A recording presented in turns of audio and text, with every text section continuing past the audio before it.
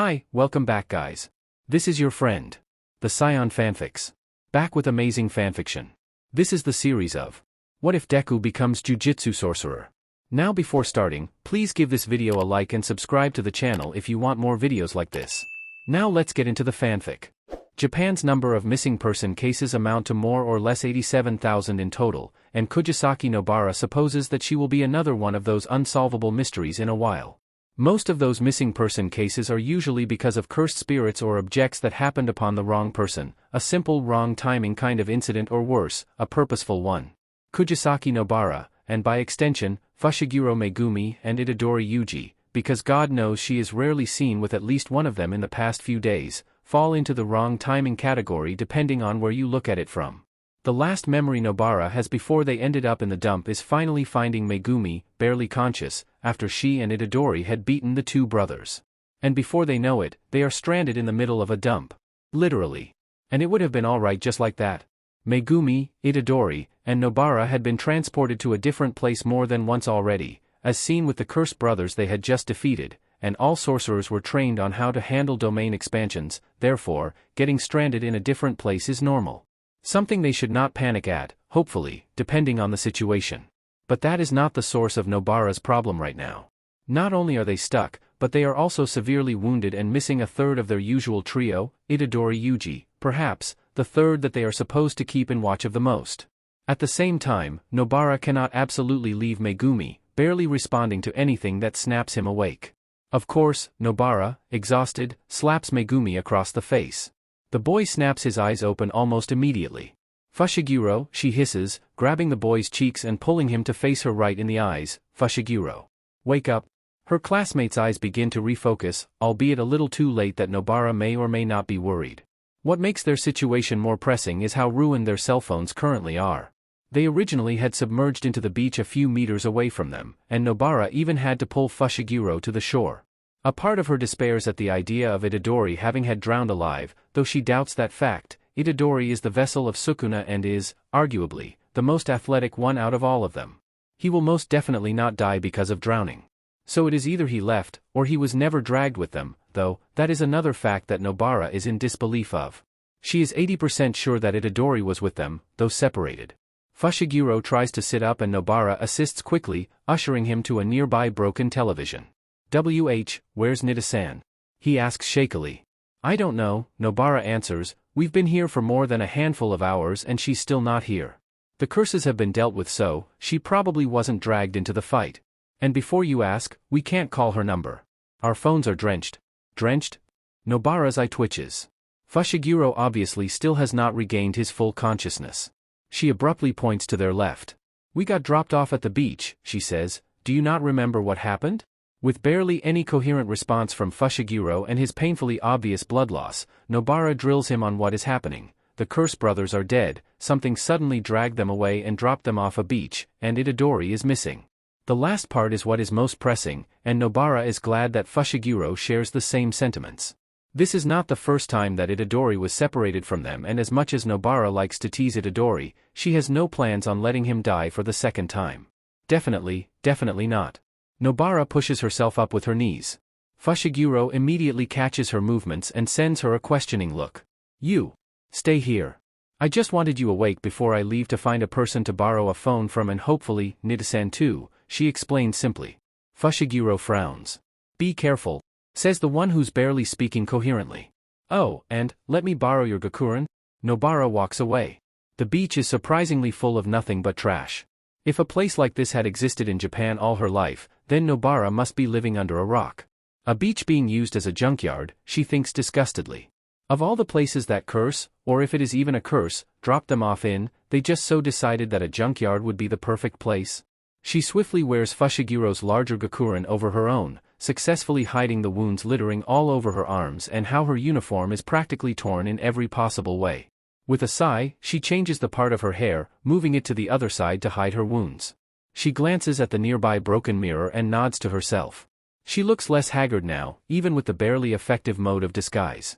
She reaches the street as she tucks in the gakuren under her skirt. Luckily, it does not take a while for a jogger to pass by. She thanks the gods that Fushiguro happened to have woken up near early morning instead of having Nobara walk around in the middle of the night. Excuse me, Obasan, she calls kindly. The old lady appears to be your typical old lady jogging early morning, with 2 other women accompanying her. Nobara lets herself relax.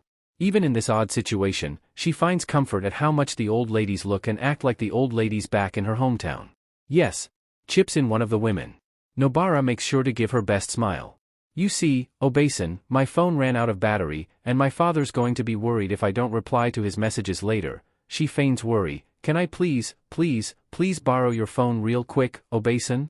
The woman returns her smiles. What a good daughter, she compliments eagerly. My son would have had let his phone be. He never answers it when I message him. Ah, Asako-san, daughters are the worst at it. Always on their phones but never replying, another woman sighs. She fiddles with her pockets. Here. Use it as much as you need to. Wouldn't want your father to get worried, wouldn't you? Nobara shuts her mouth as soon as she opens it. The hand holding out the phone resembles more of a dog's than that of a human's. Fur lines from the wrist of the old lady, up until the tips of her fingers, nails replaced with claws, and the pale of her skin replaced by a deep brown. She snaps her eyes to the woman, wide and wary, a curse. Oh, cute hands, I have, don't I? Asako-san and Miyuki-san are always asking to press on them, but that's too embarrassing, blushes the dog-handed woman. Asako, the one who complained about her son, slaps her friend on her arm. Oh, Inoue-san, they are really soft, she flatters and Nobara remains stuck. She does not know what happened to her but only then does she notice the faint green tint on the old lady Asako's skin, still humane in terms of appearance but odd. The dog woman, Inoue has a tail swngng back and forth, and the last, Miyuki, is normal all over besides her obnoxiously sharp, lizard-like eyes. Nobara's eyes fleet to the opposite side of the street and she insists that it is the blood loss and the concussion at fault, but she only notices how many people look strange. A lizard man is walking around as if there is nothing wrong in the world, a bunch of normal-looking people are around too, but at the same time, Nobara is surrounded by mutants. Like that X-Men movie that Itadori talked about, something like Goju-sensei making him sit down and watch so many movies in one sitting but, mutants.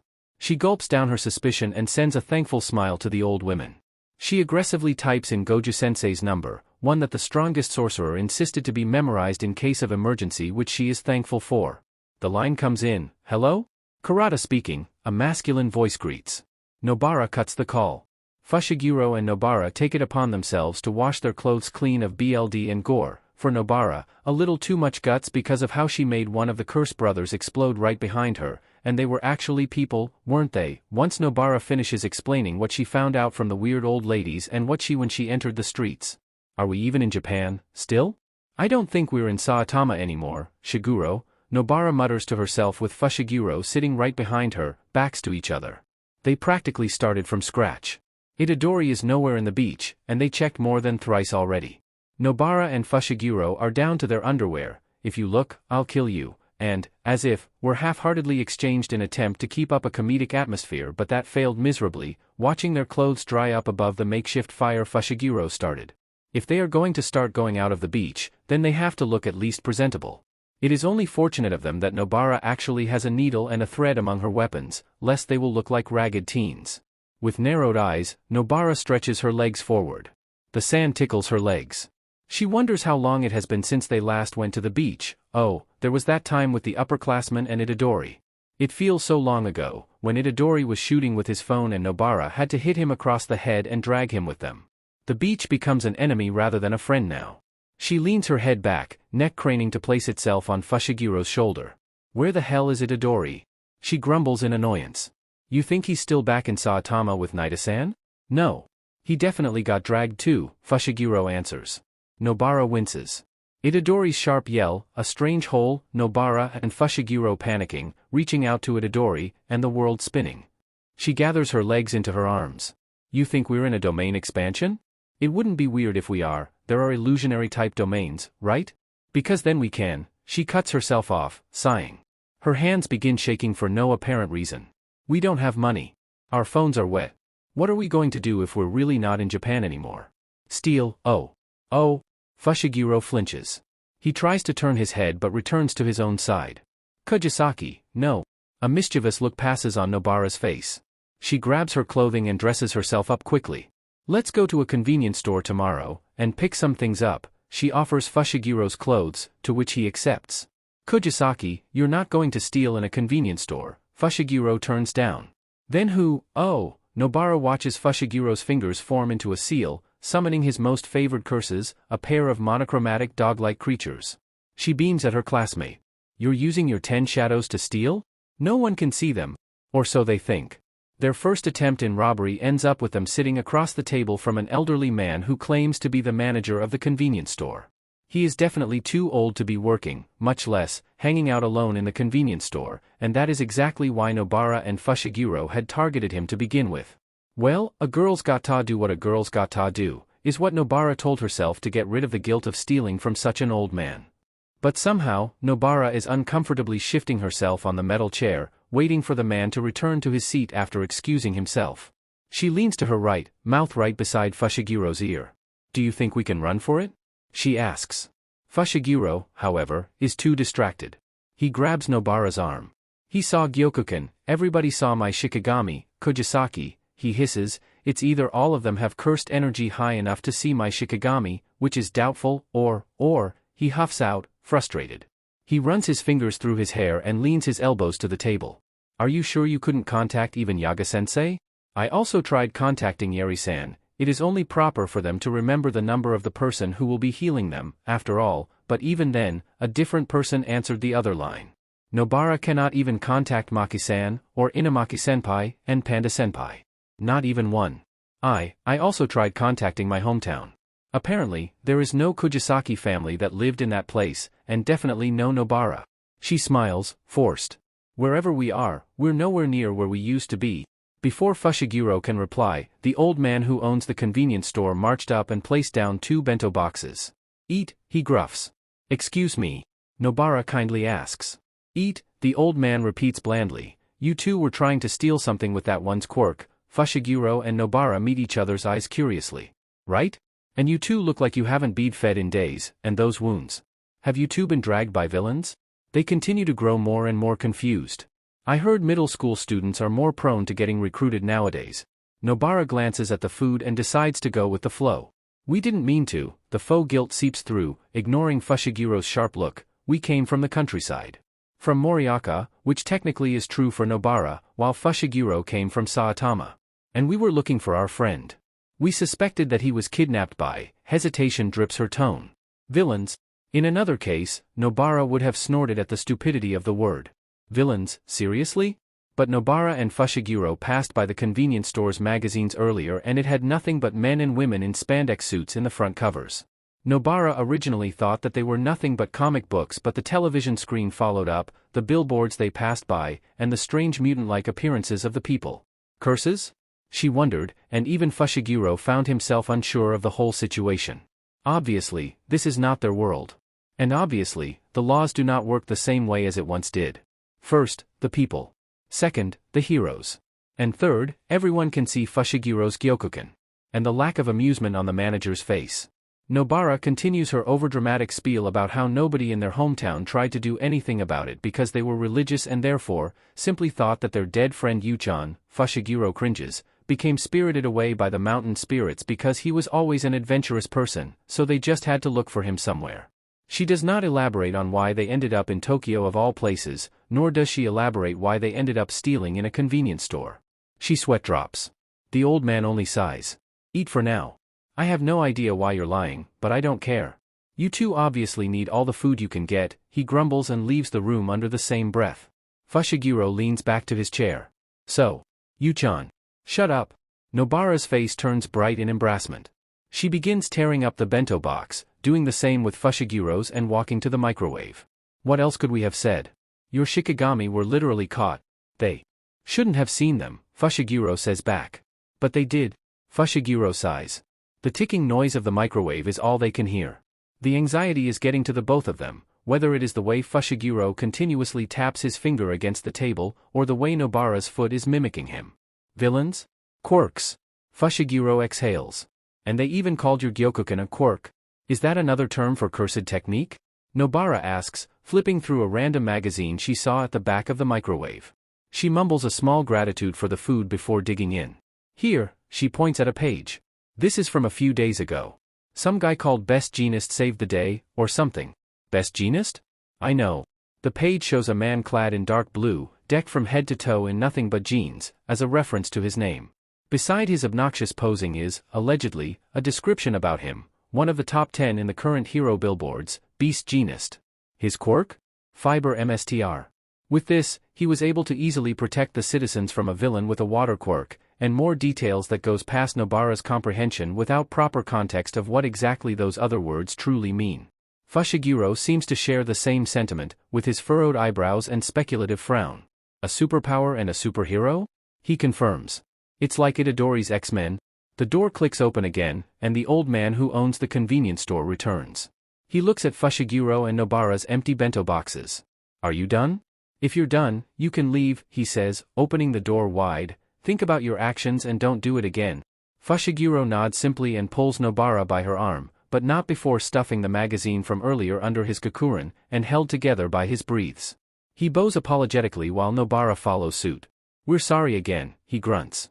But no, Nobara and Fushiguro are definitely not sorry, for they end up in the same situation in a matter of 2 days, having been caught robbing a different convenience store. But this time, the old man saves them from the disaster that would have happened if they were caught. They are still on the opposite side of the table, the man looking at them not only in disappointment but also in helplessness. To be fair, they managed to get a fact or two from rummaging through magazines, and they did manage a successful heist not much earlier. Fact 1, they are in Mizudafu, Japan, the city with the most heroes and the home of Japan's largest hero school, Nobara snorted, UA. Fact 2, 80% of humanity possess preternatural abilities dubbed as quirks, or lesser known as individuality, which is exactly as they say. In connection to this, there are heroes who roam the streets who are permitted to use these abilities to fight crime and help people in their day-to-day needs. Fushiguro is still unsure on what the difference between a pro-hero and a cop is. Fact 3, in their original world, it had been the 3rd of October in the year 2018 and yet, in Mizudafu, it is currently the 4th of December, months after and yet, very far into the future. More than 200 years in the future. Fact 4, Itadori is still missing, and they cannot ask anyone for help. The Kugisaki family does not exist, much less the Fushiguro and the Zenin family. There are no signs of cursed spirits or even cursed energy present in this land, no Tokyo Jujutsu High School, no Goju family, Kamo family, their lives do not exist in Mizudafu, Japan. They are blank slates with no records to their name, and therefore, seeking help from authorities and pretending to be damsels in distress will not help. Kugisaki Nobara and Fushiguro Megumi are alone, missing a third of their group, and stuck in a world where they do not exist, where they do not belong. The old man hovers in front of them, back a little hunched as he offers another bento box to them. Nobara is a little more hesitant in accepting it this time. I'm not going to ask why you keep on stealing, he says and glances at Fushiguro. I'm sure both of you know the consequences of public usage of quirks. A record on your file would make it very strong for you to find jobs and schools, but your friend over here recklessly used his quirk again. To steal. Tell me, both of you, are you associated with villains? Nobara waves her hands immediately. We're not. We're just lost, Fushiguro interrupts. It's true we're not from here. It's true that we're finding a friend. It's also true that we don't have any money, or any means to contact the people we know. None. So no, we're not associated with villains. Nobara sighs. Honestly, she is so exhausted. In the few days they were stuck in this place, there were too many times when the both of them were accused for being judgmental assholes, because of how they jump in fright and attempt to fight down any curse-looking citizen. They barely have food to live off of, and none to rely on. To say she is uncomfortable in this world, this too peaceful world, plagued with no cursed spirits, is an understatement. Is it her way of saying she is much used to fighting? She was trained as a child for this. It only makes sense if it is all she knows, and all she is to expect. She bites her inner cheek. She almost jumps out of her skin when the old man pushes both bento boxes to her and Fushiguro. What are your names? He asks. Fushiguro and Nobara share a glance. I'm Kugisaki Nobara and he's Fushiguro Megumi. The old man smiles, too small to be seen but big enough for it to be almost noticeable. Blessing and Wild Roses? Your parents chose appealing names, he mumbles wistfully. I had grandchildren your age, ended up being rascals who ran away from home and got recruited by villains. All kids seem to have this rebellious stage, or a political one, where they think everything about the society is right. I have no plans in asking anymore, but I also don't want to watch two kids get called villains. Nobara catches a glimmer of green and red in the old man's eyes. Perhaps his quirk? What do you say about working in the convenience store? Oh make. Slouched and hanging out in the park, Mizutofu Park, apparently, Nobara squints uncomfortably. Beside her, Megumi schemes through the pages of a newspaper he managed to get for free, left alone on the bench they are sitting on. I saw someone with rainbow hair. It looked natural.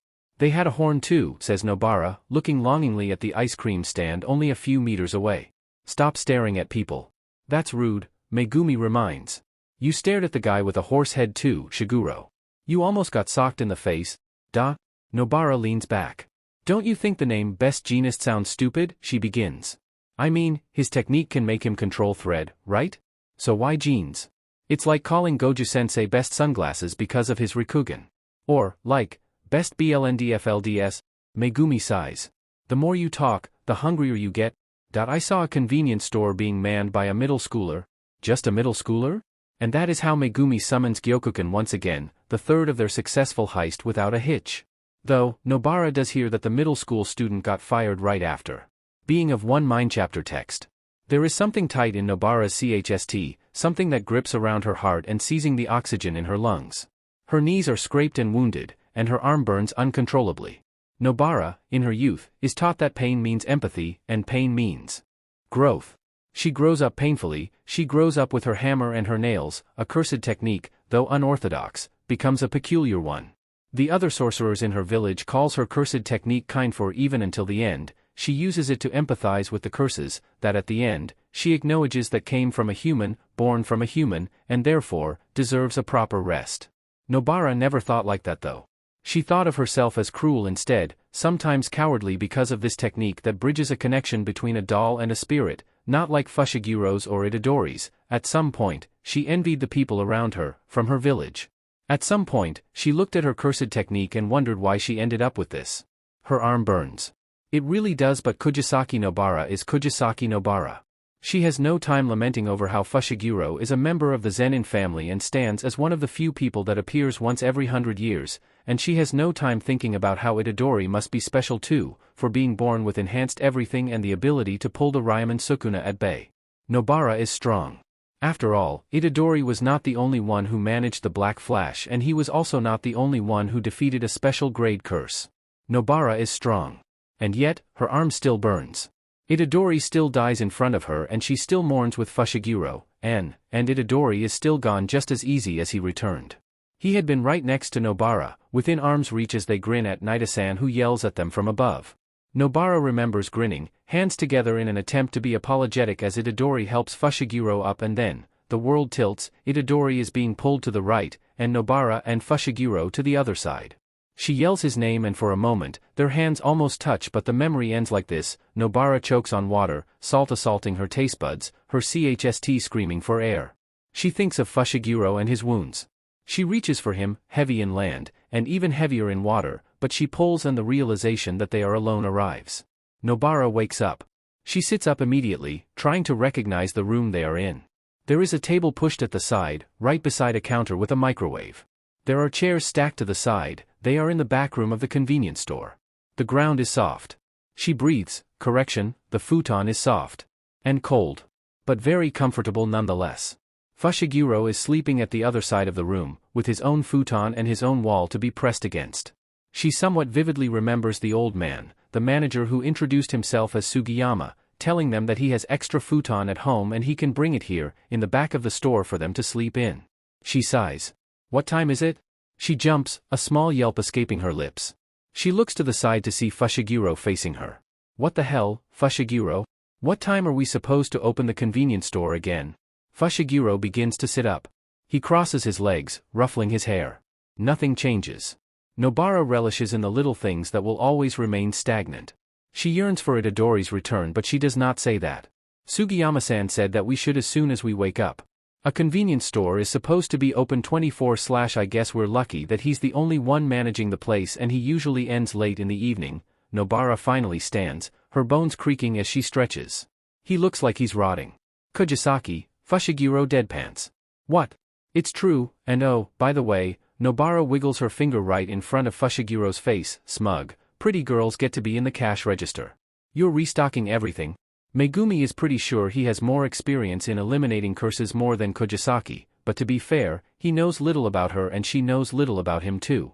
But, in Itadori's case, Kugisaki and Megumi know a little too much about him, mostly because of how, when he died, they had to scavenge all the memories they had of him, all the small evidences that yes, Itadori Yūji was alive at some point. Megumi learns to stop believing that Itadori will die around the time he came back from the dead. He just kept on coming back over and over again that Megumi stopped believing. He wonders if Kugisaki thinks so too. While Megumi probably has more experience than Kugisaki, Kugisaki is the one who adjusts easily in this environment. If Megumi had been in the cash register, he would have definitely been lashing out at some of the people, many of them looking like curses, and when he sees a particular person with a mutant quirk, as Kugisaki explained when she scavenged through the old magazines left unsold in the store, clinging to someone looking relatively human, Megumi gets the urge to clasp his hands and summon his Gyokuken. Of course, Kugisaki explicitly explained that what Megumi would be doing is hate crime, reflexes. Megumi's hands shook as he had reasoned out. Sometimes, he still closes his eyes and sees Sukuna ripping out Itadori's heart. Sometimes, he sees Kugisaki getting pulled out of the tunnel with her saying that it is going to be alright when no, one of them already died, not alive, but not dead. Who can say that one of them will not follow soon? Kugisaki pushed his shoulder then in an attempt to comfort, not really fond of patting someone on the head. Megumi agrees with her. So now, Megumi, hands full of chips, most he had never seen before, religiously puts it in the shelves. From the corner of his eyes, he sees Kugisaki molding effortlessly in this world. She maintains her smile, she remains relaxed, she becomes part of this world easily that Megumi finds himself wondering if he has become a baggage. That is until, in the few instances that Kugisaki is free, she puts her face on her hand, meets his eyes, puts a free hand by her lips, and mouths, "What's that?" She gestures to the bag of chips in his arms. He follows her gaze. A large man is seen at the packaging of the food. His face is unbelievably shadowed, giving him an air of mystery, and his impossibly large body even emphasizes this even more, resembling a bodybuilder with how much space he is taking in the bag. He takes up more space than the actual name of the brand, than the actual pictures, and this is supposed to be the snack that sold out the fastest? Megumi already refilled the snacks for the third time this day. All the elementary school students, even the middle schoolers and some high schoolers, buying them speedily. Mato Conpito, the packaging says. He lifts them up for Kugisaki to see. She snorts in amusement. Megumi looks at the package again and at the window where he can see various kinds of people mingle with one another. He does not think he can get used to this anytime soon, he realizes as he finishes putting in the snacks.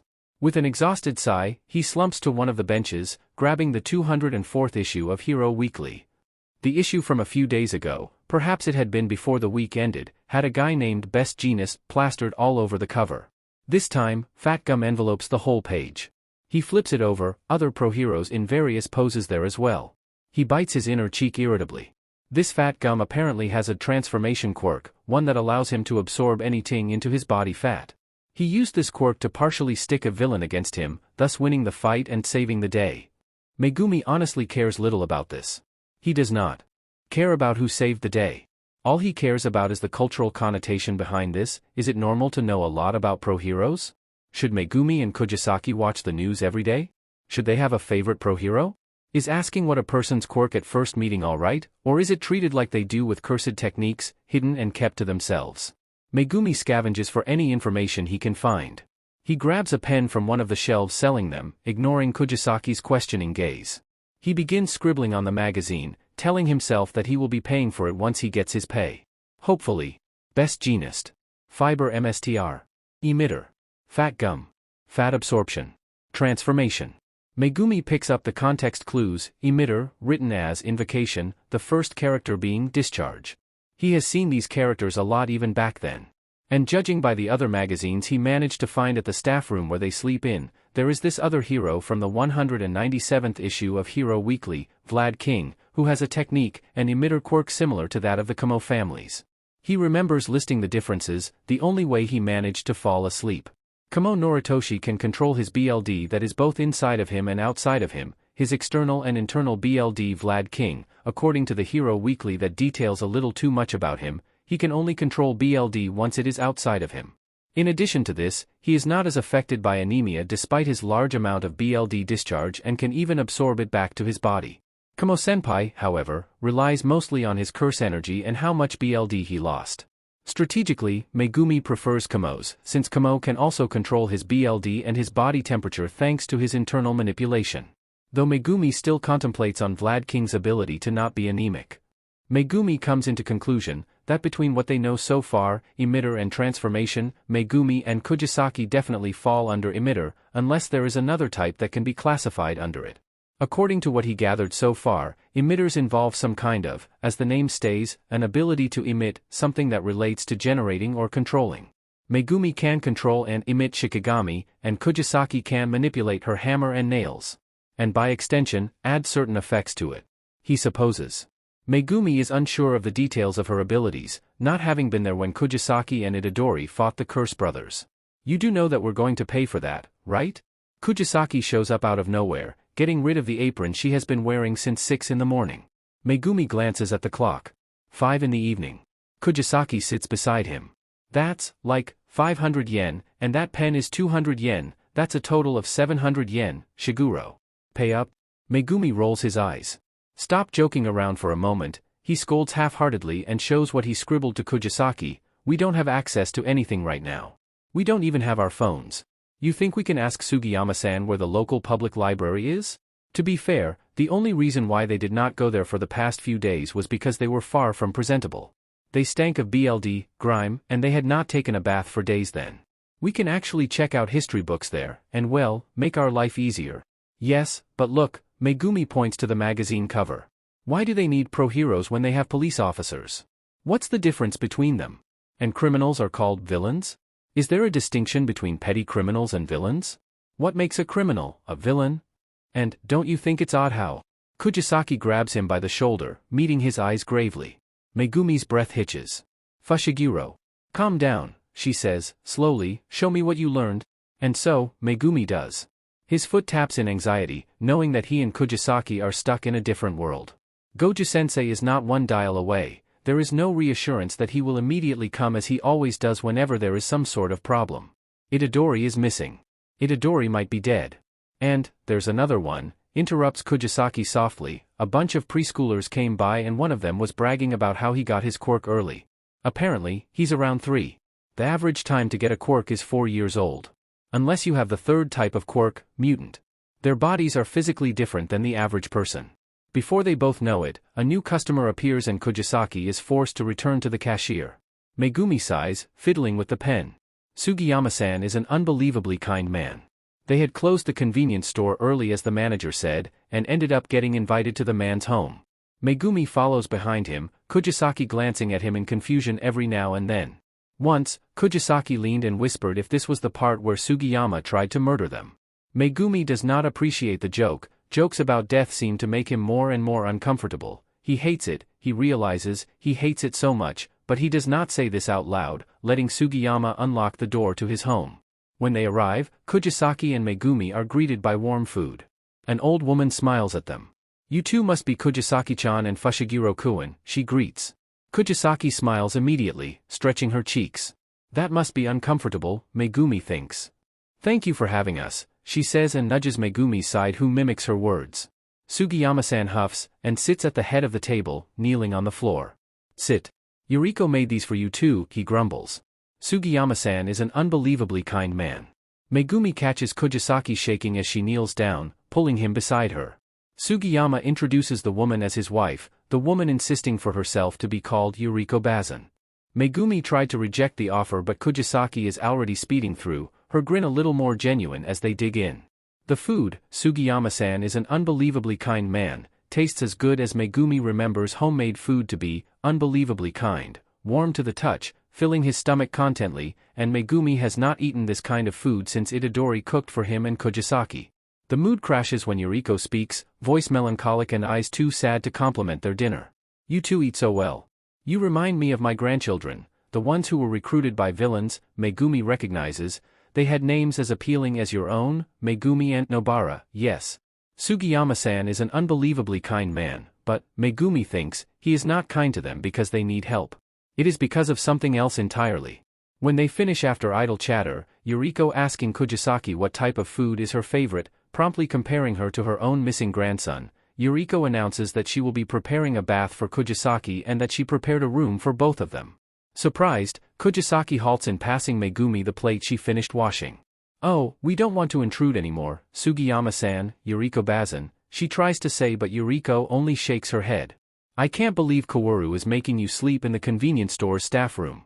You two are growing children. You need a better place to sleep in." As if only emphasizing this, Yuriko pats Megumi's shoulder. "Look at you. You must eat well. How tall are you now, Megumi-kun?" His first name rolls easily. 179 centimeters. "How tall?" Yuriko exclaims. Megumi never feels tall, not when the person he used to be with the most is Goju Satoru, standing taller than most people around him. "Thank you. Yuriko-san," Kugisaki interrupts out of nowhere. Her smile is strained on her lips, unsure as she wipes her hands on the dark skirt of their uniform. "Fushiguro-kun and I have different rooms?" The honorific is foreign, terribly foreign. Yuriko frowns. "Well, of course, Nobara-chan." This earns her a raspy chuckle from Kugisaki. Rubbing the back of her head to appear sheepish, Megumi knows her habits like the back of his hand. He misses the way Itadori's cheeks would rise as he smiles. They are alone, and Itadori is still as missing as ever. Kugisaki shrugs. "You see, Yuriko-san, I get night terrors, and I'm more comfortable when I sleep with someone with me." She feigns a blush and Megumi clenches his fists. "They are alone, truly, truly alone. I get really bad nightmares and only Fushiguro-kun knows how to handle them ever since our friend." Her acting is impeccable, a few tears even escaping her, and Yuriko has no choice but to embrace her. Kugisaki's eyes are lifeless as Megumi meets them. She smiles, a little more genuine but less happy than it usually is. Yuriko does eventually help Megumi move his futon to Kugisaki's room, the room of Yuriko and Sugiyama's grandson. Kugisaki lays on her stomach, arms wrapped around a pillow and decked in pajamas that probably belong to Yuriko. Megumi, too, wears the couple's grandson's old clothes. He sits on the futon beside Kugisaki's risen bed. He leans back, head thumping against it. "So, night terrors?" he muses. Kugisaki scoffs. "We're literally in a different world, Fushiguro. I wouldn't be able to sleep if I sleep alone in some guy's room," she grunts, "and besides, look at those posters. You think I'm going to sleep comfortably with grown men staring at a girl as delicate as me? Absolutely not." Megumi looks at the posters and sweat drops. "Who are those people even?" With a soft huff, Kugisaki twists her body, laying on her back with her elbows keeping her up. "I know that guy." She points to the tall, muscular blonde that Megumi once saw in the snack packaging. All Might. Whenever someone buys those weird snacks, the receipts always say All Might's favorite Conpedo. He's a pro hero, apparently. "He's all I've been seeing in this room, and that other guy. The fire guy." There is a long moment of silence, just Kugisaki staring at the ceiling and Megumi to the floor. Megumi wonders what Kugisaki is thinking, but at the same time, he realizes that their problems are one and the same: the missing Itadori and how to go home. Home to where the cursed spirits are? Home to where Tsumaki is. Where the others are. "Fushiguro? What? You snore a lot." Megumi snaps his head. "No, I don't." The public library is surprisingly small, but Megumi does not care about that. The moment he sees an available computer, he immediately rushes there with Kugisaki scolding him for causing a commotion. Megumi is getting more and more jittery, uncomfortable with this world and the people around him. His cursed energy has been building up inside of him in the past few, and so does Nobara. And he wonders, this world does not have cursed energy, but now that they have introduced this to this new world, will curses show up? The thought stresses Megumi out, eager to fight a cursed spirit to release his pent-up frustration. Kugisaki sits beside him typing away in her own free computer. "Well, we got our answers then, Shiguro. Police officers aren't allowed to use their quirks while pro-heroes are. The same with criminals and villains." She starts small. "What do you want to focus on first?" "History. We just need a quick rundown and we can put the pieces together ourselves." "You think there's a dimension-traveling quirk?" It seems likely, though obnoxiously powerful. Megumi wants to shrug away the thought, but he witnessed a dragon just a few minutes into traveling to the public library. These kinds of destructions are normal here. People find it entertaining watching a bunch of people in spandex suits fighting against villains. And those same saviors of the world are used for marketing and commercials. Like that Mato Conpedo that Megumi is so sick of seeing. "What are you going to look up?" A pause. "Villain activity, for Itadori," are the unspoken words. Megumi focuses on his own side, thankful that Sugiyama-san is understanding enough to let them have a day off on their second day of work, which, Megumi admits, is embarrassing, but Sugiyama-san looked so serious when he agreed, as if seeing something Megumi cannot see. "And so, Hours after hours, Kugisaki and Megumi spend the entire time immersing themselves in this world, an occasional comment here and there. Can you believe it? Some pro hero has a podcast, or something, and they rank pro heroes, until Kugisaki stops on something. Megumi feels his eyes fluttering every now and then because of his exhaustion. He rubs them, feeling them watering already with how long they have been using the desktop. Even the librarian is looking at them in suspicion, especially since it is a school day and they are not even in their uniforms but in the clothes that Yuriko and Sugiyama let them borrow. Fushiguro, there are hero schools here. Not a surprise, for even sorcerers have schools. Megumi only hums. Fushiguro. Listen. What? He asks, annoyed. Kugisaki looks like she is about to blow up on him because of his tone, face red. Megumi relaxes his shoulders. They are alone. They only have each other. He sighs, running his fingers through his hair. Kugisaki continues between clenched teeth. There's a school called UA, just a few blocks away from the convenience store, and they host this annual sports festival and, before you get annoyed, I'm going to say this straight up, UA broadcasts their sports festival all over the world, in radios, in TVs, in the internet. Everywhere. The podcast Pro Hero guy? He hosts all the time, apparently, and that's why their viewers skyrocket. And you know what? What? Megumi asks warily. Everyone will be watching. Pro heroes will be recruiting future pro heroes, and villains will be watching to see the new threat. If we get in, make enough of a commotion, Itadori will see us and, Kugisaki's voice dies in her throat. And maybe, he can come find us. What if he's also looking for us? Itadori can't just get kidnapped. Not when that Sukuna is there with him. He's just lost. You know, that idiot, she says desperately, and then, we can go home. I still have to train with Panda-senpai, you know. Megumi bites his lower lip. He pushes Kugisaki on the shoulder, imitating her like she did a few days ago. We can start there. Examination season in. How many months? He asks even though he knows. He will be 16 before he can see Itadori again, in the worst-case scenario. His birthday will pass and only then will he get to take a shot on his biggest chance, and even then, too many months will pass. Kugisaki grins. And we still need some documents for us, she adds. And that is the strong part. But if Megumi considers the availability of villains, then wouldn't forging documents be easy? Technically, anybody can forge a document, and if they do, this will not be the first time when they committed a crime. All they have to do is to be meticulous and anything can be searched in the internet. Like, how to forge a document. And Megumi highly doubts that a school will pay particular attention to a pair of teenagers who have no distinctive characteristics that make them stand out from other. Megumi had black hair and Kugisaki's orange-brown does not even look strange here. Instead, it looks normal. Kugisaki's eyebrows twitch. Did you just call me plain? Ah, Megumi said that out loud. They will be okay, Megumi becomes relieved. They will be. All they have to do is show Itadori that they are here and that they are waiting for him. They will be. They will be okay. Megumi, Kugisaki, and Itadori. They will be. Changes, Megumi and Nobara arrive in Banha at December 4th instead of August 4th. Konpito is a type of Japanese candy. Not knowing is Buddha chapter text.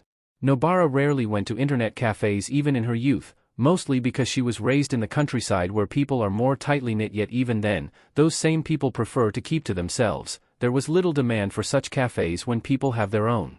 Nobara lived in a tiny, tiny village, one that would not be recognized if mentioned out loud. The karaoke place was even outside of their town, and there was only one convenience store, one school, and one hospital there. And as much as Nobara is ashamed to admit to it, despite also claiming to be the biggest city girl, as she would love to be, this is the first time Nobara enters an internet cafe, but of course, she is not unfamiliar of it. Fushiguro seems to have frequented here often with the way he moves familiarly despite being in a completely different world. One thing that Nobara picks up after the few days that they arrived and adapted in a way, is learning to observe with a single glance. Staring at someone so intently is considered more rude than it is normally due to how people here are more diverse looking than the traditional dark hair combo that an average Japanese person has, but of course, certain Jujutsu sorcerers, due to the effect of their techniques, appear much more different. Example, Goju Satoru and his striking white hair, and intimidatingly blue eyes. Another example, Panda-senpai and Inamaki-senpai. Appearance reflects one's affiliation most of the time, especially when they are talking about clans. The Zenin are most known for their flat and dark hair. Nobara realizes that Fushiguro either has that messy hair because of his mother, or because of Goju-sensei's influence. Nobara dyed her hair, perhaps because it is, as she says, a high school debut. Maybe. The cashier, more humane-looking than the person at the front desk, eyes them suspiciously when Fushiguro, with the Sugiyama couple's money, pays for a single cubicle for the internet cafe. The two of them, Fushiguro and Nobara, must seem like a couple in the cashier's eyes, your everyday high school or middle school couple who will be doing questionable things in the said cubicle. As if only proving this, the cashier utters, "Please clean up after yourselves," and Nobara is tempted to sock him in the face then and there, but Fushiguro only nods, bowing shortly. "Yes," he says, and begins walking away. Nobara, annoyed, manages to rein in the endless complaints raging in her head. She falls into step right behind Fushiguro, the hallways of cubicles cramped and the shoes being thrown askew on the floor. "Guess people are the same no matter what place we're in," she grunts. She nudges a shoe away from her path. Fushiguro does not say anything. He only enters their designated cubicle, meant for only one person and still, painfully cramped. "I'm getting in first," Nobara immediately announces, earning a disgruntled look from Fushiguro. She slumps on one corner, pushing away a stray pillow and placing it under the table by their feet. Fushiguro follows suit and Nobara only realizes then how cramped the place is. "We smell exactly the same," she comments, irritated. She places a hand on Fushiguro's face to make him move away. Her classmate does the same. "That's because it's the only shampoo in Sugiyama-san's house," he retorts. He moves forward while Nobara gets the back area of the cubicle. He stretches his arms as he faces the screen. "Do schools even check for our family registry?" Nobara shrugs. "I'm pretty sure they don't.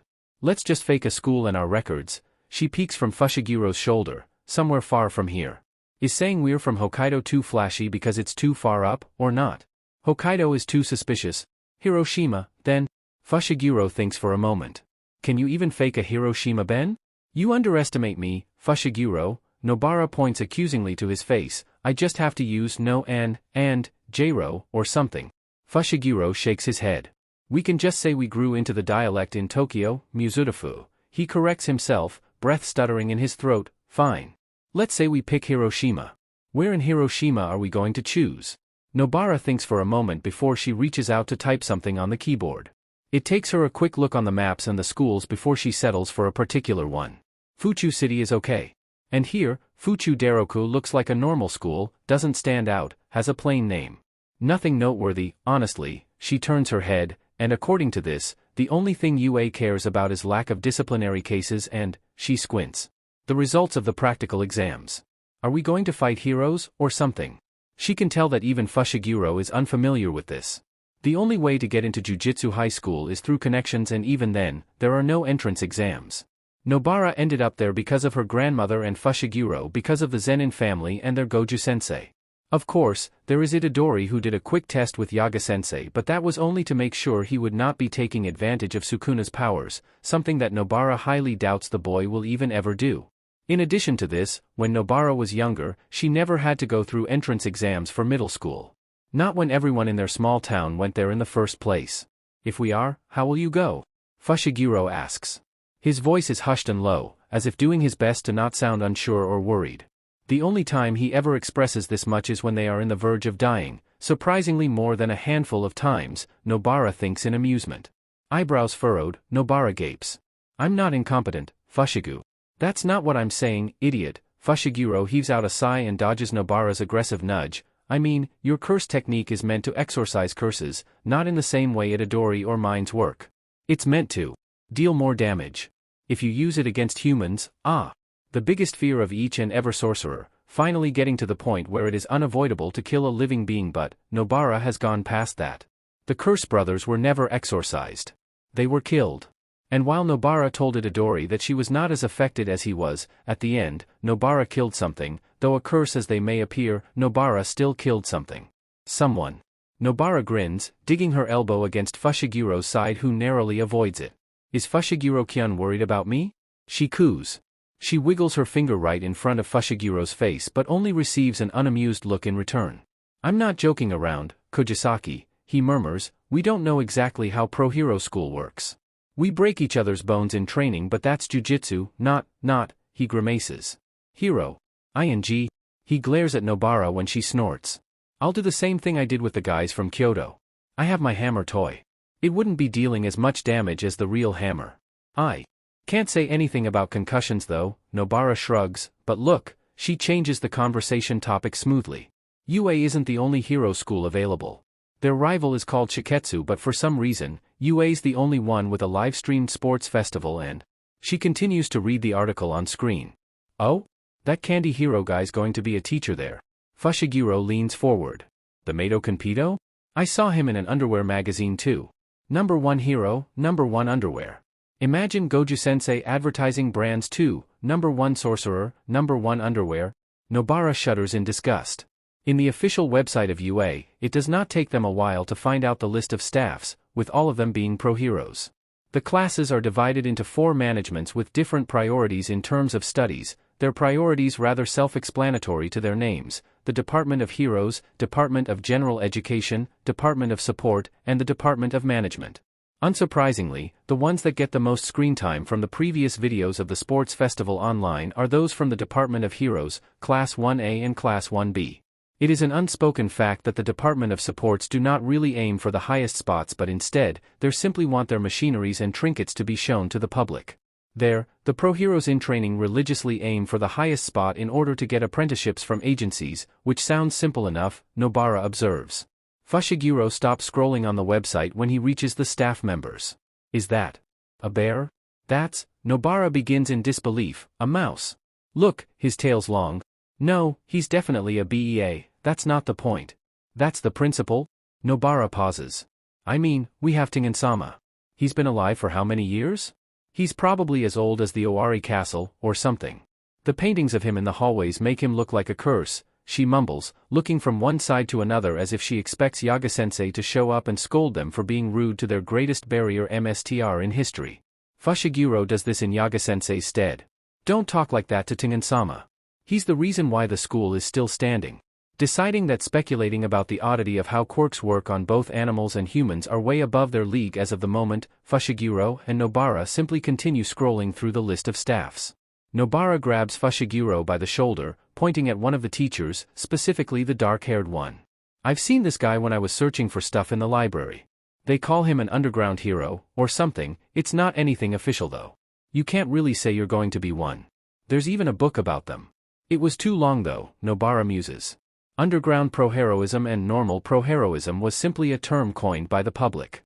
There are no official details about being an official underground pro-hero, stating those exact words in your business card or something.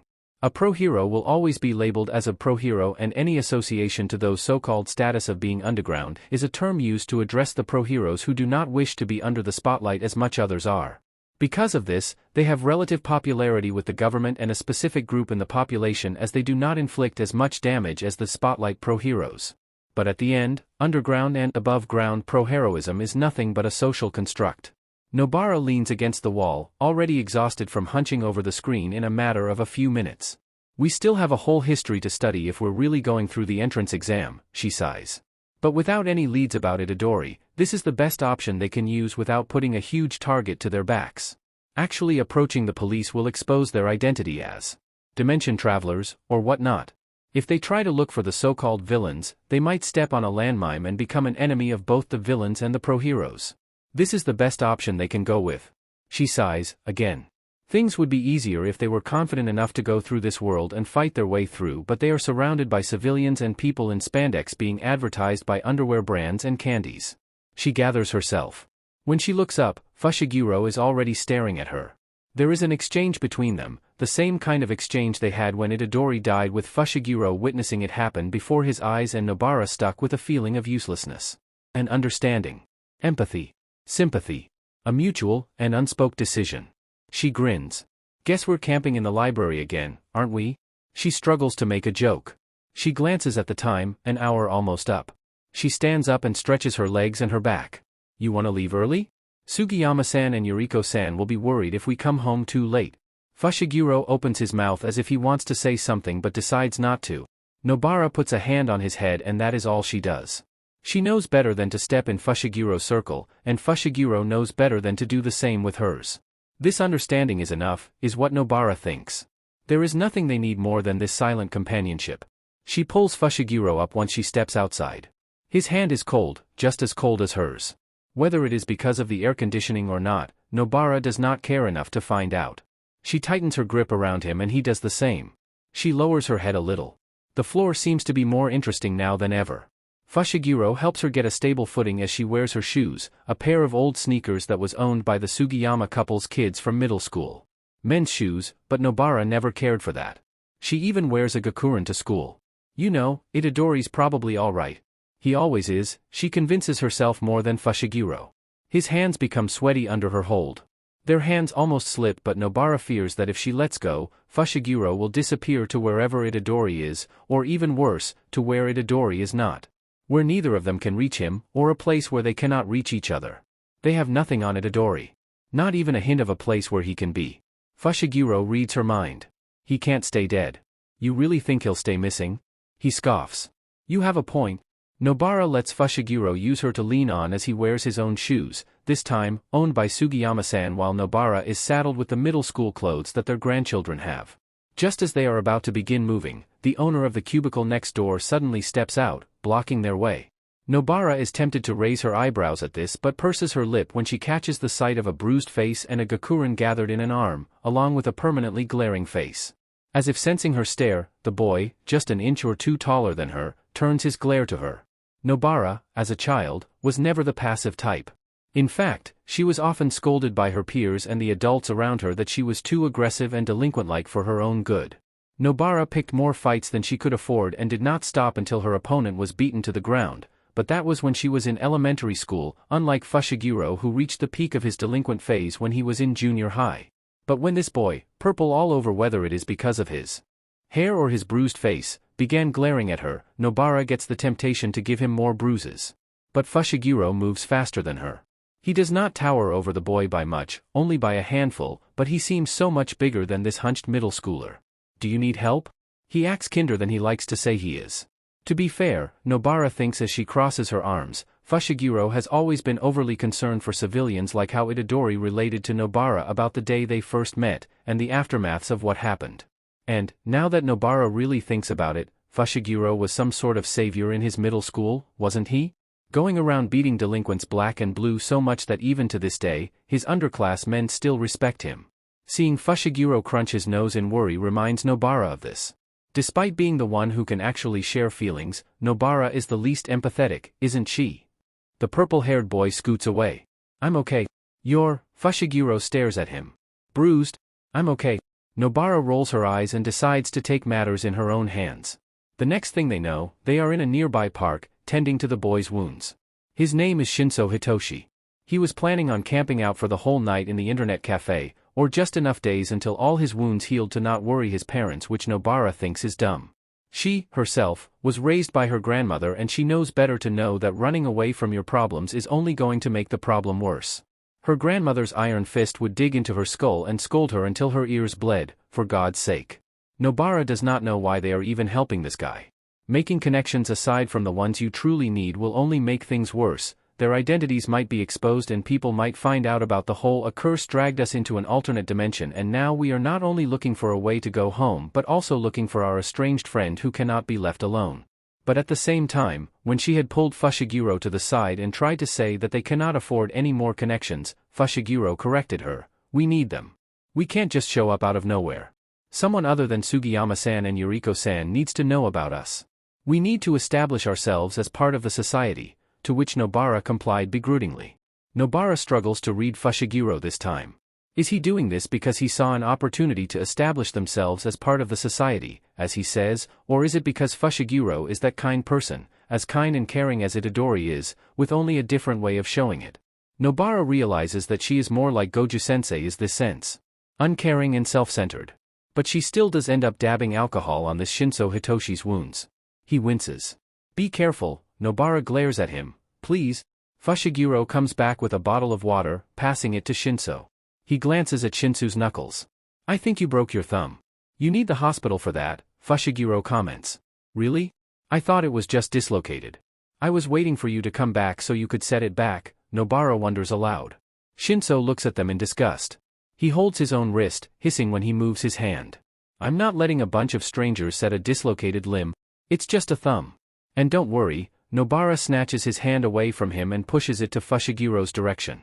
Don't bite off your tongue. The moment Fushiguro sets it back with impressive handiwork, truth to be told, Shinso yelps, almost jumping out of his seat. He immediately waves his hand around as if it will help. Next time, if you're going to punch someone, make sure your thumb is outside. And use your knuckles, not your fingers. Nobara would know. She spent her entire childhood breaking too many thumbs to count. And keep your arms close to your body, adds Fushiguro, don't aim for where the big bones are too. You're going to hurt yourself. Right. Nobara realizes. This Shinso Hitoshi is probably a middle school student at best, a year younger than the both of them, probably barely 15 or just in the middle of 14 years old. Nobara knows someone who looks like they are being bullied when she sees it. It reminds her of Saori. Saori who was the kindest to her. Saori who was ostracized by the village just because she appeared like someone from Tokyo, acted like someone from Tokyo, whose dialect is far from their own.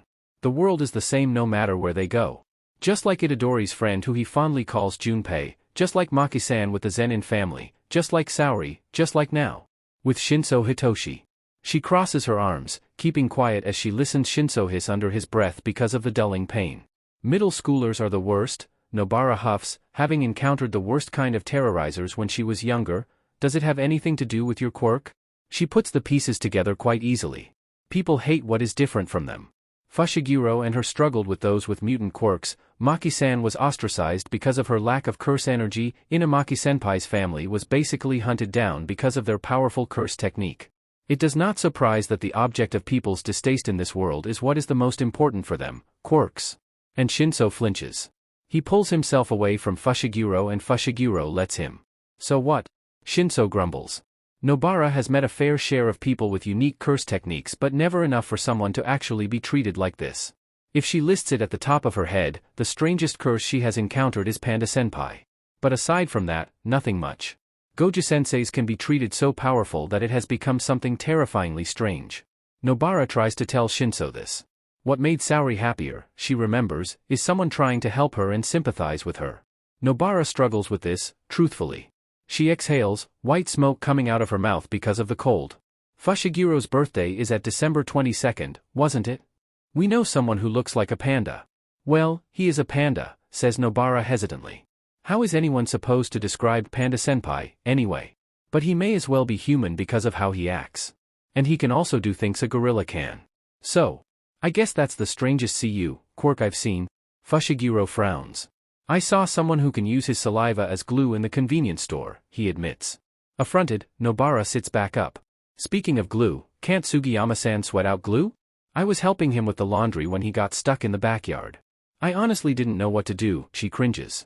In an effort to alleviate the situation, Nobara continues going on and on about strange quirks she has seen in this world.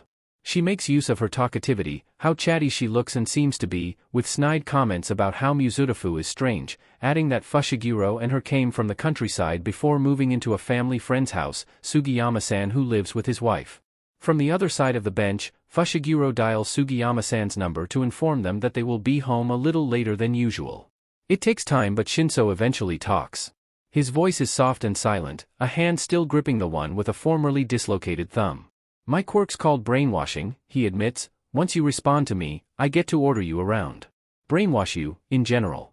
It's a villainous quirk. Surprisingly, Fushiguro is the first to speak. Have you ever done anything to hurt anyone with it? He questions. Of course not. Shinso immediately replies. Nobara grins, slinging an arm around the bench as she stretches her legs forward. Well, there's no problem then, she shrugs. We have this upper-class man in middle school with the same quirk as you. But, the problem is that, he can't control his. Anything he says can be an order, or, brainwashing, like yours.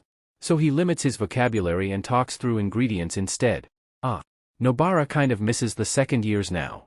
Her stomach clenches. Ingredients. Shinso looks confused.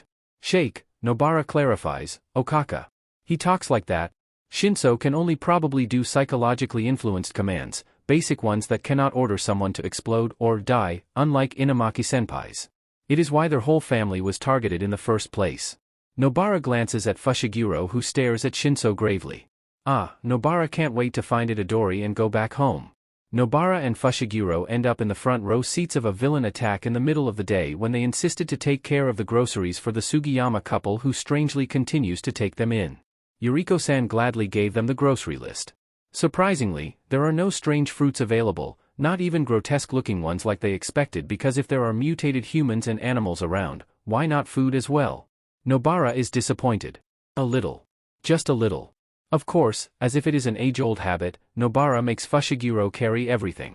She likes to think that they have been doing this for ages. Which, technically, they have. Whenever Nobara goes out for shopping, she usually drags Itadori and Fushiguro with her, making them do all the carrying and even making them stand still as she hops from one clothing store to another. Where the hell is Itadori anyway? And when they finally finished grocery shopping, that is around the time when a monstrous villain appeared out of nowhere, destroying everything in their path with little to no trouble.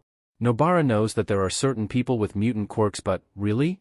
The villain, that may as well be a cursed spirit, appears as some sort of octopus being with large tentacles sprouting from its small body. Absolutely stunned, Nobara just ends up getting dragged away Fushiguro, who pushes a grocery bag or two to her to lessen some of his weight. "You're not supposed to stand there," Fushiguro shouts at her. "There's an octopus monster villain, or whatever. How can I not just stand there?" Nobara shouts back. "You're a sorcerer. Octopus. Monster. Villain." Nobara clicks her tongue. The lack of cursed spirit activity had her leaving her weaponry back in the Sugiyama household. She is stripped of her basic defenses and is stuck with only her bare hands.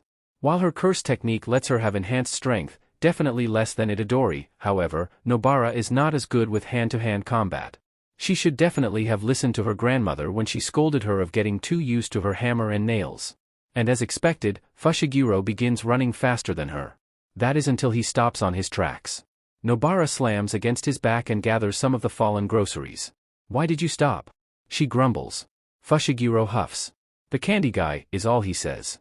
Candy. Nobara finds herself stopping too.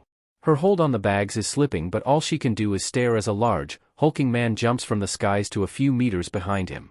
"It's number one underwear? Number one hero," Fushiguro ends the tagline. Nobara has met many charismatic people. The type of person that would simply ooze strength as if they were always meant to do that. There is Goju Satoru, the living god, as her grandmother calls him. There is Zenin Maki, who triumphs above them all even when she has no curse energy. There is Tengen-sama too. And now, there is the pro hero from the underwear brand and the candy packages. All Might. Question of the chapter: who do you think will have an interesting dynamic with Nobara and Megumi in Banha? 10 People 10 Colors. Chapter text. The thing about UA is that it is overly and unnecessarily extravagant, over the top, and just plain unnecessary. Megumi is happy to know that Kugisaki feels the same way after they decided to pass by the said school on their way to shopping for groceries for the Sugiyama couple. Okay, maybe UA was in the opposite direction, but Megumi and Kugisaki already planned to pass by it either way. And maybe it is located at the top of a mountain, so they had to wear hero-themed shirts in order to just seem like your average pro-hero fan that hopes to even catch a glimpse of their favorite pro-hero in civilian clothes.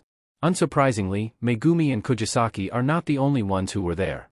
Actually, even despite the fact that they passed by during class hours, there were plenty of other passers-by that they blended in the background a little too well. Overall, they shared the same conclusion: why is it too extravagant? Megumi and Kugisaki thus exchanged ideas. Is it because they try to be inclusive to students as much as possible? Considering that they take only the best of the best, it only makes sense that the people entering the school would look more foreign than an average person. Average in their terms, of course. But isn't UA too big?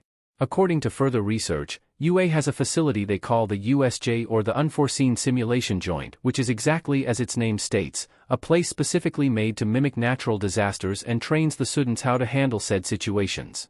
And according to even more research, it can easily be compared to the actual USJ because of its size and involved machineries. Not to mention the fact that their head chef in the canteen is apparently a pro-hero. So one might ask, where does the money come from?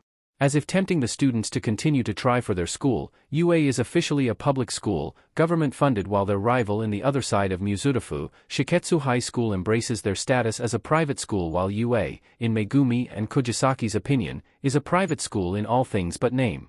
Not only do they have a terribly low passing rate, only taking the top 1% of potential pro-heroes, but the hierarchy within their years are worrisome. Megumi himself went to a private school, and he knows, in first-hand experience, how students can get to one another, which is exactly why he had to resort to his fists to DSPLN those arrogant BSTRDS, not his brightest moment, but he does not regret it. Though they may deny it, the hero department is always treated as the superiors to other departments, something that even Kugisaki is not surprised of. It's why UA has a higher number of examinees each year. Their entrance exam is less than my allowance when I was in middle school, Kugisaki rolls her eyes, flicking her wrist. A public school sounds more welcoming and appealing than a private school. Have you seen Shiketsu's uniform? Very intimidating. I love it. She waves a magazine in front of Megumi's face. Megumi tentatively accepts the magazine. This isn't that different from ours. How long has it been since he last wore his uniform? It feels odd not wearing them. He only notices it now, but he supposes his frequent usage of hoodies and sweatshirts is because of the nostalgia of his uniform's wide collar. That's why I like it, obviously. Kugisaki raises an eyebrow. Yue's is too plain. Looks like your middle school's, Shiritsu-san. Stop that. Is it true that Goju-sensei paid for that? He kept on bragging about it when I helped Naida-san report to him on our first day. He couldn't stop talking about it. God. Megumi hesitates. He briefly glances at Nobara. He can still see the faint scars of the rose-patterned injuries she had only a few weeks ago. He remembers watching her focusing more on her face than the rest of her body when she was trying to get it to heal up as soon as possible. He looks away. The ache of his broken ribs from that day feels too familiar to ignore. Yeah, he paid for my sister and I, he admits, voice almost clogging at the back of his throat. He does not know why he did not expect it, but Kugisaki only hums nonchalantly as if they are talking about the weather. She does not make it a big deal, unlike the time when she and Itadori teased him of not sharing too much. Instead, Kugisaki continues. DMN, I'd love it if Goju-sensei was my sugar daddy. Did you hear the rumors from the second years? She leans close. What rumors? That he sent 10 million yen to a woman in one go? What? Kugisaki shrugs her shoulders. Panda-senpai told me after he beat me to the ground. And you believe Panda-senpai? It's not something Goju-sensei won't do, you know. Megumi has to admit that their Goju-sensei will indeed do something like that. With a sigh, Megumi steers the conversation back to their original topic. Yue got into an incident recently. They kept it under the wraps though. I only saw 1 or 2 sites that were left. A whole class of Hero Department students were expelled, and before that, a whole class of students from the Business Department and another unnamed class. He grimaces when he feels Kugisaki squeeze to his side to squint at the screen. This user posted something about Yue keeping secrets. They said that this isn't the first time Yue is keeping something under the wraps. Right after a few families complained to Yue about the expulsion, articles showed up but were shot down immediately. Kugisaki huff. The students must have been expelled for a reason, right? She crosses her arms. According to this, the teacher called them undeserving of their position. Megumi cannot imagine their Goju-sensei expelling them like that, especially not when they have the privilege to have lesser students and in Yue's case, too many students. Is a teacher supposed to have that much power? I would compare him to Goju-sensei, but Goju-sensei is, well, Goju-sensei. Kugisaki ends it there. Megumi, too, is uncomfortable with the idea of admitting the fact that their strange teacher is the strongest Jujutsu sorcerer of the current generation and perhaps, the strongest to have ever existed. While the person who was said to have expelled that many students was not even revealed, only saying that he was a new teacher, which sounds even stranger to Megumi. A new teacher expelling around 150 students? That's more than 5 classes. But, Kugisaki snaps her fingers right in front of Megumi's face, startling him. They only got expelled because they were incompetent, right?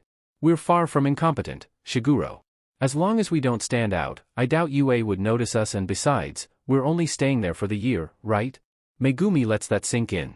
If the year is over and we still haven't found Itadori or a way to get back home, we're switching to the other side. Kugisaki says that like it is easy, and Megumi thinks it is too. This is not their world after all. As long as they are under the belief that they will and can go home, Megumi finds himself caring very little for this world. Sure, there are walking, talking living beings, but this is not Megumi's home. They are not going out of their way to hurt anyone, anyway. Megumi simply cares too little for this world. And he has to go home. His sister is still stuck in that hospital, still trapped in that deep, deep slumber, and Itadori is still out there, alive and kicking, so Megumi has to be selfish. He does not know what is going on inside Kugisaki's head or why she easily agreed to it when Megumi first suggested the 1-year deadline for their attempts in finding clues in Yue, but Megumi is glad he does not have to explain, justifying that it is better to go to the villainous side than the heroic side is strong. Megumi became a Jujutsu sorcerer, maybe not to protect people, but he still wants to protect them. He became a sorcerer out of obligation because he had potential that nobody could just let go of, and protecting people, the civilians, the weak and the unknowing, it is only a part of that job. But there are no curses here, no people to protect them from, no Tsumaki to wait for, no curses to fight against. There is only him, Kugisaki, a missing Itadori, and an equally missing way home. Wait. Kugisaki suddenly raises her hands in the air. The only one who can give a speech in the sports festival is the top student from the entrance exam. And by the end of the sports festival, it's the one who gets to be ranked first. Fushiguro, she sighs. I think we need to stand out if we want to shove to everyone's faces that we're still alive. Fushiguro scowls. Then we will. How good are the average students in the entrance exam? That's the problem. No one knows what happens in the entrance exam. It's a tight-lipped secret. It changes every year. Kugisaki scrolls down the screen. 3 years ago, it was a treasure hunt with obstacles but this says that you didn't have to find the treasures to pass. Something about, true heroism is not about defeating the villains? That's what the bear guy said in this interview. And 2 years ago, it was a battle against some other pro heroes pretending to be villains. This doesn't have many details. And last year, it was a maze? Is there a pattern anywhere? This Nizu guy keeps on saying what I said earlier. Kugisaki clears her throat, raising her index finger. True heroism is not always about defeating your enemies. I'm assuming that you don't need to finish the actual test in order to pass, or is that too much of a stretch? Fushiguro thinks on it, lacing his hands together. We can't assume. But the practical test always stays the same, a simulation of battle, he concludes. We can stop here. We have to study on quirk history if we want to pass the exams. Ugh. Kugisaki groans. Their history is ridiculous. Did you know that some quirk historians speculated that Oda Nobunaga had a charisma quirk, or whatever that's supposed to be? Of course, that's your problem. Megumi deeply regrets suggesting that Kugisaki should begin training on how to control her strength in terms of her so-called quirk for 2 reasons. 1, because they are stuck in the isolated Dagoba beach that is stinking of garbage, and 2, because Kugisaki needs a human model in order to test her strength on, and that is none other than Megumi. Though her toy hammer is definitely not as brutal as her actual hammer, Megumi gets a first glimpse of what knocked out that blonde girl from the Kyoto branch during their annual meetup. Kugisaki surprisingly has better control over her cursed energy than Megumi, but this only applies to her nails and not her hammer because of the size. According to Kugisaki herself, it is much easier to shape your cursed energy when there is a conduit instead of actually forming it on your own, but for Kugisaki, who firstly trained on how to use her nails as a conduit, a small external source, she struggles controlling her cursed energy to settle mildly in a bigger one, her toy hammer. Megumi watches blandly as Kugisaki's cursed energy flickers to its normal flash to a too small flash, going in and out in mild fashion. I don't get why I'm doing this. Kugisaki rolls her shoulders exhaustedly. I can knock out someone with a toy hammer. The point is that your curse technique is meant to exorcise, not to injure, Kugisaki. Megumi reminds her for the nth time this day. Our enemies are people, not curses. Pro heroes and heroes in training are heavily scrutinized by the public unless you already have an established standing. One wrong move and everyone is against you in this overly black and white society. The world is divided into 2, the good and evil, the black and the white, the villains and the pro-heroes. Megumi reminds himself to differentiate heroes and pro-heroes, something that he still thinks sounds disgusting as it is portrayed to be. And he knows he is not the only one who has an aversion to these pro-heroes. There are hundreds and thousands of blogs with in-depth research that compares the pre-quirk society to the post-quirk society. Despite the supposed superhuman and evolved qualities the present-time society has, innovation is painfully slow because little people has the need of it, and thus, slows down society's improvements. In the few hundred years that the quirk society exists, little improvements happen. Man did not have wings, so he made aircrafts. But what if he had always had wings? Kugisaki stops out of nowhere, slumping down beside him as she stretches her legs. So, what are you going to call your quirk? She asks. Megumi grimaces. Like Kugisaki, he is not very comfortable divulging the details of his cursed technique just like that to the papers. They agreed not too long ago that Kugisaki will only vaguely put the ability to manipulate nails and use voodoo-like skills for the description of her quirk, while Megumi can summon creatures from his shadows.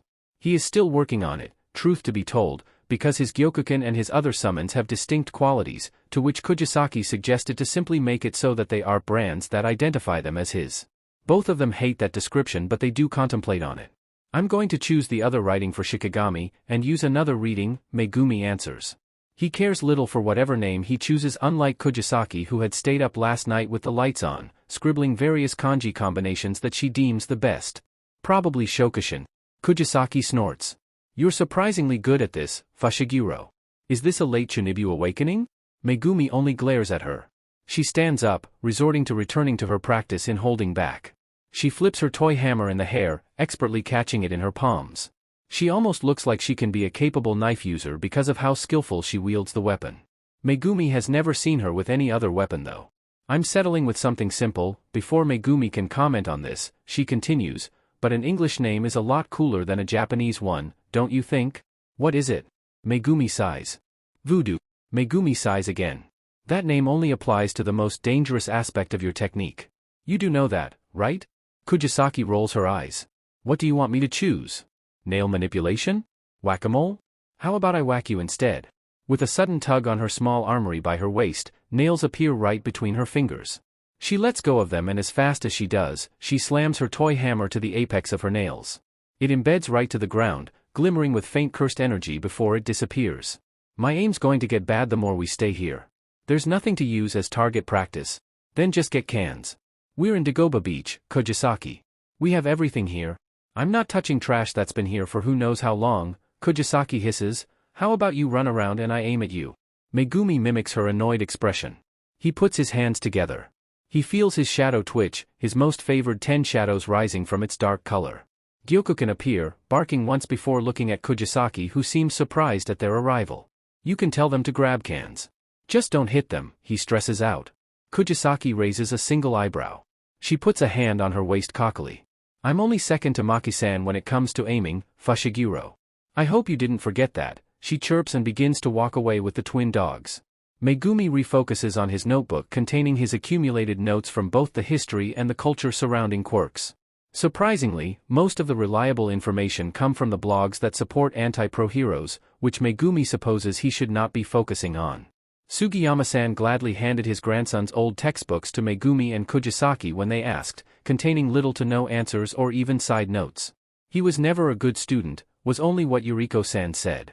As expected, the textbooks are missing too many subjects that Megumi found from random conspiracy and theory blogs online, like the mysterious incident that occurred a few years ago that brought upon what the blog now calls as the Secret of Osaka that allegedly involved All Might defeating a very powerful villain whose name was never mentioned no matter where Megumi looks. What is stranger is that there are little to no information about what happened in Osaka that time, only that All Might and other pro-heroes engaged in a raid in Osaka and a few weeks later, he battled a villain that was so strong that even he sustained heavy injuries. And that's it.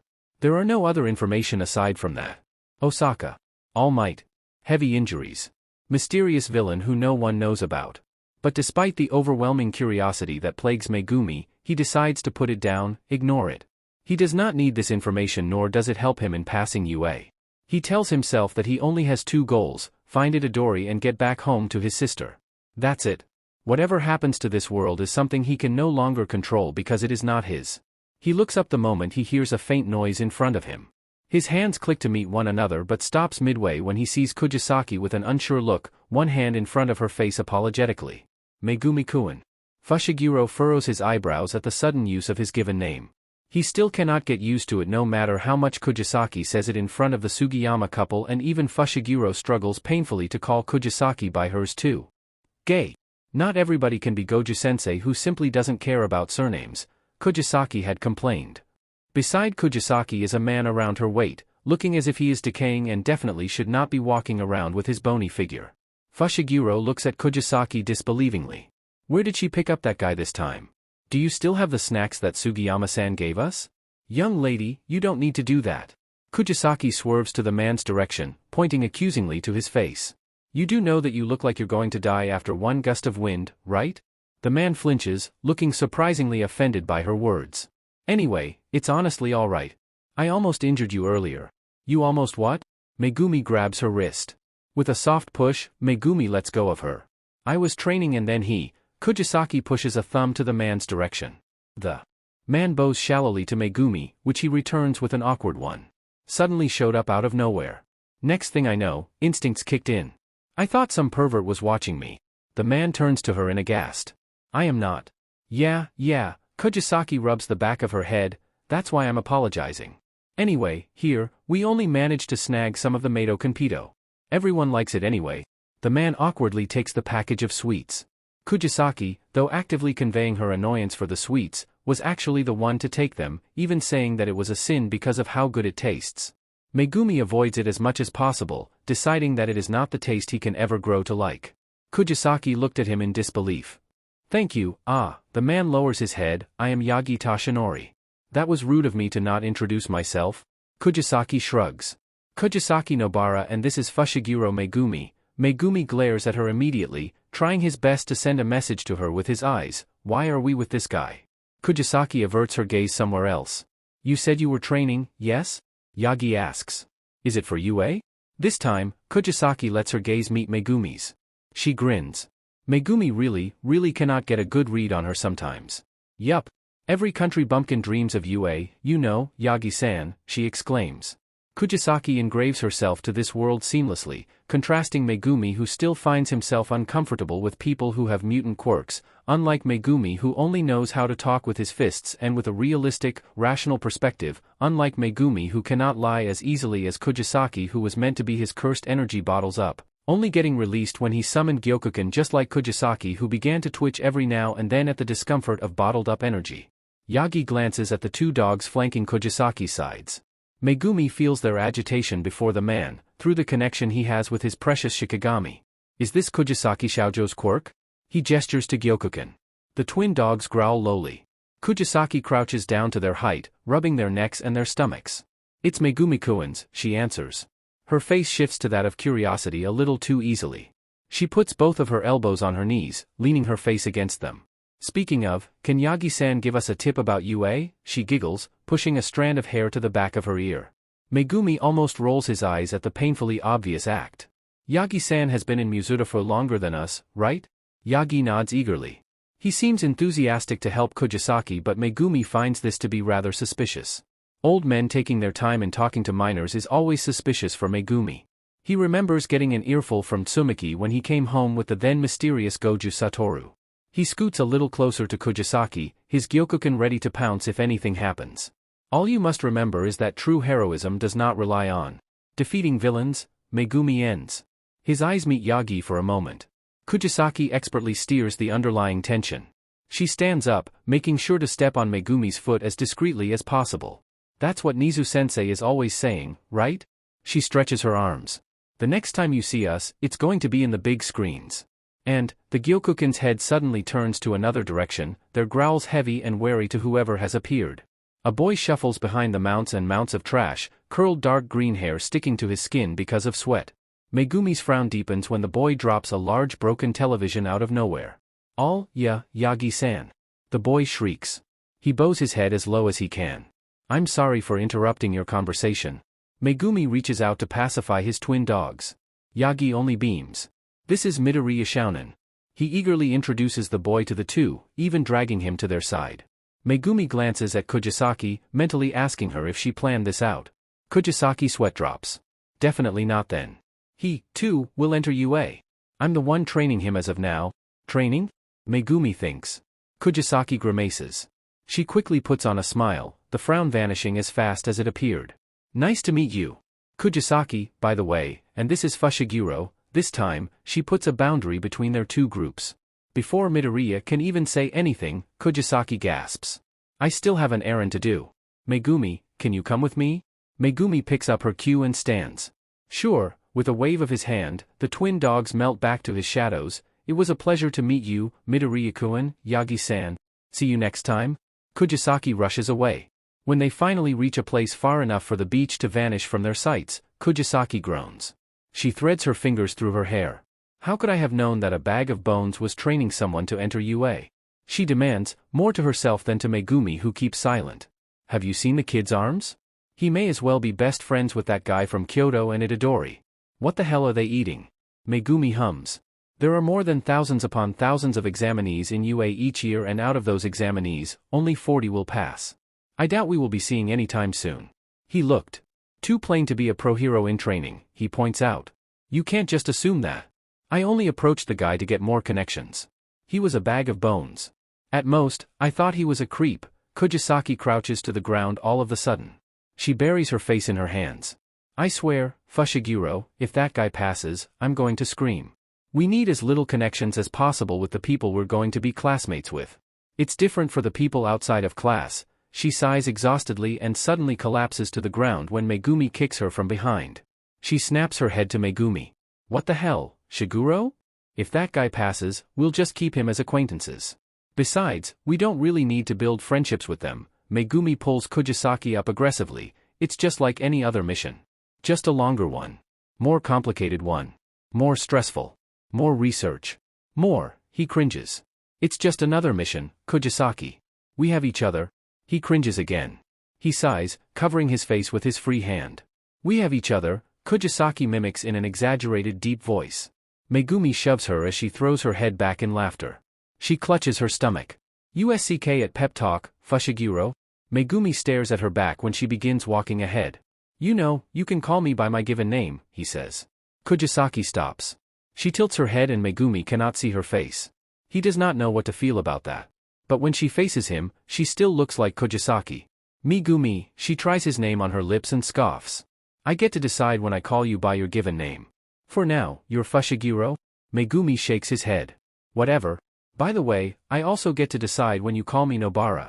Megumi becomes tempted to punch Kugisaki right then and there. Shiritsu means private. Japanese private schools are addressed as such. Megumi is said to have gone to Saitama Shiritsu Uremi Higashi Chugaku. Question of the chapter, would you rather be a Jujutsu sorcerer or a pro hero? Answer, pro heroes have a higher survival rate, but at the same time, I prefer to be a sorcerer since I really can't stand the pro hero society. The winds of tomorrow will blow. Chapter text.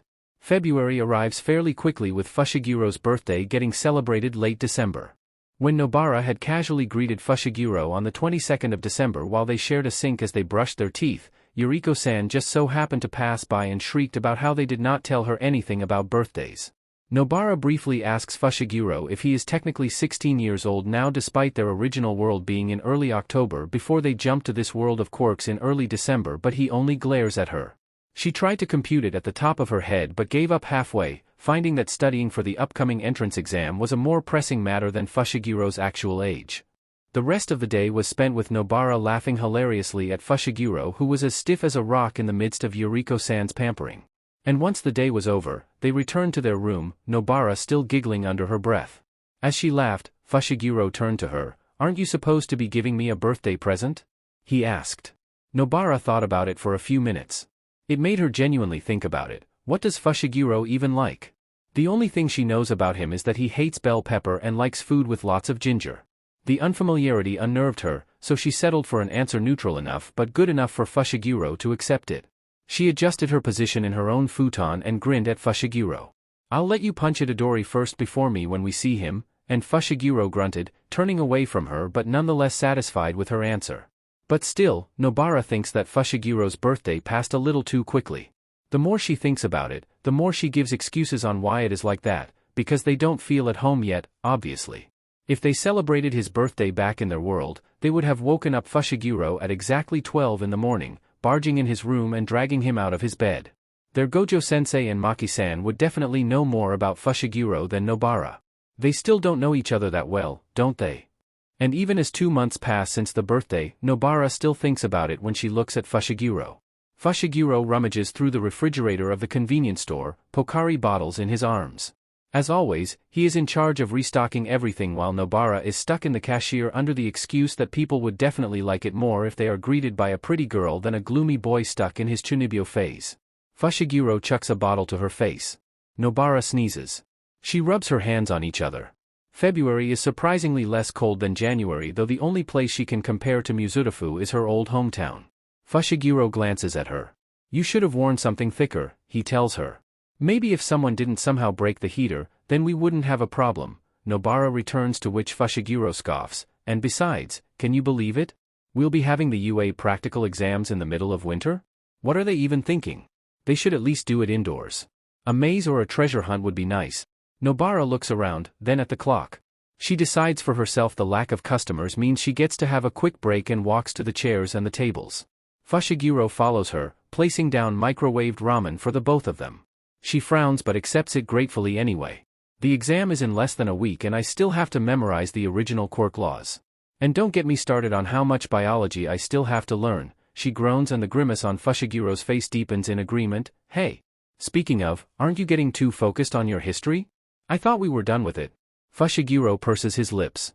I just got distracted. He briefly glances at Nobara, choosing his words carefully. They have a huge gap in their history that I can't just find anywhere. It's bugging me, but never mind. Let's focus on exams instead. If we're going to take the spotlight, one of us has to get first place, unless they allow 2 first placers, which I doubt. Many complaints about UA are their unorthodox point system. They won't really tell you how you got your final score. Just what it is. Slurping the noodles in one go, Nobara hums. She has seen the comments littered in many blogspots concerning UA, and though majority of them are about how they dream of entering said school, a large deleted comment complained about their strange curriculums and demands. She almost compares UA to her own Tokyo Metropolitan Jujutsu High School, but the thought leaves as quickly as it arrived. Jujutsu High School do not hide the fact that the power system is disgusting, does not hide their misogyny and their favoritism towards those from clans, and does not even bother to hide how they hog their Inumaki-senpai, keep him in a tight leash, as the threat of the Inumaki purge remains. At least, in their original world, Nobara knows exactly what she is going to expect. This one, however, is more complicated than that, heavily surrounded by a culture she did not grow up in. And like Fushiguro, she does not find the idea of pro-heroes and villains very appealing. Not in the slightest. If we end up in something like a treasure hunt, you should lead, Nobara decides. You're more flexible than me when it comes to that. Your little birdie and the Gyokuken can be pretty useful there. New. What? Fushiguro's eyebrow twitches. My little birdie, he stresses each word, is called new. With an apologetic smile, Nobara continues. Right. New. Fushiguro's glare hardens. As I was saying, I have more firepower than you, so if we end up fighting, I don't know, something, I guess I'll be the one leading. And if we separate? She leaves her question open-ended. I'll just attach a Shikigami with you? Nobara gapes. If that's that toad again? Gamma. Toad is Gamma. Nobara rolls her eyes. But if you sick that toad on me again? Fushiguro sighs. I'll be attaching Gyokuken to you, not Gamma. They're more suitable for tracking, and it's easier for them to track one another. We'll be finding each other quickly if we need to. We need to stick with one another as often as we can in the practical exams too. We need to sell each other as a pair if we're going to go to the same class, and Nobara thinks that is the biggest problem. Nobara is confident that they can easily pass the practical exam no matter what it is truly about because of their experience and their flexibility in battle, but the problem is going to the same class, most preferably Class 1A. There are no instances in which the first place of the practical exam did not go to Class 1A. Topping the charts is no problem, but sticking together is. Upon further research, there are many cases of pro-hero duos graduating in UA, but none of them ever really reached the top ranks because of their reliance on one another. But if Nobara and Fushiguro sell themselves as a pair well enough while one of them maintains their spot as the first place, then capturing the attention of the missing Itadori Yūji will be a step easier. And though the two of them have been a team longer than with Itadori because of his death, Nobara still has more experience fighting with their missing classmate, and Fushiguro obviously has the same sentiment. Nobara can never be satisfied with just being a pair with Fushiguro. Just remembering the morning and how awkwardly they stood with one another when Itadori was still dead, or hidden by their Gojo-sensei, makes Nobara want to curl up somewhere. Death is nothing foreign for someone who grew up to be a Jujutsu sorcerer, but that does not mean Nobara still likes it. She finishes her cup noodles with a click of her chopsticks. She puts the pair right above her cup while Fushiguro scans through his textbooks. So our priority is to find each other first and then get the top rank, she summarizes, then. Somehow, the two of you are always slacking when I always pass by. Nobara almost jumps out of her skin, and with a quick look at Fushiguro, he is as startled as her. They were too comfortable with their discussion, too used to the safety of their environment. Nobara cusses to herself mentally at such a rookie mistake, one Fushiguro had pointed out to her countless of times, with the oddly large number of times she got whisked away by their enemy curses. She sighs in relief, however, when she sees it is just Sugiyama-san with his typical mild yet intimidating face. She smiles sheepishly. I promise you that we weren't, Sugiyama-san. We just got a little, she drawls her words. Sugiyama-san's mild irritation melts to a fond smile, though too small to be seen, at her joking tone. Bit distracted. The entrance exam is coming soon, you know. Something that Nobara discovered growing up in the countryside where she is surrounded by old men and women, is that the grumpiest of them usually just need a stereotypical happy-go-lucky kid who will push all of their buttons. And with a silent twitch of her lips, Nobara knows she got the perfect image of the ideal child. Though Sugiyama-san is a good lie detector to a certain degree, Nobara also knows that he has gotten soft on them because of how doting his wife towards them. In another situation, she would have felt guiltier, but Nobara and Fushiguro have a distinct goal, a goal so clear that it is all they can see. Sugiyama peers at the textbook in Fushiguro's hand, the same one that he lent to them that came from one of his grandsons. Fushigiro's shoulders hunch together uncomfortably at how close he is but does not move in an attempt to be polite. The two of you are really working strong, aren't you? He asks. Nobara grins eagerly. She pumps her fist in the air, ignoring how Fushiguro cringes at her antics. Of course. Megumi-kun and I are going to be the best duo that Japan has ever since. Then we can find our friend as fast as possible, with a small drop of a genuine smile, and a little bit of a sad backstory, as Nobara calls it. Sugiyama slouches, softening even further. Well, now, Nobara feels really guilty. And she knows this guilt will grow even more soon, but if she thinks of how she does not belong to this world, if she thinks of the home she is going to return to, if she thinks of Itadori who is probably rotting somewhere at the edge of this place, Nobara can move back to this place she is trying her best to finish. She watches Sugiyama-san enter the staff room. She WHPs her head to Fushiguro. See that? We're going to be the next Gon and Killua, Fushiguro, she announces. What are you? An elementary school student? The 26th of February is not as cold as Nobara expected it to be, though still cold enough for Fushiguro and her to wear scarves around their necks. Before they had left, Fushiguro had suggested to simply wear jackets in place of buying a random uniform online. Uniform colors and designs can be recognizable with one look, and if they end up matching with someone but not recognizing them, it would be a big trouble for the both of them. The plainness of their dark skirt and breathes makes it easier to blend in the crowd of students, and the weather is a good excuse for their jackets and scarves. And in this sea of wannabe heroes, Fushiguro and Nobara are barely noticeable. Meters away from them is a boy that sits at almost 7 feet, another with bright pink skin, a boy with a speech bubble for a head, and other strange features that Fushiguro moves away from. For a pair who arrived only a few months earlier, Nobara finds the exam easy, which only means that UA truly picks out which students to accept in the practical exams. After all, what is book smarts when you cannot even apply it in an actual situation? Itadori seems to be the primary example of this. This is the only exam Nobara studied for to this extent. If she did anything less, all of their plans would come crashing down and the two of them would forget about being a pro-hero but allying with the villains instead, desperate for any scrap of information concerning their missing third. Sitting beside Fushiguro in the auditorium, Nobara rubs her hands together. The heater works perfectly and consumes the entirety of the large dome. UA shows off its wealth, easily housing thousands of students in one place. It does not take a while for someone to enter the gigantic stage. A seemingly familiar blonde man forgoes the microphone in front of him and brightly greets the crowd. Welcome one and all to my live show. Everybody say hey. The crowd remains silent. Nobara feels Fushiguro lean further into his seat, embarrassed on the man's behalf. She moves forward to whisper something to him. Isn't he the pro-hero from Yuriko-san's radio show? Present mic, Fushiguro confirms. The said pro-hero maintains his confidence and his eccentric greeting. I've got shivers down my spine too, listeners. Alright, examinees. I am gonna give you the lowdown about how this'll go down. Are you ready? He answers his own question with a loud shout of agreement. Now pay close attention, listeners. We'll be testing your mettle by running a 10-minute practice renew at our replica city district. You can take whatever you like. Everybody gather at the designated meeting area after the presentation, you dig? Letters begin to pop out at the screen behind him, separated into 7 areas. Nobara winces. We'll be sprinkling a large number of villains over the battlefield, and they'll appear in 3 different varieties, with point values scaled according to difficulty. Using each of your individual quirks, dispatch as many villains as you can. Your goal, listeners, is to rack up a high score.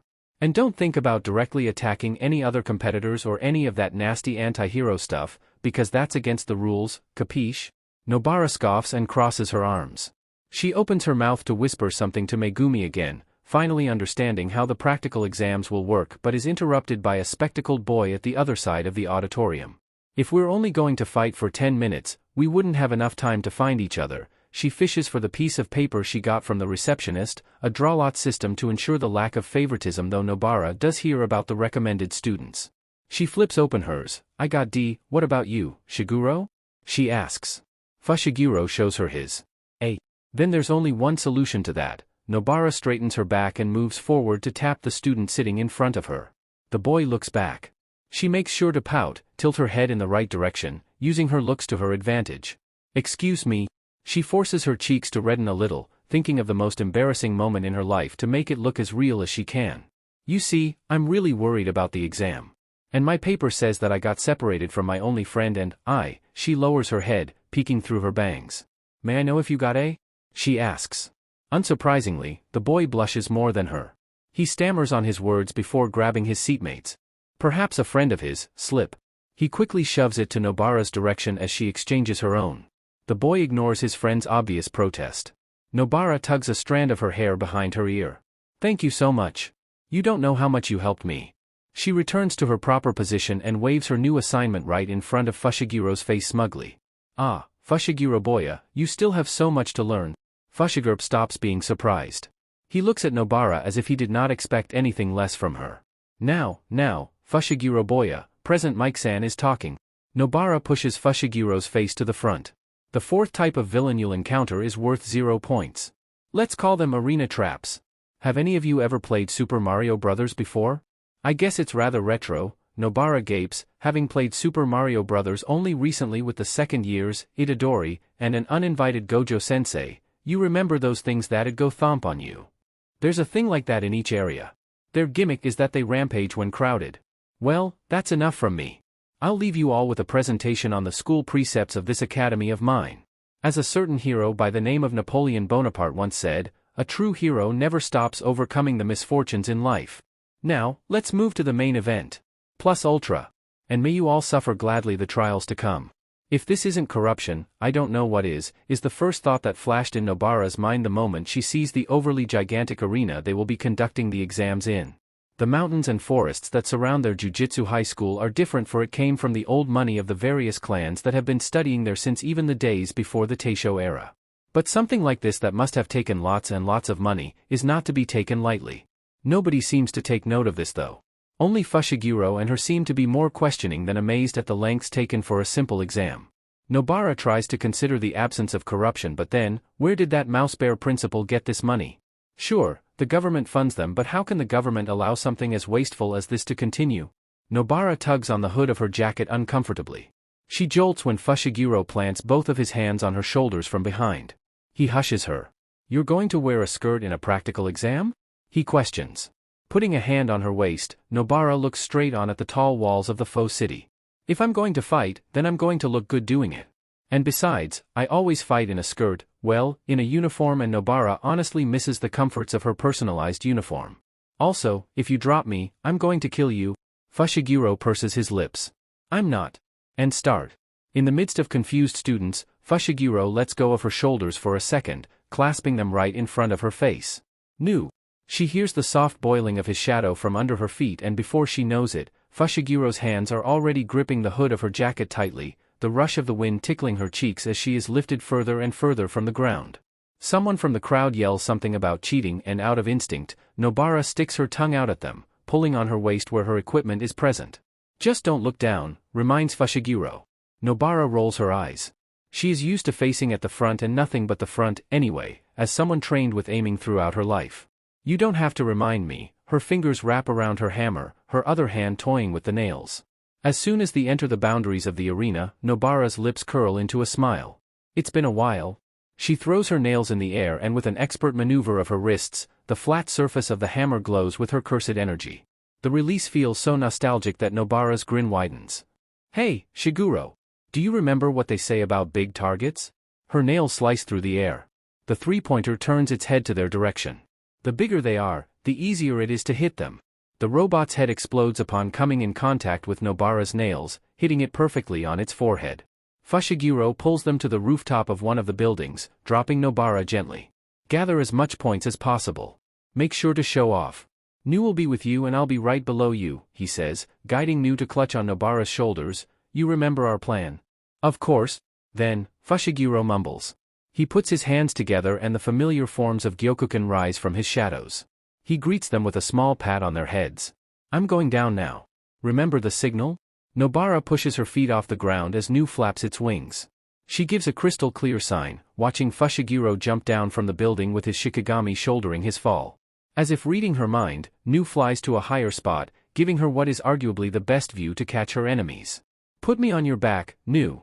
Nobara shrieks when Nu tosses her up, her body flipping back but safely landing on the bird's back. Her heart pounds wildly. Is this bird teasing her after calling it little birdie? She laughs. She gathers more nails in her hands, treating the wandering robots as nothing but slow-moving targets, because is that not what they are? Even her grandmother's training dummies were a lot harder than this. And with a single flick of her wrist, her hammer, flickering in its blue-black energy, slams against the heads of the nails. They find their destinations with ease, the crackling of grinding metal becoming nothing but music in her eyes. Nobara lets Nu move around, following wherever Fushiguro is. Nu dives close to the ground, spinning around Fushiguro. "I think we got this, Fushiguro," she chirps. "Don't get too cocky." Fushiguro waves his hand above his shadow, a cursed weapon coming in contact with his hand. He swings it just as Nu flies above, slicing the foot of a two-pointer, Gyokuken. The twin dogs immediately race for the falling robot's neck, the dark one biting through the thick metal of its skin while the white one dives for the wires. "How many have you put down?" He ducks under the falling robot, grabbing a wayward student out of the way. He jumps over the robot's body. Nobara squints, thinking. "Not enough, I think." Fushiguro glares at her. With one look sent to Nu by Fushiguro, Nobara is whisked away once again. "Get as much as you can. Show off." And showing off is what Nobara does best. She lets those words resound in her head as she plucks more and more and more and more nails from her pockets, from the sleeves of her jacket, from Fushiguro who takes a package from what lies beyond his shadows. Nobara lets her cursed energy run wild. She misses this feeling, she realizes, and she thinks her hunger will only be sated once she actually exorcises something, but she settles for now. Her energy flickers in the pit of her stomach, fickle and about to die with how much energy she has been releasing for what short minutes she has been here. Get as much as you can. Show off. They need to stand out. They need to stand out, become the first placers of the practical exam. And the signal resounds. The arrival of the zero-pointer robot shakes the entirety of the foe city and the students quickly run away from it. 0 points mean nothing, but Nobara remembers the articles she spent endlessly reading and the shallow voice of Yagi Tashinori about how being a pro-hero does not mean being the one to defeat the bad guys. And though Nobara took her sweet time with Fushiguro to figure out what exactly they mean by that, they still end up finding the answer. She grasps the signal with both hands, ready to give the examiners an unforgettable show. Pro-heroes are celebrities, right? Pro-heroes are meant to stand in the spotlight and show only the best of their forms. And that is exactly what Nobara and Fushiguro are going to do. As Nu flips, Nobara's hoodie falls just a few inches above her stomach, her skirt tickling her waist, but all she can focus is Fushiguro's eyes focused on her. They exchange a small nod. Fushiguro entwines his hands again, wrapping it around one another, and her least favorite shikigami of his arrives, the toad stretching out its tongue to keep the robot in place. Nu continues to glide as Fushiguro dispels the Gyokuken, and in another beat, the shrill of an elephant's roar echoes. The final signal. Water surges from the mouth of the elephant, its fountains reaching high enough to the waist of the gigantic robot. Nobara feels Nu let go of her, and despite the furious pounding of her chst, she allows herself to act on instinct, watching Nu explode into electricity, its thunderous technique rushing through the sea that the dispelled elephant released. With an amused, almost deranged smile, Nobara falls, snapping her fingers, urging the forgotten nails she nestled in the surrounding buildings come alive. The robot rumbles. Hairpin. The cackle of cursed energy is all Nobara can hear. For a moment, she even forgets that she is crashing to the ground, watching Nu dissipate into blackness, drained of cursed energy. The alarm rings. Before she realizes that truly is falling, Fushiguro is already jumping to her, hopping on the destroyed robot and catching her by her waist. She shields her face as they skid to the ground, rolling painfully. Nobara ends up hitting Fushiguro's knee. She gathers herself quickly with a groan. She feels blood drip from her forehead. Her mouth slacks. "I literally fell from the sky and I got a wound because of your knee." She looks at Fushiguro, just a rubble away from her and look a lot worse than her after he mostly took the brunt of her fall. "Why didn't you just use Nu?" Nobara struggles to stand with her hazy vision, but she manages to pull Fushiguro up, who mimics her poor balance.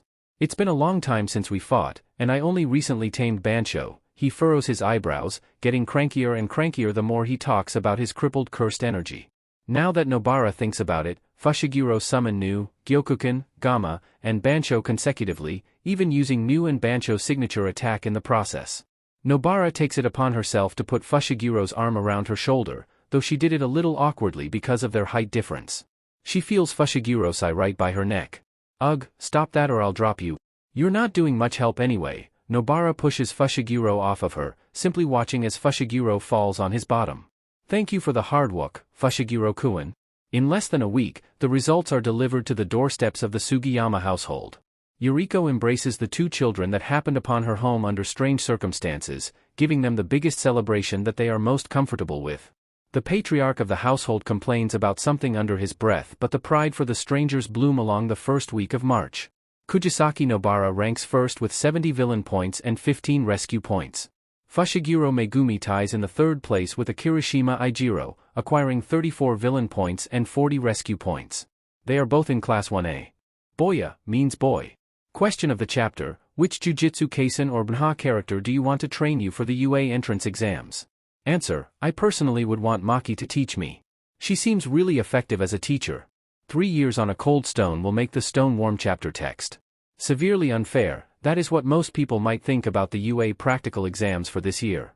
Aizawa Shota is not unfamiliar to how unfair the system of examination is, having been one of the victims of it and only becoming part of the hero department late in his years in UA. This year's examination is meant to draw out those who will grow like All Might and Endeavor, those who will stand above the rest with the vibrancy that those particular pro-heroes have, especially with the slow and subtle decline of the symbol of peace.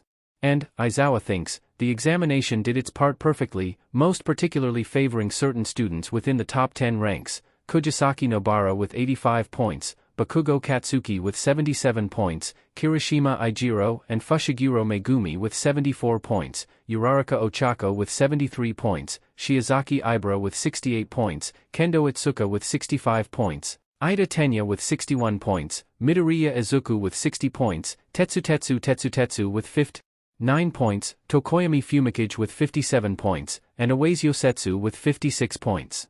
But the ones who captured the most attention, at the end, are Kugisaki Nobara, Bakugo Katsuki, Kirishima Ijiro, Fushiguro Megumi, and Midoriya Izuku. Present Mike had thrown his hands up in the air in excitement at the final scene of Area C. The barrages of water was completely out of the blue and far from what everybody had expected from the originally silent Fushiguro Megumi, who subtly helped other examinees while steadily gaining points, a huge contrast from his companion who did the opposite. Kugisaki Nobara focused on nothing but gaining points, and when given the chance, or when a person in need was right in front of her, that was the only time she took a break from destroying robots. What's with kids these days? Midnight throws her head back in laughter, watching as lightning dances from Fushiguro's bird, sending them to the water that the elephant had summoned. And the very moment Kugisaki snapped her fingers, Present Mike cheers in English. Now that's a hero-like combination. But is that not the problem? These pair of kids know the pro-hero system. They know exactly how to sell themselves as a pair, what to do in order to gain the most attraction, and it is to capture the biggest boss, as the Super Mario reference would say. Aizawa taps the side of his face. Scribbled at the end of their files, in the section where they are asked what their comments are, Kugisaki had written, "Megumi-kun and I will be partners or be nothing at all," with a bunch of unnecessary doodles. This is imitated by Fushiguro subdued best when working with Kugisaki Nobara. They obviously know what to do in order to sell themselves as a pair and nothing but a pair, showing their weaknesses without one another. Kugisaki constantly needs backup in exchange for her heavy hits, and Fushiguro, judging by how exhausted he was at the end of the exam, obviously cannot always bring out his more powerful attacks. A similar line is at the very bottom of both of their comments, aiming to be the best pro-hero duo in Japan. Yet another pair of overly ambitious teens who actually know what they are doing. Sekijiro can crosses his arms, observing the clips of the students with equal interest as his fellow homeroom advisors. He squints at the videos. It would be a waste to put them in different classes. Especially with this much of points under their belt. They definitely know what they're doing, he muses. The sounds of approval echo. But isn't that boy from the sludge incident assigned with you, Aizawa? Those two, the nail girl and the sludge incident boy. Won't they clash too much? Namuri Kayama, however, does not share his worry. Instead, she barks out a sharp laughter, amusement in her eyes. Come on, a little rivalry between classmate won't hurt, and Vlad. She rolls the name past her lips, voice as sultry as she usually portrays herself in the screens. Clash is an understatement. Look at them go in the exams. She reaches for the remote, clicking a button that puts them to the slide where they purposely put the two examinees' performances side by side. Aizawa grimaces. They are a little too similar for their own good. The top two students of the practical exams, both under our eraser head over here. That is if they don't get expelled, Yamada Hizashi slyly adds. Right, Aizawa? Cementos sighs. This batch is particularly promising with an array of unique quirks. Like Vlad King's Monoma Nido-kun and the half of Eraserhead's package, Fushiguro Megumi-kun. It would be nice if you don't expel them, Aizawa-kun, he comments. Aizawa narrows his eyes. Before he can reply, Principal Nizu claps his hands twice, expression as beaming and upbeat as ever. His interruption sends the whole discussion board for first years into silence. Now. UA prides itself to have a flexible educational system, and we only bring out the best of the best to the public. If Aizawa-kun deems them not good enough for Class 1A, then he has free reins on what not to do, but Aizawa-kun, do be lenient with the students. They are only first years and haven't been educated in this environment, he warns to both Cementos and Aizawa, earning understanding looks from the both of them. Aizawa huffs under his breath. Now, we have another interesting one with us, don't we? Aside from our new duo and some other problem children, Midoriya Izuku-kun. Midnight takes this opportunity to go to a few slides from the former comparison between the half of the duo and one of the so-called problem children.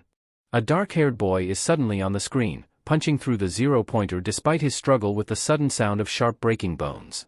Every time I see his clips, he just makes me wanna root for him. Yamada exclaims as the video plays in loop. It's like watching a kid manifest their quirk for the first time. There's something miraculous about it, you know.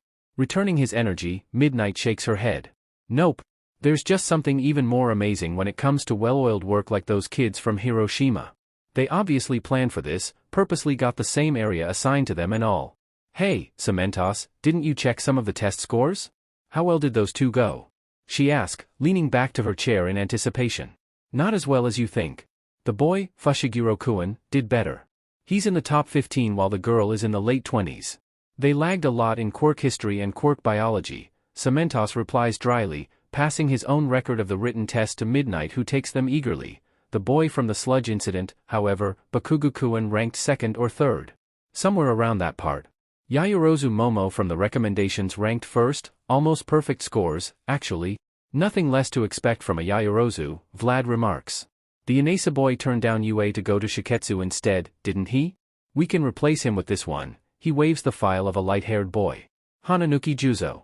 He was very close with the other scores. If he was in the normal exams, he would have aced it as well. He passes the file to Principal Nizu.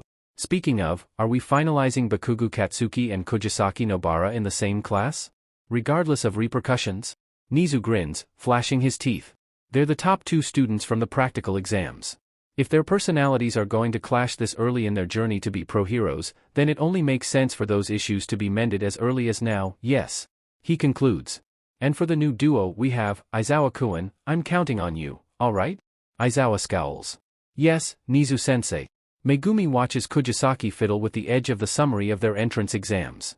They did a lot better in the written test than they expected, especially given the fact that they only had roughly 3 months to actually learn the culture, history, and every other new aspects of this world.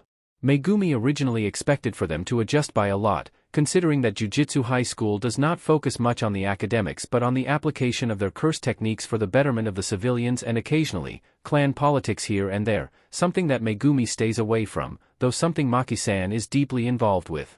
He gathers his fingers at the thought. He knows that he wants absolutely nothing to do with the Zenin clan, but he knows what his disappearance would do to the current status of the sorcerers. He knows his importance and the importance of his technique, not to mention Itadori and his being Sukuna's vessel. He exhales and runs his fingers through his hair. Itadori. Where the hell is that guy? He is certain they went through the same portal as he did since they purposely forced themselves there out of instinct, so what is the difference between Itadori's current status quo from them? Is he in a different country? Or worse, in a completely different dimension? The cold bites his lips. He blows more air to his hands, the tips of his fingers turning red at the edge of winter. He shuffles on his seat on the floor, a few meters away from the doorway of the convenience store. The celebration the other day for their passing was surprisingly big for a pair who had nothing to do with the Sugiyama couple. He has no doubt that they think of him and Kugisaki as their estranged grandchildren, and the better part of him is disgusted at himself for using their sentiments to get a roof above their head and a story to back them up. But the more that he thinks of Itadori and the more that he thinks of his original world, the more his guilt gets reduced to nothing but a passing thought. And now that they are getting closer to their current goal, Megumi becomes deluded by his narrow-mindedness and his one-track mindset. Get Itadori. Find a way home. Go back home. He clenches his fist. He still has a sister to go back home to, after all. They're so close now.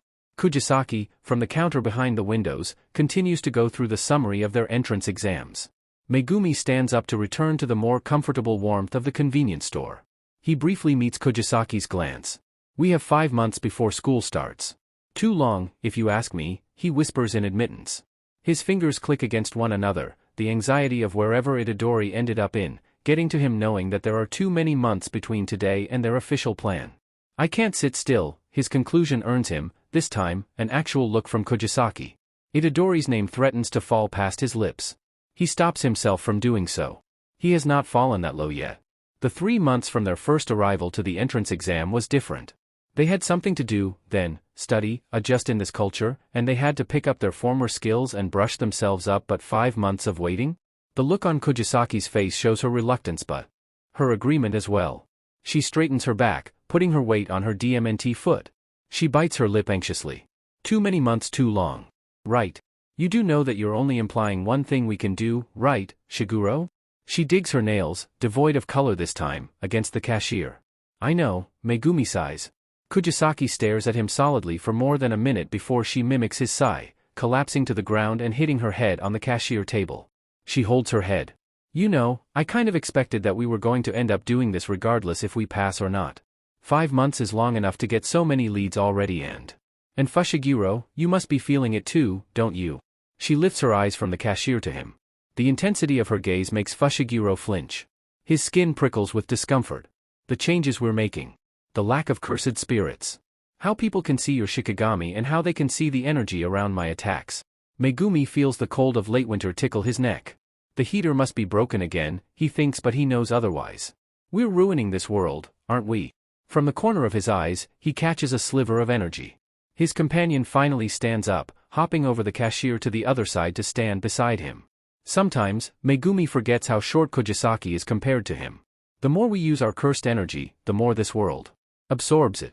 It's probably because it's never experienced any kind of cursed energy, and cursed energy, in our world, it's everywhere. And in this kind of place, Kugisaki sends out a flare of her cursed energy in a nail she pulled out from her sleeve. The moment she releases it, it fades. Cursed energy is frighteningly abundant if it existed in the first place. I wouldn't be surprised if our cursed energy creates curses now. Sorcerers can't create cursed spirits, Megumi says, more to himself than Kugisaki in an effort to deny it, but he contrasts this with his next words, finally in defeat, but that's only a law in our world. Cursed energy should dissipate the moment it's released by sorcerers, but this world absorbs it quickly and it's going to adapt quickly. Kugisaki sighs and leans against the counter. A world is going to get contaminated because of them, and even though they noticed it from the very start, from their bouts of discomfort, from the unnatural coldness, from the people's ability to see Megumi's Gyokuken because of this world registering their abilities as quirks, they still shamelessly showed off their skills, showered their abilities with confidence and arrogance in the entrance exams. Honestly, Kugisaki finally says. I don't care. Kugisaki, we're still going to go home at the end, anyway. Megumi watches Kugisaki clench her fist, the nail from before still being held in her palms. Maybe it's going to take more than half a year or more than a year, but Itadori's still going to find us, or, we're going to find him, and we're still going to go home. We won't have anything to do with this world after that. We're going to go back to fighting cursed spirits and complaining about Gojo-sensei. We have nothing to do with this world, so why should we care? He thinks of the Sugiyama couple and their kindness, how similar Megumi and Kugisaki smell because of their shared shampoo, of the room they sleep in where Megumi can hear Kugisaki sleep talk about the new cafe. He thinks of Yuriko-san celebrating his birthday and scolding them for not telling her, of Sugiyama and his pride when they aced the tests, of everything, and Megumi thinks of all of those and tries not to tell all of them to Kugisaki, but judging by the way she looks, her furrowed eyebrows and her deep frown, she knows. Megumi puts a hand on Kugisaki's shoulder. We need to leave Sugiyama-san, he says. We do, Kugisaki agrees.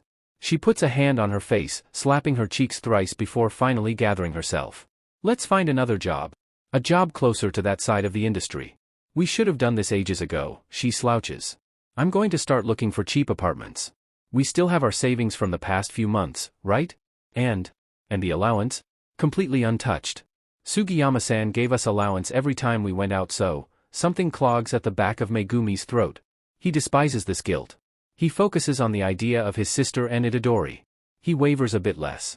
I'll try investigating the red light district, then. He freezes when Kugisaki grabs his wrist. What? Kugisaki's frown deepens. It's too dangerous. I'll go with you. We can buy disguises too. She scratches the back of her neck when she lets go of Megumi. We can't go around there looking like ourselves. We're going to be big shots in UA, remember? The best pro-hero duo in Japan, she snorts. Haven't you ever watched James Bond? Megumi grows annoyed. I have. Itadori made me. Sit through it with him? Megumi pauses. He did. Same here. Unsurprisingly, Megumi and Kugisaki end up getting scolded by Sugiyama in the middle of the night a week later, just around the time they finally found an apartment cheap enough to settle in and a job willing to take in a bunch of kids with no experience aside from working in a convenience store for 3 months.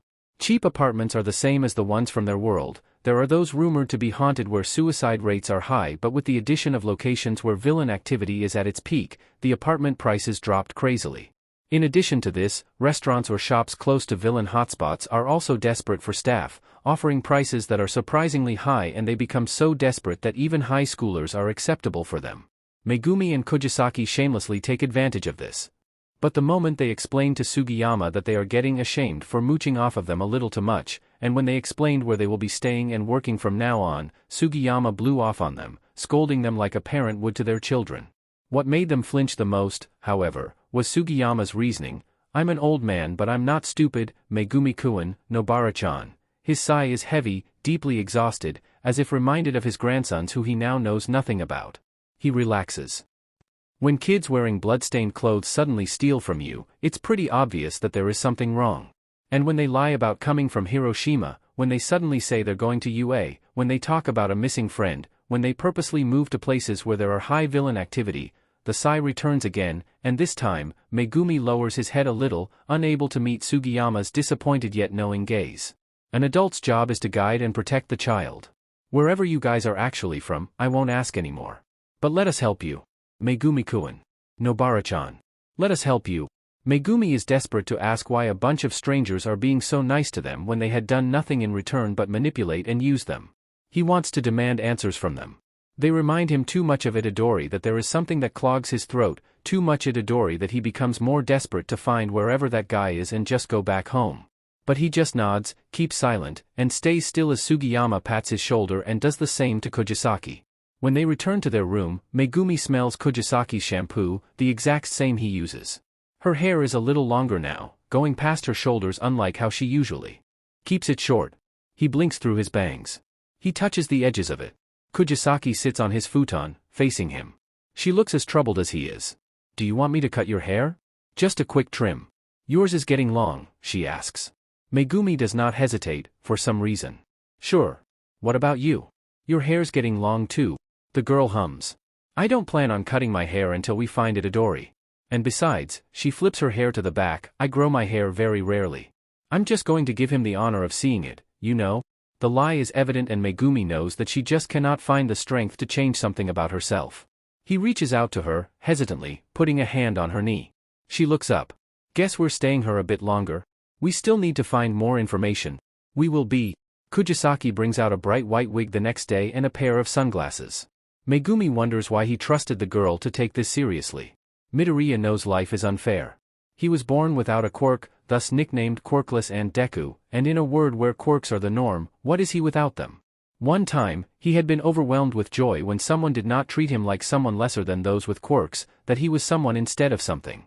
He had been so excited, so eager to please until reality came crashing down to him. For some people, the quirkless are still actual people, but at the end, people like Midoriya are treated as crippled, as people with disabilities just because he was not born with what people deemed as the norm. There are two kinds of people in the world with quirks, those who will look at him with distaste and others who will look at him with pity. Even All Might, who he looks up to with everything that he has, is the latter. But Midoriya closes his eyes, pretends he does not see the pitying gaze he gives him when he reveals he is being bullied because of his lack of quirk, and accepts his hand instead. Midoriya knows life is unfair more than anyone else. People can call him a hypocrite all they want, but Midoriya knows life is unfair. Midoriya knows that sometimes, cheats have to be involved to go further, because how else can he pass the UA test without the usage of quirks? When he finds out that there are rescue points involved, Midoriya rushes to the bathroom, choking on his own bile and his dinner, throwing up with everything he has. He lets himself cry that night, sleep a little later than usual and wake up terribly late. He holds himself, tells himself that it had to be done. He needed a quirk because what is he if not the quirkless boy he used to be? He sobs.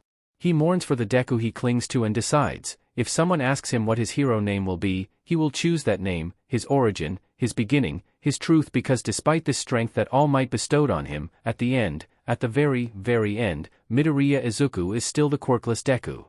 Midoriya believes himself to be a hypocrite, but the world is unfair. Life is unfair. He cannot be like Bakugo, who has both the looks, the talents, the brains, and the quirk. Sometimes, you are born as plain, unassuming, and sometimes, you are born a little less than others. And Midoriya knows that. Midoriya knows that better than anyone else. His name is Midoriya Izuku, and sometimes, he is Deku. And sometimes, his reflection looks at him accusingly and calls him a hypocrite. But here he is, in a quirk apprehension test of UA, the top hero school in Japan, who won 60 points and who has Japan's symbol of peace backing him up. Midoriya starts off as someone pitiful, and then, he becomes privileged. He is suddenly a boy who knows too much, the boy who knows more than others, the boy who was everyone's childhood hero backing him up. He is a hypocrite, but he knows despair like the back of his hand. He can still taste it, the bile, the accusations of being a hypocrite, the ash that licks his hands as he pulls away from Bakugo's quirk. Midoriya is Deku and he is a hypocrite, but he is still Izuku. He is part of Class 1A, surrounded by future pro-heroes, and he stands with them proudly. You all understand the school's reputation for freedom on campus. Well, that freedom goes for us teachers too, his homeroom advisor announces vaguely. Softball pitch. Standing long jump. 50-meter dash. Endurance running. Grip strength test. Sustained sideways jumps. Upper body exercises. Seated toe touches. These are all activities you know from middle school, naturally. Physical tests where you were barred from using your quirks. This country still hasn't gotten around to standardizing those sorts of records or keeping track of average performance levels. Well, that's negligence on the part of MEXT. He turns to a brunette who appears to be more annoyed of the whole situation than their homeroom advisor, Aizawa. Midoriya looks at her worriedly. Kugisaki, how far could you pitch a softball in middle school? Kugisaki. Midoriya jolts. He remembers seeing her name in the rankings of the practical exams, the girl who got the first place with 85 points. 33 meters, Kugisaki answers, a hand reaching to scratch her cheek. Try using your quirk this time around. As long as you don't exit the circle, anything you do is fine. Don't hold back, Aizawa-sensei says, passing the ball to Kugisaki. The girl effortlessly carries it, despite the ball obviously looking heavier than it actually is. She tosses it a little, glancing at their homeroom teacher. Even if I use my hammer? Anything that involves using your quirk. Whatever you're comfortable with, Aizawa-sensei watches her critically. In an instant, annoyed look fades to an excited grin. She puts the ball down to tie her hair in a low ponytail, before picking it back up. She fiddles with the belt around her waist with her free hand, taking out a hammer patterned with a small heart at the middle. Midoriya grimaces, though highly anticipating at the same time. This girl ranked first among all of them, among all those who trained for UA until their hands bled. 85 points, while the average points one received in the exams were around 40s, and even Midoriya had a strong time even getting a single point. He slowly moves forward, a little outside the crowd to see her. Midoriya squints, only catching a small glimpse of her dark roots growing out of her dyed hair. Kugisaki tests the weight of the ball in her hand. The moment she finally gets a good grasp of its weight, she tosses it high in the air, her DMNT hand with the hammer preparing to swing. A sudden jolt of energy rushes through the metallic hammer, and before they know it, the hammer hits the ball, whipping through the air and landing hundreds of meters away from the crowd. Midoriya gapes, watching Kugisaki PP her hip to the side, her grin as wide as it had been. She flicks her hammer back to the pouches of her belt. How did I do, sensei? She asks eagerly. Aizawa-sensei clicks on his gadget. Before anything else, one must know what they're capable of. He lifts his hand to showcase a whopping 416 meters. This is the rational metric that will form the basis of your hero foundation. The class cheers, excited for their own chance. Aizawa clearly finds displeasure in this when he speaks again. It looks fun, you say? So you were planning to spend your 3 years here having a good OL time? What happened to becoming heroes? All right then. In that case, new rule, the student who ranks last in total points will be judged. Hopeless and instantly expelled, Midoriya's heart jumps out of his skin. What am I going to do? He still does not have a good grasp of his quirk, especially when he risks breaking bones every time he uses it. I'm still at all or nothing mode. I can't adjust it yet. As if Aizawa can hear his thoughts, he just continues, our freedom means we dispense with students as we please. Welcome to the Department of Heroics. Question of the chapter, if you could bring someone WTHU from JJK to the BNHA world, who would it be and why? The best flowers are the cherry blossoms chapter text. So much for first place, comments Megumi, watching the results of the quirk apprehension test become summarized. His name ends up in the 6th place right under a certain Tokoyami Fumikage. He notes, Birdface, has a quirk related to shadow just like Megumi's curse technique, but his is anchored solely to his shadow. Megumi divides his class to those he can defeat and those he cannot, and this one, he most definitely can, with his so-called duo lagging below the practical exam's 3rd placer, Kirishima Ijiru, standing behind the boys' 8th place and above Ashido Mina's 10th place. Judging by the look on Kugisaki's face, she is obviously not pleased with the results, but nothing less is really to be expected from this. Between the two of them, while sorcerers have higher physical capabilities than a normal person, they are still significantly weaker in terms of physical strength compared to their new classmates whose quirk centers around specific qualities that appease the exams, similar to how Kugisaki suited the entrance exams very much. There is no doubt that Kugisaki can carry Megumi and Itadori, respectively, with ease due to her enhanced strength as a sorcerer, and Megumi can do the same with both her and Itadori. But it is no lie that they pale in comparison to their classmates like Bakugo Katsuki, ranked 2nd in the entrance exams. Note, Bansho can so easily put out nitroglycerin in his hands, and Megumi's skill in hand-to-hand combat triumphs everyone in this class with the exception of Aizawa Shota, whose skill is still vague, and Ojiro Mashireo seems to have experience in formal training, but that much is still unclear, and of course, Todoroki Shoto from the recommendation students, whose quirk was meant to enhance every aspect of himself, and Megumi hears from Kugisaki that apparently, he also aced the written tests. With a sharp glare sent to him, Kugisaki kicks his back. I doubt this matters. After all, out of all of these guys, she leans against Megumi a little, the both of them watching from the back of their group as they watch their new homeroom teacher give the dead last, Midoriya Izuku, a slip for the nurse office. We're the ones with actual experiences. Life-threatening ones. Actual battles where they put their lives on the line and where death is the norm. They were already lucky enough to survive going against not 1 but 3 special grade curses. In the midst of their 5 months espionage, Megumi and Kugisaki gained a much better grasp on the culture surrounding heroes, and unsurprisingly, what Kugisaki became disgusted of the most was arranged marriage between certain quirk users or NTRCRS for the sake of an offspring with a much better quirk. Human trafficking for quirks is frighteningly common, even more so in certain areas of the cities and the countryside where people are most vulnerable. It's like we never left. Megumi remembers their Inamaki-senpai's clan being massacred and purged by the higher-ups because of their dangerous technique, Itadori's situation, and the ostracism towards their Maki-senpai. Even their Panda-senpai's situation is complicated as it is. Another point they observed after watching the previous sports festival of UA is that all of them are civilians. They may have powerful quirks to boast, but at the end, their fighting experience is next to nothing, and they may as well be non-curse users with how they interact in the one-on-one battles. Standing out wouldn't be strong, but justifying why they have this enough skill is different. Kugisaki had suggested they go with the delinquent route, because, aren't you one already, and since they are not really planning to become actual pro-heroes, their delinquent record would mean nothing. But at the same time, even delinquents do not have as much experience as them. For now, they settle with survival-obsessed relatives, which is technically true since their Gojo-sensei can substitute as a relative. Technically. And Megumi was, in a way, raised by Gojo along with his sister, Tsumiki. The walk back to the classroom from the locker rooms is annoyingly long. Megumi makes sure to keep quiet, his head lowered a little as the other boys remain boisterous. We should probably work on this. He thinks of his and Kugisaki's overdependency with one another, and the anxiety shared between the two of them whenever they are apart. Itadori's hand. A portal. Kugisaki slapping him awake, drenched from head to toe. Unfamiliar world. Curse-like quirks. His hands itch to summon his 10 shadows. Kugisaki's reassuring stare. He sighs. The past 5 months were a lot worse than they had originally planned, but it was better than nothing, and definitely the best choice they had ever made. Megumi feels the world weight heavily on his shoulders. He wants nothing more than to leave this place. He quickly returns to Kugisaki's side in the classroom, his anxiety reducing when he spots her hair.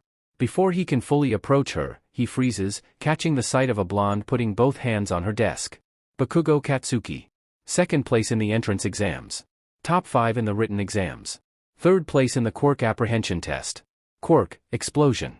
And apparently, his quirk extends to his personality as well.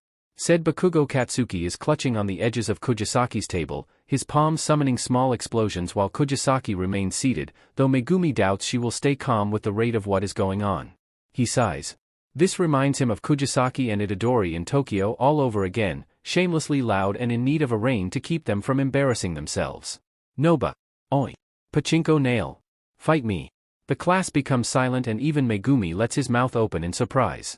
Pachinko, Kugisaki suddenly stands up, pulling on the sleeves of her blazer to expose her arms. Megumi pretends that he does not see the circular marks caused by how she pierced herself with her nails from the fight against the cursed brothers. She glares at Bakugo with almost equal ferocity. Her lips twitch. What did you just call me, you small-time Yankee? She hisses back. You think those baggy briefs are still in? What are you? A middle school delinquent from the 80s? Bakugo's eyebrows furrow even more. He lifts his hands, the explosions in his palms growing and growing with each second that ticks by. I'm gonna destroy you, you little sure. Kirishima Ijiro, who Megumi shared a rank with in the entrance exam, quickly pulls Bakugo away, arms tugging the explosive boy away. Megumi takes this opportunity to get close to Kugisaki. Don't pick fights. You're taking in unnecessary attention, he grunts to her ear, putting a hand on her shoulder. Just let him be. Kugisaki scoffs. He called me Pachinko nail, as if I get my nails from the pachinko of all places. He needs to be toned down a little. Bakugo's wild antics end up with him kicking on Kugisaki's bag. Just as Kugisaki was about to throw her hands at their shared classmate, her open bag falls. Something elongated and white peeks from the zipper. Megumi's eyes widen. He quickly scrambles to pick it up but stops when the dead last from the previous exam picks up the bag for him, his movements a little sluggish due to his return from the nurse's office. Here, Midoriya says, passing it to Megumi. F dash. F dash. F dash. His heart pounds wildly against his chest. It's just the first day and yet. The boy sheepishly smiles at him. Kaken. Kaken is always like that. I'm sorry about him. His eyes go down a little, glancing at Megumi's shadow. Megumi bites the inside of his cheek, trying to calm himself. He focuses on something else. Kaken. Who is Kaken? Kaken as in Bakugo Katsuki? Did they go to the same middle school? Do they know each other? No wonder Bakugo had acted aggressively towards him in particular. Calm down. Calm down. Fushiguro-kun and Kugisaki-san were the ones from the beach, right? Midoriya is obviously hesitant. Megumi thinks he should have hesitated even more. Megumi clutches on the bag tightly, the throb of cursed energy so painfully loud that he itches for a fight. Midoriya-san passed, he comments, unsure of what to say, and Midoriya only beams back. Somehow, from the corner of his eyes, both Bakugo and Kugisaki are being held back by their classmates.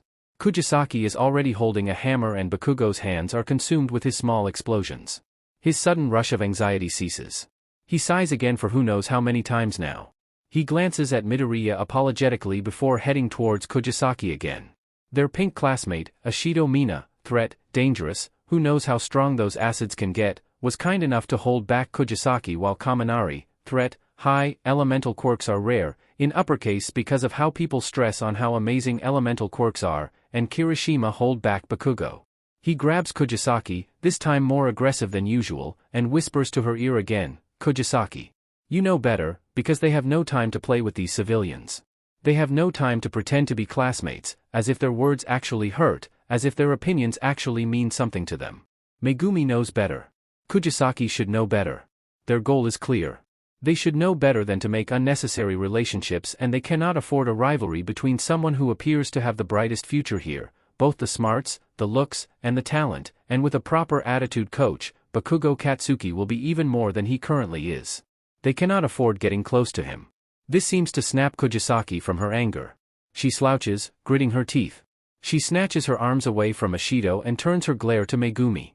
Don't try me. She grabs the bag in Megumi's arms. He was just pissing me off. Ha! You're backing down from a fight, Pachinko? Bakugo screeches from the other side of the room. Kirishima whispers something to him in attempts to pacify him, but this only spurs his anger more. Hey! Pachinko! Kugisaki exhales.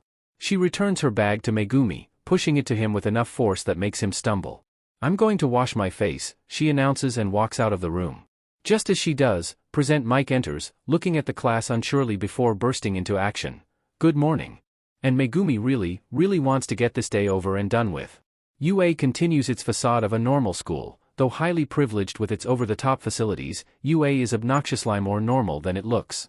The classes are the same, only with an annoyingly eccentric English teacher and with even more strange-looking teachers that Megumi cannot get used to.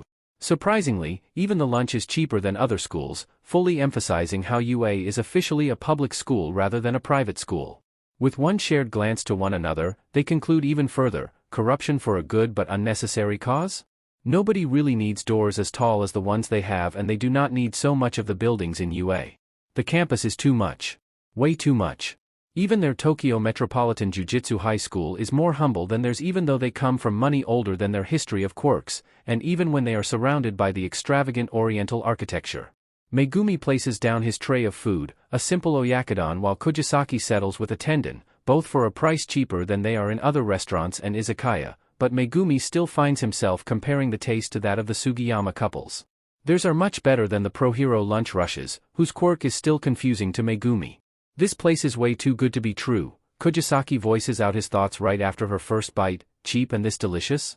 This is absurd. Jujutsu Kodo has been around since during the Heian era. Heian. And you're telling me our stuff isn't as good as this? She takes another bite. Too good. Megumi nods in agreement. He takes a bite, ignoring how Kugisaki brought her back together with her even though she could just leave it in the classroom. Well, it was their shared decision that they should bring that everywhere they go. It was safer than leaving it back in the house with the Sugiyama couple, or even leaving it in the classroom. It is just their second day in UA, and neither of them really expected to have someone like Bakugo yelling at them, specifically Kugisaki, first thing in the morning and demanding a fight. Kugisaki, however, stopped returning his energy and only deadpans at him since the incident yesterday. You should continue to avoid Bakugo. He's trouble, Megumi says through bites. I guess being number one has its ups and downs, Kugisaki dramatically says, a hand on her forehead. It's strong to be the best. You were 9th in the quirk apprehension tests? Nobody asked you, Fushiguro? Megumi scowls. As I was saying, Bakugo is trouble. It's easy to avoid the others. They know manners well enough and everyone's forming their own groups now. He nods to Ida Tenya, brother to a pro-hero, threat level, low, Uraraka Ochako, threat level, low, and Midoriya Izuku. His scowl deepens. He dislikes wildcards. One moment, Midoriya is a dead last, and the next, he punches down gigantic zero-pointer robots, something that Megumi doubts even Itadori can do without the assistance of his Black Flash. Next, he points to Shiro Hanta, threat level, low, along with Kirishima, Kaminari, Ashido, and a fuming Bakugo. Those two are the most prominent ones, but the ones who we should really be paying attention to are the recommended students. Both of them seem to be quiet enough and withdrawn that they're not going to actively approach us, but you never know. Both of them are from well-known families. Todoroki Shoto?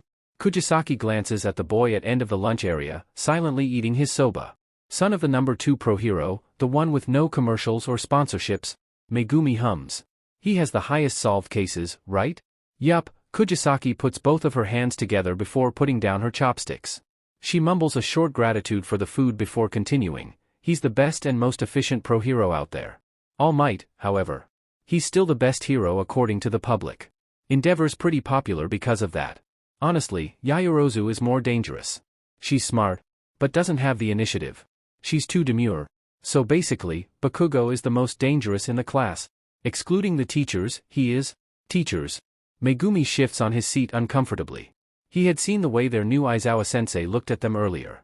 It was not suspicion, that much Megumi is sure of, but it was definitely something. He knows they chose to take the spotlight for a reason, but they do not have to maintain that radiance. All they are aiming for is the consistent publicity, not the internal affairs within this class, but they cannot always avoid their classmates throughout their stay. It wouldn't hurt to try though. He has too many things to worry about anyway. He sighs against his palm, his appetite fading the more he thinks about their situation. Their actions are already contradicting one another, and it is just the second day. This would not have happened if that Bakugo did not pick a fight with Kugisaki, pulling in attention out of nowhere. He crosses his arms. And you? Stop falling for Bakugo's taunts. It's not worth it, he reminds again. Kugisaki rolls her eyes. That was just a one-time thing. I know better now. I was just caught off guard, okay? Nobody's called me pachinko nails in my entire life. And he just has a really punchable face, she grumbles. She finally stands up and picks up her tray of food. With a surprising casualness, she slings her bag on her shoulder. She bumps on Megumi's side as she begins walking back to where lunch rush is. And Shiguro, calm down. It's just the second day. Megumi tilts his head downwards. I am calm. Sure you are. The difference between Class 1A and Megumi and Kugisaki is large. They are mingling among civilians who have never gotten a taste of life-threatening experiences, or even minor battles. Megumi dislikes the idea of pro-heroes. Most of them are just celebrities, destroying more property than saving people, like the one who debuted around the time they first arrived to this world, MT Lady, and that term too. Debut, referring to their first appearances as pro-heroes as something an idol would have done. Why do they even need pro-heroes when they have cops? Can they not see how disgusting adding the word professional is to the title of a hero? Why are police officers forbidden to use their quirks while pro-heroes advocate the usage of it? Why is the world made to be painted in black and white, divided into nothing but two sides, villains and heroes? This is not a comic book to be gushed over. They are not one-dimensional characters to be simply judged and commented upon. They are actual people. Megumi dislikes the idea of pro-heroes even more than Kugisaki does. There is something about this society that rubs him in a different way, that infuriates him.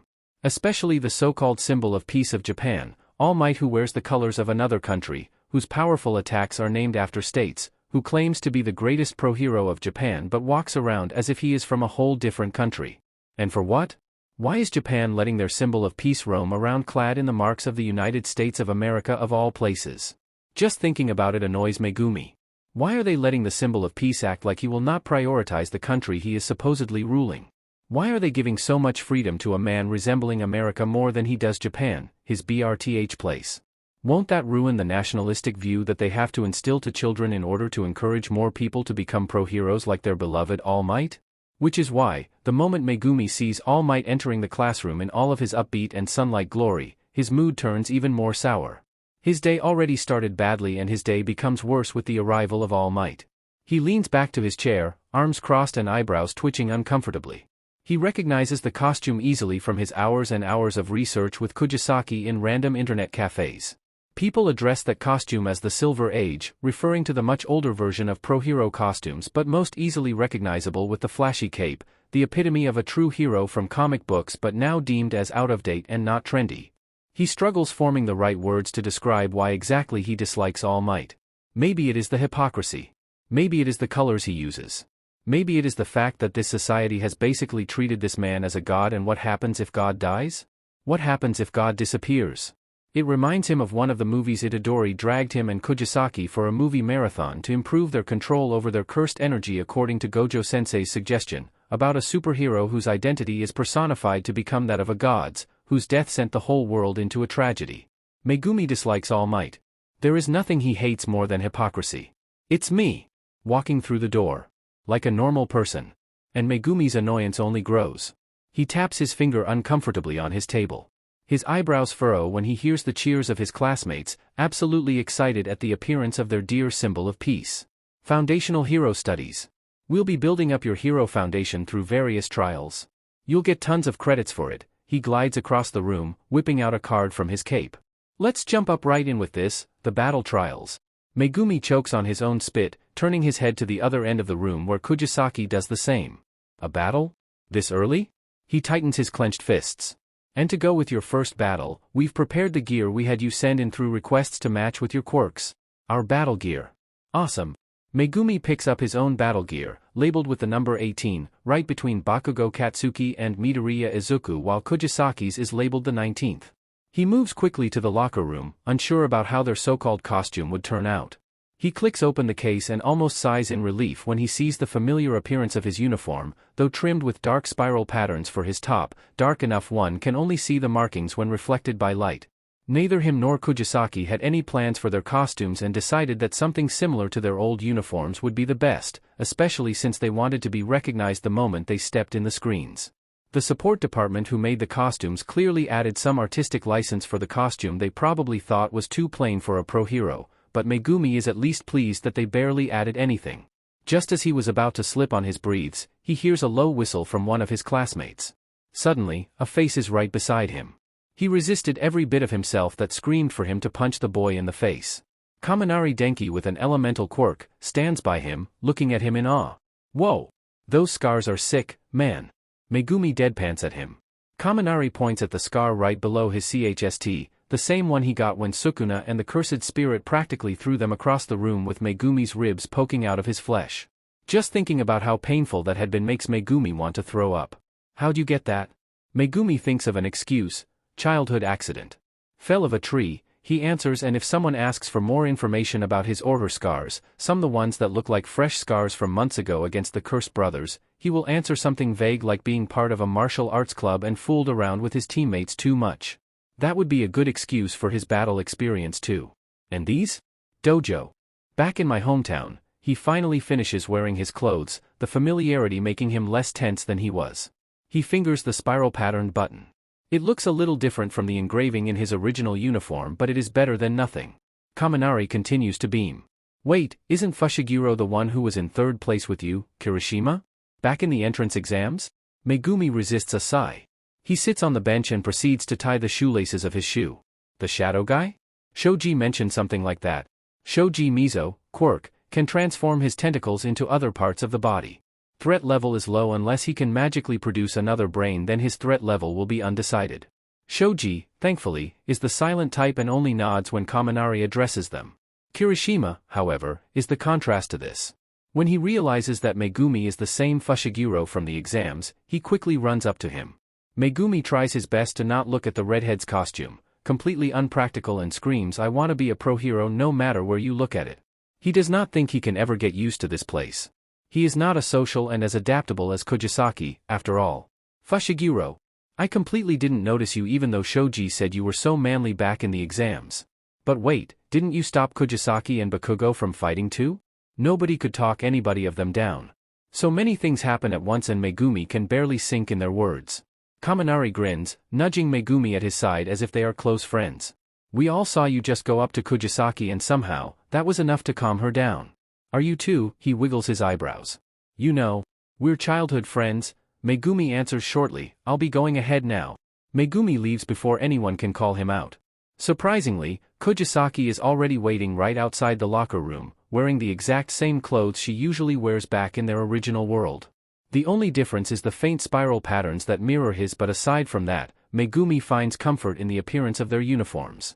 Sure took your time, Kugisaki comments. Kaminari and the others held me up. Let's go.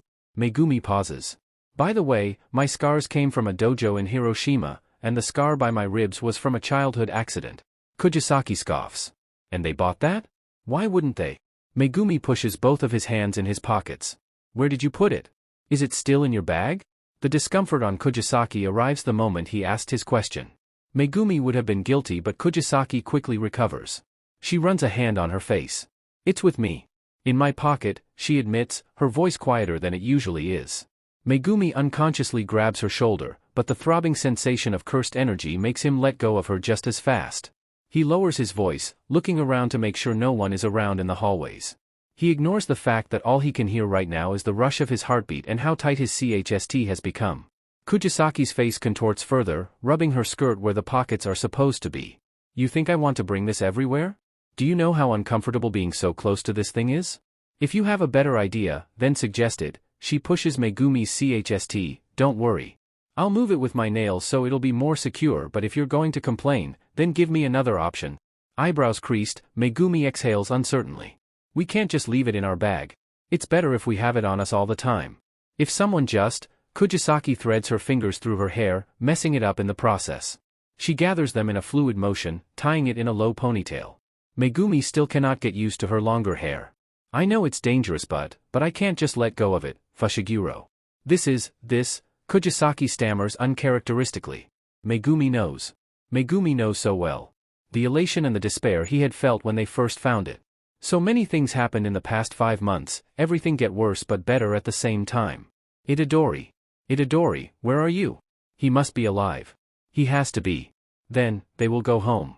And then, everything will be alright. Kugisaki can cut her hair again and they can go back to fighting curses, seek comfort in exorcising them. So he finishes for her. Sukuna's finger is our only lead. Pachinko is really popular in Japan and the pachinko nails are the ones embedded in it. You can usually adjust it with a pachinko nail adjuster set with a hammer, etc. It's funnier if you know the context, I swear. My uncle works in a pachinko place in Japan, so that was the first thing I thought of when I was thinking of a nickname or Nobara. We're settling with pachinko. Yankee are basically delinquents or gangsters. Back in the 80s they were really popular in Japan. They usually wore baggy briefs like Bakugo, and I suppose that was the point of his character, to portray your typical delinquent or Yankee. Question of the chapter: Which character do you think in Class 1 will catch on to Nobara and Megumi? Water won't go back to its chapter text. The 17th of March feels colder than it is supposed to be. Nobara is still hunched in the jacket owned by one of the Sugiyama's grandson while Fushiguro is the same. The faint scent of smoke and BLD is prominent in the air but nothing that they are not familiar of. What Nobara, at the end, is really bothered with is the white wig on her head partnered with an obnoxious pair of sunglasses she coaxes Fushiguro to wearing as well, and the medical mask hiding the rest of her features. Nobody knows the Gojo Satoru here and the only one who can possibly recognize them are each other and of course, their missing classmate, Itadori Yūji. And the contrast of their Gojo sensei's appearance is a huge contrast to their so-called dull colors. So Nobara and Fushiguro gulp down their pride and masquerade as a pair of sunglasses-wearing white-haired teenage exorcists whose cover story is that they are really poor but the shrine they grew up in taught them a thing or two about ghosts and curses. The flyers they posted in the darker side of Muzurifu gave them 13 false alarms.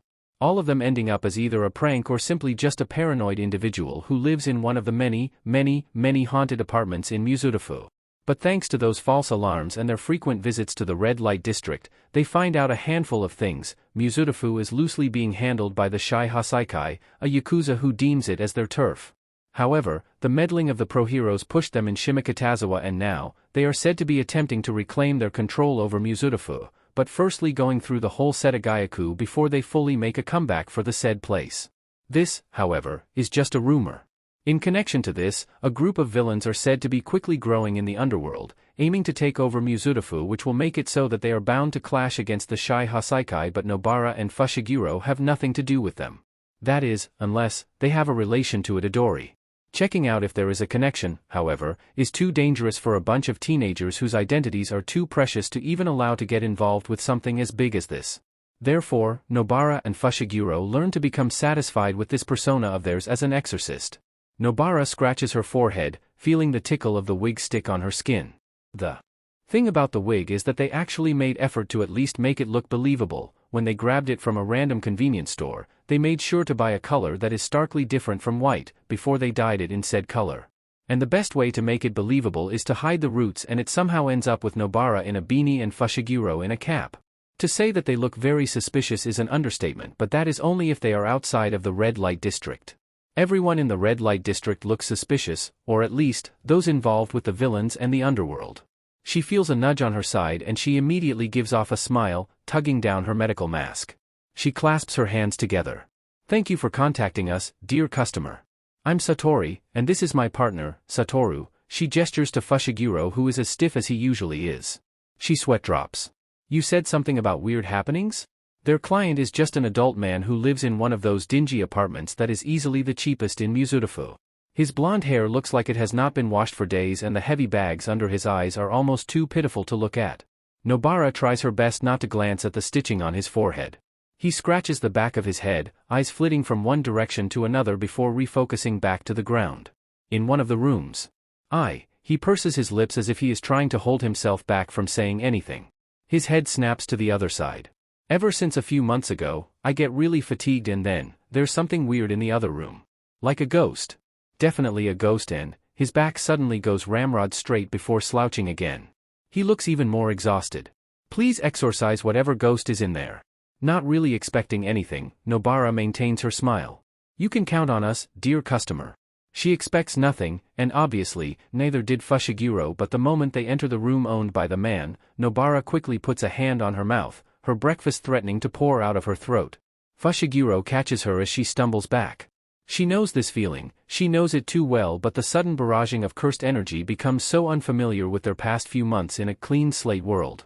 "Fushiguro, this. She does not want to say it out loud. She becomes torn between rejoicing and being consumed with dread. The wig on her head is suddenly too hot. Winter disappears after months and months of it. "Find it. Quickly."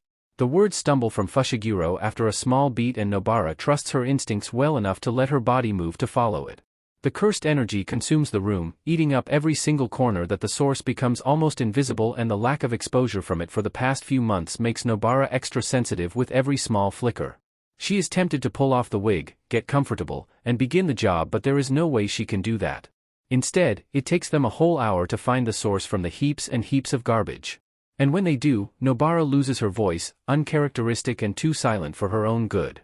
But the finger is in her hands, still feeling as ominous as before, like that time Itadori was lost in Sukuna's control, or that time when Sukuna consumed another finger Ryer after Fushiguro told Itadori not to. Sukuna's finger is here. With them. Then, Nobara laughs deliriously. She falls on her bottom and barely manages to gather herself. She feels Fushiguro shift in a seiza position near her, his presence muted as she feels his stare on the curse. She sighs, shoulders shaking a little. She does not know how she is supposed to take this. She does not know what they are supposed to do with this. So she focuses on one thing. I guess this means Itadori can find us now. She tries to lighten up the situation as it sinks in. If a finger of Sukuna is here with them, then it is not a surprise if the others are here too. March 17th. End of winter. Kugisaki Nobara and Fushiguro Megumi find a finger of Ryman Sukuna in the red light district of Muzurafu in Uemino Street of that dingy apartment with no name. They end their exorcist job with a cheap pay and a better day, clutching on the cursed object tightly. Their plans change a little: find Sukuna's fingers, find Itadori Yūji, find the truth about their transportation. Of course, things will be easier with the backing of UA and their faces that will be plastered across the screen. Either way, Itadori will see them, find them, and come home to them. Because their leads are next to nothing and they are just little frogs, unknowing of the world outside the well they created for themselves. In fights, not everything is about bringing out your full potential but also learning how to hold back. One of the most important aspects of Kugisaki Nobara, like most sorcerers, is control of her aim, the power in her hits and her hammer, and the direction of where they are traveling. For Fushiguro, it is how he maintains his demps over his 10 shadows, and just like he had said only recently, his control over Bansho is yet to be perfected, which is why it needs more cursed energy when he summons it. The thing about Bakugo Katsuki is that he lacks that control. Jujutsu sorcerers are taught from a young age that emotions are important. They are the driving force of their cursed energy and by extension, their cursed technique. Itadori was forced to watch movies during his death in order to understand the extent of emotions and the lack of it. Not everybody was raised under that mindset.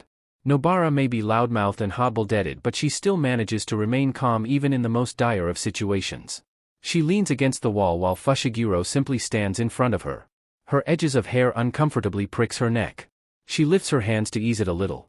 The screen where they are watching the current fight clearly shows Midoriya, the boy from the beach, and at the moment, not daring to use his quirk, perhaps because of the repercussions and his broken arm from yesterday, getting beaten black and blue by Bakugo. Avoid, he's too smart for his own good and relies so much on his unnaturally keen instincts. In this scenario, Bakugo looks far from the pro-hero he is trying to be. Aren't pro-heroes supposed to be judged by their looks too? I mean, he's not bad to look at, but, Nobara whispers to Fushiguro, trailing off in the last part, he looks particularly villainous to me. Fushiguro stays focused on the screen, the flashes of explosion and the smoke from the aftermath of each one of them making the fight almost unseeable. There are many villain-looking pro-heroes anyway. Gang Orca is one, he says. Nobara remembers those rankings very well. While she cannot remember the one who ranked first, she remembers Gang Orca ranking third in pro-heroes who look like villains, while another pro-hero, Ectoplasm, ranked second. Magazines are always full of those rankings, and recently, Pro Hero Weekly published a new ranking titled Pro Heroes Who You Want to Have a Date in the Tokyo Skytree With, and the rankings are as follows: Hawks, Ingenium, Midnight, and a special mention of the new rising star, MT Lady. Nobara has been, unashamedly, religiously buying the magazines every month under the excuse that she is trying to catch up to the latest trends in order to mingle with her fellow teenagers, but in actuality, something about those rankings are genuinely fun to look at. And she was already buying idol magazines and actor magazines back in their Tokyo. Still, I heard it took a long time for them to reach to that level, and the backhanded compliments in SNS are painful to look at, you know. Nobara yawns. Her eyes return to the screens, furrowing her eyebrows. The louder Bakugo screams at Midoriya. She rarely had to get personal in battles, and the only one she remembers is that fight with the pigtails girl from Kyoto, but that ended up with her win until Zenin Mai meddled and shot her straight to her head. He can be one of those pro-heroes with personas? Nobara grimaces. Tsundere just aren't cute. They sell well? That's true. Another explosion is set off by Bakugo, this time, driving both him and Midoriya outside of the building. His teamwork with the engine boy is completely off. Jujutsu sorcerers do not normally work alone unless you are in the same level as Gojo Satoru, Nanami Kento, and other more experienced and high-ranking sorcerers. Students like Nobara and Fushiguro, however, are taught to oil their teamwork to the peak of their efficiency until they can grow well enough to take on individual missions. But that, at the same time, can be the downfall of Jujutsu sorcerers who relied on their team too much that they cannot fight on their own. Nobara, Fushiguro, and Itadori treads on individuality and becoming one as a team. Whenever they fight, they usually are with multiple enemies, separating from one another and just counting on each other to defeat their respective enemies. To say that the adjustment with having to actually work with Fushiguro instead of work along Fushiguro is an understatement. Nobara is sure that she is the only one having a strong time. She is meant to be working alone with how destructive her technique can be, but Fushiguro's technique is expansive and has a lot of skills in its sleeves. Learning how to wield a cursed weapon under Fushiguro's guidance had been weird. Very weird. It felt awkward for Nobara to hold certain cursed weapons, but she had to do what she had to do, even though she would never be able to use them around UA. But Ryomen Sukuna's fingers are in this world too, and they need all the strength they can get. It does not take her a while to realize that she hates big weapons, though she genuinely wanted to wield the Naginata like their Maki-senpai. She wanted to look as cool as her, honestly. From the other side of the room, Kirishima tries to convince All Might to stop the fight, which is a right decision. With the way the fight is going, Bakugo will definitely go too far. Bakugo, my boy, if you shoot another blast like that, I'll end this fight forcibly and you will lose. Launching an attack with an extensive damage radius while indoors defeats the purpose of protecting your stronghold. Nobara rolls her eyes. Does it look like Bakugo cares about the battle trials right now? It doesn't matter if you're a hero or a villain. Once more, you will earn yourself massive demerits. Bakugo launches himself to Midoriya again, blowing a small explosion right to his face before spinning in the air and releasing a larger one behind his enemy. Nobara raises both of her eyebrows at this. He's good, she comments. He's in the top 5 of the written test. That's not really surprising, Fushiguro rebukes almost immediately. He moves to lean against the wall with her. Todoroki Shoto, son of the number 2 pro hero and the one with the arguably most powerful quirk in the whole class, speaks concerning the fight. He deliberately misled his opponent and used his explosion ability to redirect his mid-air trajectory to his advantage. You wouldn't think of him as the clever type, but those were some subtle motor skills. Nobara wants to interject in the conversation, wants to offer her own observations like she usually does when she trains with the second years. Though in that case, she is always getting beaten up by Panda-senpai and Maki-senpai, while Inamaki-senpai unhelpfully says something stupid like ingredients. Landing a telling blow while resisting inertia at the same time means he must be able to adjust his explosion power very finely, adds Yaoyorozu Momo from the recommendation exams. Kaminari with the elemental quirk agrees. Can't say I like him, but if he's got talent then he's got talent. Bakugo most certainly does not have any formal training regarding combat, that much is clear, but his skill in his brawling style is raw and suits his quirk very well that it may as well look like he has experience in such training. But, Nobara glances at Fushiguro from the corner of her eye. Fushiguro has both formal training in hand-to-hand combat and weaponry, and though Nobara lacks in both, she knows enough to put down Bakugo before things get as bad as the current fight is going. And with how Bakugo can easily get baited, the reason for his loss is painfully obvious. Bakugo is, the hero team wins. Nobara tries to ignore the glimpse of Bakugo's face as the screen fades to black, the despair and his genuine confusion about his loss. With a sigh, Nobara stretches her limbs. Her shoes click against the ground as she decides to move closer to check on her classmates. She does not agree with how All Might handled the situation. It could have been better, more calm with less injuries, but maybe that is just her biased distaste towards pro-heroes. Her dislike is not as deep as Fushiguro, who passionately dislikes them and could go on for hours about why. Nobara had been frozen the entire time Fushiguro ranted about pro-heroes before they went to bed, gobsmacked at how much Fushiguro talked in one go. But Nobara has her own share of disagreement with their society and their over-reliance on All Might. Even their Jujutsu society with someone like Gojo Satoru on their backs, still learn to look beyond his abilities, despite the man taking in more work than anyone else, but that is Gojo-sensei. Real. Far from a hypocrite. Arrogant. Well aware of who he is and what he represents. And shameless. Absolutely shameless. The two teams gather in front of All Might, announcing that Ida was the best of the match, to which Yaoyorozu explains for their instructor, it's because Ida was the one who adapted the most to the situation. Having watched the fight, Bakugo's behavior was clearly driven by some personal grudge, and thus, totally arbitrary. Furthermore, just as you told us earlier, Sensei, a large-ranged attack in an indoor area is just idiotic. Bakugo flinches. The same reasoning goes for Midoriya. Uraraka's game got loose halfway through and her final attack was too reckless. We were treating that papier-mâché thing as an actual weapon, so that kind of attack wouldn't have flown. Ida devised a counter-strategy against an opponent because he correctly supposed the match would revolve around the core. While he was too slow in reacting to the last attack, I believe that the hero team's victory is being too nice in calling this just training. And that gets dangerously close to skirting the spirit of the rules. Gay, Nobara grimaces. Yaoyorozu is far too perceptive. She meets Fushigiro's eyes, expressing her dubiousness towards Yaoyorozu. She points her finger up, making a gesture that is slicing her neck. She hopes Fushiguro can understand it. Threat level increased. Fushiguro nods, putting up 2 fingers, bending them a little. Semi-second grade curse. Nobara snorts. For the past few hours back in the Sugiyama household, they decided to use the division of curses and their own sorcerer rank to put their classmates into classes. Bakugo is a semi-first grade curse, Aizawa-sensei a first grade curse, Midoriya a semi-second grade, and now, Yaoyorozu as a semi-second grade. The rankings are not necessarily applied to their classmates' skills but their overall threat to Nobara and Fushigiro's identity and unpredictability. Bakugo only has a high spot because of Fushigiro's insistence that he feels something weird around Bakugo, like he will discover their secret out of nowhere just because. We should always start our studies with what's familiar. And if we don't cheer on each other wholeheartedly, then we'll never become top heroes. Yaoyorozu exclaims. Nobara has to admit that she is acting kind of cute with those hands on her waist, proud and with her chin held high. Fushiguro elbows Nobara again, making her WHP her head to his direction. Hey, haven't you been doing that a lot for the past? He nods to the screen. It's Todoroki Shoto's turn. Todoroki Shoto. Another semi-second grade curse mostly because of the fact that his quirk is the most powerful, judging by its name and how he used it in the quirk apprehension test, and his status as the number 2 pro-hero Endeavor's son implies many things. Pro-hero background leads to pro-hero children. He definitely has formal training, maybe even starting from his childhood. Though, they made the same assumption with Ida Tenya who ended up rather mediocre, just a little above average, mostly excelling in his mastery over his quirk than actually applying practical skills on it. On another hand, Shoji Mizo ranked 6th in the quirk apprehension test. His large frame proves to be rather intimidating but Nobara doubts he has formal training.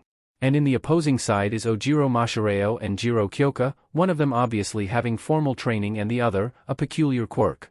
Nobara wonders how she passed. Before she can try to ask Fushiguro if Jiro was in the same examination area as them, the screen becomes a shock of blue-white, the whole building covered in nothing but ice, all in a second. Nobara gapes openly. Fushiguro, that's. She watches Todoroki casually walk up to the end goal, melting the ice with his other arm. Half hot and half cold. Nobody told her that someone actually had a quirk that can do things to that extent. She reaches to her back, palming her bag of nails. She can destroy those ice with ease but it will end up narrowing down to how fast the other can produce their attacks. If she uses that technique however, she shakes her head. They are fighting kids. Humans. Not curses. We need to top the sports festival, right? Fushiguro confirms as Kirishima and Shiro begin to enter the field with Tokoyami and Atsui. They're just civilians, Kugisaki, I don't get why you're scared. Nobara's eyebrow twitches. Huh? I'll show you scared. Yaoyorozu Momo is partnered with Kaminari Denki who, when asked, says that his quirk is called electrification that allows him to charge electricity and exude it from his body.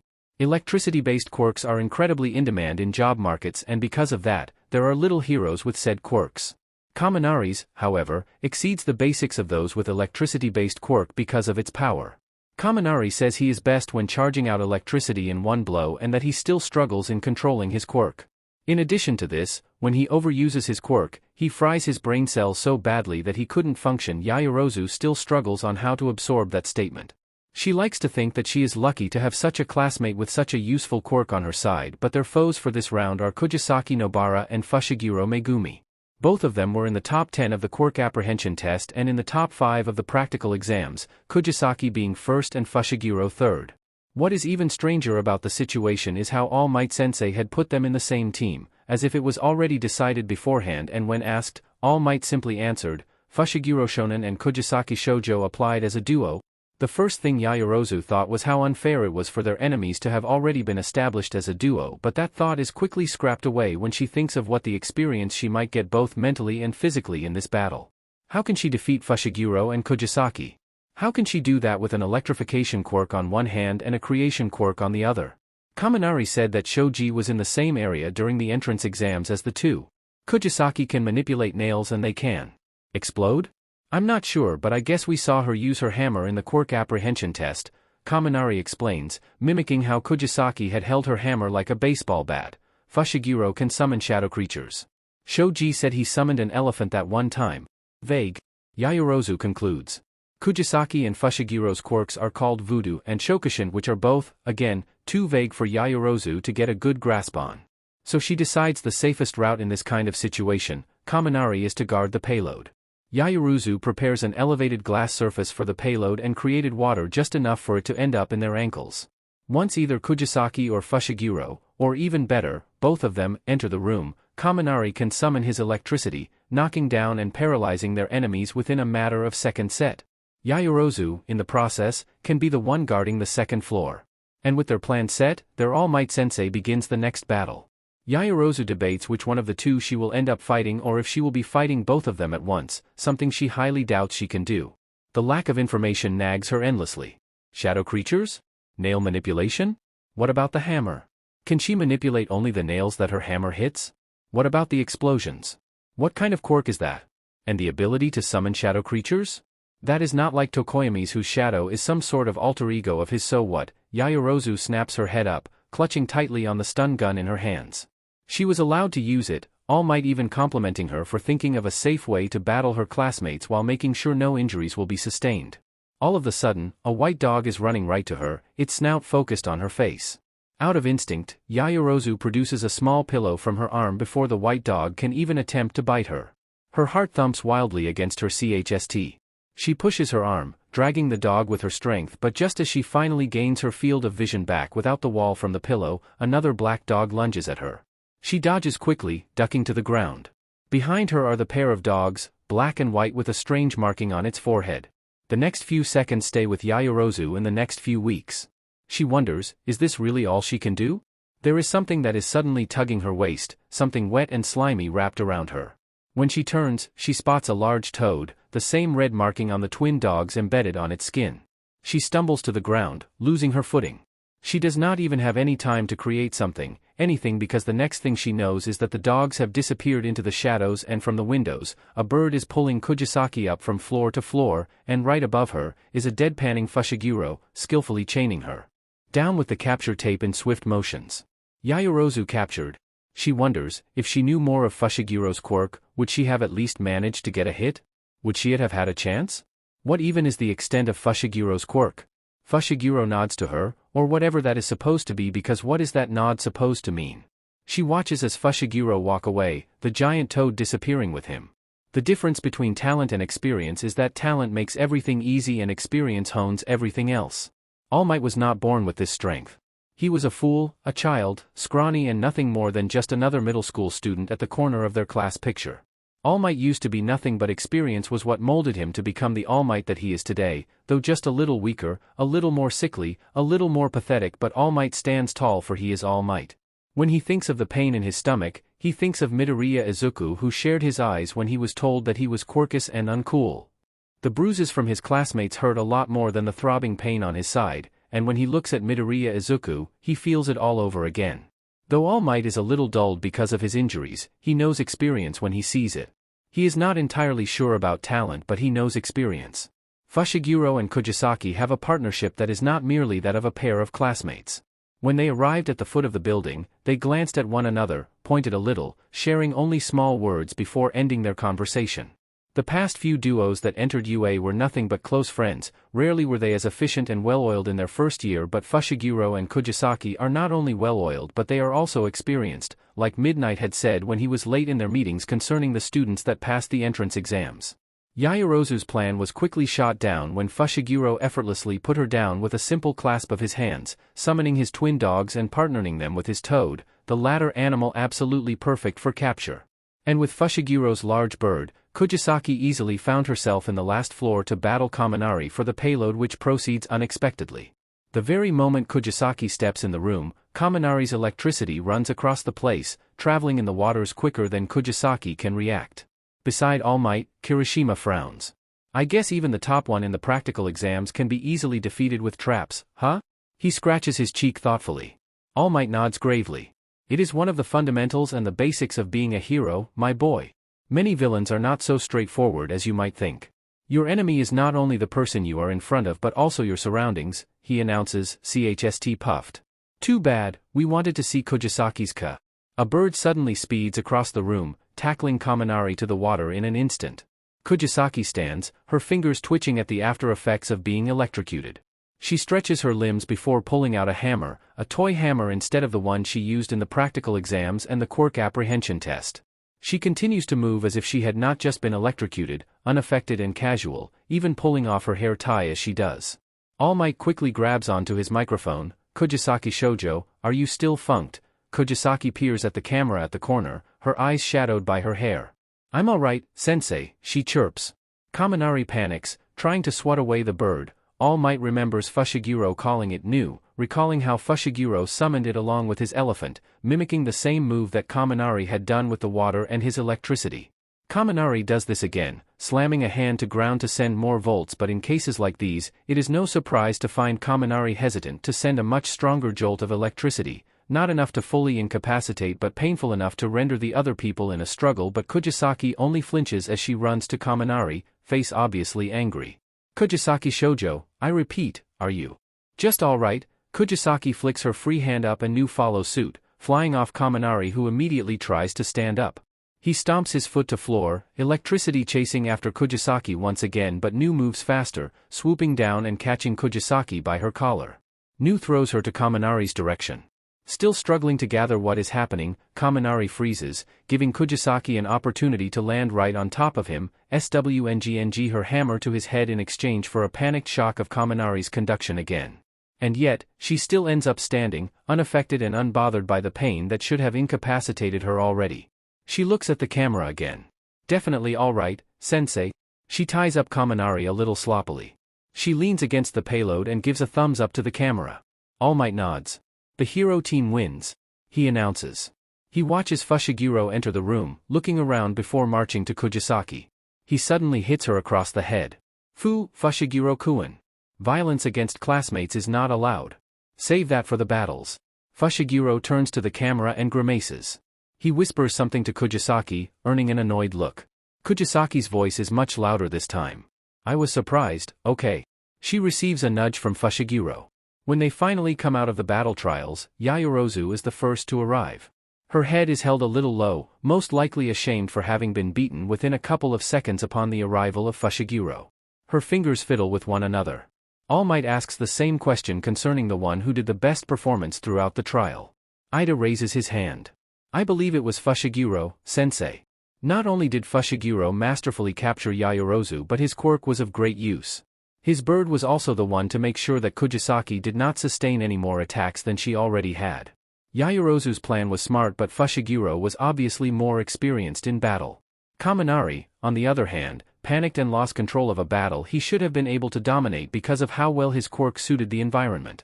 Kugisaki conducted risks that were very avoidable with her bird companion, he explains. The class murmurs their agreement. Kaminari is slowly dragged to the nurse's office, having been completely knocked out by Kugisaki's hammer. With a quick inspection from All Might, at most, the boy will end up with a headache. As the discussion reaches its end and as the next pairs begin entering the building, Kugisaki raises her hand, smiling shyly. Sensei, can Megumi-kun SCRT me to the clinic? My body kind of hurts from all the electricity, she chuckles under her breath. Shiro whistles. You look like you weren't bothered at all by it, but it must have hurt a lot, huh, Kugisaki? The girl maintains her sheepishness. Totally. All Might catches the lie. He had seen how she stood as she took the electricity, had seen the nonchalance at the pain and the slight delight as she took it all, and how she moved even when she continuously received jolts after jolts. And as Fushiguro leads her out of the room, All Might wonders why she lied about it. Shimokitazawa is a district or neighborhood in Tokyo. You can think of it as a smaller version of Harajuku in terms of its vibes.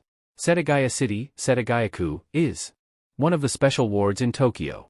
Yakuza, often have turfs or territories. They're often compared to the Italian mafia, but honestly, their system works kind of different as well as their culture. Kind of. Satori and Satoru, to perceive, Goju Satoru's name is written as that same character, but it can also be read as Satori. If you want to know the technicalities, Satoru or is the verb, to perceive, realize, etc., and Satori or is the noun, comprehension, understanding. On its own aka as a name, it can be read either way. It depends on the person. A more masculine name would use Satoru while Satori is more feminine. Things like pro-hero you want to be hugged by the most is very common in Japan, in terms of the rankings applied to celebrities. It's really funny to see.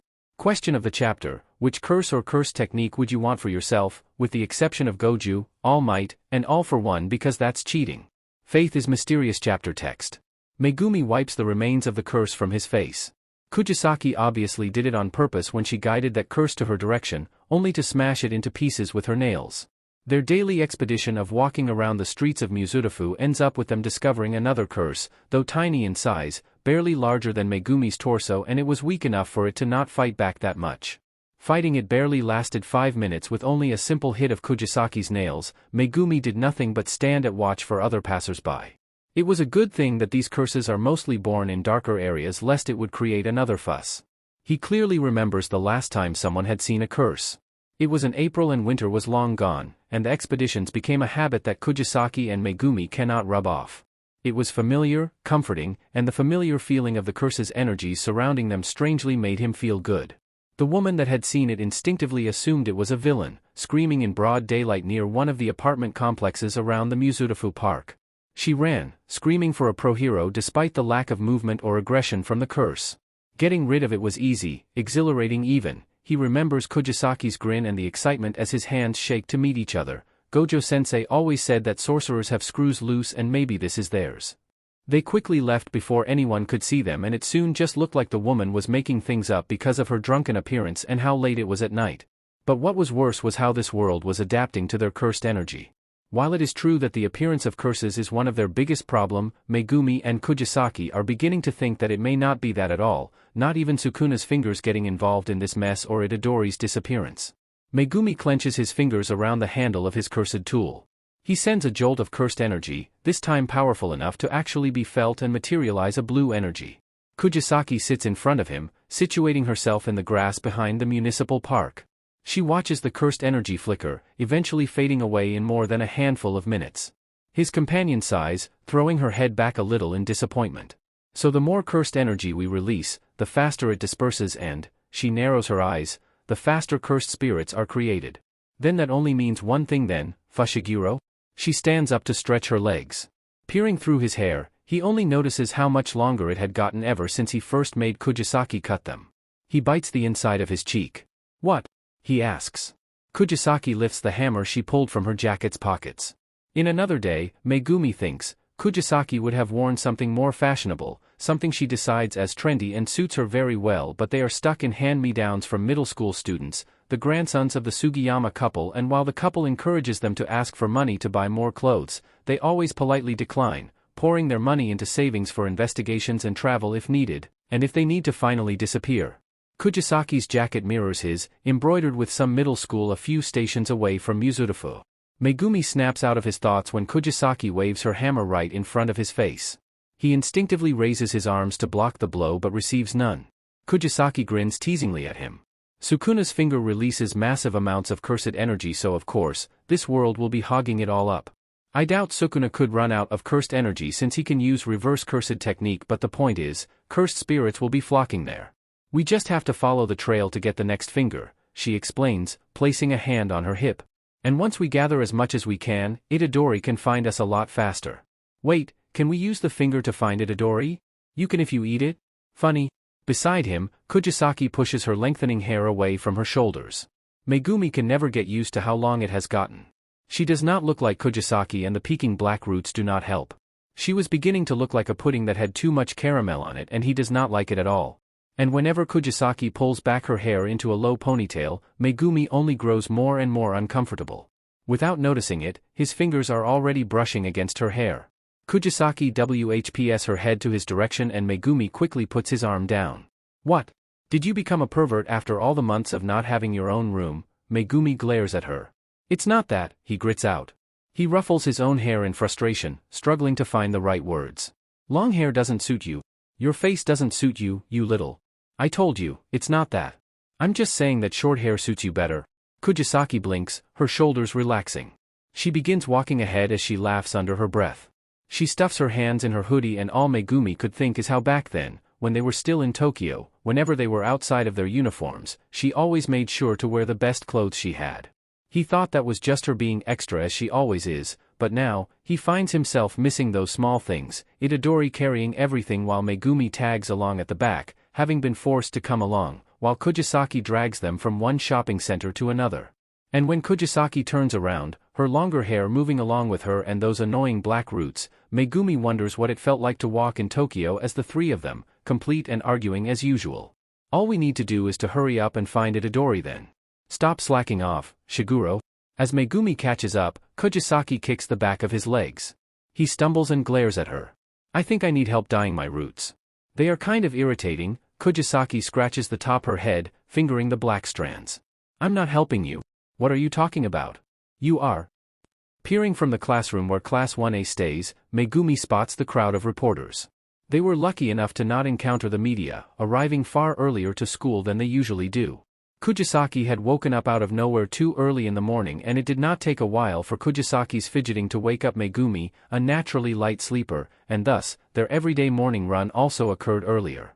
Even Megumi had enough time to prepare a quick breakfast for them and the Sugiyama couple who still had been asleep at that time. They found no reason to stay any longer and made their way to UA more than an hour before school starts, which was a good idea because Megumi does not think he can handle the media very well so early in the morning. And who knows what Kugisaki would do in an unplanned encounter with the media. They need to wait for the sports festival. Kugisaki puts herself beside him, leaning at the window. She tilts her face to her hand. All they're yapping about is All Might, she mumbles, and though her displeasure is barely seen, Megumi knows better. What's his quirk again? Super strength? Super duper strength? She furrows her eyebrows all of a sudden, snapping her back up in vague realization. Was All Might's quirk ever mentioned? Like, even in the magazines. I don't recall them naming All Might's. The realization comes to Megumi a little later than usual. He and Kugisaki had been investigating the culture and the history of pro heroes very extensively for the past few months, but what is All Might's quirk? The symbol of peace is just there. So normalized. So present that why would anyone question him? What is his quirk? What is the extent of his power? All Megumi can see is a really, extremely effective strength enhancement quirk, which is one of the most common quirks in the world, but was All Might's quirk ever explicitly named?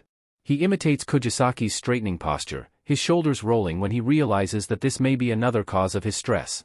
Sensing his reaction, Kugisaki pushes his side softly. Hey, it doesn't matter anyway. It's just a quirk. We already found it weird that they were putting out their quirks in public, so it's not that big of a deal. Calm down, Fushiguro. For some reason, Kugisaki has been saying that a lot. Is he really getting too paranoid in the past few days? But those are quirks, not cursed techniques, Megumi almost says. Their cursed techniques may be associated to a restriction concerning who they share their cursed techniques to, but quirks are not like that. There is something suspicious about All Might. Something he cannot put a finger to, but as much as he wants to uncover whatever secret that is, Kugisaki is right. Why does it matter? They should just mind their own businesses. They do not have the time nor the energy to busy themselves with anything other than Itadori, Ryam and Sukuna's fingers, and the fact that their cursed techniques are slowly getting affected by this world. Their goals are much more important than some pro-hero's secret or whatever it is supposed to be. I am calm, he defends unconsciously. If you say so? Their classmates begin filing up in the room, offering short greetings when they do. Kugisaki returns to the seat while Megumi continues observing the windows, watching the gates of their school shut down mechanically, putting a barrier between the media and the students. It reminds him kind of Tengen-sama's barrier, only weaker, more destroyable, and painfully civilian, that Megumi can already think of a lot of ways to destroy the gate. The current best option, he thinks, is Kugisaki's cursed techniques. Maybe destructive curse techniques, even the ones everyone would end up struggling to control like Kugisaki's, is actually better than he thinks. He scowls, thinking of the destruction that Gojo-sensei left during the battle between the Kyoto and Tokyo students. Just as he is about to go back to his seat, a vibrant-haired classmate of his enters his field of vision. Kirishima Ijiro, a third-grade curse that is barely even a threat to them. Strength-related quirks rarely mean anything when there is no skill behind them. Definitely a third-grade curse, but his eagerness, Fushiguro. You were so manly back in the battle trials. First-grade curse. Megumi is sure of it. He scoots backwards, wincing at how loud brightly Kirishima is looking at him. Thanks, he returns, sitting back to his chair, but Kirishima only follows him. He openly cringes. Do you need anything? Kirishima continues to beam, pleased that Megumi actually addressed him for once instead of giving short replies. You totally beat Yaoyorozu so fast. And your quirk. What is it exactly? Megumi glances at Kugisaki's direction, who was smart enough to avoid conversations by pretending to sleep. He should have done that instead.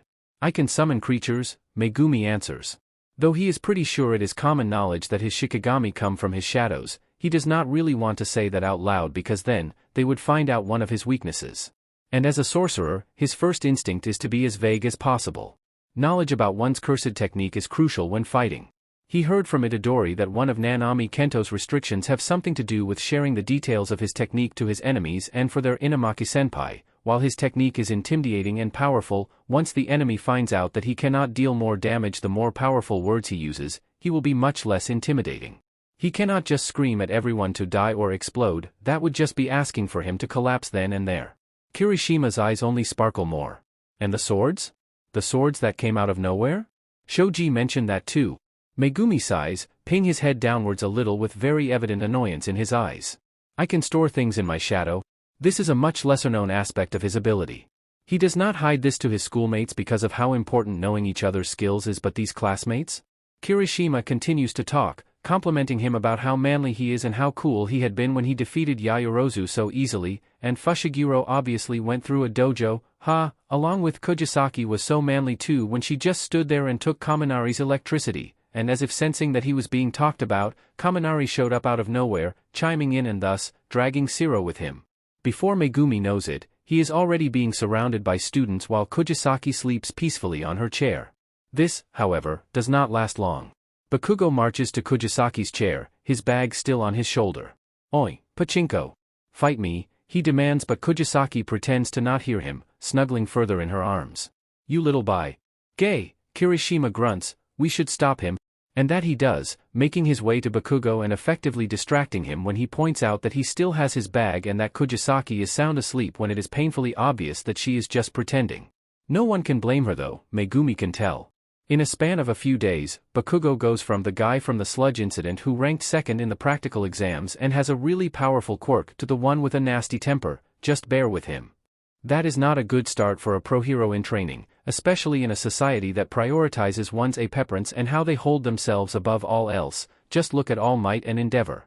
Though Endeavor has the highest number of solved cases, All Might is the one at the top, not him, because Endeavor is notorious for not giving fan service as if pro heroes are obligated to do so. As of the moment, for Megumi and probably for Kugisaki as well, the most appealing pro hero is Endeavor, efficient, professional, and not hypocritical. Well, at least his public image is. It does not take a while for Aizawa's appearance to finally put a halt to Bakugo's attempt in forcing Kugisaki to a fight. Kugisaki, the moment she hears Aizawa entering the room, finally lifts her head from her arms. Bakugo screeches, "You were fing awake, pachinko nail." As expected, Kugisaki ignores him. Aizawa sighs, slams the papers in his hands to the desk, and ushers the others back to their seats. He sighs again, the whole class taking too much time to quiet down. Hope you're rested from yesterday's battle trials. I took liberty of looking at your marks and evaluation. Bakugo, the blonde flinches. Stop acting like a 7-year-old. You're wasting your talent. Kugisaki, Megumi's companion, snaps her head up in surprise. Just because you can tolerate the pain, doesn't mean you should head straight to battle. No better. And you, Midoriya jumps. Are you always planning on destroying your arm, Midoriya? If you keep going, I can't adjust my quirk, so I have no choice. You'll never get terribly far. I've said it before. Don't make me say it the third time. Yes, sir.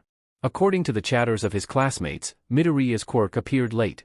Very late in life, just a year ago, which explains his difficulty in controlling his quirk and the bone-breaking problem. Megumi finds it strange. Not only are quirks supposed to show up around 4 years old, but Midoriya developing his when he is 14 to 15 years old? Is that supposed to be normal? To be fair, Itadori only gained cursed energy after he ate Ryaman Sukuna's finger, but that is a completely different thing. From the other side of his room, he spots a brooding Kugisaki, arms crossed and glaring at Aizawa. Right. Though Aizawa was correct about Kugisaki not needing to really absorb the electricity that Kaminari sent to her, it was just so Kugisaki to seek for pain in battles. Megumi had asked where the wounds on her wrist came from, a few days after they arrived in this world, and she hesitated, not really comfortable in sharing the details of her technique but relenting anyways. To this day, Kugisaki has circular scars littered all over her arms.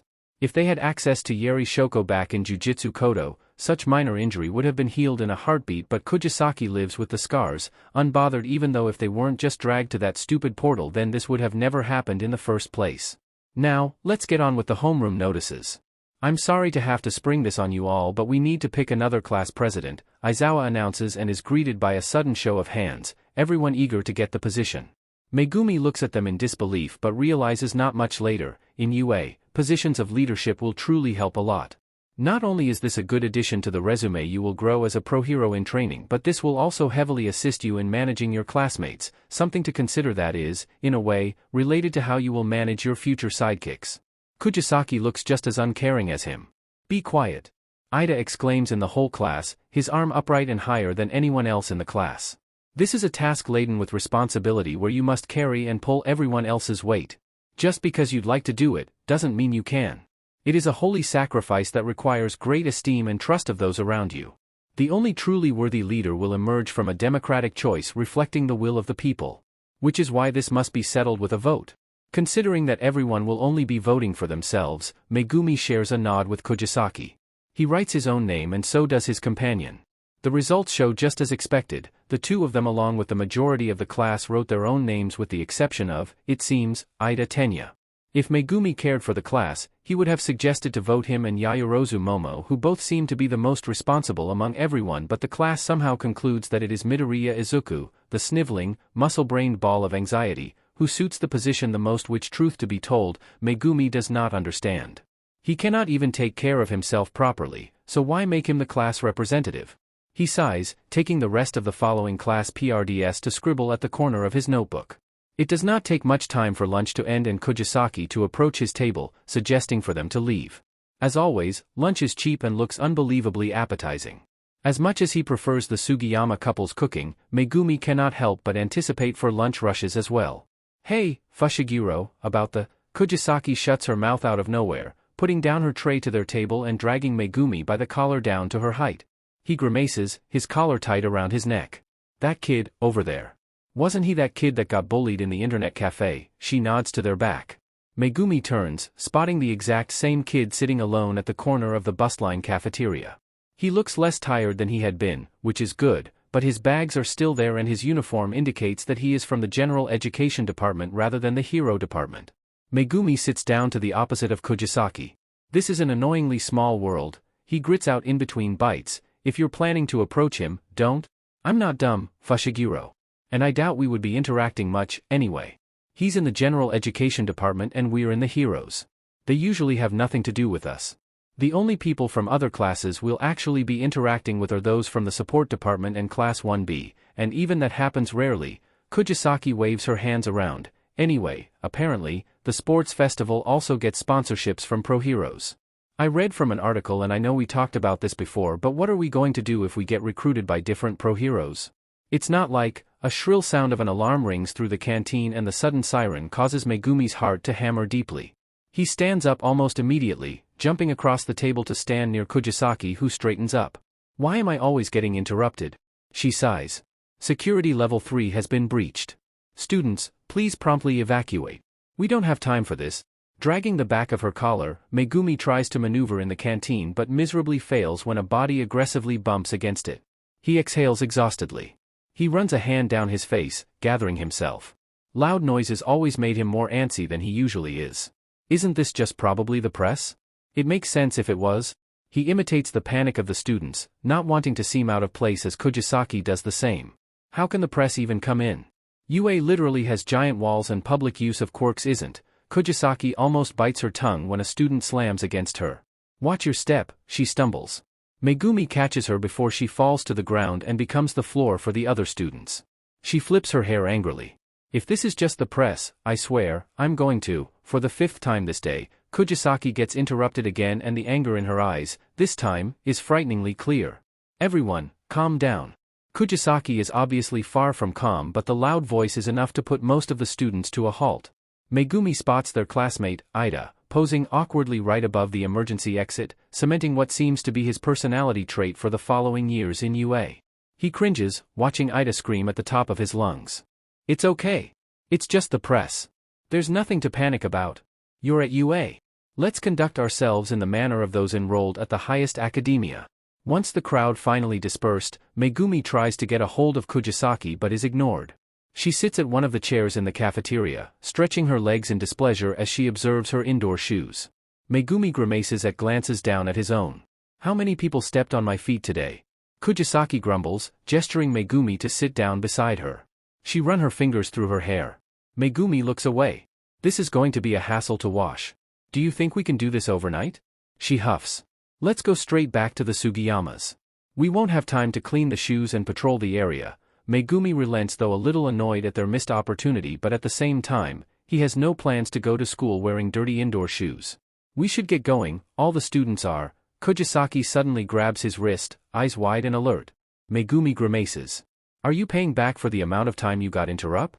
Can you feel that? Kugisaki demands. Megumi's frown deepens but obliges.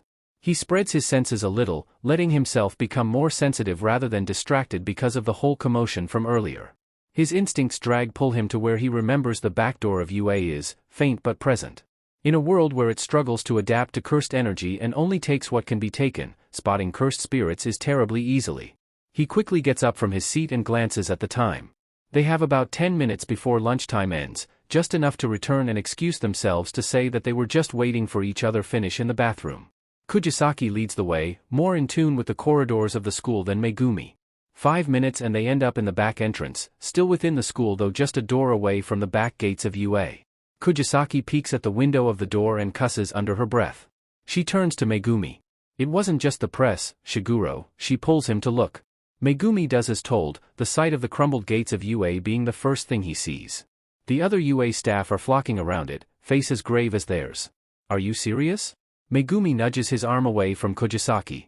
They remember those remains, that type of quirk they had seen and actively avoided months ago while they were venturing in the murky corners of the red light district just to get a crumble of Ryomen Sukuna or Itadori.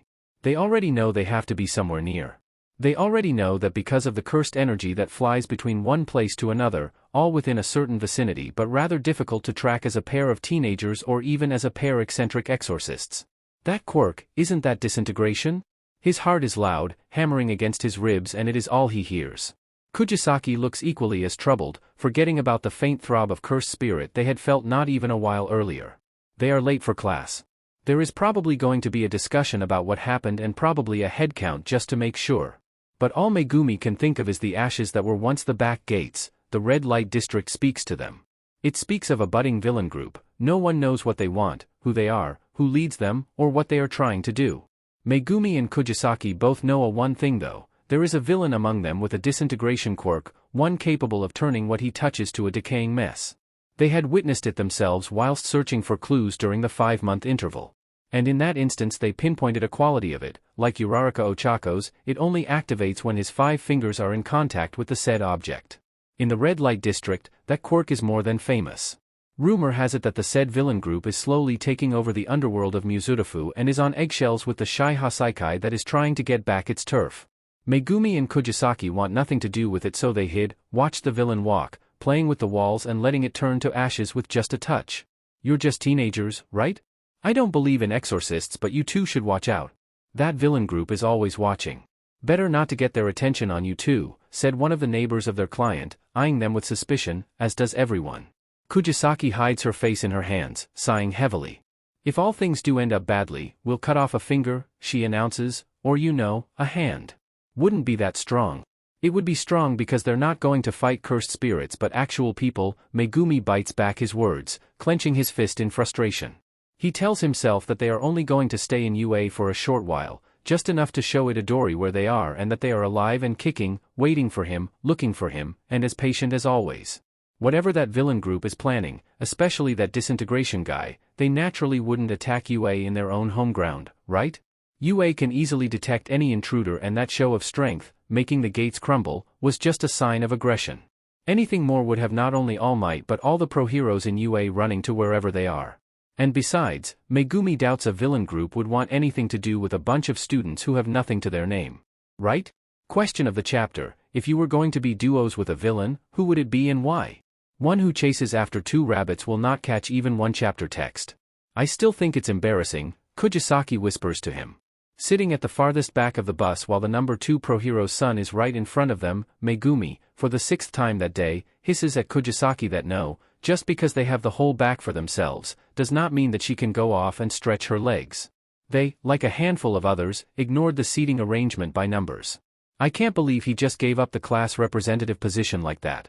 Well, I never thought he was suited for it, and I would have voted for Yaoyorozu or Ida, but you know, isn't that kind of embarrassing? Both Megumi and Kugisaki are clearly comfortable with their so-called pro-hero costume because of how similar it is to their uniform, and they do not want anything more than that. However, after the battle trials, the support department opted to add more creative liberties with the faint circular pattern now mirrored at the back, dark enough that you have to choose a proper angle to actually catch a sight of it, but it is annoying enough that Kugisaki and Megumi are tempted to go to the support department to ask them to remove it, but at the same time, they really don't want to make a fuss. Megumi does not really care as much as Kugisaki, who is unbelievably irritated at the changes made. They remember scribbling down on their costume application that as much as possible, no changes should be made, but of course, the support department just cannot listen. At least he's not the rep anymore, Megumi offers. He creeps me out. I saw him muttering at the corner of the room yesterday when Kaminari sneezed and made his phone black out. Megumi glances at the chattering students at the front side of the bus. Azuitsuyu, 3rd grade curse, and what the hell is a frog quirk, anyway, suddenly speaks right after Ashido. She turns to the aforementioned Midoriya. Hey, Midoriya, I always say what I think no matter what's on my mind. Midoriya shrieks her name. It's fine. Call me Tsuyu, but anyway, your quirk reminds me of All Might. Kugisaki raises an eyebrow and leans to the seat in front of her, interested for once. Midoriya began stammering, his body frozen and his eyes wandering everywhere. Megumi mimics Kugisaki's curiosity, crossing his arms. That's so? Haha, be you, but mine isn't like, he trails off suspiciously. Kirishima agrees. Wait up, Azui. All Might never gets hurt. That's where the likeness ends. I'm kinda jealous of that kind of simple enhancer type quirk, though. There's a lot you can do with one, and flashy too. He stretches his arms, sending a surge of his quirk and hardening it in a blink of an eye. My hardening power isn't bad for punch-ups, but I hate that it's just not flashy. Well, I think it's an awesome quirk. Definitely a quirk that'll be of great use to a pro hero. Ashido puts a hand on Aoyama's shoulder, another 3rd grade curse that Megumi only glances over for now. Pros, huh? But you know, heroics has a lot about it. That's more of a popularity contest too, right? Kirishima thinks out loud, and Aoyama quickly responds with a compliment for his own quirk. My naval laser is both flashy and strong enough for a pro. But it'd be bad if your stomach gets upset. I hate this conversation. Megumi turns his gaze to Kugisaki, her voice silent but clearly heard only by him. She leans back to her seat with narrowed eyes. Her hair tickles the edge of her neck, her clothing familiar along with her permanently disgusted face. Her hands are clenched around the cloth of her top, eyebrows furrowed, and her grimace deep. Aren't pro heroes supposed to be saving people? All they're caught up is popularity, flashiness. She cuts herself off before she continues ranting on. She pulls her legs to her chest, having long since taken off her shoes. She puts her head on her knees. She is obviously close to blowing up on their classmates. The only thing holding her back is catching attention, but she is so obviously annoyed, cheeks flushed and glaring at the front. How can they even proudly say that they want to be a hero when their motivation is something as low as that? Kugisaki is not an empathetic person. Everybody knows that. She rarely cares for others unless they affect the people she claims she treasures, and if they affect herself. A selfish person. A very, very selfish person. But even selfish people like Kugisaki know what they want and thus, know what they actually are, and Megumi surrenders, in a way. That's because they're not trying to be heroes, he sighs, they're trying to be pro-heroes. This statement, however, does not faze Kugisaki's annoyance. She continues to glare at the people at the front of the bus. If the people I'm relying on to save me are these kinds of people, I'd be so disgusted. They're all just glorified cops.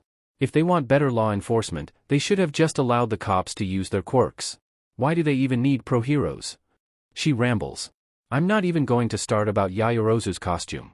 I get that she needs to show as much skin as possible because of her quirk, but those heels? The lack of padding in her joints? She's just going to end up getting prone to attacks. All of them are so. She runs a hand down her face. Celebrities and pro-heroes become synonymous to one another before anyone knows it. There is All Might with the multiple brands he is working with, from something as simple as underwear and candies, to something as big as gadgets and even housing subdivisions. Present Mike has a radio show, and for what exactly? While people in law enforcement can have their own sidelines, the main reason why present Mike takes in so much viewers is because of his status as a very popular pro hero.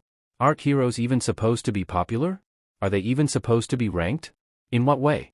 The amount of people they saved? The gravity of who they saved? Their favorability? If they are talking about most solved cases, then it is supposed to be Endeavor at the top of the chain and not All Might.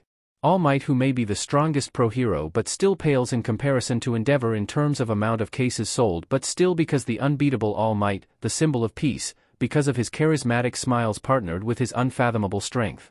Every single time they enter this class, every single time they mingle with their classmates, the hypocrisy is only strengthened. Megumi continues to question this society over and over again with each passing day. And though his disgust grows, he tries to convince himself that at least there are many people who enforce the laws effectively, but he struggles. He truly struggles. And as their classmates chatter about popularity and of quirks, Megumi's disgust only grows. He looks at them from afar and wonders if these people truly deserve calling themselves heroes.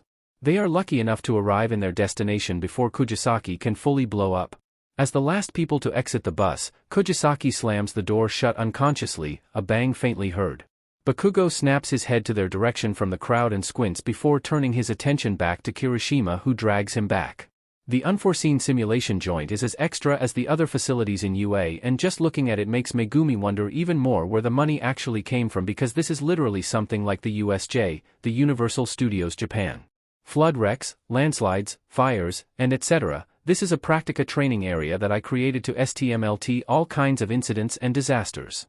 The unforeseen simulation joint, announces the astronaut-like staff in the middle of the crowd. Megumi is pretty sure he has seen that pro hero in the magazines in the convenience store, the pro hero with one of the highest number of saved people. It's Space Hero, 13.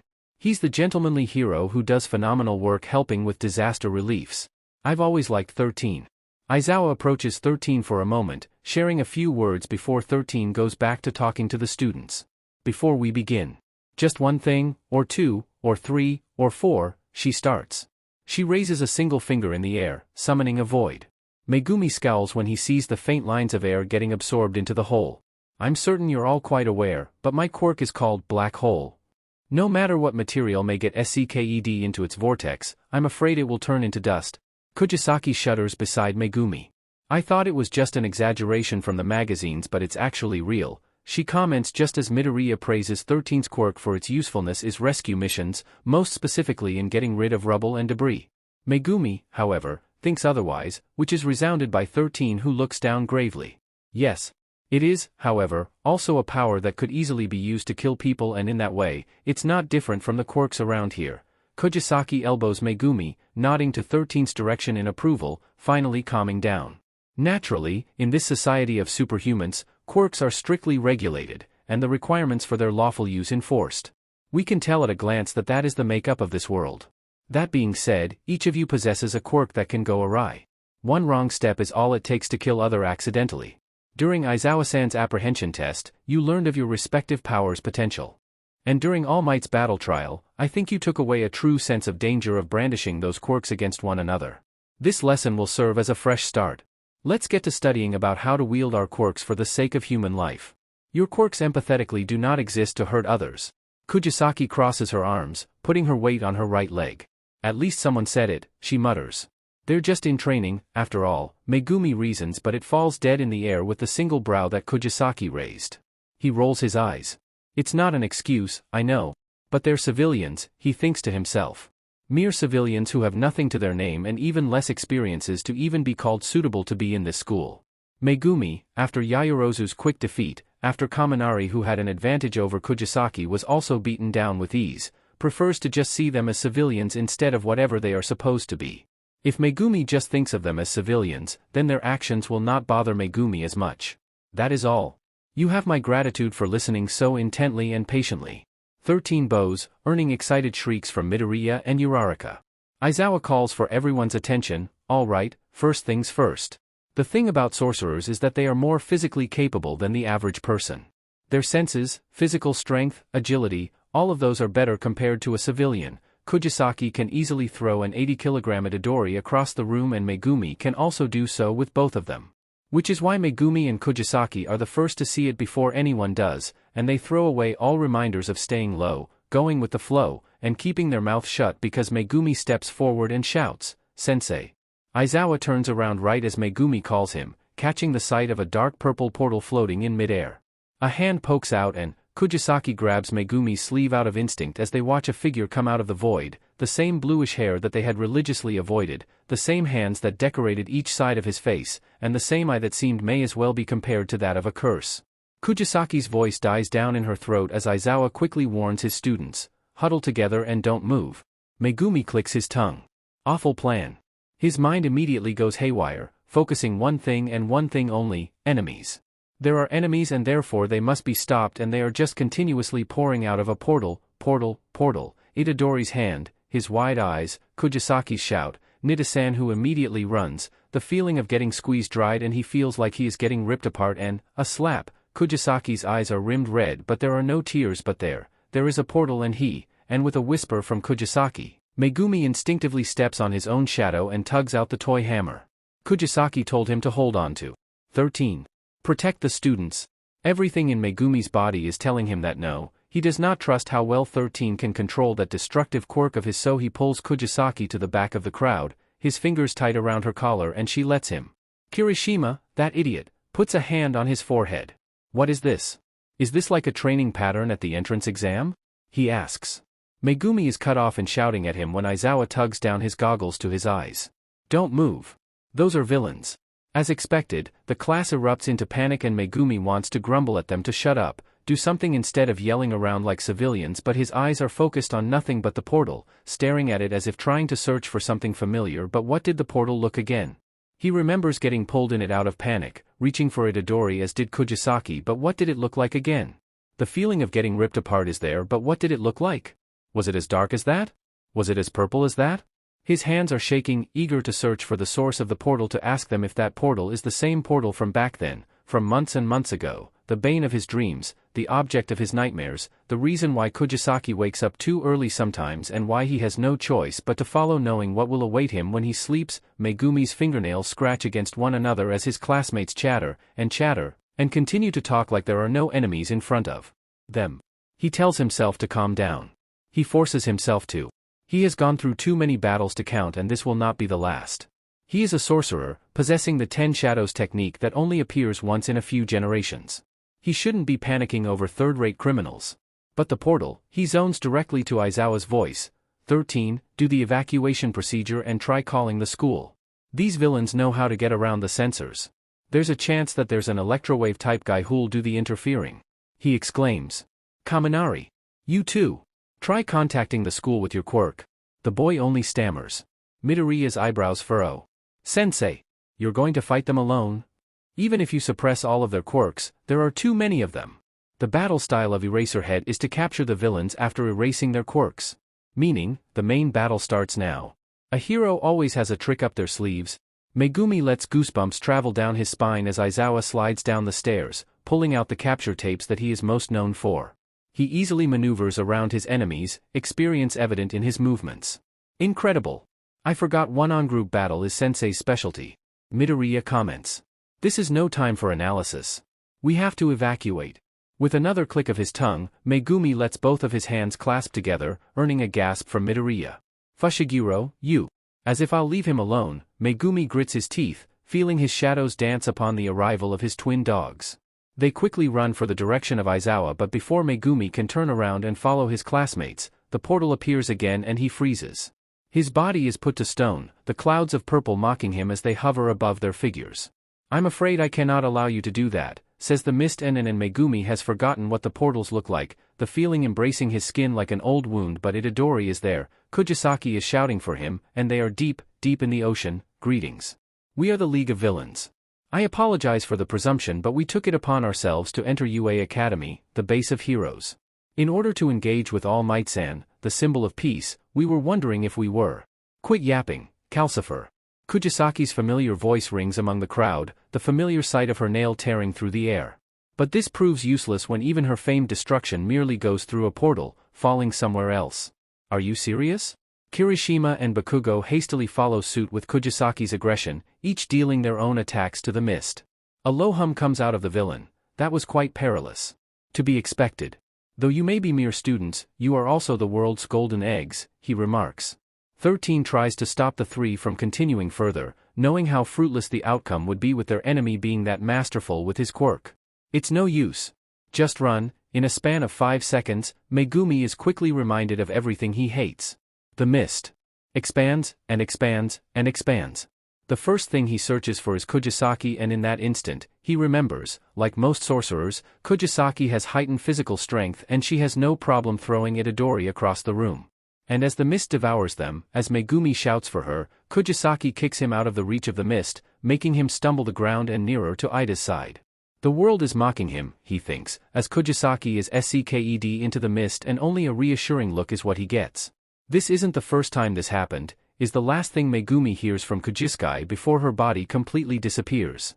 It's official, Nobara has officially been pulled into portals for a grand total of 3 times in her history as a Jujutsu Sorcerer. Not that she really means to do it, but the first time had been the fight against the Finger-Bearer curse, and much recently, against the Cursed Brothers.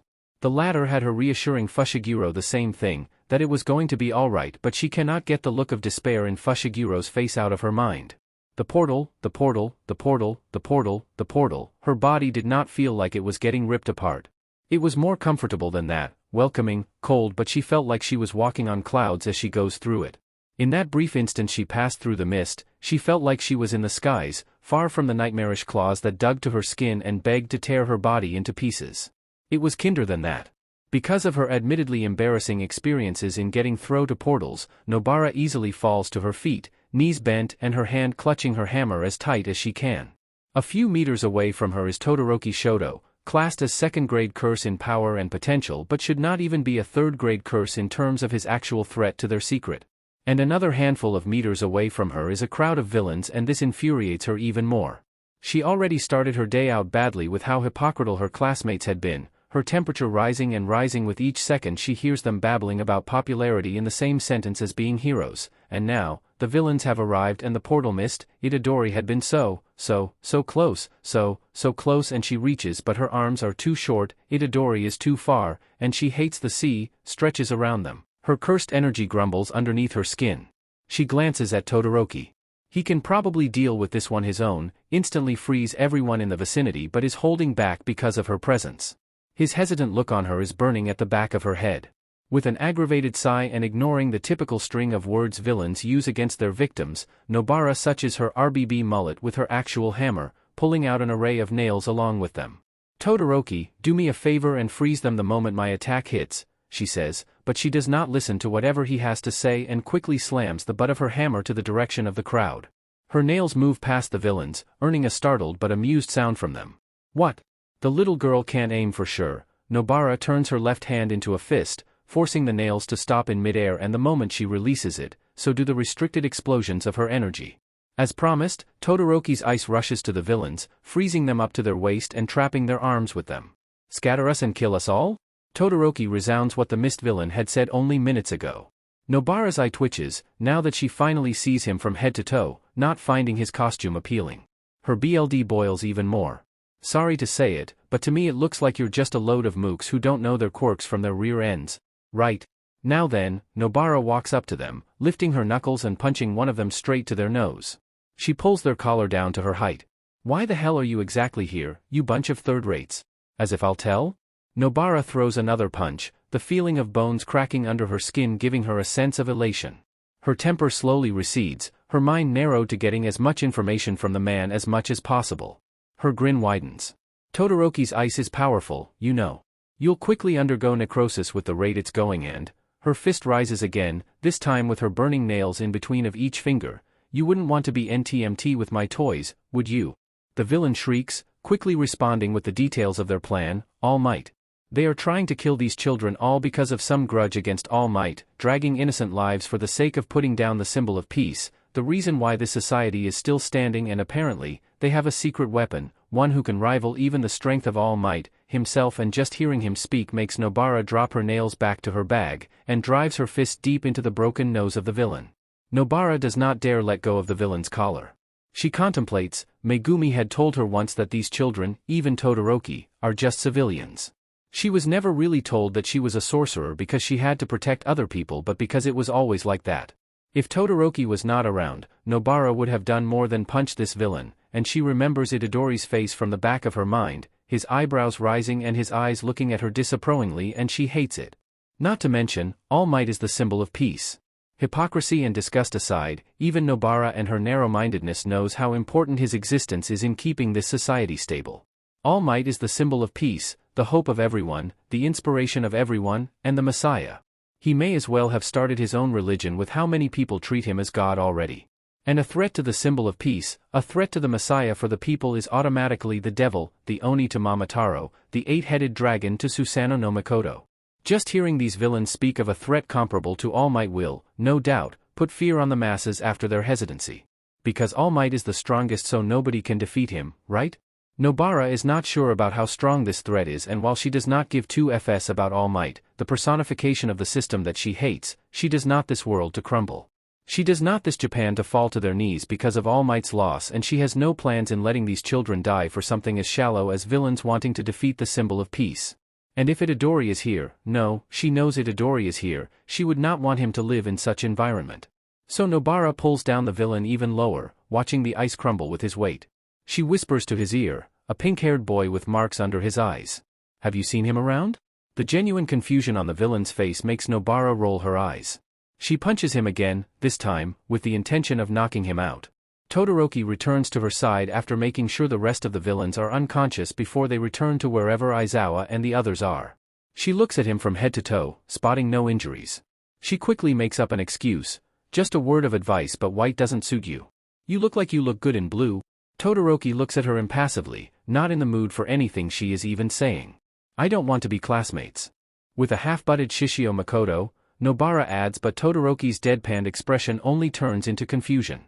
Ah, Nobara pauses. Rurouni Kenshin is from the 90s. Momotaru, Peach Boy, is a hero from Japanese folklore. He was said to have been born from a peach, and when he grew up, he left his parents to fight an Oni. Takeyasu Sano no Mikoto is the Shinto god of the seas and the storms.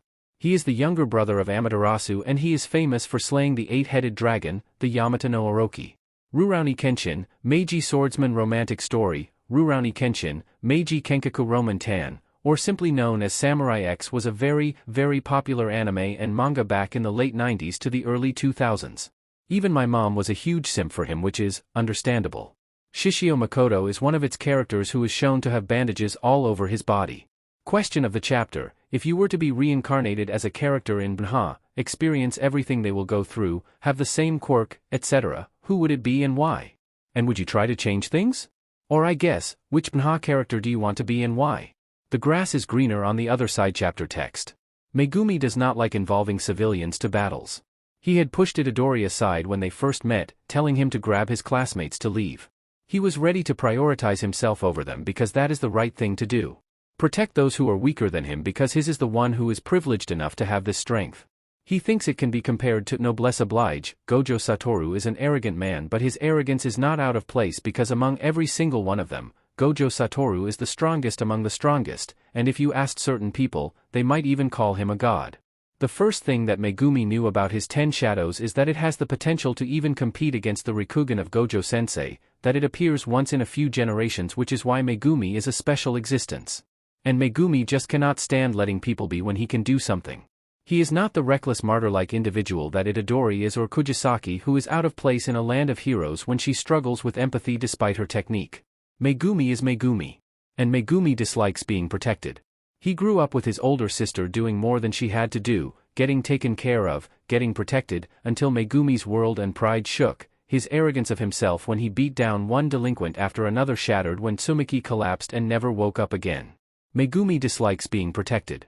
He has his own strengths, and though he might be caught up in the image of the purple mist flitting from one corner to another, and though his heart is pounding so loudly that he feels like it is going to come out of the confines of his ribs, Megumi trusts his instincts, and before he knows it, he ditches everything. He thinks Tsumaki would have wanted him to do this, that annoying Gojo Sensei would have raised his eyebrows at his unmoving figure, that Itadori would have done this first before he did, and that Kugisaki would have shouted at him because he even hesitated in the first place. Jujutsu sorcerers exist because no one else can protect the normal humans from the threat of curses. They exist to protect, not asking for anything in return. Megumi resists a grimace of disgust when he realizes that they can be called heroes. And in a way, they are. But heroes do not dress themselves in clothes as dark as theirs, and heroes are not as morally gray as they are. And Megumi is surrounded by civilians. These children cannot protect themselves, and he hates sounding like a pretentious prick, but as Megumi searches for Aizawa in the crowd of villains, he is overwhelmed with guilt. Why is he hesitating? Has he become a hypocrite like them too? Megumi is a sorcerer who exorcises curses, but he is not a hero who beats up villains. But did he not set those delinquents straight too? And for what? Because they were disobeying the rules, because they were hurting people, because it was the right thing to do. Megumi exhales loudly and deeply, and he becomes overwhelmed with resolve. The portal makes him shake, and it makes him remember the feeling of emptiness as the ocean swelled deep above him. But is he really going to let that consume him? Megumi moves, and he urges the twin hounds to get to Aizawa before the villains do, and he shouts, "Sensei." He ignores his cover for now, and ignores how hypocritical he must seem to Kugisaki after he had been so strict about her actions. Aizawa snaps his head to his direction and clicks his tongue openly. He narrowly dodges the punch aimed for him but does not take notice of another incoming villain. The hounds, having been ordered to support the pro-hero, quickly jumps to said villain and bites their arm. Aizawa, however, stays true to his words. "Get back there, Fushiguro. These aren't robots. These are actual villains," he shouts, pulling a capture tape and easily putting down yet another villain with an efficient maneuver. When he spots Megumi pulling out a weapon from his shadows, he yells again, this time, angrily. "Fushiguro, listen." Megumi holds the playful cloud in his palms, having been unable to return it from their battle against the Kyoto students. Tadu Aoi did not get a chance to return it to his cousin, Zenin Maki, and asked Megumi return it for him. Megumi, getting stuck in a mission right after, found no time to give it back to his cousin, and he thinks this must be one of the best mistakes he has ever made. Playful Cloud has neither cursed energy nor actual curse imbued in it, only relying on the physical strength of the wielder, and though Megumi only has average strength for a sorcerer, this is more than enough against mere villains. He lets the weapon dance in his arms, containing his cursed energy inside of him. "I can help," he growls back to Aizawa. The villains seem to think otherwise and take this opportunity to gang up on Megumi and his rather scrawny frame. Megumi bursts into action. The staffs, as strong to control as it is familiar. Familiar enough that as he guides the edge of the staff with his elbow, and the other end with his free hand, he almost grins at the adrenaline. How long has it been seen he had to actually make effort in fighting? None of the curses were strong enough to actually take time, and whenever he sparred with Kugisaki, they had to watch out and not use their techniques because Megumi does not want to be in the receiving end of her curse, but he does find it amusing when Kugisaki screams at him for using his hounds on her. But this fight gives him some sort of release. He ignores the mist villain and focuses on battling these third-rates instead, twisting the playful cloud around and pulling the villain that was caught in it by their neck. Megumi pulls, dragging down the villain to his feet before swngng his weapon around again, hitting yet another enemy right to their face. His wandering black dog runs to them, baring its teeth as it tackles them to the ground. From the corner of his eyes, he spots the mist villain crowding his other classmates and flinches. He clenches his fist, watching from afar as Ida, as he faintly heard earlier, chases for the exit. He grits his teeth and puts his hands together, the form of the playful cloud clicking. "Nu," he mutters and feels the gigantic bird come out of his shadows. "Hurry. Carry Ida to the staff." With swift movements, Nu comes swooping down to Ida just as Mizo wraps his arms around the mist. Ida panics before Megumi shouts, "He's mine." Ida finally relaxes, and nods resolutely. The sound of cracking bones suddenly resounds, and Megumi's momentary attention to Ida and the others has cost him something. Everything happened so fast. Too fast that he barely captures what is happening, because the next thing he knows, Aizawa is being held by a beast, a monster, a curse, and as it roars deafeningly, something rises from the pools of near the fountain. The crunch of an elbow echoes and Megumi cringes, Aizawa almost lifeless under the palm's weight of the beast. Laughter bursts out, the man with a disintegration quirk catching everyone's attention. "Tell the symbol of peace," he begins in amusement, "that he's wanted by the artificial human, Numu." As if knowing its name, the Numu roars. Numu squeezes around Aizawa's arm as the blue-haired villain continues to speak. "You can erase quirks. A respectable quality, but there's nothing to it at the end. After all, when faced with overwhelming might, you might as well be quirkless at that situation," which is not a lie, but Aizawa is not alone and Megumi's instincts scream at him, and his hands meet together once again, rabbits rising from his shadows and rushing to where the Numu is, climbing to its body and crowding them. What? The villain is cut off as Megumi feels his cursed energy pour and pour, summoning Gamma along with the Dado, whipping his hand and urging his Shikigami to pull away Aizawa. Megumi easily catches his homeroom teacher's body, throwing him to the mouth of Gamma. Aizawa groans. Just go. Megumi cuts him off with a clench of his fists, tightening the hold on Aizawa through Gamma. His breath hitches. You're one of the few pro-heroes I respect, Aizawa-sensei. You can save more people. Megumi relaxes. I think, you're a good hero. The infamous Shigaraki Tamura from the small rumors around the Red Lyre district shrieks in surprise, throwing his hands in the air. A summoner? That's a cheat. He exclaims accusingly as Megumi flicks his wrist and dismisses the rabbits before they can get destroyed the beast. That's unfair. Unfair. Unfair. And from his shadows? The purple mist suddenly returns and Megumi is frozen all over again, the wisps of smoke tickling the air softly. He grinds his teeth together. Kurojairi. Then is 13 dead? Megumi jolts. I have incapacitated her, however. I'm afraid the students whom I could not scatter impeded me and he was therefore able to escape with his life, answers Kurojairi. Ha! Shigaraki mumbles. He sighs, lowering his head and shaking in frustration. He scratches his hair furiously. Kurojairi. If you can't be a proper warp gate, then our plans have crumbled. There's no doubt that if they throw dozens of pros at us, we can't win. It's game over. It's game over for now. All Megumi can focus on are Shigaraki's hands and the towering figure of the beast. He cannot move away from his position, not when he is not sure how his hounds can do against the beast and not when Aizawa is incapable, and for God's sake, those two, Azui and Midoriya are still there, sitting around and watching everything unfold like as if they're watching a drama. Megumi's CHST tightens. Summoning Bancho will consume too much of his cursed energy and he is still unsure how well he can go against the beast when he is alone. And is that human? Is that a quirk? Is an artificial human still a human in the eyes of this world's laws, or if he uses his black blade, the same blade that can cut even a special grade as Hanami, if he manages to cut that beast down, will his and Kugisaki's hard work will be all for naught? And he knows the easiest way to defeat Shigaraki is to cut his hands and Megumi can easily do that but that would label him as problematic in the eyes of this society, eradicate his established position, wouldn't it? But this is a life-threatening situation. But Itadori. But the reinforcements are coming. But he can't count on anyone in this place to help him. His thought boils down to distaste for these restrictions and wherever the hell Kugisaki is and his displeasure furthers as Shigaraki holds Azui's face. His voice dies in his throat when Shigaraki glares at their direction. You really are a cool guy, Eraserhead. Megumi hisses to his hounds to chomp on that arm, running to where Shigaraki is with the instincts he thinks will DMN him. He dances with the playful cloud, swiping it at Shigaraki but find himself blocked by the gigantic form of Numu along with Midoriya's infamous punch that does absolutely nothing like Megumi's pitiful attack. Nice punch there. You called it smash? You a follower of All Might? Megumi lets his body move on its own, dropping the playful cloud to the ground and pulling his weight on Numu's arm. It struggles as expected but Megumi is faster. He might not be as fast as Maki-san and Itadori but he can catch up to them and that is more than enough. He pulls his darkened blade from his shadows, hitting the butt of the handle with the sole of his shoe, and pulling it from the back with his free hand and he says F it all, and digs deep into Numu.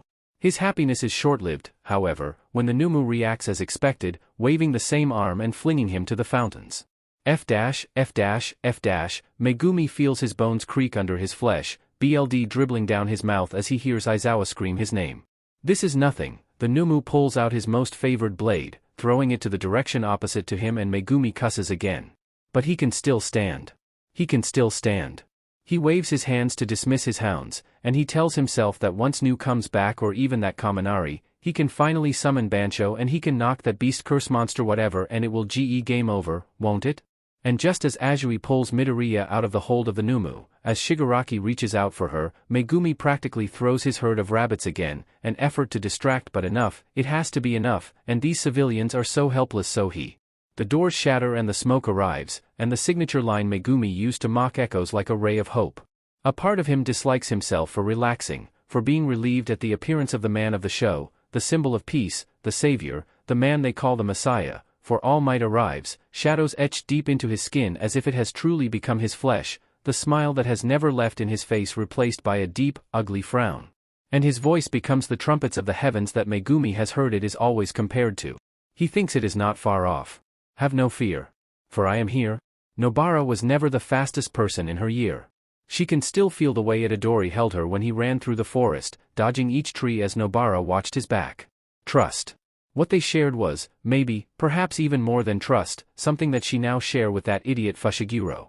As she runs to the place where she remembers she left Fushiguro and the others, she thinks that she hates herself for being slow. She did not have Itadori to carry her this time and she would rather die than ask Todoroki to carry her. Bakugo and Kirishima, who they stumbled upon along the way, are people she definitely does not trust. Especially Bakugo. In fact, Nobara dislikes Bakugo. And the moment they meet each other's eyes, Bakugo screeches like a madman, pointing accusingly at Nobara and the BLD on her. Knuckles. Pachinko. Nobara cringes. She clicks her tongue and sighs under her breath, continues jogging along. If you have time to scream like that then you have time to run, don't you? She spits. This, as expected, riles up Bakugo and before she knows it, the boy is already speeding past her, the explosions in his hands blooming with the loud noise. She winces as Kirishima calls for Bakugo and only grows more annoyed when Kirishima scratches the back of her hair and mumbles, "You didn't have to rile him up like that, you know?" She knows Kirishima is just trying to make a conversation but Nobara finds no need in it in battle so she shrugs, chasing after Bakugo. And honestly, Nobara dislikes how slow she is. She doubts she will ever be as fast as Itadori or Fushiguro, and no matter how much training she undergoes with Panda-san and Maki-san, Nobara will never be as physically strong and efficient as them. But Nobara has no time to wallow on her insecurities because Nobara knows herself better than anyone, and she knows her strengths and her weaknesses better than anyone so when she sees Bakugo glaring daggers at the image before them, All Might bent backwards with a beast that clenches on his stomach area, Megumi too far away with his hand on his ribs, obviously breaking them again as he always does. Nobara's face turns red in annoyance and she jumps, pulling her weight as she grabs Bakugo's shoulders, using him as a lift, catching a better look at what is happening. In a quick motion, one she had done more than countless of times, she hears Bakugo scream about not letting that pachinko head one-up him. Nobara pulls on her nails and as she nears her landing, hovering just above the balcony of the elevated area, she drives as deep as could, forcing her cursed energy to entangle itself in her nails' metal. She slams it down as she lands right on top of a body of a random villain, a stray that has long since been asleep. She watches the nail hit the beast before Bakugo does, but the intertwining explosions of both of their attacks unite, black blues mixing with the vibrance of Bakugo's explosions. Outa the fing way. Bakugo is as crude as always. Before the beast monster curse can move, Todoroki sends a shrill of ice to the floors, wrapping around its body and leaving All Might out of the way. "We heard about you BSTRDS plan about each of your roles in your scheme to kill All Might," he announces as Kirishima swipes at Shigaraki Tamura. Kirishima cusses when the man dodges. "The symbol of peace won't go down as easily as you clowns." Nobara snaps her eyes to Fushiguro who glares at her the moment their gazes meet. She grins from ear to ear, putting her thumbs up for the boy, despite knowing he was obviously displeased at her actions from earlier. Though he struggles to stand, Fushiguro manages to approach his side as Shigaraki Tamura begins to speak, "You pinned down our revolving door." "Well, now, this is kind of a pinch." Bakugo cackles as he pins down the mist villain. Nobara frowns. "Is that a curse?" She whispers to Fushiguro who shakes his head. "Then a human?" This time, he hesitates. Nobara cusses to herself. If it was a curse then the automatic response would have been to eradicate it then and there but a human? Her hand clenches around her hammer unsurely. "Just as I thought. This prick wasn't all that sharp." Bakugo snarks. "That bit on your body you used to get all misty and warpgatey got sealed, motherfucker. You gonna tell me you don't use that mist thingy to hide your true body, huh?" Nobara fingers her weapon in hesitation. If this was another situation, she would have had readily tried to hammer down the beast monster thing but her situation is fragile, and she has no idea what will happen if she tries to do more than she is supposed to. If the shadow mist was your true form, and you had no actual body, then why would you have called any attack dangerous? The mist villain groans, attempting to pull away from Bakugo who only pushes him down harder to the floor. Nobara pps her head to the direction of Fushiguro. "You let yourself get injured like that?" She raises an eyebrow. She expects Fushiguro to reply as he usually does, a scoff or a glare to rebuke her attempt in mockery but Fushiguro only lets his hair shadow above his eyes, the green of it looking much deeper than it usually does. Nobara shakes of her pretense of a better mood. "Do you want to say something?" Fushiguro takes a careful eye on the crowd, watching every inch of movement. Nu is still with Ida and Gyokuken were never meant for as big as an offense against curses, people, he fumbles, as physically powerful as that. "I don't want to risk them. Bansho is my last call but its water would be a waste if Nu is absent so." He pulls out his blade again, whipping out the dark expanse of its metal. "I'll cut off an arm and you use resonance." Resonance, Nobara confirms, crunching her nose. It's time to put your voodoo to use. Nobara is not going to lie. She is not convinced at Fushigiro's suggestion, more like order, to have her resonance on what she thinks is a small fry. Sure, it had originally been in the verge of crushing All Might's ribs, but call Nobara selfish, but she thinks Itadori and going back to their own world are both more important than blowing their cover. At the same time, if she does not do this, all of these children might die, these civilians they are meant to protect as Jujutsu Sorcerer, and that feeble and weak reasoning is what she uses for now. With an annoyed sigh, she rubs the back of her head, watching as the beast begins to break through the ice, standing on its 2 feet. Its missing arm and leg bubble with regeneration, and Nobara clicks her tongue, bending both of her knees to prepare herself. Reverse curse technique, she dubs it to make her processing easier. Throw the arm at me as soon as you get him. Got it. I never said that was the full extent of his abilities. As you can see, he's also got super regeneration, Shigaraki Tamura beams, and the gears in Nobara's head unconsciously clicks, more than one quirk? Isn't that impossible? But as the villain continues speaking, Nobara's resolve is further strengthened. Numu is a human sandbag artificially created to the height of physical fitness in order to withstand your 100%. Nobara stretches her lips into a grin, a little deranged, satisfied, more than happy to now attack. The Numu launches itself to Bakugo's direction, following Shigaraki's order, but just as he does so, lifting his arm to aim, Fushigiro's speed, despite his broken ribs, is put to good use, his blade slicing cleanly through the beast's limb. As promised, Fushiguro skillfully grabs the arm and throws it to Nobara's direction. With her hammer and her straw doll raised, she hits the 3 at once, pushing her weapon to the ground, arms flaming with the burn of her cursed energy. The Numu roars, the familiar spikes of her technique stretching through its CHST final. Nobara cuts herself off when this proves to be useless, the beast's skin stitching back up, its heart nothing of importance with how fast its regeneration is. She hears Shigaraki's cackle. A witch type? A summoner and a witch? Yue has too many cheats, but the villain throws his hands in the air. My Numu is the greatest boss of them all. Fushiguro luckily manages to jump away just as Numu regenerates the formerly cut-off arm in an instant, SWNGNG at him even before it was fully grown. Landing beside her, they both ignore the look of surprise sent to them by their peers. Angered and annoyed at their seeming useless, Nobara points accusingly at All Might, face bright red with how sick she is of this battle. Even curses have souls. And that is exactly why she is the most suitable to fight them, able to injure and knock them out without actually having to get close to them, and that was supposed to end that Numu. The heart was supposed to burst, was supposed to stop that thing from functioning, and yet, she growls at All Might. You started this, so you better end this too, you Mato Compito. Nobara has never felt so useless before. She was supposed to be stronger than this, supposed to be effortless with her battles, and yet that artificial human has no soul. The brain is not as much of a weakness, and the heart is even more so. Her technique targets the heart, the core, and what can they do against this beast who just keeps on regenerating and regenerating? Even Fushiguro is obviously struggling. As much as he is flexible with his techniques, his Bancho takes too much energy, and what will powerful gusts of water do to Numu? The only thing that can potentially knock out the beast is with Ida. They mocked these people for ages and ages, looked down on their classmates as if they were fools playing pretend, which they honestly are, but here are Fushiguro and Nobara, watching as All Might's temper finally snaps, launching the beast through the domes of the USJ, his form perfect and his stature confident, gaze brimming with uncontained rage. A hero is someone who smashes through every obstacle life puts his way. Do you know what I speak of, villain? Nobara can see why that face is plastered all over underwears now. She tightens her fists and lowers her head. She feels Fushiguro move a bit closer to her, a hand creeping on her own. He is as warm as hers, though terribly, terribly cold at the same time. They were useless this time around, mere children who thought too highly of themselves because of experiences they cannot use against humans. Against actual people. They were never taught to hold back, which is why they struggled so horribly. Why would you even hold back against a curse? Why would you even try to control yourself against them? Let it go.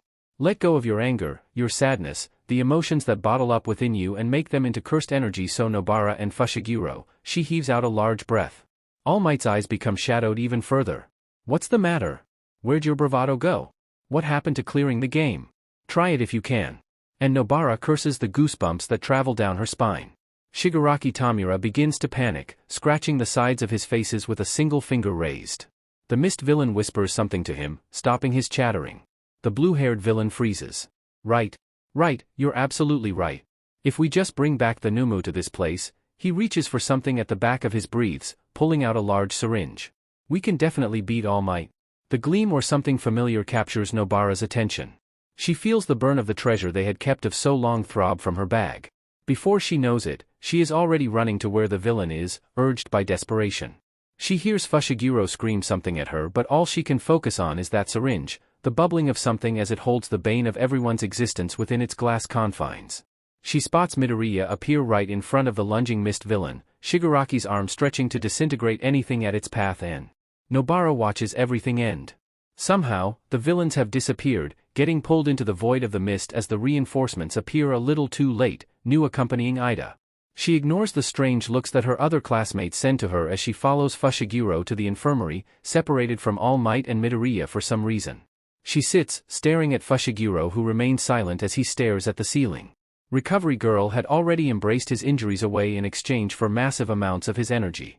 Nobara feels so small for once. For once, she felt useless. She had been so caught up in keeping her act, making excuses why she cannot do this and why she cannot do that, why she and Fushiguro will not stoop so low as to help them. Aren't they the hypocrites here? They talk down on their classmates for not being educated enough of their society when Fushiguro and Nobara, as the ones with more experience and strength, should have protected them instead. Fushiguro once compared it to noblesse oblige just a day or two ago, and Nobara ignored him, letting it be nothing more than a passing thought. All Might saved them. But that syringe. The same All Might Nobara mocked. And while it is true that All Might's celebrity status is unnecessary, does that give Nobara and Fushiguro the right to invalidate his status as a hero? Nobara nudges Fushiguro with her foot, having taken off her shoe already. Fushiguro groans. Scoot over. I'm tired. There's another bed. This is an infirmary. Do you think I care? I'm injured. I'm mentally injured too, so scoot over. The pair freezes as they hear Recovery Girl clear her throat abruptly. Both of their heads snap up, embarrassed at being caught acting like children. Ah, Fushiguro-kun, Kugisaki-kun, it seems that your guardian arrived to check on you, she chirps. I'll let her in. Nobara gathers herself quickly when Recovery Girl leaves. Why the hell is Yuriko-san here? She makes sure to push strands of her hair away, pinning it behind her ear to look as proper as she can. I'm unconscious, Fushiguro announces.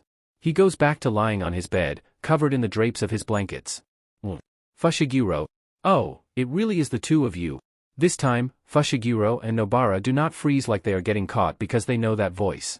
They know that voice is not Yuriko-san's high-pitched and caring tone, because as Nobara turns around, she spots the dark roots first, followed by its color fading to a much lighter shade, and Nobara feels like crying. Nida-san. She thinks Nida-san did not change one bit. Question of the chapter: who is the anime character you hate the most and why? An apprentice near a temple will recite the scriptures untaught. Note. Fanart, https://silverian-k58387391759975596672672/i-super-quick-doodle-for-the-fic-i-have-read. Aizawa Shota sustained the following injuries: an upper arm completely shattered, minor fractures on his face, but at best, that is all he had sustained, courtesy to one of the biggest problem children in his class, Fushiguro Megumi. The boy had ranked third in the entrance exams and from that point on, did not do any manner achievements worthy to actually be talked about, with the exception of easily putting down Yaoyorozu Momo, but at the same time, his file also said skillful in hand-to-hand combat. Kugisaki Nobara and Fushiguro Megumi had such a big impact in the entrance exams practical test that even Aizawa had fairly high expectations for them. That is, until their seclusion became more prevalent. It does not take a genius to notice that they like to keep to themselves, and it is seen with how they always try to keep their conversations with their classmates short, how they narrow their eyes at certain subjects, and share glances and messages that only they can understand. Midnight had cooed and said that they must be lovers, since this is not the first time that a duo is actually a pair of lovers. Most duos are actually lovers, which is why Midnight scratching it as a that type of thing is not surprising. But Aizawa does not think that is simple enough. There is something about Fushiguro and Kugisaki that he cannot put a finger to. He had watched the battle trials and had sneered when All Might let it develop to such a critical battle between Bakugo and Midoriya, but there is something disturbing about Fushiguro and Kugisaki. How did Kugisaki end up with the conclusion that going straight into the water knowing Kaminari can easily electrocute her is a good idea? And the look in Fushiguro's face as he pinned down Yaoyorozu had been uncomfortable, to say the least. He was bored, unimpressed, and he looked as if he was looking for something more, that he was only doing this just to get over it. Two students from Hiroshima who have known each other since they were children, had enough of a bond to stick together even in their high school days, and even announced that they were going to be the best pro-hero duo around. So what is wrong with Kugisaki and Fushiguro? Aizawa gets to be in the front row seat during what they now call the USJ incident. Fushiguro ignored both orders and his life preservation skills, showing more skill and experience that a 15-year-old supposedly had. He put down the villains with his weapon with ease, the same ease with Yayorozu but containing the excitement that was not there in his fight with her. His mastery with his quirk was also displayed, but Aizawa has seen all of that already, both in the entrance exam and in the battle trials, but when Kugisaki finally arrives, something clicks. One may think, the way to beat the Numu is through sheer force, but instead, Kugisaki and Fushiguro slice through an arm, use a strange quirk that had something poking out of the Numu's chst, and Aizawa knows a killing blow when he sees it. For a moment, his heart had dropped until the Numu rose and the pair were reduced to children again. What makes children aim for the killing blow? He broods as he sits beside All Might's bed, glancing at Midoriya, who remains to be unconscious after the visit of Tsukachi Naomasa. He learns from Recovery Girl that Kugisaki and Fushiguro are in the other room, purposely separated from All Might to avoid the revelation of his true form. Fushiguro-kun and Kugisaki-kun both have experiences far greater than their classmates, is what All Might says rather simply. Understatement, Aizawa corrects, waving a free hand in the air to dismiss All Might's observation. He huffs. He has too many problems to deal with. There is All Might and his poor teaching along with whatever is going on between Midoriya and Bakugo, Todoroki and his connection with the number 2 hero, and of course, the topic of their conversation, Kugisaki and Fushiguro. Kugisaki's quirk is listed as manipulation of nails through her hammer.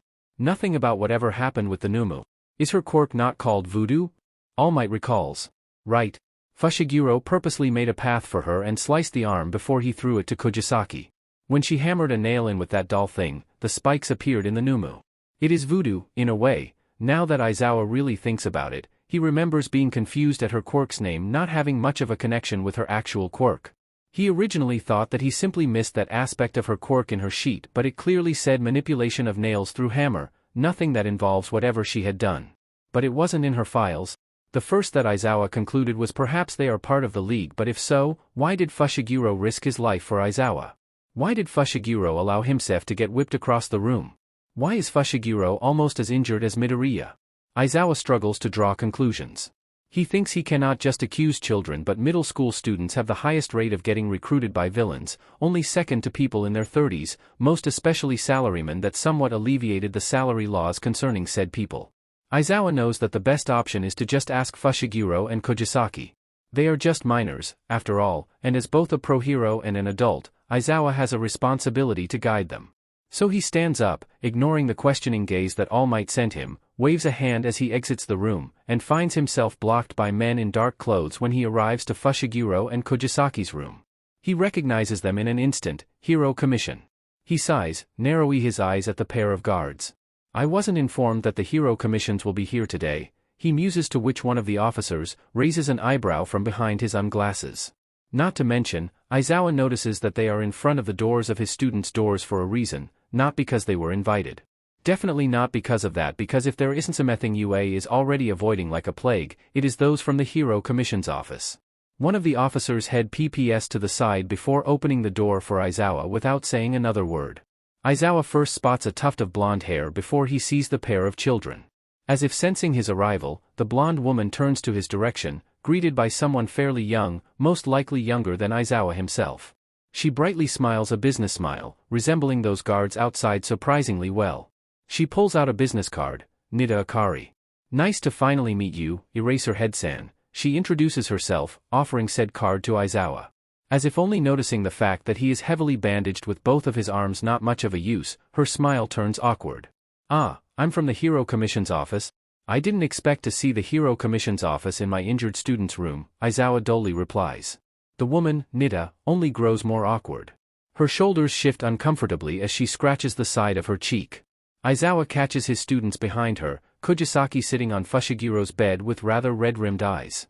His suspicion only strengthens, glaring at Nida, who waves her hands around in panic. I'm just their guardian. I swear.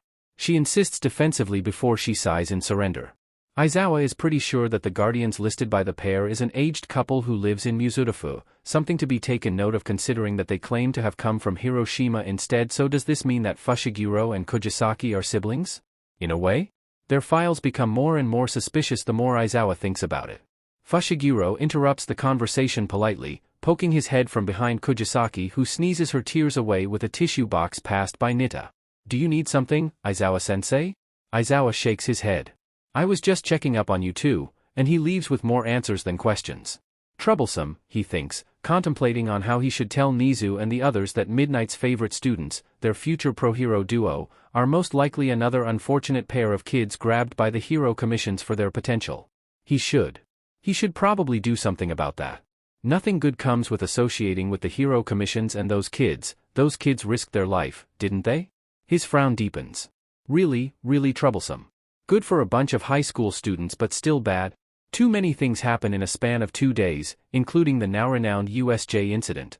Megumi spent the rest of the day of the incident moved from the infirmary to a private hospital near the building he recognizes to be the Hero Public Safety Commission's office, or more known as Hero Commission's office, the place where Nita had been staying during the past few months while they stayed with the Sugiyama pupil.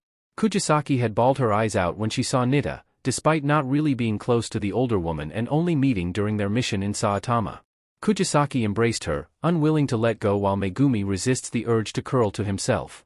Both of them were relieved, and judging by the way Nita returned Kugisaki's embrace with shaking hands, Kugisaki and Megumi were not the only ones who went through hell in this world.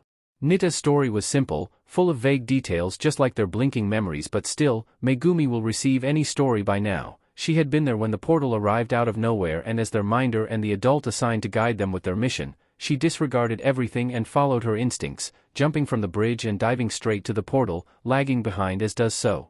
That small time difference had an even bigger impact than they had thought. Nita arrived much later than Megumi and Nobara, already around the time when the same oceans that they were pulled into were already getting watched by the Hero Commission's office. They thought it was a villain attack. You must have left the beach already when I arrived, but the Hero Commissions were there before any other pro-hero arrived, Nita explained. Of course, dimensional travel was nothing foreign to them, and they actually have laws involving that, but it mostly ended up with those dimensional travelers being taken by other foreign countries. They wanted to keep me for the same reasons, of course, something about maintaining the balance between heroes and civilians, and that the neighboring countries were already mocking them for having a not-so-nationalistic symbol of peace. They want as much upper hand as possible. She waved her hand. Nita planned on escaping the moment she was told of that, she said, but the arrival of cursed spirits and Sukuna's finger prevented her from doing so. The same thing that brought us here wanted Ryman Sukuna's fingers, and because Itadori-kun possessed the most of Sukuna, he was the first target. And when they arrived, he had just eaten another finger. That was just asking for it. Our arrival wasn't counted for, of course, all they wanted was Ryman Sukuna, and that much, Megumi can deduce on their own. With the presence of Sukuna's fingers in this world, it is not surprising to learn that whoever brought them here wanted the fingers, and Itadori's disappearance only furthers this. So I struck a deal with the Hero Commissions. That is how Megumi and Kugisaki end up in the private hospital. For once, they have clothes of their own, with the exception of Megumi, who is stuck in hospital clothes despite being healed by Recovery Girl already. Nita insisted for him to continue his stay in the hospital, baffled and unconvinced with Recovery Girl's authenticity even when Kugisaki already tried to convince her. A member of the Hero Commission's office also accompanies them, a baggy-eyed blonde who mumbled that he can be called Mara-san, not before complaining silently that he was supposed to be assigned to another job and not something as heavy as this. This part of your file, he points to where their guardians are listed. One check to this Sugiyama family's files, and they can easily find out that they're not from Hiroshima, which will contradict your lie that you came from Hiroshima. You should have just said that you're from Mizurufu. Kugisaki flinches. Megumi pretends to be high in painkillers. But that's alright. The two of you are going to be affiliated with the Hero Commissions now.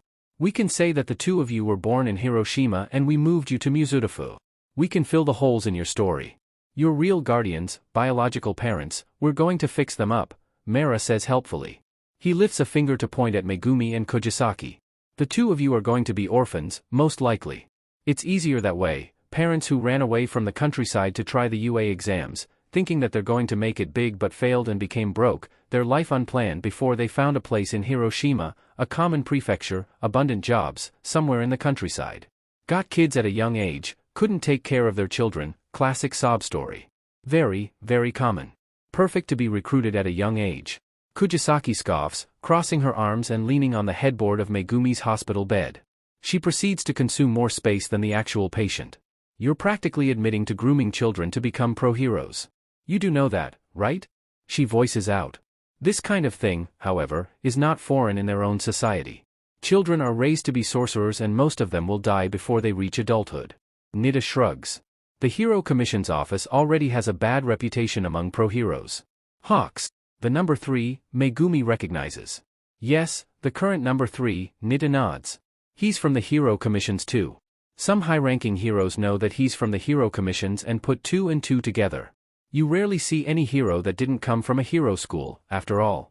Actually, Hawks is the only hero who didn't come from a hero school. Most of them come from the most famous ones, Shiketsu of the West and UA of the East. As I was saying, it's pretty obvious that once you find out that Hawks is associated with Hero Commissions, can't be found in any hero school database but has a high rank, that he was obviously scouted from a young age. Mera closes his eyes, yawning on his hand. And that's what you two are going to become. The Hero Commissions are going to back up your horrible backstory. Kugisaki's eyebrow twitches. Your horrible files, and all, but that is as long as you hold up on your own end of the deal. Megumi looks away as Nida's eyes darken. Kugisaki stretches her legs on the bed. Just as Nida had said, Mera continues, this world doesn't need your curses and you don't need our heroes. We already have our own laws, our own cultures, and our own responsibilities. The Hero Commissions will be willing to support you in any way as long as keep those curses killed and collect those magical fingers of yours. As Kugisaki-san reported, we have a common enemy, the League of Villains. They have the finger and they're a threat to our hero society. Our goals align. And you're going to find Itadori for us, Megumi suddenly says, sitting up from his failed faux appearance of being high in painkillers. Mera, however, pauses but he relents after a beat.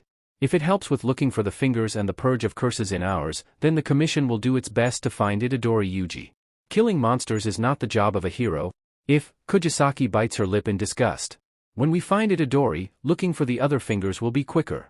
He can detect them and, he can help. He can help with your problem with the Numu. Out of all of us right now, he has the most power output.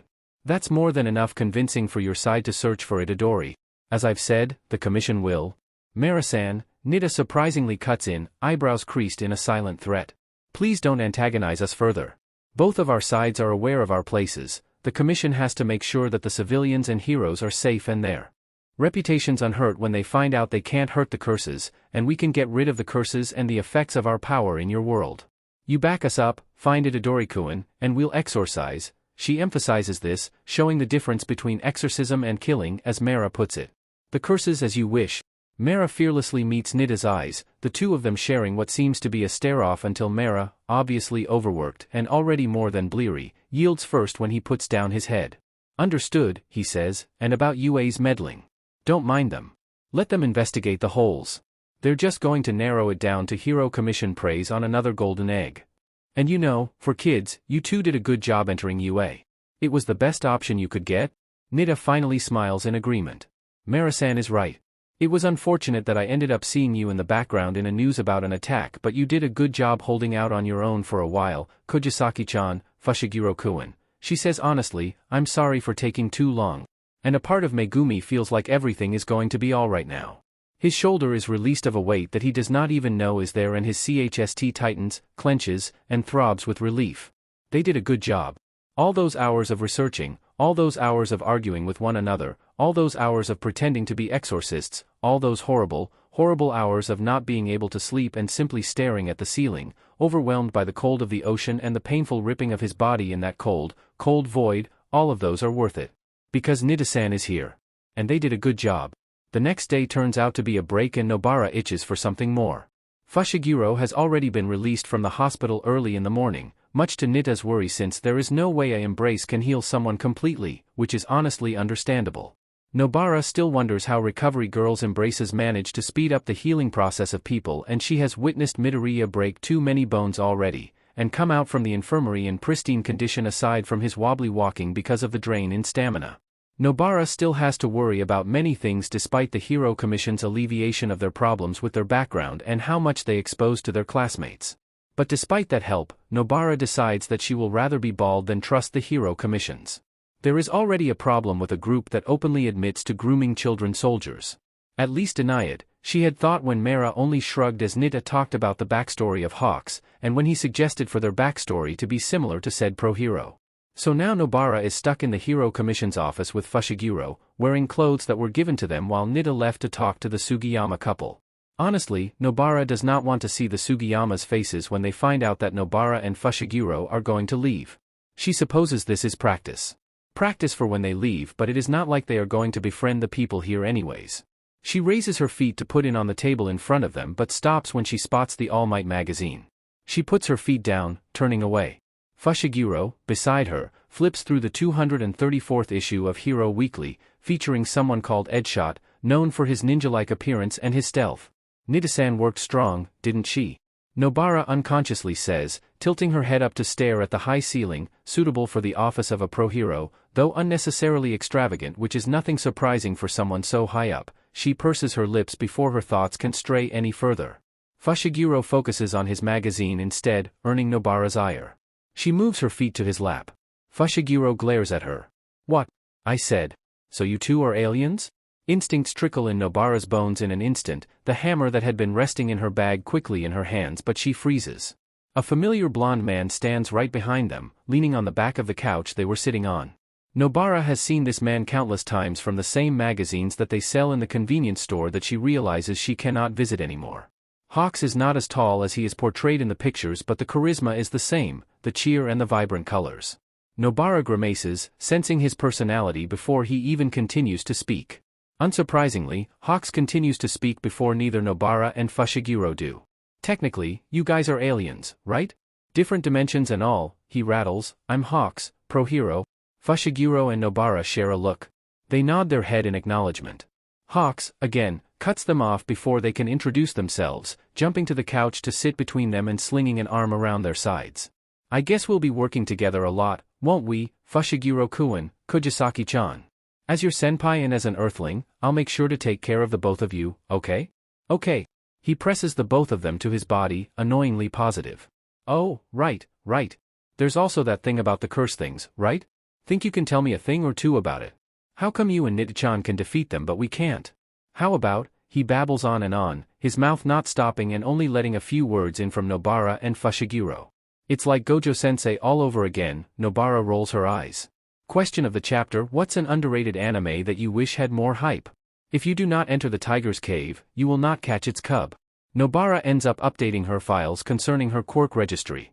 With a member of the Hero Commissions lingering behind her, the person in the desk handling the papers simply lowered their head and ignoring the fact that Nobara had to be called by her homeroom teacher to update the details of her so-called quirk.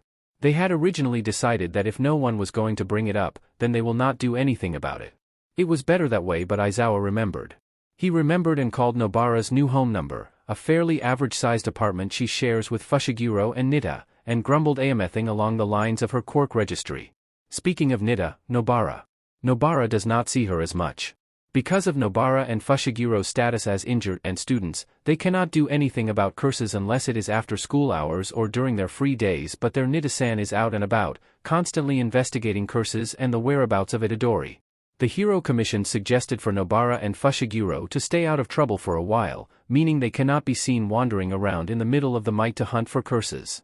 Of course, they had complained and tried to do otherwise, but even Nita had said so, sighing and telling them that they should rest for a while, especially after the incident with the villains.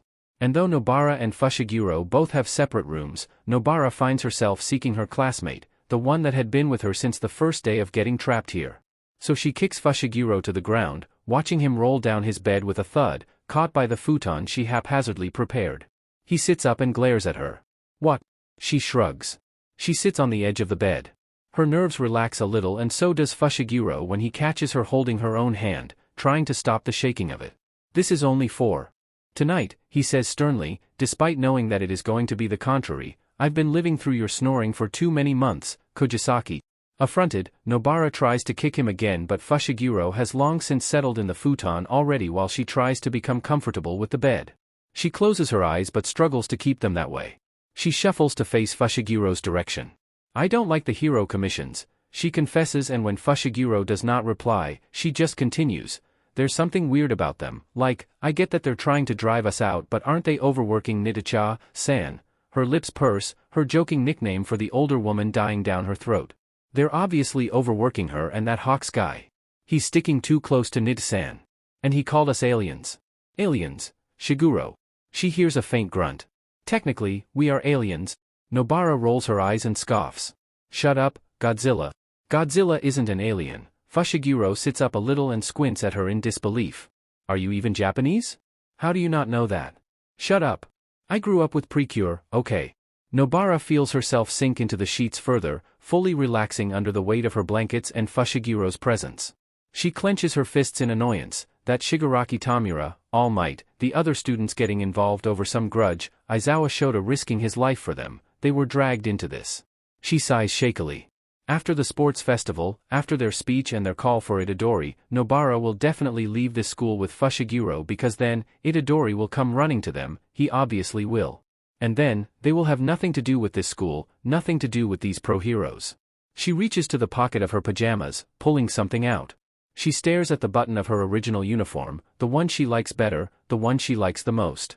The more she stares at it, the more it seems like the dark spirals of the golden button are glowing. She tightens her grasp around it and before she knows it, her thoughts drag her to the next day, barely getting any sleep with how much her thoughts ran around. Fushiguro, clearly, was the same. Nobara makes up an excuse, saying that it must be the new apartment that made it strong for her to sleep. Unsurprisingly, Nobara and Fushiguro immediately receive stares the moment they enter the class. She finds herself most uncomfortable with Bakugo's stare, silent and eerie for once, completely different from his usual self, and Nobara has no idea how to react to that. Everyone is silent and this only makes Nobara even more uncomfortable than usual. Fushiguro, unsurprisingly, is unbothered by this and goes to his seat, imitating her usual habit of pretending to sleep so that no one will bother him. She tries to do this too but is stopped when she spots Ida walking up to Fushiguro before he can go with his plan.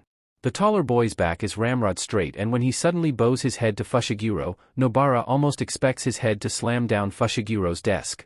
Fushiguro looks like he had expected this too with the way he flinches.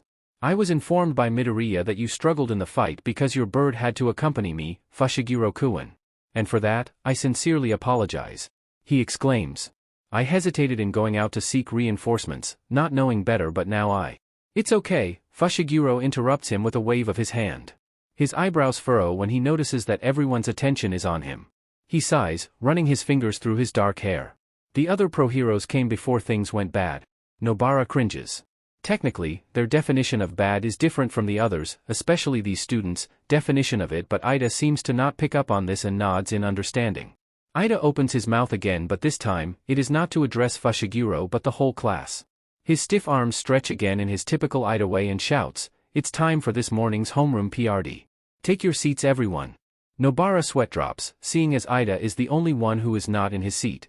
It does not take much time until Aizawa comes in the classroom, bandages still wrapped around certain parts of his body, not enough to look critical, but just enough for the rest of the class to shriek in surprise.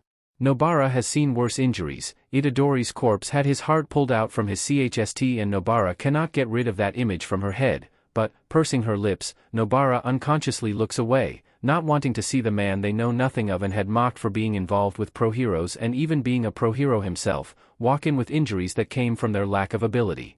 He had risked his life for them, not only their classmates but also Fushiguro and Nobara who spat on their ideals. Nobara still dislikes pro-heroes, deeply dislikes the system. But at the end, all of them are hypocrites. At the end, she and Fushiguro just think of themselves as better than these people, their world better than these because at least they are not liars, at least they are not pretending to be people they are not because while the Jujutsu society is terribly cruel, much, much more cruel than this word, they are not liars but still. Nobara glances at Fushiguro then Aizawa Shota who struggles to walk to his desk despite the whole day he had spent healing. She resists clicking her tongue in guilt and shame. This world, despite being flawed and riddled with an abusive society, is safer than their own. They are liars and disgusting and they could be better but their world is worse. Much, much worse. At least, despite failing miserably, this world tries to protect their children while Nobara, she laughs in her head, she was raised knowing that children can die as much as adults can in this line of work. It's normal, everyone tells her, it's a tragedy but it's normal. And Nobara genuinely believed that once upon a time until Itadori crumbled and decayed. Aizawa faces all of them, a part of his face wrapped in bandages and gauzes. Nobara cringes. It must hurt for him to speak. Ignoring the class-worried inquiries, Aizawa starts the class. Don't concern yourselves over me.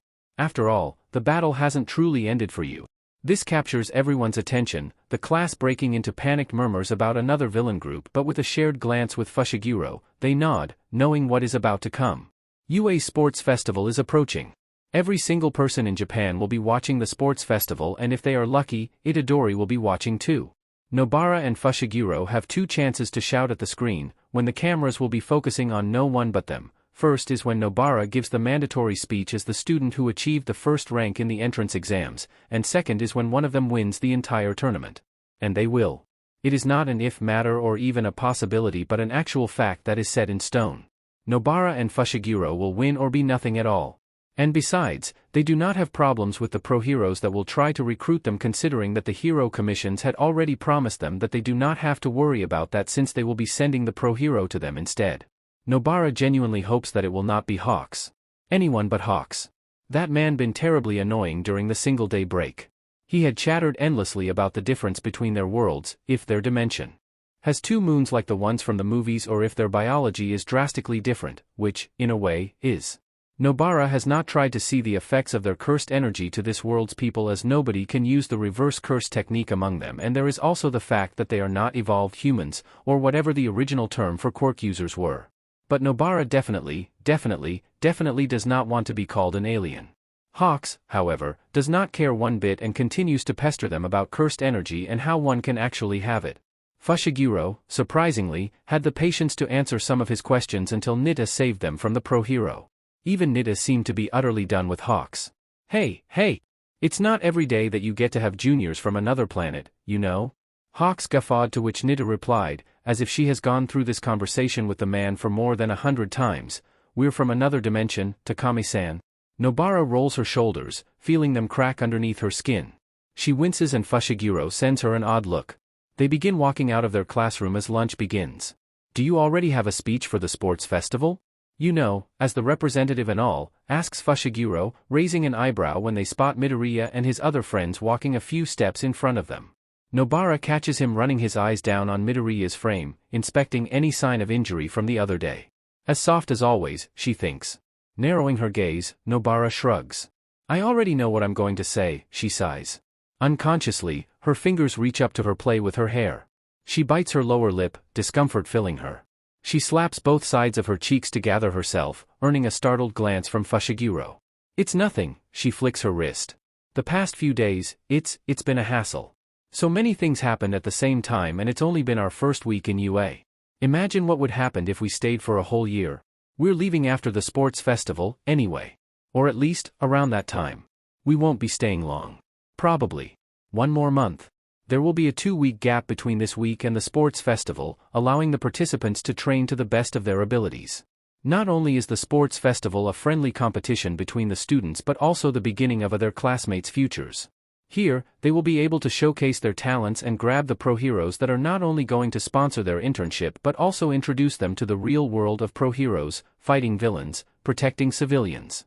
This is the beginning of their future, and half-hearted Fushiguro and Nobara, 2 little sorcerers who took the opportunity for screen time, are going to ruin all of that. Who were the students that were supposed to be in their position?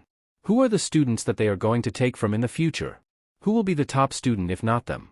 Whose files are they spitting on? If Nobara did not try for UA, then Bakugo's resume would have had been better. Aren't they just playing with these children's futures? Nobara huffs loudly and yelps when Fushiguro finally gets enough of her antics and tries to kick her down the hallway. The 3 students in front of them look at them in surprise. Nobara grimaces at Midoriya's curious expression. Fushiguro-san and Kugisaki-san, he scratches the side of his cheek, we didn't know that you 2 were behind us. Nobara straightens her back, almost mimicking Midoriya's anxious habit, but stops herself before she fingers the edge of her locks. Her hand moves to the back of her neck instead, the heat and the discomfort coming back again. She wants to chop her hair again, but Itadori.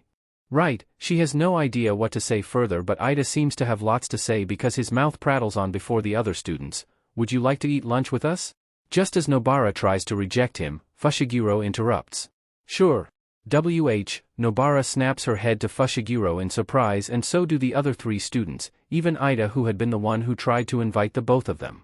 With a soft sigh, Fushiguro gestures to the trio, ignoring Nobara's incredulous look.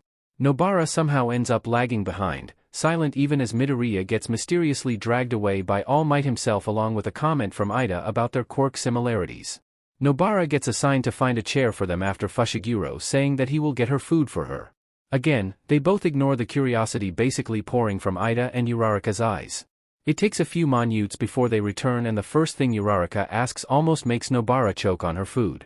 Are Kugisaki-san and Fushiguro-kun dating? This time, Nobara almost completely coughs on her food, reaching for her water. Uraraka, embarrassed, lowers her head immediately, apologizing. Fushiguro sighs. Again. Nobara and I are childhood friends. It's been a dream of ours to become a duo, and there is a brief pause, almost unable to be caught, but as Nobara drinks her water, their eyes meet. We're more like siblings. Nobara wonders where their lies begin and where it ends.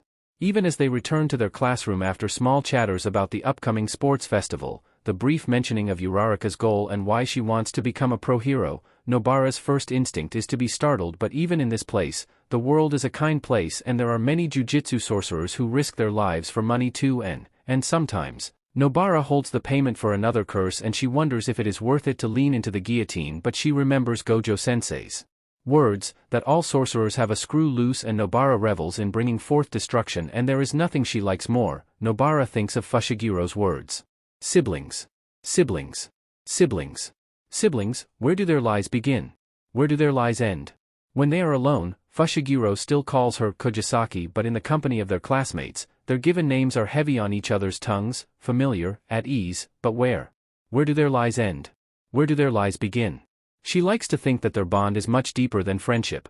They have been sharing rooms for more than half a year and they have been more NTMT than friends, their nudges, their shared looks becoming unspoken conversations, and Nobara likes this. This lie-not lie of theirs. Sometimes, she feels that they are still in the USJ and their hands reach for each other in reassurance, and sometimes, she feels Fushiguro's hair under her fingertips, trimming them and joking about shaving his hair, and other times, most times, Nobara looks down at Fushiguro's sleeping form, wonders how this world would be if she had been alone instead. And there is nothing she fears more than that right now. She hates admitting that, and thus, she never openly says it out loud. We're more like siblings. Nobara wonders and wonders. She cannot wait to tell this to Itadori, that their Fushiguro actually said something so cheesy, and she honestly cannot wait to do that. And to cut her hair. No, she is going to kick Itadori on his crotch first. That, and then cut her hair, then tell him how much Fushiguro-kyan was so sweet and so cheesy and how much he cried in the absence of Itadori, and then Itadori would laugh as Fushiguro tries to chop their heads off, and then, Nobara blinks and she is back in the classroom of the hero department and there is a teacher in front of her. The dread returns. She blinks and Itadori is not there, her dreams are absent, but she glances to the other side of the classroom. Fushiguro is there. As if sensing her piercing look, Fushiguro meets her gaze and raises his eyebrow in question. She shakes her head and grins. Her mood lightens. Or so it did. Uraraka stops at the entrance of their room as Nobara begins to pack up her bags and wait for Fushiguro to do the same. She wants to ask why Fushiguro humored Uraraka and Ida, why he answered some of their questions about their past in Hiroshima, vague and simple enough to be forgotten and common enough to be dubbed as a normal childhood. How did you two meet? Met each other in the playground and just clicked, which is true to their cover story about being orphans and meeting in one of the play areas. Though, to spice up their backstory, Hawk suggested that they had beat each other up and bonded through their fists and the power of friendship. Nita had never looked so unimpressed, but it does work and it explains why the Hero Commission took a pair and did not take them individually instead. Why do you want to be heroes? According to their backstory, they were groomed to be pro-heroes, but any child wants to that, right? So Nobara leaned to her hand and smiled, a lie falling out. Because it's always been our dream, she said. Once Fushiguro is done, they make their way to the entrance with Uraraka still blocking the path. Or that is until they spot the crowd hovering around their class. Is this loitering? It does not come out as a question when Nobara tilts her head to Fushiguro's direction. They're crowding the exits. What are they even here for? Nobara is already having a better day and she really has no plan on someone ruining it now. Bakugo scoffs. They're obviously scoping out the competition, pachinko head. Nobara scowls but does not have the chance to respond when the blonde continues. They want to see the group who came out of a villain ambush. They're checking us out before the big battles. It's pointless to try, so why don't you just F off, you bunch of mobs? Don't go calling people you don't know a mob right off the bat. Ida quickly scolds. Nobara rolls her eyes. She tugs on Fushigiro's sleeve, silently telling him that they should leave before this becomes an even bigger mess. They have no plans to get involved in some student drama and Nobara already has a good day. I came to see what you kids are made of, true, but I didn't think you were this arrogant. Are all the kids enrolled at the hero department this way? Nobara perks up, the voice vaguely familiar. She steps right behind Bakugo. The boy clicks his tongue at her. I'm a bit disillusioned. So that's it, huh? There's lots of kids who wind up in general education department or other departments because they failed the heroics one. Did you know that? Ah. This guy is.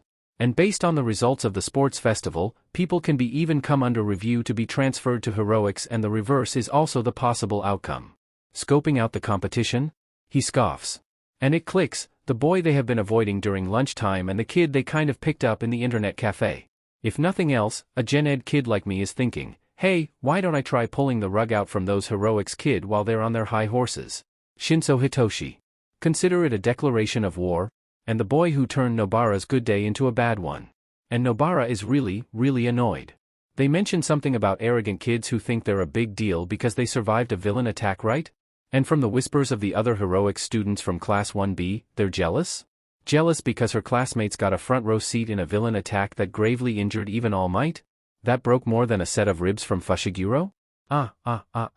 She scoffs loudly and purposely walks in front of Bakugo, even bumping on his arm roughly. She pulls her hammer out from the belt attached around her waist, hearing her given name get called out by Fushiguro, but she zones out, letting a faint burst of cursed energy envelop her hammer. She WHPs her arm to the wall and slams her hammer to it. The students watch her wearily. She meets Shinso's gaze. He obviously recognizes her, but the way he glances at her hair makes him unsure. She crosses her arms. Just because that Bakugo is arrogant, doesn't mean the whole class is, and honestly, annoyance drips from her voice, he has every right to get arrogant. Who got second place, anyway? Oi, you little sure. She points her thumb to her back, pointing at Bakugo. This guy. The entrance exam scouted out the flashy quirks because it's the easiest to pick out the strongest that way, but that doesn't mean it's the most effective, she sighs, flipping her hair back, so the sports festival is the only way to let out your complaints. If you manage to pull out the rug from us heroic kids, then that means we never deserved it in the first place, so go on. Work strong. Train. Because right now, all I can see are barks and no bites. This arrogant kid you're spitting on? He's been biting since day one. Honestly, Nobara does not like Bakugo and she wants nothing more than to beat him to the ground, but Nobara has seen the way he used his quirk and the way he battles, a bit rough around the edges, but he clearly worked strong. And Nobara is a firm believer of the fact that people can only be arrogant if they have the talent to back it up, and Nobara is so sick of being ashamed of mocking All Might when he saved their sorry Buttes and Aizawa, she turns to her own classmates and points to them. That applies to you too. And in a burst of energy, she realizes, standing out? Avoiding that? They already have an unbendable backstory, and even Fushiguro is coming out of his shell, and Nobara is so tired of laying low when this is not who she is. Nobara is meant to stand out, and she is going to make sure everyone talks about her, especially now that no one can question her existence in this world. She will make sure everyone knows her and the sports festival can see her face until it reaches Itadori. I'm Kugisaki Nobara, your year's class representative, Nobara announces, and if she hears another one of Fushigiro's sigh, she ignores it as she always does, and this is a declaration of war. And that little sheet, Itadori Yūji, better hear her too. Fushiguro facepalms. The room is not as dark as he likes to think it is, but he does prefer a little more light. One of the few sources of light comes from the bulb at the ceiling, the TV screen, and the door by the hallway cranked open, but aside from that, the room is terribly dark. He shuffles on the couch, uncomfortable but still rather satisfied. He scratches the scar under his eye, watching the news fly by. Something about a bunch of students getting attacked by a villain in the middle of a school field trip? He has no idea what UA is supposed to be, but he supposes he can ask one of the guys. He stretches his limbs.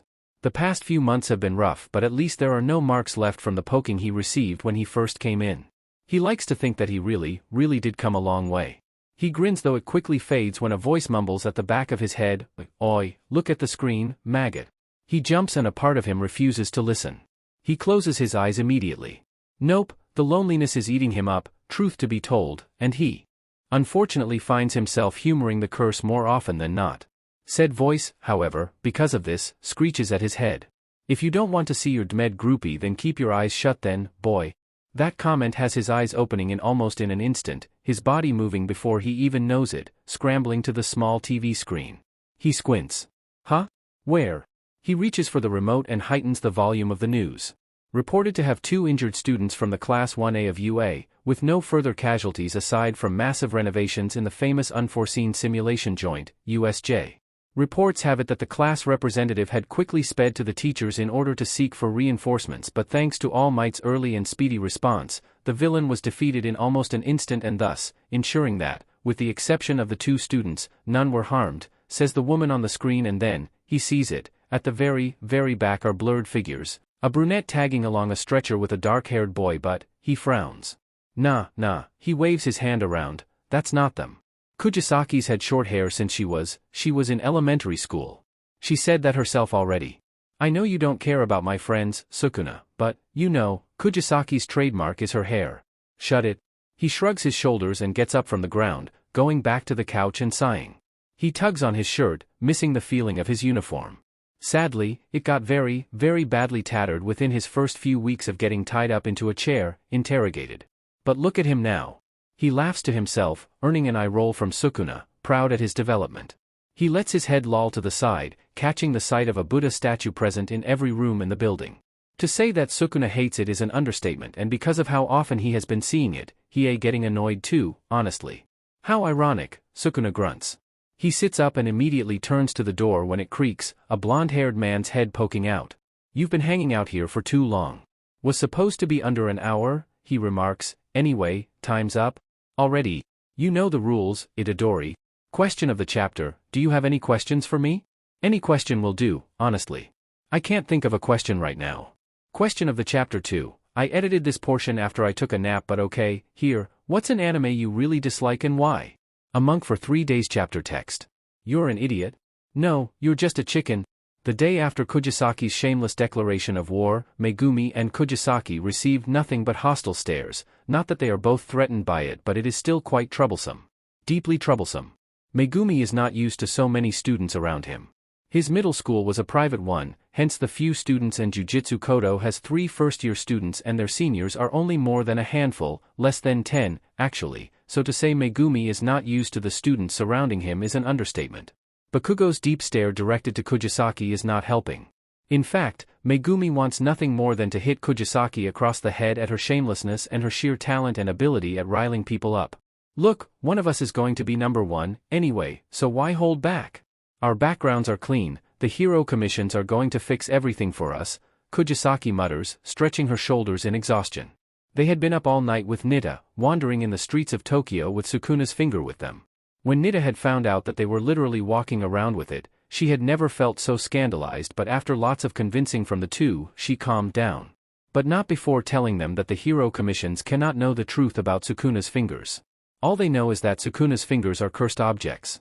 As simple as that, nothing that involves being the king of curses, nor Itadori being a vessel for him. They cannot give the hero commissions more power than they should have.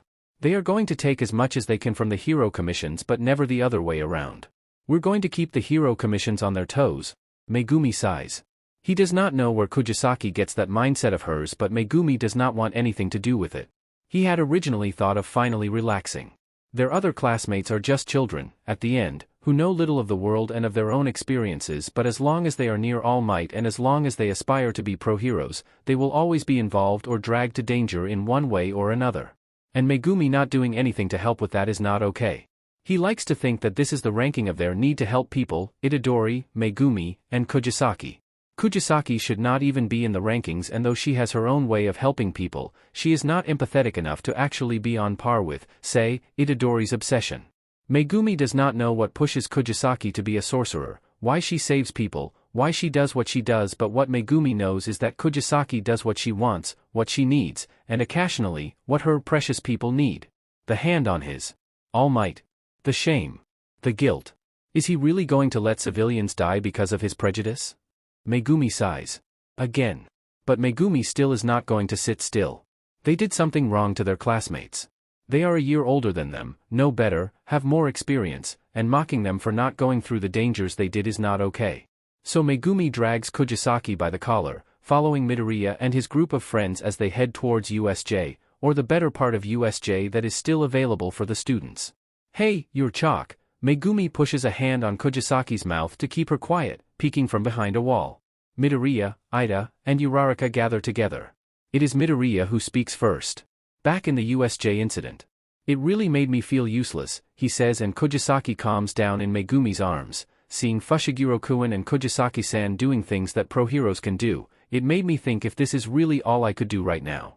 I made excuses in my head, that I couldn't fight as well as the other pro heroes because I'm still in training, that everything was going to be alright because All Might was there and when I began moving, it was always too late. Always at the last minute, but Fushiguro-kun and Kugisaki-san, he purses his lips. They managed to do things that I thought only pro heroes can. And Kaken. Kirishima-kun and Todoroki-kun. All of them. The look on Ida's face reflects Midoriya's. He grits his teeth in an annoyance directed to himself. Even he does not continue his words. Uraraka looks from Ida to Midoriya and pumps her fists in the air before she slaps her companions on their backs. I think we all felt the same way watching All Might get bloodied. And all of us too, in one way or another, felt like we were lacking, but the fact that we know that is more than enough for now. She beams. Let's all train together, okay, Deku-kun, Ida-kun. The three of them share a sweet moment, one that makes Kugisaki roll her eyes and whisper an ingenuine ah. Megumi hopes she just keeps her mouth shut. Why are we doing this again, Shiguro? She grunts under her breath, pulling herself away from her classmate's chokehold. She fixes her blazer, straightening it with a quick tug. Right? Megumi-kun's being friendly, isn't he? She scoffs. They're civilians, Kugisaki, Megumi replies.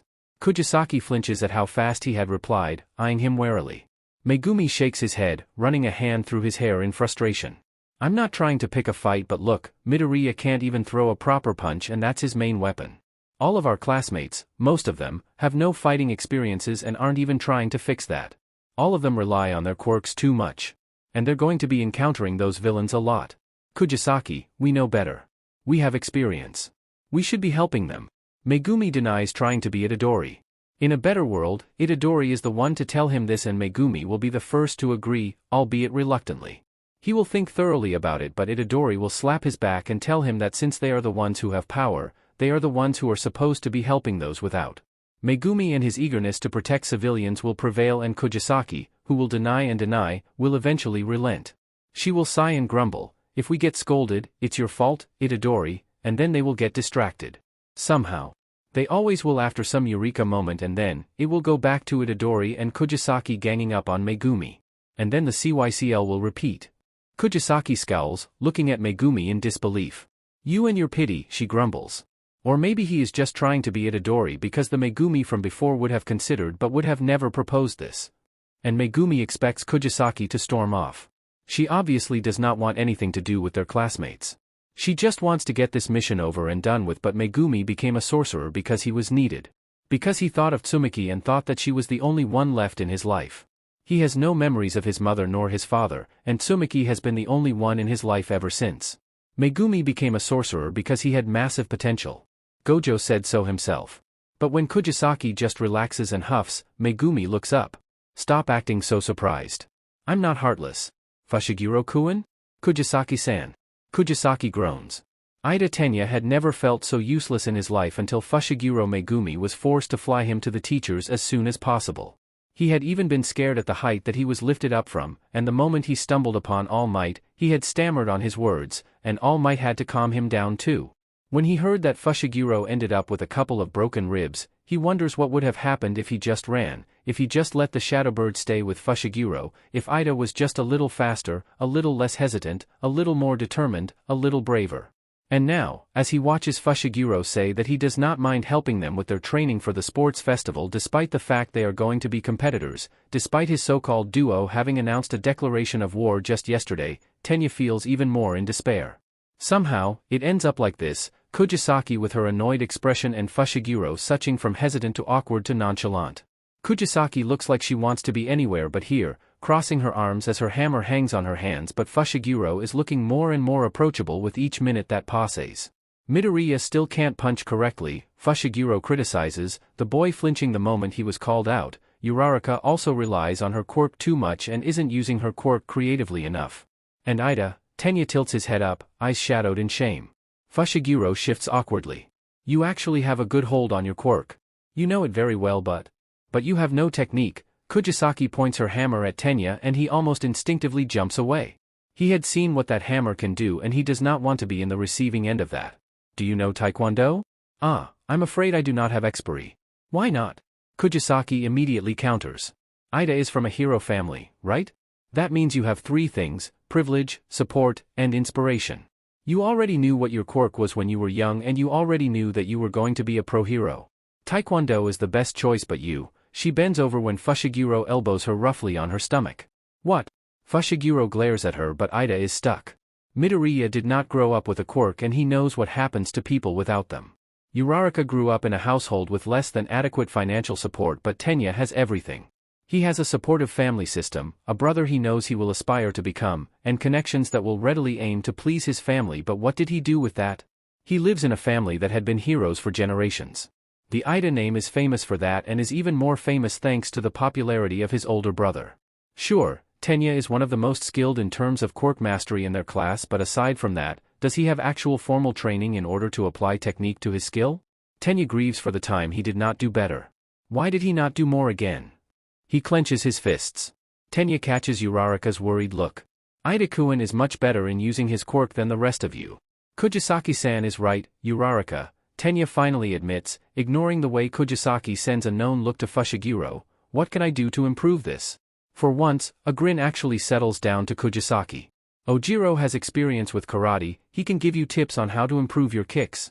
We can't help you out on that part. I'm a middle to long-ranged fighter, and even though Megumi seems like a long-ranged fighter, he also focuses on hand-to-hand combat and some occasional weaponry. She explains, surprisingly helpful in that aspect. Uraraka can learn some basic stuff with Fushiguro, and Ida, you can learn to maneuver better with me.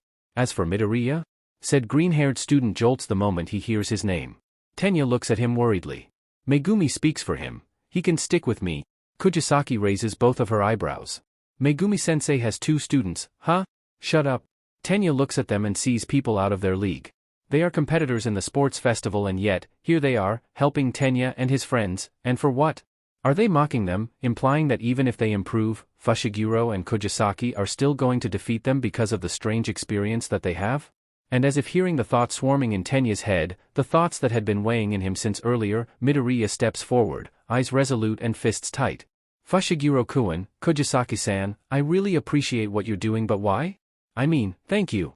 I really need this but Fushiguro-san and Kugisaki-san could be training with themselves too so why? His words are put into a halt when Kugisaki raises her hand. She points her finger to him. Do you really need a reason to help people? Isn't that what a real hero is supposed to be? Tenya freezes. Oh, he thinks. He should have noticed it earlier. When Kugisaki and Fushiguro talk, even during class recitations, they put a distinct difference between a pro-hero and a hero. At first, Tenya had thought that it was just nothing, they are quite interchangeable, after all, but this time, Kugisaki puts her foot down and sets the differences. He is not blind to the hypocrisy. He may seem like it but he was born and raised in a pro-hero family and thus, he has been in the front row seat all his life. There are things such as quirk marriages, incidents that involve the deaths of students when villains are involved, human trafficking, mysterious kidnapped children, but it is easy to forget about all of those in a position of privilege, in a position of power, in the delusion of a fantasy. Just because his brother is a hero, doesn't mean all pro-heroes are like that. But Tenya never found the need to truly absorb and register that fact. Tenya entered UA to become a pro-hero like his brother who is hardworking, kind, has the most sidekicks and thus, ranks as one of the pro-heroes with the most solved cases, and Tenya wants to become like him. He wants to become just like his brother who is not just a pro-hero but a real hero. He looks at Kugisaki in awe. Her gaze meets his and he jumps, stomach tightening out of nowhere. Her eyebrow rises in question as Midoriya inquires Fushiguro of something. Tenya looks down to his legs, his quirk throbbing. He decides, he will prove to Kugisaki, and Fushiguro, that he can be someone they can rely on, someone who they do not need to protect but someone they can fight alongside with, someone they will call a hero instead of a pro-hero. The next day, Tenya approaches a very startled Ojiro and expectantly looks at Kugisaki. Nobara shudders. The apartment Nobara lives in is shared between her, Fushiguro, and Nita. The apartment is rather large in size, courtesy to the Hero Commission's accommodations but they do not really need that much space, considering that Nobara and Fushiguro share a room, more like, cannot get separated, but Nobara will never admit that, something that Nita does not mention, even as she goes to Fushigiro's room to wake them up for school but finds the both of them there instead. Nita only smiles and calls for them each day, waking them up like a guardian will, and Nobara is genuinely thankful for that. She learns that Nita has a younger brother who she complains about regularly, saying that they really look alike. She says his name is Arita, written as Nu, and he has the same short hair as her and the same shock of blonde. Nita misses her younger brother, no matter how much she grumbles about his disobedience. Nita also wants to go home as much as they do. And Nita, ever serious with her job, works more than they do. She ushers them away at around 9 in the evening in the midst of purging the curses in Muzurafu, even though she will probably stay until midnight. Fushiguro tries to say that the Hero Commissions is overworking her, but she smiles, puts both hands on their shoulders. Fushiguro-kun and Kugisaki-chan are both getting overworked in their own way, you know. The two of you go to school, put up personalities, and after that, you have to exorcise curses. You need to get rest as much as you can, especially with the sports festival coming up. Her smile widens and Nobara feels like sobbing again. Leave it to the adults for now, okay? You've worked way too hard for the past few months. Nobara and Fushiguro relents because nobody can say no to Nita, especially since she is the only adult in their lives and is much more worthy of respect than, say, their Gojo-sensei. And speaking of their teacher, Nobara feels like they are not even in a different world with how similar Gojo-sensei and Hawks are, always pestering them over the smallest of things and forcefully entering their apartment, sitting in between Nobara and Fushiguro as they lounge in their couch. He slings an arm around them and ignores how loud Fushiguro clicks his tongue. Nobody wants him here. So, Hawks drawls and Nobara rolls her eyes. What do you think of modern dramas? Any improvement from the 20th century? Fushiguro grunts. We're from the 21st? Showa. Heisei, Nobara hisses. Hawks raises both of his hands, elbows still on Nobara and Fushigiro's shoulders. As much as they want to leave, they are most definitely not allowed to do anything against the Hero Commission's pro-hero, much less the famous number 3 pro-hero. So Nobara crosses her arms, bites down the words threatening to spill from her mouth. Briefly, Fushiguro glances at her. I'm not dumb. She thinks. Fushiguro always somehow expects her to slip up first, to be the more volatile one, to be less careful around their classmates when Fushiguro was the one who let them approach them first, who initiated the coaching to their enemies in the sports festival. Nobara's finger taps furiously on her elbow. She almost jumps when she feels Hawk's large wings tickle her skin. Akari-chan still out? Nobara becomes really tempted to sock Hawks in the face for daring to call Nita by her given name. I thought she was going to be home, but I guess she left the kids in the house, huh? Nobara is this close to hammering him down through the ground. Nita-san prefers to be called by her surname. Fushiguro, surprisingly, speaks for the both of them. Nobara turns her head to his direction and nods approvingly.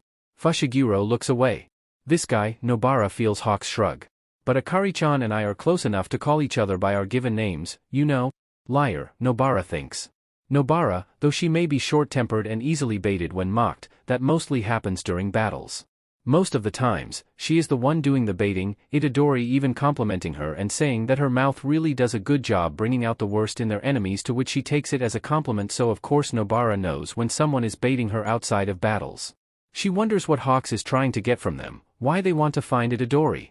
They already made an excuse, saying that he has the most cursed energy out of all of them and thus, will be prone to creating more curses. They add another lie, explicitly implying that Itadori is untrained and cannot control his cursed energy as well as them, so he will definitely create curses, even though in reality, this rarely to never happens among sorcerers. But the commissions do not need to know that, nor do they need to know that Sukuna's fingers are more than just cursed objects but the king of curses' fingers, not to mention that Itadori is the host of said curse. Nobara grimaces just by thinking about it. The hero commissions obviously have secrets they are not telling Nobara and the others. The constant presence of Hawks must be related to that. Are they trying to get him close? To fish for information because he is admittedly charismatic and charming? The handsome pro-hero who will whisk you off your feet? Nobara scoffs internally. She may have positive opinions concerning All Might and Aizawa-sensei, but that is them and not a pro-hero groomed by the hero commissions, and still refuses to do anything about the problem despite having more influence on the crowd than them. If Hawks just speaks, many pro-heroes will support him because the hero commissions not being very heroic is more than a common knowledge in the industry. It is one of the first things that pro-heroes find out in their debut. Nobara spots Fushiguro slapping Hawks' finger away, the same one that had been poking him. Megumi-kun has a shadow bird, right? Which one of us do you think is faster? I am the fastest pro hero around, you know? This catches Fushigiro's attention, the both of them eager to soak in as much knowledge as they can from this man. More than ingenium? Hawks grins, eyes barely seen with how wide it is. Nobara wants to punch him in the face and get rid of that self-satisfied look. But he can be so blinding sometimes. I am the fastest hero, and Nobara has seen his interviews. It is the first thing Fushiguro dragged her in doing when they met him. Hawks is the laid-back pro-hero, the one who wants to make a world wherein he can laze around and not be needed. Nobara does not know what she feels about it because despite his sheet-eating grin and his annoying tendencies, Nobara does not feel like Hawks is lying. That still does not make her like him though. She stands up all of a sudden, Hawks dropping his arm along with her movements. I'm going to sleep, she announces. Fushiguro perks up. You're on the futon? Not if I get there first. Hawks whistles. Megumi-kun and Nobara-chan both sleep in the same room? He cackles. I wonder what Akari-chan is going to say about the... Nobara slams the door of her, Fushigiro's, honestly, room shut. She has no patience for this man. Not when he shines like Itadori and speaks like Gojo-sensei. Not today. Shinso Hitoshi met Fushiguro Megumi and Kugisaki Nobara in the middle of winter. They both come out from the same cubicle in the internet cafe and his first instinct is to be embarrassed at the connotations. In the cubicle, did they, but they look his age but people his age do that kind of stuff already right, and then the brunette pulls him away, her neck exposed with the shortness of her hair, which is why Hitoshi almost does not recognize her the next time he sees her. Fushiguro looks the same as he had more than 6 months ago, but Kugisaki's hair is much longer. Hitoshi should have known though. He should have known early enough. There is a strange confidence oozing from Fushiguro and Kugisaki, a confidence that the likes of Bakugo has. These people are born with powerful quirks, powerful and heroic quirks. Hitoshi should have known from their callous way of asking him back then if his quirk was the reason for his bullying. He should have known that Kugisaki is the same Kugisaki that ranked first in the practical exam, Fushiguro lagging at the 3rd place but still overtaking most of their fellow students with staggering numbers of killed robots.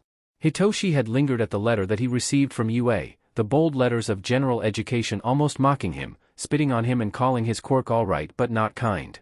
He knows he can be powerful. He knows why they are afraid of him.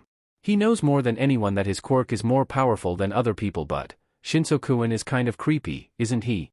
He flinches, the voices of his former classmates overlapping in his head. Kugisaki could never understand. Fushiguro could never understand. He hears from murmurs that Fushiguro has had formal training in the art of the sword, is proficient in hand-to-hand combat and has a powerful and heroic quirk to add to that, and Hitoshi wonders why he was born like this. Why Fushiguro, despite his dark looks, his glares, his arrogance, he is deemed suitable to be a hero when Hitoshi is stuck with people glancing at him worriedly. He looks like a villain, they say, has a villainous quirk too. And now, Hitoshi ends up in general education, rubbing the back of his head and faces Bakugo, who he thinks is the worst of the lot. Arrogant, dirty-mouthed and petty, and then Kugisaki. Kugisaki Nobara had given him hope as much as Fushiguro did. Their words had been kind, very, very kind, that Hitoshi cried himself to sleep that night and lingered in the entrance of the convenience store they used to work in, wondering if he can go in, wondering if they can be friends, wondering and wondering. This guy. The entrance exam scouted out the flashy quirks because it's the easiest to pick out the strongest that way, but that doesn't mean it's the most effective. So the sports festival is the only way to let out your complaints. If you manage to pull out the rug from us heroic kids, then that means we never deserved it in the first place, so go on. Work strong. Train. Because right now, all I can see are barks and no bites. This arrogant kid you're spitting on? He's been biting since day one. Hitoshi learns to dislike Kugisaki because of course she won't understand. She was born with a powerful quirk. She was born good-looking and she was born with that confidence, who knows where it came from. Of course she can talk like that. Of course she will demean him like this because she doesn't understand. Fushiguro lingers behind, exasperated at Kugisaki but not doing anything to reject her words. He agrees, obviously, and judging by that uncaring look on Bakugo's face, so does he. You don't understand, Hitoshi wants to spit out. This world is unfair. But in the round of the sports festival, in the infamous one-on-one fights, everyone is of equal footing, and Hitoshi knows. Hitoshi knows that once he opens his mouth, the tides will lean to his favor, so for now, he keeps quiet. For now, the anger simmers and becomes silent. The world is unfair and Hitoshi will do something about it.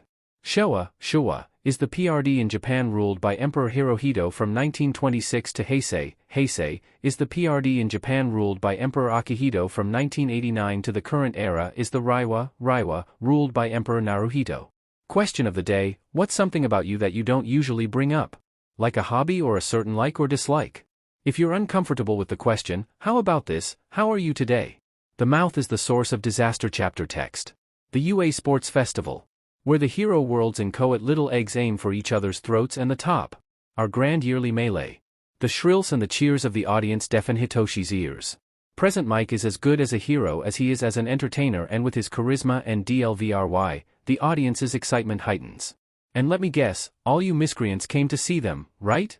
The freshly formed miracle stars that shrugged off a mass villain assault with wills of steel. Hitoshi grits his teeth. The Department of Heroics first years. You're here for Class 1A, right? And as if they are nothing but side characters, cannon fodders to the main characters, Present Mike continues. And following, Class 1B, here comes Classes C, D, and E from the General Education Department. And now, here are Class F, G, and H from the Support Department. Now for the Business Management Department. One of his classmates mutter bitterly from behind them, hissing under their breath about how UA is truly milking this event, making sure all eyes are focused on no one but Class 1A, and treating the rest of the students as nothing but foils. Hitoshi watches Class 1A huddle to themselves and murmur to each other. He tightens his fists, focusing entirely on Kugisaki and Fushiguro, first and third rank in the practical exams. And the kids who just so happened to patch him up after his escapade to the internet cafe. Hitoshi watched from the convenience store, hesitant, and now, he does the same. They are the same as always, secluded and sticking to themselves. Even when in the company of their classmates, it seems. And Hitoshi is not the only one looking at them curiously, tempted to get close. The glasses-wearing one with the brunette continuously drag their gazes to the duo. Hitoshi focuses on Midnight instead. Now, fair play. She chirps, responding to the audience's curious inquiries about her status as the 18-plus hero with an annoyed grumble. She flicks her WHP. Silence. My tenure here is perfectly on the level. Now, player representative. Hitoshi jolts. Kugisaki Nobara walks confidently to the small stage, her hair, for once, tied in a ponytail instead of letting it loose as it always is. Hitoshi had always been unnerved at her confidence and her assurance of herself.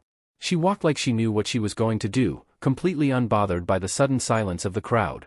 Hitoshi catches only first in the hero exams and did not even take the other first-placers accountable, and he knows Kugisaki can hear them. He knows Kugisaki is well aware of their opinions, but she does not care. She continues to walk, unaffected.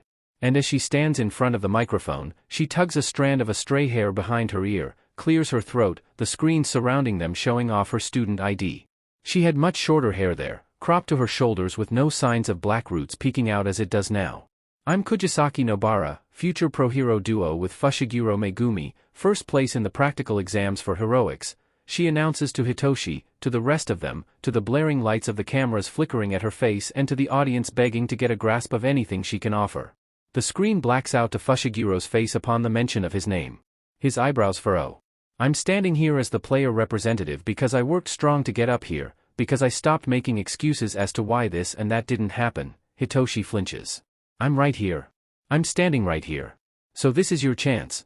This is your only chance, Hitoshi knows. Hitoshi knows better than anyone. He knows that second years do not get this much opportunity as the first years, and by third year, changing courses is a lost cause. This is Hitoshi's only chance. He knows. He knows that. I'm here.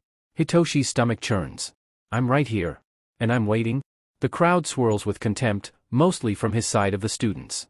Hitoshi hears a redhead call Kugisaki manly for her uplifting speech, another compliment from the same glasses-wearing boy from earlier, but all Hitoshi can feel is the discomfort swirling inside him, the things he could have done, the excuses he made during the practical exams when the hero society is as plain as day. It's strong for people like me, he knows that, so he scratches away the guilt, the regrets, the what-ifs and his hatred towards himself, and he thinks of now. He thinks of nothing but the different uniforms of Class 1A, the favoritism, and he thinks that all that matters is his dreams. Kugisaki bows shallowly and walks away. He will become a hero. He will become a hero with this quirk that his childhood calls villainous, and Hitoshi vows. Because this is his long-awaited chance. His one and only chance. And he will not stand by outside the convenience store anymore like he did, and he will make sure to not keep Kugisaki and Fushiguro waiting in that stage, because this is his one and only chance. Because there is nothing else he wants more than to be a hero. The first thing Megumi does is swat Kugisaki across the head. He gets a kick behind his knee in return. They planned for the speech together for the past few days and only managed to finish it last night, squeezing it in as they give pointers to Uraraka, Midoriya, and Ida every now and then, but at the end, Kugisaki does not go through the speech they had painstakingly made together. They even added some words of encouragements that were definitely not threatening, and they did not forget to put UA's trademark concerning the truth of becoming pro-heroes, but of course Kugisaki just had to ignore the plan and spike everyone's perseverance even further. But at the same time, Megumi admits that she relayed the message to Itadori well. Kugisaki and Fushiguro. Here. Waiting. You're not alone in this world. Come find us because we can't find you, and Megumi hates these implications. Because how strong can it be to find someone who acts like the sun? Bright and bold? Eye-catching and unrestrained, or are they right about Itadori being trapped? Kugisaki pushes away his hand from her, rubbing the back of her neck uncomfortably. The speech was mostly for Itadori. These guys can SCK for all I care, she shrugs, it'll be easier for us if so. Megumi is tempted to roll his eyes, knowing that Kugisaki said the speech for the students as well. He pauses. The uniforms don't suit them, he thinks, especially the sportswear. The vibrant colors are too unfamiliar. Megumi feels like there are so many eyes focused on them, and this only worsened during Kugisaki's speech when the cameras had focused on him as well. And with her arms crossed, Kugisaki nods to Midnight's direction. Her shoulders are pressed together as if trying to make herself smaller. Megumi does not think those kinds of mannerisms suit Kugisaki, so he puts both of his hands on Kugisaki's shoulder and presses on them, guiding them for her back to straighten. Confused, Kugisaki frowns at him. She realizes what he was trying to do and snorts. I was cold, she laughs. Megumi turns away. All right. With that, we can move directly onto our first event. Midnight continues as if Kugisaki's speech never happened. Onto the preliminaries, as they are called. Lots of fine folks end up choking on their tears here year-round. And this first year's round of Destiny is the obstacle course. Both Kugisaki and Megumi cringe. The both of them were never meant for stamina-built activities, Kugisaki more so than Megumi.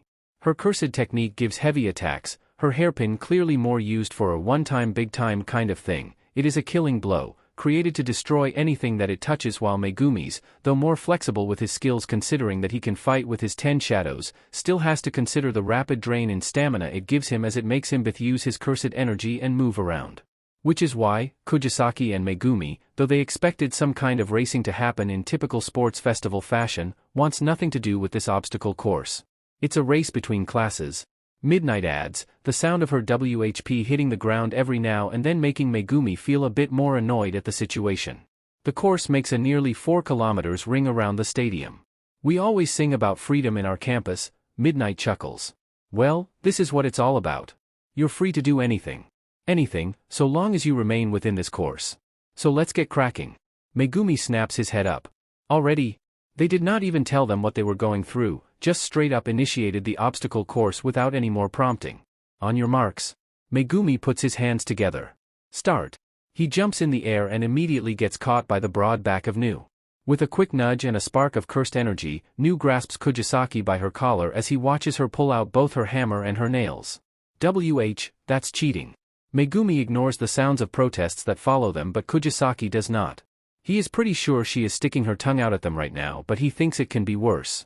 From below them, Todoroki speeds through the path, icing the grounds and putting most of their competitors out of the commission.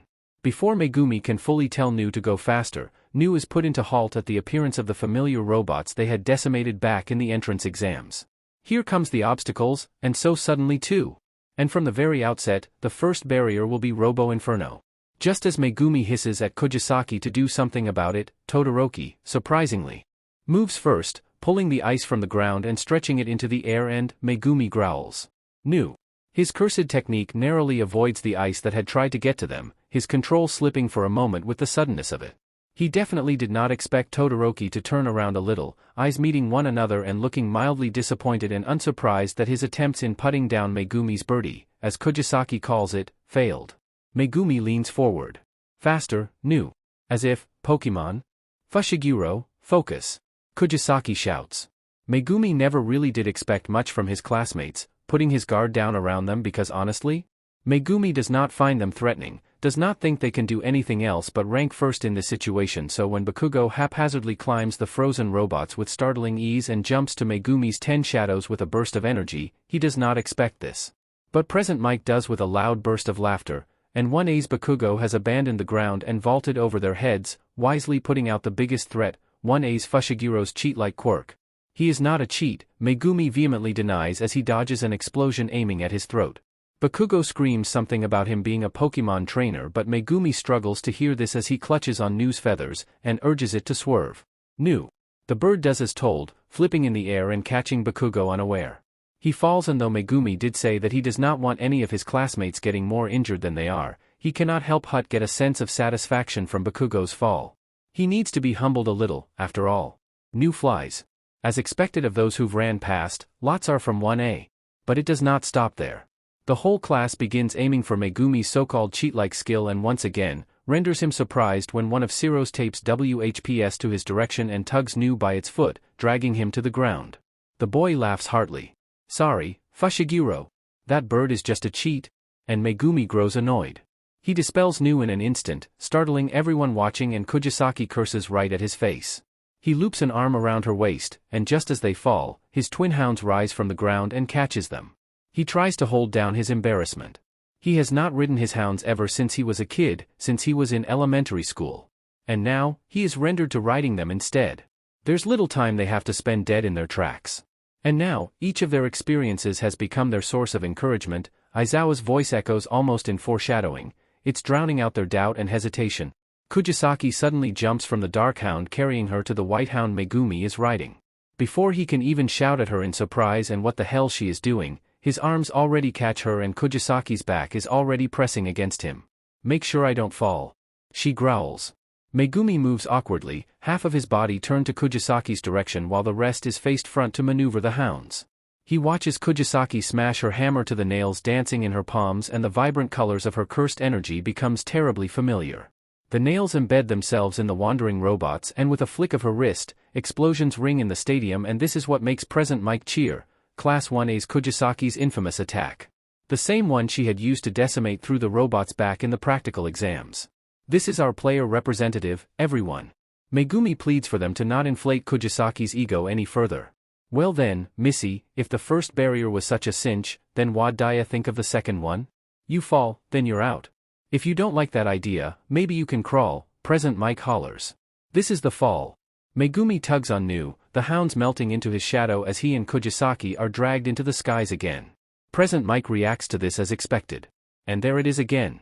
Fushigiro's cheat-like quirk. Kugisaki's just getting pulled on by Fushiguro. Megumi is actually more comfortable with Kugisaki staying put, but with Present Mike's words, this eggs Kugisaki on. Who did you just call useless, you bstrd? Kugisaki, no one. Kugisaki suddenly stands up and Megumi becomes forced to slow down Nu despite his need to just want to get this over with, but of course, Present Mike had to put fire to Kugisaki's trembling pride. Megumi grabs Kugisaki's ankles. Kugisaki, sit down. Kugisaki, however, does not listen and drops her nails to where the cliffs lie. And the moment it nears the ropes, she snaps her fingers. The explosions are the only things that Megumi hears, overshadowing the shouts of protest. And there we have it. Kugisaki eradicates her opponents. Megumi pulls Kugisaki by her shirt. His arm is around her once again, and this time, he makes sure she stays put because she is putting unnecessary amount of effort on the both of them when they can just use Nu to speed through. But this does not stop our future heroes. Todoroki only becomes faster, and he now uses his ice instead of the ropes. Bakugo manages to go through as well, and Present Mike lets out a sharp whistle. It seems like the students are being forced to take the longer path to the side now. Kugisaki. How villainous. Megumi wonders why people are trying to make Kugisaki react so much. She is only going to get angrier, more violent, and she is not really the type to hold back when egged on, and that is exactly what is happening, but Megumi has long since lost his patience. Kugisaki, save that for later, he grumbles.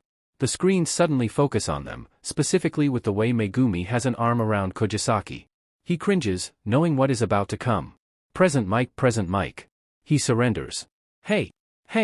Flirting during the obstacle course is a no-go. Megumi wants to get this over and done with. The players in the lead are separated from those bunched up in the back. But I won't say how many are pulling ahead, so don't get complacent and keep moving forward. Present Mike does not help even. Megumi is 100% sure that after this sports festival, Class 1A will only be further alienated by the other students, and there is nothing they can do about it. Not after present Mick's introduction from the beginning made it seem like they shrugged off the villain attack in USJ when even Megumi and Kugisaki, who has more experience than their whole class combined and has dealt with more killing blows than they can count, had to be saved by All Might, who only managed to beat the villain through the skin of his teeth. UA is putting their students against one another, and for what? For the cameras? For the experience? Whatever it is, Megumi does not like it. Nor does he like the fact that their classmates are constantly trying to put him and Kugisaki down specifically. The more present Mike speaks, the more Megumi grows irritated. And now, we have come to the hidden final barrier. Its true form is none other than Megumi size. The minefield right out of Rambo 3. It's set up that if you look carefully, you can see where the landmines are placed. Strain your eyes and feet. This is the much easier obstacle, obviously. Megumi leans forward, pushing in his cursed energy into Nu to move faster, and he should have expected it. He really should have expected it, but Megumi reels back in surprise when a barrier of ice rises from the ground just as it had earlier. His head slams against the back of Kugisaki's. He swerves to the other side, already reading Kugisaki's behind before she even says anything. Her nails push through the ice, the cold tickling Megumi's face as he pushes forward, but of course. Another loud explosion rings from the back, and at first, Megumi assumed it to be just another student tripping over the mines, but as a shadow looms even above his Nu, Megumi grits his teeth and leans even more. Nu presses on, but the edge of Midoriya Izuku's plate pokes first, and the next thing Megumi knows is that he is heading straight for the ground along with the deafening cheers of the crowd. Midoriya's name is all he hears. Megumi ends up in third place, having been seated at the front, and due to a disturbing coincidence, Kugisaki ties with Bakugo at fourth place. They originally would have had reached, at the very least, first place, but Todoroki happened again, and the ice wall returned, making the both of them have to improvise as quickly as possible. For someone who implied that he will defeat Midoriya specifically, Todoroki seems to be out to get them. No. Megumi hunches to himself, feeling stares dig on his back. Everyone is out to get them, the duo who stayed as a duo even in the sports festival when it is an individual race. They had already argued about this beforehand, wondering how exactly they will go with it, but Nita ended their argument with a hand on their shoulders. If you're trying to sell yourselves as a duo, then stay as a duo, and just like that, Megumi and Kugisaki calm down. For some reason, Kugisaki and Megumi have been arguing a lot more the past few days, even over the smallest of stuff, but mostly concerning their classmates. We're sorcerers. We're supposed to protect them. Megumi pulled on what Itadori would have said, and for some reason, he became more desperate. There are little curses wandering around, and Megumi does not know what he is if not a sorcerer. So he clings to this, his wide-eyed classmates, a year younger than him, who genuinely want to be heroes but have little to no guidance. What is Midoriya even doing? His teacher is that bag of bones, right? Why is he not helping Midoriya use his quirk more efficiently? Why does Midoriya not know that he needs to keep his fists close to him when he is throwing a punch? Why does he still trip on his own 2 feet? Why is he carelessly breaking his bones? Why is he settling for this? We're supposed to protect them from curses, Kugisaki retorted, digging her finger on Megumi's chst, not from themselves. We're not having this conversation again, Kugisaki. Maybe we are. Because you're obviously getting distracted by these guys too much. What are you trying to say? Kugisaki pursed her lips, and for once, Megumi was relieved to see Hawks barging in their apartment in his typical exuberant fashion, colors vibrant and his wings even more so. He blinked in awe. Kugisaki's annoyance turned to him instead. Are Nobara-chan and Megumi-kun having a lover's quarrel? Megumi and Kugisaki did not train with Uraraka, Midoriya, and Ida the next day, and it was Megumi who had to make an excuse as to why, saying something along the lines of Kugisaki not feeling well when Kugisaki obviously was, because of how she was riling up Bakugo that day, getting into another screaming match now that she was more sure that their backstory and their files made it so that it was allowed for them to be more comfortable. They did not walk home together then, but Megumi finds Kugisaki on the couch with Nita, hands in the air and complaining about Megumi of all people. Nita just giggled sheepishly, unsure about how to react, and when Kugisaki spotted Megumi, she grimaced, "Gay, it's him, Nita-chan," but Megumi and Kugisaki still end up in the same room. Megumi is still kicked out of his own bed, and Megumi still sleeps on the futon. No apologies are exchanged because they know that they are both resolute with their opinions. Megumi wants to help because it is his job, it is him being Megumi, and he cannot just stand still and watch these civilians flail helplessly, and Kugisaki is Kugisaki. She cares when she cares, and she does not care when she just decides not to. Kugisaki is probably even more stubborn than Itadori, to an extent, and Megumi prefers her that way. The next day, they act like the argument never happened. Megumi watches Kugisaki retie her hair. I'm going to sock Present Mike in the face the next time I see him, she mutters under her breath and points at Megumi. The next battle's gonna be lead by me. That guy literally called me. He didn't, Megumi sighs. He implied it. Kugisaki replies too quickly. We're a duo. Of course we're going to work together. I swear, if Present Mike opens his mouth again I'm going to. Kugisaki's phone suddenly vibrates from her pocket. Megumi raises an eyebrow, surprised that she brought it with her. She returns the look and gestures to the pack around her waist where Sukuna's finger rests. Megumi grimaces.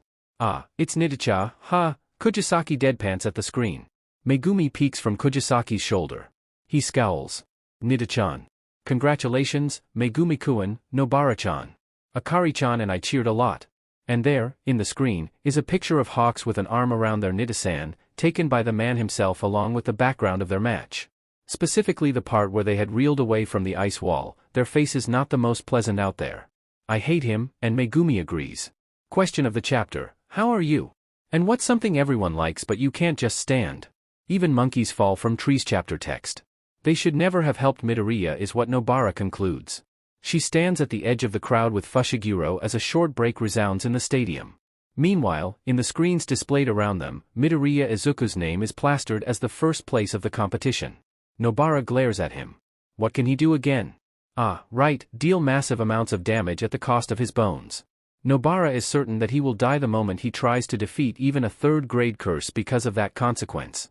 Her fingers tap against her crossed arms, shamelessly watching Midoriya turn red at Uraraka and Ida's compliments, and speaking of Ida, he sits right behind Nobara, and Bakugo, of all people, in the rankings, triumphing over vine-haired girl and a pale-haired boy who lags behind by a couple of meters. Ida could have had gone on par against Bakugo and Nobara on this mission, but the devastation that herself, the blonde, and Todoroki left in the wake of the two's attempts in sabotaging Fushiguro and Nobara made it so that the other placers were far behind. Nobara blames Todoroki's ice that had blocked their way for more than a couple of times and Bakugo jumping to new. What the hell was up with that? She spots Bakugo glaring at her and she returns this with equal ferocity. Bakugo makes a face at her and just as she is about to meet him in a possible fist fight, she jumps, feeling something cold hit the back of her neck. Fushiguro scoffs. I bought this from the business kids, he passes a Pocari, they're actually selling a lot but, he grimaces. They're overpriced? Huh? Then why'd you buy them? Nobara grumbles but accepts the drink anyway. It makes sense why. We need the drinks and we can't buy from anywhere else but from them, and you've been screaming since earlier. You need it, Fushiguro shrugs. Well, that's because of Baku. Fushiguro rolls his eyes. Nobara is pretty sure that Fushiguro does not take her feud with Bakugo seriously and she cannot blame him for that, not when she spent the first week of school avoiding the hell out of him and not taking him seriously. Before Nobara can continue, Fushiguro nudges her side and gestures to the stage where Midnight has finally returned. The 42 at the top have earned the right to advance. I'm sorry for the kids who didn't make it, but don't take heart. The festival's showstopper is still being prepared. And now, for the post-preliminaries, the final section. From here on out, even the press corps will team in white heat of excitement, so go all out. Nobara tunes out the pro-hero's words slightly, staring at Midoriya Izuku's name sitting at the top of the rankings. Now then, on to today's heart-stopping second event. I already know what it will be, but the suspense is killing me. What could it be? Well, I'll tell you. Obviously, Nobara thinks, the next event is going to be a human cavalry battle. Cavalry battles are annoyingly common in sports festival but Nobara has never really tried them, mostly because of the fact that it was mostly for the boys rather than the girls and Nobara is very, very eager to do the cavalry battles. She has been begging to do it ever since she was in middle school but that fantasy disappeared the moment she entered Jujutsu Kodo, well aware that their break times and sports festival-esque moments occur in the form of a once-in-a-school-life baseball game and at most, a battle between the Tokyo and Kyoto branches which led to her getting a bullet to her head, mind you, and Nobara still despises Zeninmai for that, by the way. And as it registers to her that they are actually doing a cavalry battle, that she does not have to scream at the sidelines, sitting on the grass, and yelling at her male classmates to do better because are they really that stupid, Nobara grabs Fushiguro by his arm. I'm the rider. Fushiguro looks contemplative for a moment before he relents. My stamina is better than yours, he nods, but we also neigh. Ha, Nobara drawls. Not now, Kugisaki, sighs her companion. Nobara bites down her words, annoyed at the almost patronizing tone in Fushiguro. She clenches her fists but somehow finds herself relaxing even then. Her annoyance throbs. Midnight continues her words. You can all form 2 to 4 person teams freely and form a horseback configuration. Basically, it's the same rules as a normal human cavalry battle, swipe your enemy riders' headbands and protect your own. Except for one thing. Everyone will receive points based on their performance in the last trial. Fushiguro frowns. Then that means, the number of points you're worth will be 5 points if you placed 42nd, 10 if you placed 41st, 15 for 40th, and so on. Midnight grins wickedly, eyes darkening in a way Nobara has seen from her old classmates JAV. She cringes. With the exception of first place whose head is worth 10 million points. Nobara turns to Midoriya's pale expression just as her other classmates do. She gathers her fists, cracking her knuckles in satisfaction. 10 million? If I were you, I'd aim for the guy who placed first. This is the chance for the low to supplant the high. Welcome to our survival game. Of course Fushiguro does not approve of going for Midoriya. Of course Nobara has to hold herself back. Of course they cannot go all out. Of course they cannot do that.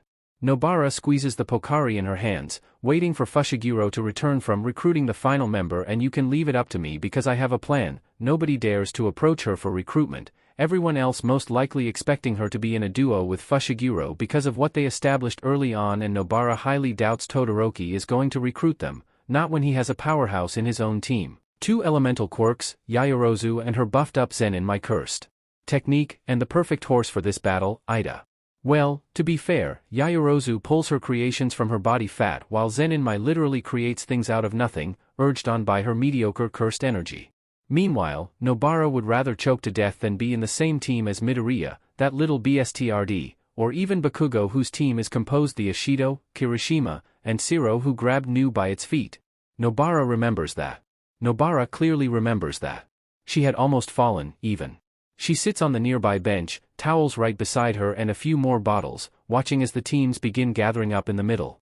Her head pounds in irritation. She thought she was finally going to be able to do what she wants. They need to stand out, they need to in order to get the attention of the cameras, make the screens focus on no one but them because Itadori is finally there. Itadori will be finally watching. She has been clinging to her cursed energy for days upon days, weeks upon weeks, and the only time she was actually able to release them was when they were beaten to the ground, unable to do anything more than they should. Her cursed energy chokes her in her throat. She thinks, this is not Kugisaki Nobara. Kugisaki Nobara is free. Kugisaki Nobara does whatever she wants. Kugisaki Nobara knows herself better than anyone else and she does not settle. She never does.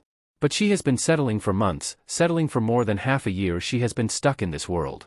She missed the feeling of curses screaming at her, misses the feeling of her nails slicing through skin, misses the feeling of curses slicing through her skin. Pain is what makes Kugisaki Nobara, and what she does with that pain, and here, inflicting pain is too much, knocking someone out is going too far, and Kugisaki Nobara, born and raises as a sorcerer in the countryside where this is this and that is that, is lost.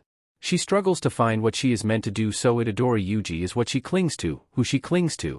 She cannot be like Fushiguro, who can find himself to care for these people they know nothing of. Nobara, in all seriousness and honesty, does not care.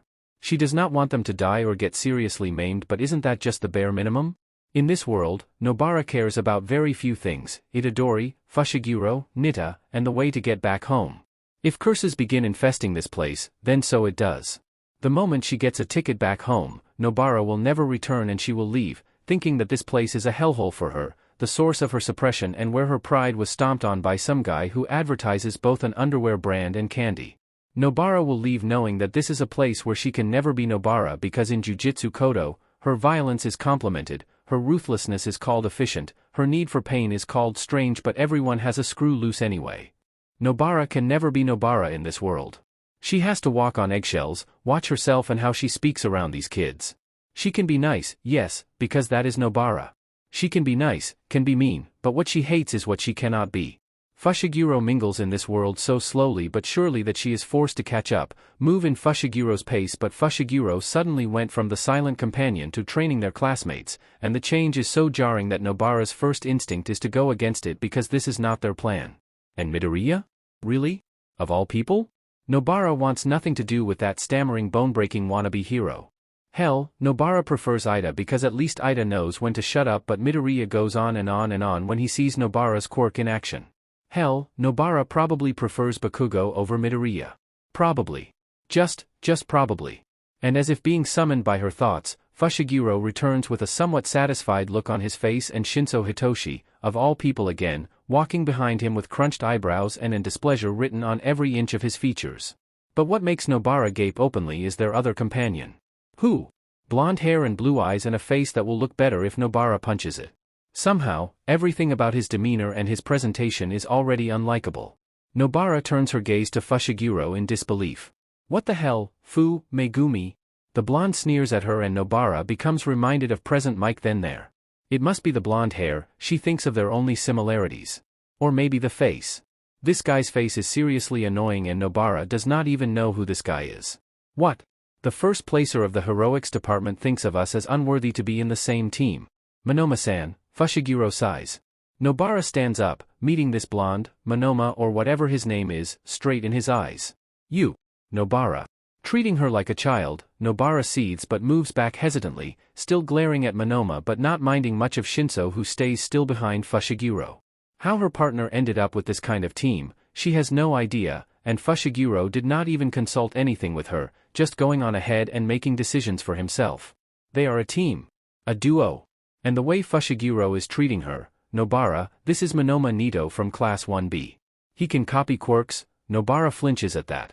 Monoma catches her reaction and the sneer returns as fast as it disappears but Fushiguro shuts him up but continuing before Monoma can get another word out.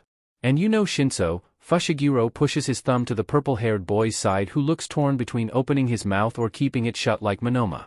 Brainwashing. Right? Nobara mutters, you want to talk for a bit, Gumi? Fushiguro hesitates but follows suit, nodding at Monoma and Shinso who look surprisingly out of place around them. Nobara drags Fushiguro away and as they arrive out of earshot, she whispers to him, maybe inform me that you're going to recruit the guy that I threatened 2 weeks ago next time, won't you? For a moment, Fushiguro looks as if he is going to take her words seriously and this earns him another elbow from Fushiguro. You could have chosen, I don't know, Kaminari, instead? He's a quick kill to the other players. 1. Fushiguro begins, Todoroki got to him first. He aimed for the ones with the best and most useful quirks. He went to Kaminari first, then Ida, then Yaoyorozu. He knew Yaoyorozu will come for him. And besides, Fushiguro straightens his back, having been hunched down to Nobara's height. We need to lay low now. What? We need to lay low.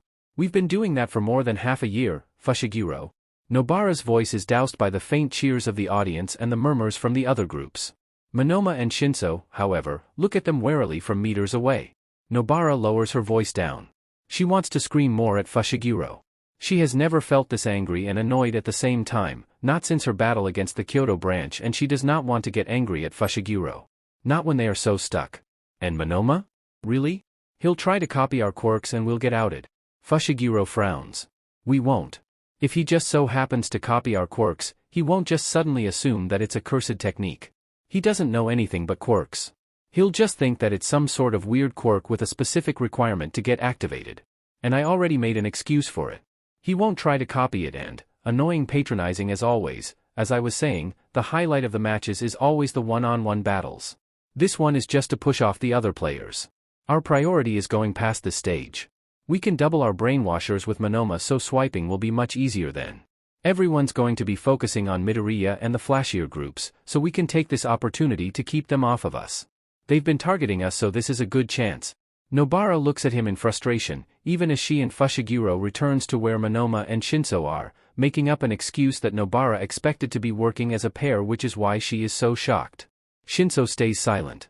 He acts like Nobara had not returned his declaration of war right back at him only 2 weeks ago, as if he is not standing beside the main person who thrived in the test he called unfair. Nobara stretches her limbs uncomfortably, knowing that she will be the main one who will be swiping headbands. I'll be riding at the top, she announces, watching the timer in the screens hit 2 minutes from 10 minutes, if there's someone with a good aim, that's me. Fushiguro nods. Monoma, we'll be asking you to run around from time to time to get quirks. Gamma will be pulling you away if needed, he says. Monoma grimaces, having explained before what Gamma is and the name is pretty much given already. A toad. If you have that toad, why not just use it to get the headbands? Nobara, for once, shares the same sentiments. Not only had she experienced getting dragged by that disgusting 10 shadows but she was also pulled inside of it. The aim is bad, Fushiguro replies, and Gamad end up strangling the person? Shinso frowns. So the plan is to brainwash them and get the headbands, he clarifies. Focus the attention on the other teams too, Nobara replies, and Shinso twitches at her voice. That's why Monoma's going around. Mostly to Todoroki. They've been ganging up on us, so we'll put more pressure on them now that everyone's focused on Midoriya. We'll be using mostly Todoroki and Bakugo's quirks. They're the most useful. We need you to PSS them off, Monoma. Shinso scoffs. That's basically the only thing he can do. As if someone from the Gen Ed can do more. Fushiguro clears his throat. We're going to do a hit and run while avoiding Todoroki, Bakugo, and Midoriya. Hit and run. Nobara grins. She likes the sound of that. But of course, the discomfort remains. And if Nobara shifts away from Fushiguro a little, then she keeps that to herself. In a more ideal world, Monoma forms a team from his class, tries his best and shows off his quirk to the stadium, almost begging to be seen, begging to show to everyone that his quirk is authentic, that this is a quirk and not just some sick form of robbery embedded deep within the pools of his BLD, but this is not an ideal world. This is not his ideal world because as he reaches out to his planned teammates, Fushiguro Megumi from Class 1A approaches him first, and his first instinct is to sneer and mock because the great duo of Class 1A asked a mere Class 1B to help with the cavalry battles, but Fushiguro's expression does not change. What's that got to do with it? And as he gathers with the group, Monoma frowns at the realization that Fushiguro recruited him because of his quirk, shrugging off any sort of rankings because what comes next is some guy from Class 1C, a Shinso Hitoshi whose quirk is brainwash. Fushiguro does not act like the other Class 1A he has seen and he has observed. The one who mostly matches that description is Kugisaki Nobara, ranked first and had been the one to give the speech beforehand, oozing with confidence that annoys Monoma, but Fushiguro does not let Monoma chime in to say something to her, mostly due to Kugisaki's infamous temper that has spread even to the other classes, mostly about her and Bakugo butting heads every now and then. Kugisaki announces that she will be the rider, not taking anything else, but she glances at Fushiguro occasionally, as if seeking for his approval. No. They work together. Kugisaki wants Fushiguro to agree with her. Monoma hears that Fushiguro and Kugisaki are childhood friends from the countryside, that they have been training for this since they were kids because there was nothing they wanted to be other than duos. They were built to be together, they say, and in the obstacle course, as they speed through one foe after another, they easily catch each other, covering up for their mistakes. Monoma does not know what Fushiguro and Kugisaki are up to, but he knows one thing. Fushiguro is not like the other Class 1A students that Monoma sees, and Kugisaki is arrogant, brash, but she accesses them all with their usefulness, and as she jumps on Fushiguro's shoulders, there is no discomfort, just trust. She shifts a little before glancing at Monoma and Shinso. Megumi gets the rear, she calls, and Monoma settles to the left, Kugisaki's feet pushing on his and the other's hand. We're counting on you. Kugisaki and Fushiguro have this untouchable feel from them. Like Todoroki. That Bakugo. Midoriya with his 10 million. Monoma despises Class 1A, born with the right quirks with little to no stigma against it. He knows Shinso. He has heard of most students that try to stand out, Shinso with the brainwashing and villainous quirk and Monoma with his dishonorable and unheroic quirk. Monoma scoffs. He believes in few things, and one of them just so happens to be the fact that most of the times, the ends justify the means. Call him a cheat, call him unheroic and dishonorable, but at the end, Monoma will be a hero. Monoma does not care about what they say because at the end, he will still end up saving people with this thing they call a dishonorable quirk. Fushiguro and Kugisaki encourages this. The ends justify the means. So he keeps his mouth shut around these particular Class 1A students because Kugisaki may be arrogant, but she does not have the arrogance Monoma despises. Don't get him wrong, Monoma still wants nothing to do with Class 1A, but the end justifies the means, and Monoma wants to use these powerhouses to stand even at the one-on-one matches, and there, he will step as the representative of Class 1B. As much as he claims to be the messiah of his class, there is still nothing better than standing at the top, and like they said, Monoma is dishonorable. Monoma is a hypocrite. Monoma is not flashy. Monoma is petty. Monoma cannot do well without other quirks. Monoma is not heroic. Monoma is not many things. But as Monoma is strained by the weight of Kugisaki, as Midnight's voice rings, let's start the countdown to this vicious clash. As Monoma becomes overwhelmed with adrenaline and the pressure of being with these Class 1A students, Monoma becomes all of those things. Fushiguro nods at him and Monoma lets go of the cavalry, making sure to make detours and rushes to the direction of Todoroki and his team. Kaminari spots him and is about to speak, but Monoma is faster and he jumps, thankful that his band is with Kugisaki, and hits Todoroki's arm harshly because of the inertia. Todoroki snaps his head to him, but something wraps around Monoma's waist before Todoroki can stretch his lesser-known arm towards him. Todoroki flinches, pulling away his hand. Todoroki never uses his fire side. Use that, Monoma remembers Fushiguro say, grinning in success as he feels the throb of Todoroki's quirk under his skin. He almost gets a whiplash when something wet pulls him by the waist. He disappears among the groups running to Midoriya, and the rush makes Todoroki's attention waver. Monoma lands under Kugisaki again, her foot pushing his shoulder. He grunts. "Get your foot out of my FA," he freezes, seeing what actually dragged him away. A toad. Gamma. Fushigiro's disgusting toad. He turns green and decides that Kugisaki's weight is much better than getting close to the toad. Send short bursts of ice. Just short bursts, Kugisaki lectures from above, already having more than their own headbands around her neck in the short time that he left. Abilities like that are strong to control, so less is better. Can you do it? Shinso tilts his chin up. Copying is his only job. If he can't do that properly, then he's useless, he sniggers. Monoma scowls, but it quickly melts into raised eyebrows and a challenging look. Says the one who's in Gen Ed, he retorts back. He will never admit it, but he follows Kugisaki's advice, sending barely a trickle of ice from his feet before it explodes to a road of frost, stretching to random groups of students into a frozen state. Just Monoma is about to WHP his satisfied look to his team. Fushiguro curses, lets go of Kugisaki's feet, and clasps his hands together. At his sudden movements, Monoma and Shinso stumble, surprised by the sudden weight. Kugisaki topples right above Fushiguro, and Shinso grunts, trying to push Kugisaki up by his shoulders. Monoma mimics his movements, but they barely got time to gather themselves when Fushiguro suddenly pushes back, their hands intertwining again. Fushiguro, I swear to, Shinso's curse falls short when their feet meet unstable ground. Feathers. This is new. Kugisaki yelps. Monoma is about complain, but the sudden surge of electricity spreads in the stadium out of nowhere, Fushiguro once again summoning a hers rabbits along with the bird, making them barely gather Kugisaki. Monoma resists the urge to praise Kugisaki's balance, a hand heavily planted on his shoulder while he is pretty sure Kugisaki's elbow is digging painfully on Shinso's forehead. The rabbits form a wall before the electricity can touch them. It's your class, Pikachu, grunts Shinso. You sure you don't want to take them out first?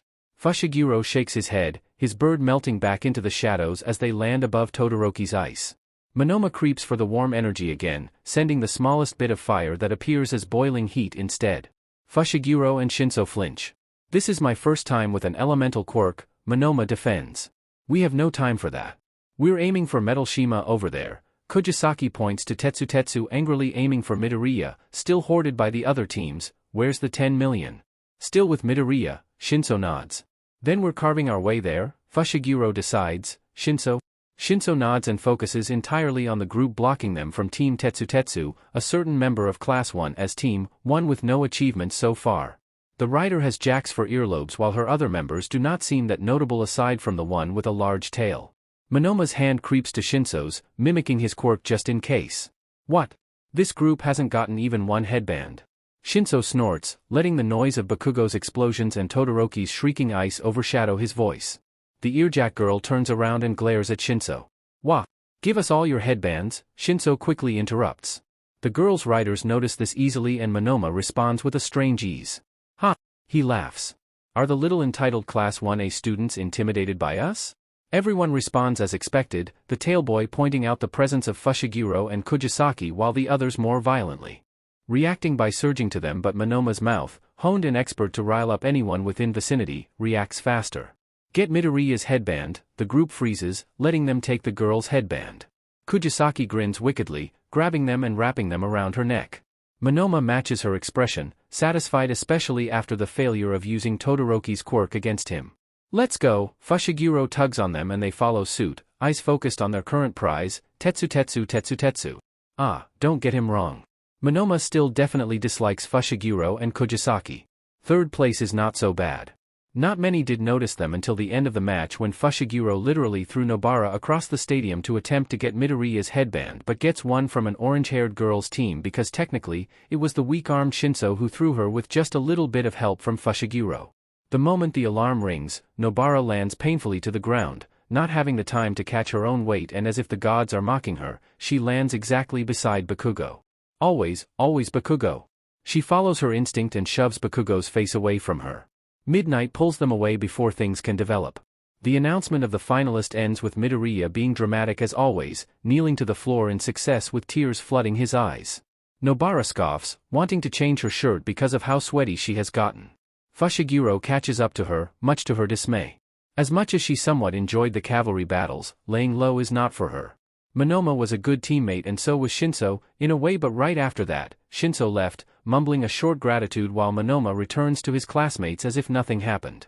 Nobara has no idea how this school honestly works. She stares at the vending machine. She watches her drink get stuck in the metal and Nobara is too exhausted to deal with this, so she kicks the vending machine continuously. This little Kugisaki? What? She glances at Fushiguro and turns away the moment she sees that look on his face, thinking, unsure, hesitant, all the other synonyms for that word that Nobara has no mood to think about. She kicks the machine again. Kugisaki, least. Annoyed, at Fushiguro, the vending machine, her sweaty clothes, this restriction, laying low, Nobara kicks the vending machine as strong as she could, her foot smashing through the glass before she realizes it. The sound of glass shattering makes Nobara and Fushiguro shut their mouths almost immediately. Take your foot out, Fushiguro orders and Nobara does as told. Are you injured? Can you fight later? The UA uniform is too good, Nobara mumbles in mild awe, taking out her foot to see her leg unharmed. I'm Oka. Next time, control yourself, Kugisaki, Fushiguro sighs. Sighs and sighs and sighs again. How many has this been today? Always sighing Fushiguro as if Nobara is giving him more problems. Fushiguro is the one making the problems in the first place, not Nobara. Look, They both jump when they hear someone angrily shushing them. Their eyes move to see Bakugo near the edge of the hallway, leaning against the wall with the same irritation as Nobara plastered all over her face. Shut up, won't you? Bakugo growls, mumbling something about a stupid Pokemon trainer and his toolbox. Toolbox? Nobara stomps to Bakugo, pulling her sleeves to her arm. The hell did you just call me, you little piece of shit? Bakugo puts a hand right above her mouth, shutting her up and surprising her at the same time. Just as she was about to bite his hand then and there, a voice interrupts. Midoriya. Are you All Might's illegitimate child? Nobara officially wants nothing to do with Class 1A. Charge headlong chapter text. Once, Kugisaki complained about the plots of the drama in this world's television. Both of them are more used to the typical shy female main character debating between the childhood best friend and the sudden appearance of the supposed bad boy or playboy and the occasional live-action adaptations from manga favorites that Kugisaki watched with a strange fascination. This world's drama is quite the same but quite different as well, especially with the aspect of quirks to consider. In short, one of the most popular tropes is quirk marriage. Once upon a time, there is a young and poor main character who is working strong to live by with what little money she has in order to support her younger siblings, and then comes the son of a popular hero searching for a way to preserve and to strengthen their quirks, and the main character just so happens to have the most overpowered quirk to have ever existed. Enemies to lovers trope that ends with a baby and nothing of sorts to address even the existence of quirk marriages itself, only that. No, they never married because of their quirks, because they love each other. Dramas make sure to emphasize that part quite well, and of course, another trope of villainous quirk also appears here and there, but of course, those dramas are fictions and in reality, those quirks they deem as villainous are shunned and, well, are villainous.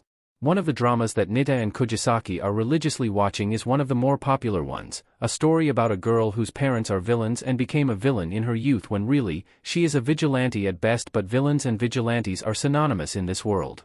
A pro-hero, the male lead, eventually catches her and they work together to defeat the greater evil in the midst of falling in love. A tragic backstory from the pro-hero arrives to also bring depth to his character and to lengthen the drama, and now, Megumi is pretty sure that they are nearing the finale and Kugisaki won't shut up about it. She has nothing good to say about it, not much, but she still continues to watch it like a guilty pleasure. And around that time, Megumi finds out about the existence of quirk actors. CGI and special effects are out of the picture and considered as cheap now, and critics comment about they just can't find a person with the right quirk, and Megumi does not get their point. But it does make a good cultural study. Midoriya. Are you All Might's illegitimate child? Pro-heroes suddenly having BSTRDS is nothing new. Megumi and Kugisaki, thanks to extensive research and thanks to Nita's assistance and, alright, he will admit it, Hawk's inputs in the times he barged in their apartment to share dinner even though they have no room for him, finds out that pro-heroes cover up more BSTRD cases than people think. If Midoriya really is All Might's illegitimate child, then Megumi does not want anything to do with that big of a drama, but judging by Bakugo's incredulous look, that is absolutely not the case. In the midst of his wandering thoughts, Kugisaki finally tears away from Bakugo and resorts to mimicking in his listening to the conversation that they should not even be listening to. Megumi tries to say this but Kugisaki, having read his mind, grabs his wrist and shushes him. He tries to say something again but Midoriya's voice rises. Yo, you've got it all wrong. Well, of course that's exactly what a secret son would say, so I get it if you don't believe me, but I swear that's not it. Megumi sighs. Actually, I'm going to ask you something. Why are you? I mean, why me? Megumi leans against the wall beside Kugisaki, relenting. Todoroki partially ignores Midoriya's question. The way you said it? That's not it. In other words, you have some connection to All Might that you can't talk about. Whatever that might be. Then if so, you must know about my father, Endeavor. Todoroki begins, he's been the number 2 hero forever now. If you're connected to the number 1 hero then, that means? He trails off. I need to win all the more. Kugisaki crosses her arms, Megumi catching the way she glances at Bakugo's reactions. Everybody in their class knows about his strange relationship with Midoriya, the bullied and the bully, the inferior and the superior, in a way. Whoever is inferior is up to debate because with how petty and angry Bakugo is sometimes, and how calm Midoriya is about his explosive anger, Bakugo is slowly looking like the inferior rather than the superior. But there is a reason why Megumi, despite his kindness for Midoriya, prefers Bakugo, and why Kugisaki agrees with this, regardless of 1001 arguments or not. He made a name for himself during his hero career firing on all cylinders but it was never enough to outpace a legend like All Might, who was an unmovable might in his mind, says Todoroki but Megumi is not quite sure about that. He has no idea what Endeavor is in closed doors but Endeavor used to be one of the most well-liked pro-hero in his early debut, because of his powerful quirk and his no-nonsense personality. They called him the only pro-hero who was true, who did not lie for faces, and whose ambitions are clear and gold. Endeavor became the number 2 pro-hero for a reason and he maintained that position for a reason. But of course, no one can compare to someone like All Might. Megumi and Kugisaki studied about the culture more than necessary, actually, even researching about the growth of pro-heroes in the general public and Megumi knows a few statistics here and there, thinking that it was going to show up in the entrance exams. And there are a few things that people consider in what they call the hero billboard chart JP and Megumi does not like that title one bit. The criteria are as follows: level of strength they have displayed, number of cases they have solved, their general popularity, and their overall contribution to society. And in accordance to that, All Might and Endeavor almost share the height of strength, Endeavor and Hawks towering over All Might's number of solved cases, but All Might stands at the top of the top, because of his contribution as the symbol of peace. All Might is the hope of all Japan and no one can take that spot away from him. Not until the day he dies, or the day he retires, and when that happens, Megumi has no idea if Endeavor will be a good replacement for that unshakable figure of hope. Todoroki continues, only cementing the fact that All Might must never retire. My old man knew he could never hack it in by his own power so he devised a plan. Megumi can sort of piece things together. From Todoroki's powerful quirk to the scar marring his face. It has become quite obvious. What are you talking about, Todoroki? What is it that you're trying to tell me, exactly? Kugisaki scoffs from between Bakugo and Megumi, predicting the reason just as well as Bakugo does. Not surprising, Megumi thinks. Truly not. You know about quirk marriages, right? And at the end, Megumi sighs in surrender, it is like he is back in his original world again. Kugisaki is silent as they eat their lunch. Megumi looks at the curry rice he had ordered and Kugisaki with her Gyudon. They usually order different meals to share between one another but neither of them have the mood to actually do so. They both know that, despite all their mockery and their disdain for their world and this world's differences are only superficial. Just in the surface area but the intricacies, their depth, the only difference is that their world is shameless in admitting to it but this one puts up a face, almost gentle and terrified to admit its true colors. A world of white lies, he supposes. Well, mostly white lies. Because at the end, the hero commissions exist, people who die because of casualties from pro-heroes exist, illegitimate children exist, quirk discrimination exist, and people like Todoroki Shoto exists. People like Zenin Maki exists, like Gojo Satoru, like Zenin Naobito, like Gakuganji Yoshinobu, like Itadori Yūji and Mekamaru. Both Kugisaki and Megumi are born from sorcerer families, mostly Kugisaki who was raised around them the moment she opened her eyes to this world and so, Todoroki is nothing special for them and Megumi does not like admitting that. Child abuse, manipulation of their naivete and their need to be acknowledged, taking advantage of their abilities, that is not something new to them. In fact, it is their norm. Most sorcerers are not made but are born. Though many of the current sorcerers are recruited, those that came from notable families are still the ones who stand out. We shouldn't have eavesdropped, Megumi admits, not finding the appetite to continue eating. Kugisaki glances at him before going back to eating. Right, she agrees in a receding tone. And those are all the words they share until the arrival of Bakugo and his friends, Megumi guesses. All he knows is that Shiro, Kaminari, Kirishima, and Ishido are the ones who tag along Bakugo all the time, regardless of how much the blonde shouts at them for being an eyesore. Megumi thinks they like teasing Bakugo a little too much. Shiro sits right beside Megumi, Ishido and Kaminari by Kugisaki, and Kirishima and Bakugo in their row, which is probably a wise idea. Megumi does not want Bakugo and Kugisaki sitting beside each other lest Bakugo throws himself across the table, or Kugisaki doing much worse. Megumi becomes tempted to finish his food right then and there. Sorry about pulling your bird's leg earlier, Fushiguro, says Shiro sheepishly. You guys were about to fly to the finish line, you know.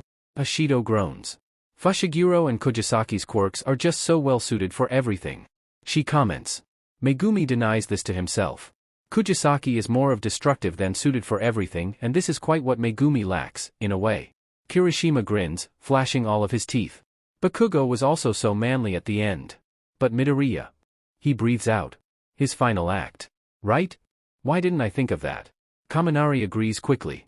Megumi does not bother to ask why Shiro and the others sat beside them, or why they dragged Bakugo with them. And the conversation continues with Kugisaki, Megumi, and Bakugo hushed out and silent the whole time, uncomfortable and thinking deeply of what had happened prior to their lunchtime. Honestly, Megumi prefers not to think of the normalcy of Todoroki's situation. Kugisaki begins talking again after lunch, grimacing at present mixed commentary and going on and on about how much she misses a normal school festival. Jujutsu Kodo will never have that. They are too busy with missions and too busy trying their best to survive to search for other ways to get adrenaline from. Even the yearly battle against the Kyoto branch ended up with most of them severely injured and high-ranking cursed spirits appearing out of nowhere and ruining what they deemed as fun for them. The end of lunchtime rings, present mixed deafening voice making Kugisaki's mood sour. All right, everyone. Compete your hearts out. Recreation. He cheers. From 4 teams, 16 individuals have made it through. It's a tournament. We're pitting them against each other in one-on-one combat. Bakugo's groupie, this time just Ishido, Kirishima, and Shiro, immediately expresses their excitement. A tournament, eh?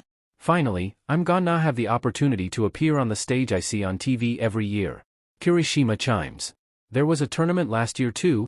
Ishido asks. Shiro nods. Some details end up changing but each year is always one-on-one. Midnight calls for everyone's attention with a crack of her WHP. In her hands is a box labeled lots. Now, we're going to do a drawing to determine the pairings. So, contestants, we're going to continue the recreational activities before beginning the tournaments. A fair match, UA is trying to say.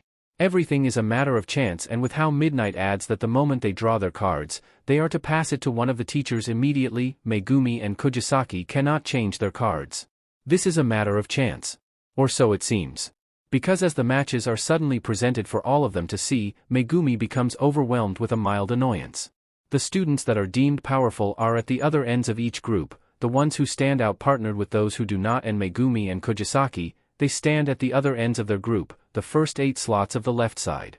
Megumi and Kugisaki are going to be removed from the finals, only one of them will stand among the top 3 or neither of them for the moment Kugisaki wins against her first and second fight, and the moment Megumi wins his own, they will be forced to compete against each other, the now famous duo from Class 1A. The position of their match is well placed, right in the quarterfinals round, just enough to bring diversity into the semifinals because the duo both being in the semifinals would be boring, wouldn't it? But the duo competing for a position in the semifinals where only one of them will have the possibility to win first place? That would be interesting, wouldn't it? That would be more fair, wouldn't it? Because Kugisaki and Megumi are affiliated with the hero commissions, the dark side of the pro-hero world, the ones who do the dirty work, who groom children, who are probably trying to scout out students in Class 1A2, suspicious little Kugisaki and Megumi. And so, they make it harder for one of them to achieve first place. A lot harder. Kugisaki and Megumi plan to take the top 3 spots, one of them getting the first place to be the focus of the screen, and now, they are reduced to a single person. A single chance. A single opportunity, as Kugisaki's speech had said, and now, as their classmates stare at them warily, already seeing the problems with the fact that they will be fighting each other. Megumi's stomach churns. They built themselves as a duo. As the best of the best when they are together. And now, they are pitted against one another. Kugisaki Nobara or Fushiguro Megumi, who will win a fight between them? He looks angrily at Midnight, who continues on with her introduction to the various recreational activities without care. Before he knows it, the introduction ends and they are in the same place as they had been when they eavesdropped on Midoriya and Todoroki's conversation. Megumi angrily slams his fist against the wall, feeling the throbbing pain of doing so, but all he can focus is their broken plans. They're going to fight. They're going to fire after all the effort Megumi put through recruiting Monoma and Shinso to that stupid cavalry battle, after all their preparations for the sports festival, the only reason why they are even here in the first place. He barely flinches when Kugisaki passes him a drink from the vending machine. This isn't the first time we sparred against one another. Kugisaki makes up an excuse despite how tight she is clutching on her drink. We sparred, Megumi emphasizes. They were practically playing around because Kugisaki would never let her nails get close to any of her allies, and Megumi does not even know where to start in using his 10 shadows against his allies. And Megumi teaching Kugisaki a thing or two about blades was barely taken seriously by either of them because Kugisaki was best suited with light weapons instead of heavy ones like Megumi's own. I'm not going to fight you, Kugisaki. This isn't part of the plan. Then we can come up with another one, idiot. Kugisaki is suddenly right in front of him. Megumi looks away. Her hair is still long. Black roots still peek out from the top of her head, but she is still Kugisaki. Besides, if they want a show, then we can give them a show. Megumi scoffs. You're just saying that because you want someone you can't hold back to. You're angry, he grumbles. And there's nothing wrong with that. Kugisaki hisses back, pressing her own drink against Megumi's chst. I'm still angry, but I'm not going to talk about that now. I'm not dumb, Megumi. Megumi twitches when he hears his given name outside of the public. His frown deepens. We're in a tournament. And besides, if one of us ends up losing to somebody other than each other, that's definitely not me. And Kugisaki is still angry, still in the verge of exploding as she always is, but Megumi is still jittery, still paranoid, still out of place in this world. He is not like Kugisaki. He cannot just adjust. He is slow in talking to others, even slower in saying what he wants. But I'm still angry at yo. The click of a can falling down from the vending machine makes them stop their conversation. They look to where it had come from, seeing Shinso picking up his drink. The dark-haired boy shares their look. If you're going to fight, do it somewhere private, he says, reminds them. Not now, Shin. It's because of the matchups, right? Megumi straightens his back, pushing Kugisaki away a little to gather himself. Shinso continues, the sports festival is for individually selling yourself to pro heroes and getting a sponsorship, or, he grins. For losers like us to get a seat in Class 1A. Of course they're going to get rid of you as soon as possible. One-on-one matches aren't for duos after all. The word drips from his tongue as if it is something to be mocked and not taken seriously. Kugisaki grits her teeth. Then don't expect any help from us then, Shinso-san, she spits out. Kugisaki, Megumi warns, unknowingly calling her by her surname instead of her given name as they are required to do so. The anger returns in Kugisaki's eyes, more directed to Megumi than to Shinso. Shinso copies her animosity. As if I'll need your he. Megumi attempts to change the topic, not wanting to speak more of his problem with Kugisaki, and instead, focuses on Shinso. He sighs, earning a flinch from his companion. Shinso-san's first match is with who again? He asks, putting a hand on Kugisaki's shoulder to calm her down. Hatsum, Shinso grunts, and Fushiguro-san's is? Ida. Of course.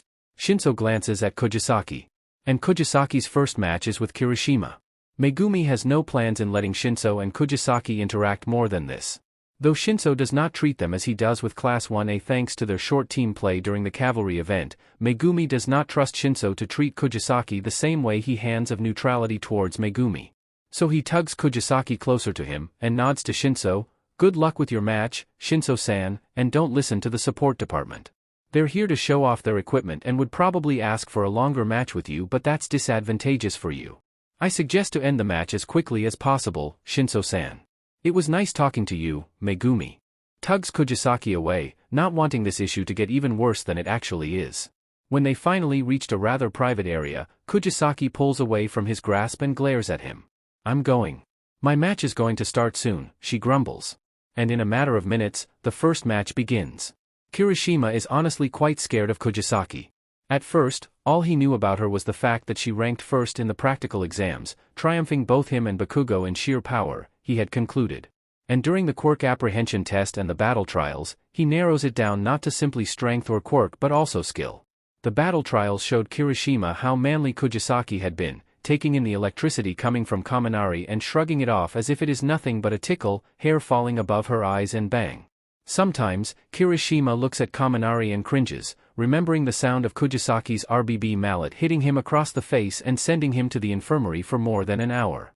But the USJ incident is a whole different thing because Kugisaki aimed for a killing blow, her quirk much more than some nail and hammer manipulation, or whatever her quirk is because he has no idea what it is supposed to be aside from the fact it is called voodoo. She shares that air of mystery with Fushiguro.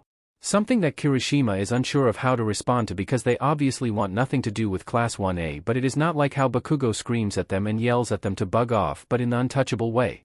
In pair works in class, they gravitate towards each other, and in rare group works, they act like they have no other choice, share odd looks and go on. Kirishima does not want to admit it but he dislikes how Fushiguro and Kugisaki act better than them and they are. They really are but Kirishima. Kirishima is a weak boy. He is cowardly. He hides behind the shadow of the dark red burn of his hair and the layers of hardened skin, and he covers himself. He covers little Kirishima from middle school whose knees shook and whose hands dripped in sweat, of fear, or cowardice that he refuses to acknowledge. And watching Kugisaki and Fushiguro dance with the Numu, bones cracking, skin scraping, wounds grinding, and flesh warping, Kirishima feels helpless, reduced to the boy from middle school. And Kugisaki aims for the killing blow, spikes rising from the epicenter of the Numu but the Numu rises, Kugisaki pales WND Kirishima wonders what she was trying to do. Was she trying to kill the Numu? Was she really aiming for the killing blow? Why did she try to kill the Numu? What was she trying to do? Aren't they heroes? Kirishima does not know what to expect from Kugisaki and how his quirk would work against his. All he gets from Bakugo are narrowed eyes and deep frowns. Get rid of her hammer and nails. You can probably overpower her with your quirk, and that is probably the most help he can get from his classmate and he makes sure to thank him eagerly. Kugisaki is not particularly strong. Her arms are slender and she is shorter than himself, probably barely in her 160s in height, and if Kirishima lands a right hook on Kugisaki then he can probably have a chance but that is only if he manages to get rid of her hammer first. Their difference is obvious, Kirishima is a short-ranged fighter and Kugisaki is mid to long-ranged. It's going to be strong for the both of them, and with present Mick's loud greeting to the crowd, he knows what is about to happen, after so many events. Finally, the 1 versus 1 battles, those which we all really wanted to see. The only person you can count on is yourself. However, even without being a hero, you face situations like these in your everyday life, right? Present Mike raises his hands in the air. Will, ability, resistance, and justice. This is the moment to put all these in play and achieve a glorious victory. Kirishima does not like punching the fairer section. He does not like punching girls like Kugisaki even more, appearing like a traditionally pretty Japanese woman with the exception of the color of her hair but she still has long lashes, pale skin, a flush of pink and she is rather shorter in height and slender. Kirishima does not want to bruise her but he thinks of what Kugisaki will do to him, how she had shamelessly picked a fight with Bakugo more times than not, and thinks of the supposed killing blow she dealt to the beast. And he thinks of himself, little Kirishima Ijiro from middle school who shakes, pales, and sweats. Cowardly little Kirishima Ijiro who will probably never be a hero. But Kirishima Ijiro is here. First match. With a hardening quirk and an unbreakable will, we have Kirishima Ijiro from Class 1A, the crowd cheers. And in the other end, though we haven't seen much of her from the previous rounds, she's still the first placer in the practical exams and is the player representative, Kugisaki Nobara from Class 1A. It is deafening. Kugisaki walks into the ring, hair tied tightly and face framed in annoyance and irritation. She glares at the direction of present Mike. Kirishima focuses on the belt around her hips, containing her nails, as he remembers. Get rid of her hammer and nails. Bakugo's voice echoes as present Mike announces the rules. If your opponent leaves the ring, can't move anymore, or says I give up, then the victory is yours. Don't worry about overdoing yourself. Recovery Girl is waiting prepared at the edge of the stadium.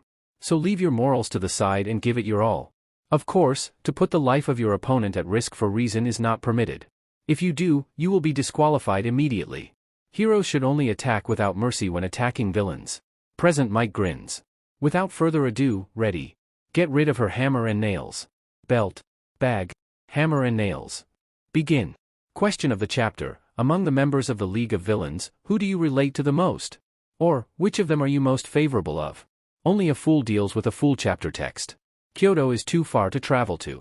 Both Nobara and Fushiguro have little money to spare for a trip to Kyoto, and considering that there are two of them, it is even worse.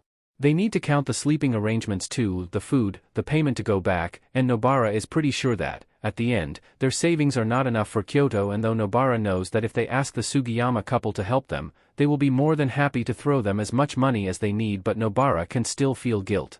She wants nothing more than to go home, but if they ask the Sugiyama couple for money, aren't they just basically robbing them? In a way, they kind of are.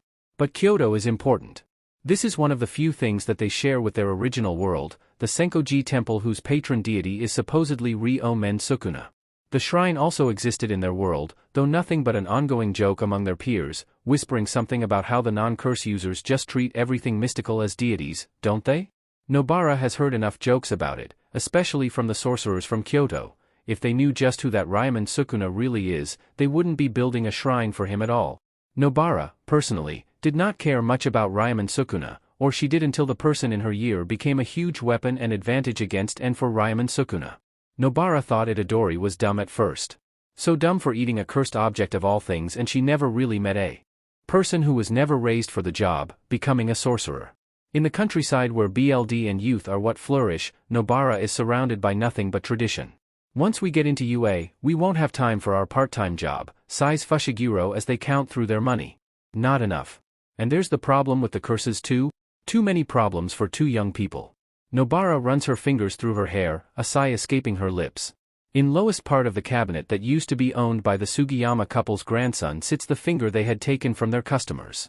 They had to stop with that job after the discovery of said cursed object, zeroing to how the hell it ended up here, if this has a relation to Itadori, in particular, getting dragged into the portal, if whatever is in this place is targeting the fingers. But they struggle to piece things together. They are struggling so strong that the cursed object becomes an obsession. A deep, deep and cruel obsession. One that claws through Nobara's throat, one that has her leg jumping up and down in anxiety, like the moment they avert their eyes away from the finger, all hope will disappear, slipping past their fingers like dust. Neither of them admits it, but they are desperately clinging to these fingers, googling hours after hours in the internet cafe and shifting through one book after another for anything about anything, and they have no idea what they are looking for. The Senkoji temple exists in their world, and so it does here, like how the Golden Temple also burned in the 1950s in both worlds, like how Oda Nobunaga perished in his own castle after getting betrayed by his own trusted friend. The history remains to be unchanging, but what comes after the quirks is what is different. Religion is a strange topic in the quirk society, and becomes a minority in the cities. The countrysides are the only places with actual worship for these religions, these ancient tales, while the rest of the world enjoys the art of it, and they possess this strange fondness and patronizing look when festivals are brought up. A festival is just a festival. The Tanbata festival becomes a tale instead of a myth engraved in their religion. The Shinto shrines are their courtesy of the emperor. Why need religion when they can be gods themselves, the world seems to say, while the countryside are more zealous towards religion. Their foreheads embrace the ground and their knees become bruised with gratitude for giving them such wondrous gifts, while the quirkless are treated as scums of the earth for not being deserving of the gifts. The early appearance of quirks was torn. Must they celebrate the gift of the gods, or is this child a spawn of yokai, one not like the Abe no Saimai from the legends, son of a fox? Of course, everything is more complicated than that. Nobara is not very fond of religion herself, finding it suffocating as she had been raised around it in the countryside. Many of these people become obsessive, claiming that their quirk is that they can hear the voice of the gods, of the deities, that they are the bringer of their world in this damnable world that forged idols that are not their gods. Nobara glances at Fushiguro, finding herself frowning at their shared worried expressions.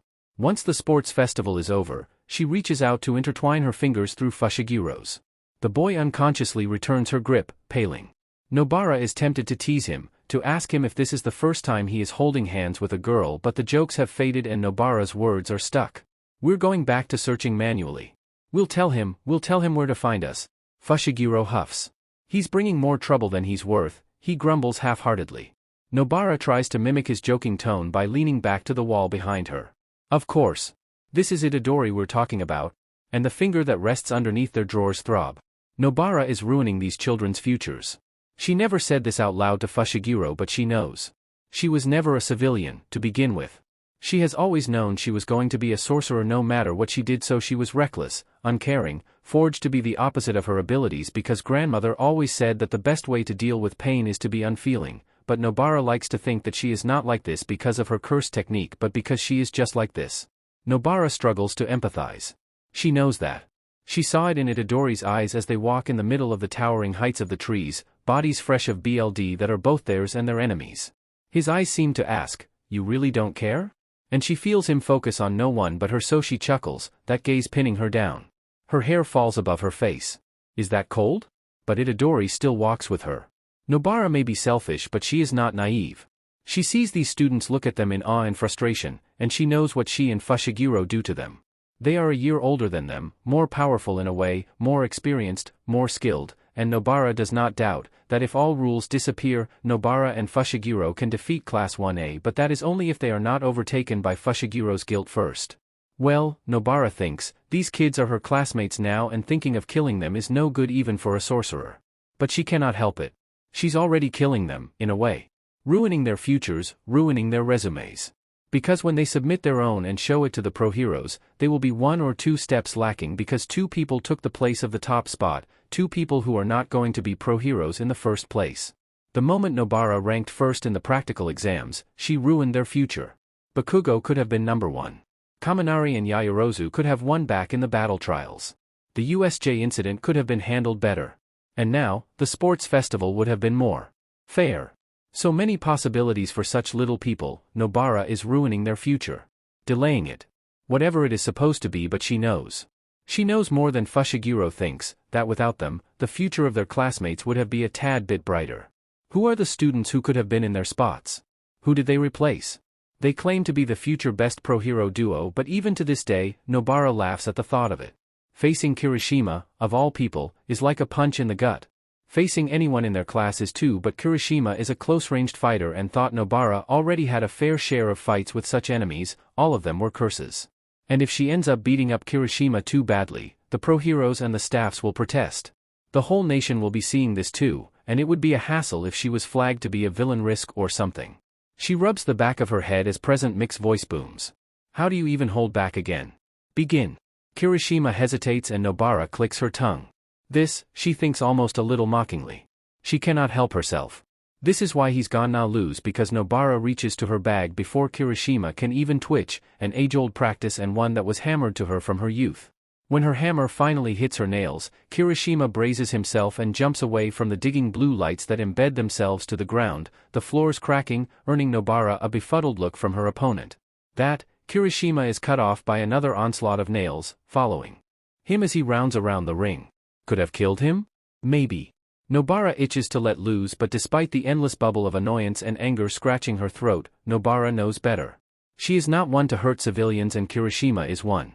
So she lets him get closer, lets her nails become SBMSSV to his footsteps, and he lets him get in front of her face.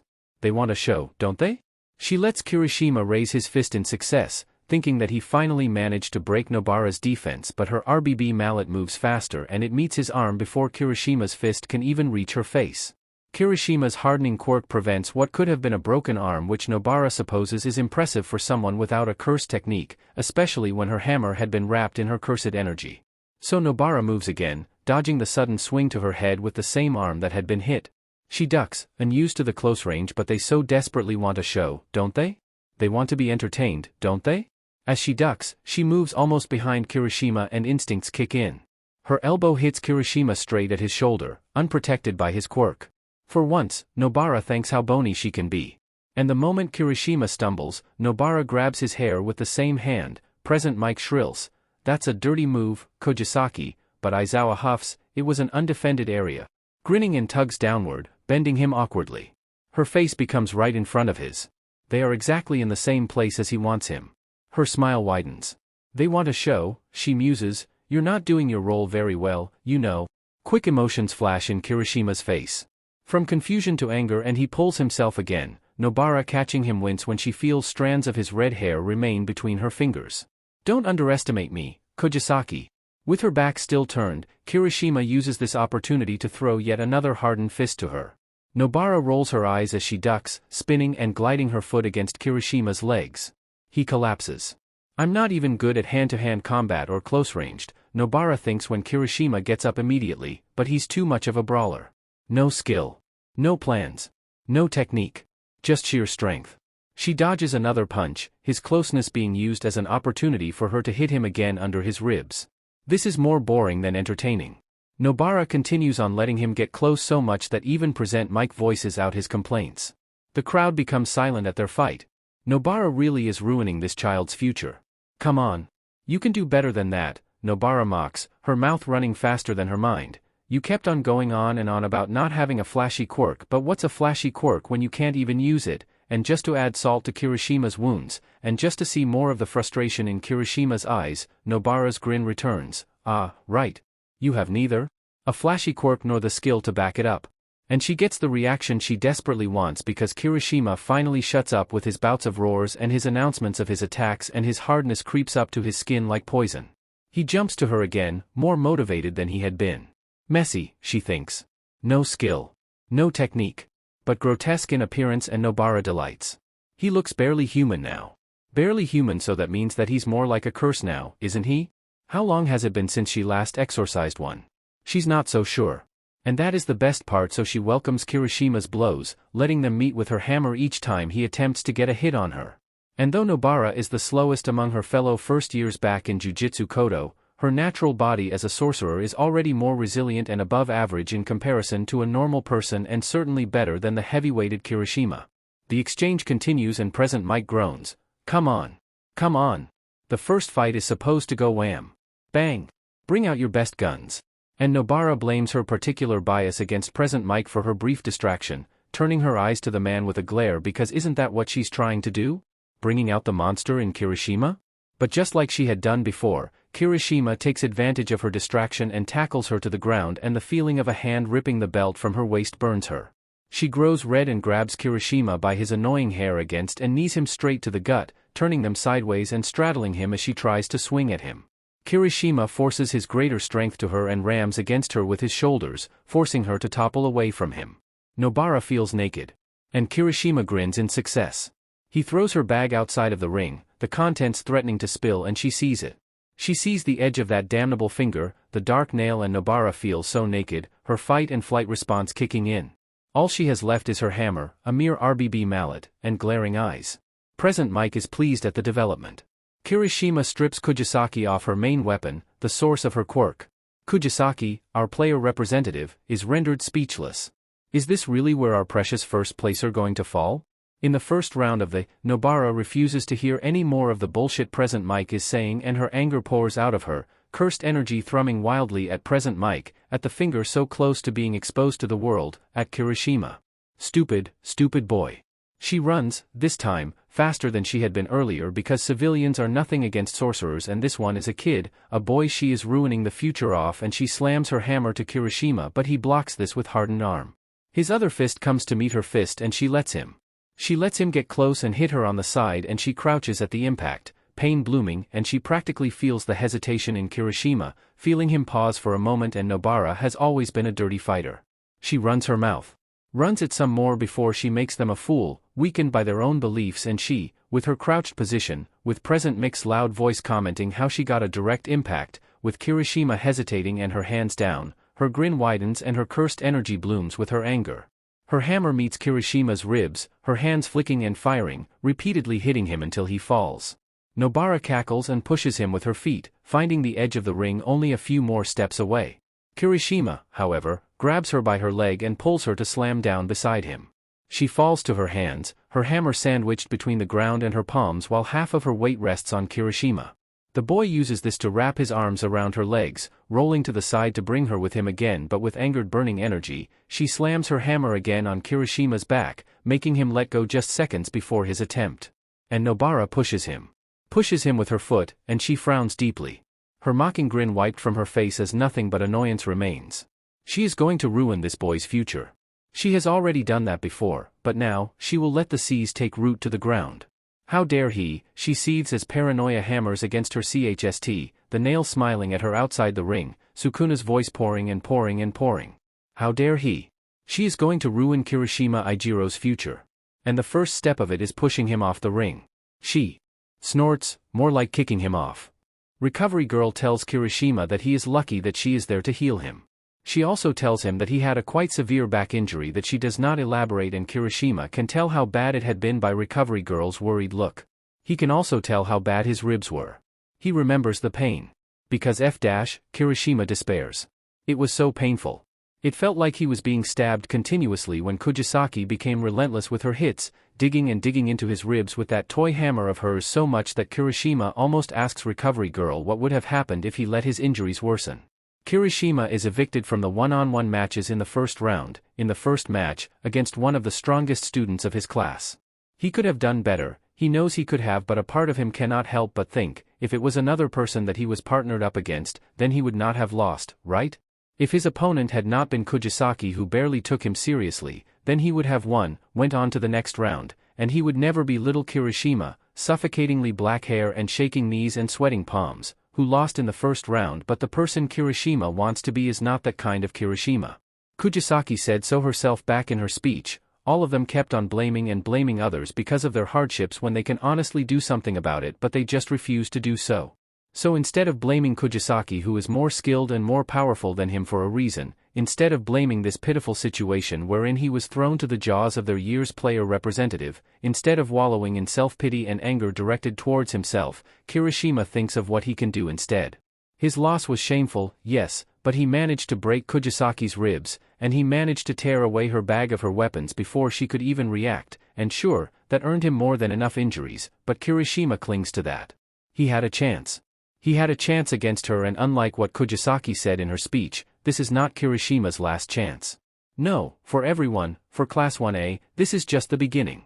Their first official battle celebrated in live television, their first sports festival, and his first encounter with someone leagues stronger than him, someone who he can actually reach, someone his age, someone shorter than him, someone who looks at him in the eye.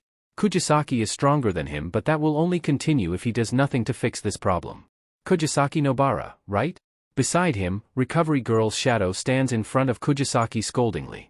Kirishima remains in his bed, the two of them bordered by a sheet of curtain. He shuts off the sound of recovery girl scolding Kugisaki, but he faintly hears Kugisaki's half-hearted replies. It is when Fushiguro enters the room that Kirishima succumbs to his pretense of being asleep. Recovery girl leaves, the sound of a embrace smacking Kugisaki's cheek echoing. "You went too far," Fushiguro whispers. "He took my bag. And you just played with him before that." Kirishima frowns. Well, he kind of knew that, but hearing it be confirmed makes him a bit more shameful. "I should have kept it with me." "What? Are you trying to blame me?" "Nobody said that, Kugisaki." Kirishima winces, the argument going downhill enough that Fushiguro has stopped calling his rumored girlfriend with her given name. "I'm just trying to say that we shouldn't have panicked. We panicked the moment we found out that we were getting ganged up, and that," Fushiguro breathes out, his stress evident in his voice. "After the sports festival. We need to fix this." Kugisaki scoffs. "Fix what?" "This. You know what I'm talking about. Is Kirishima witnessing a breakup?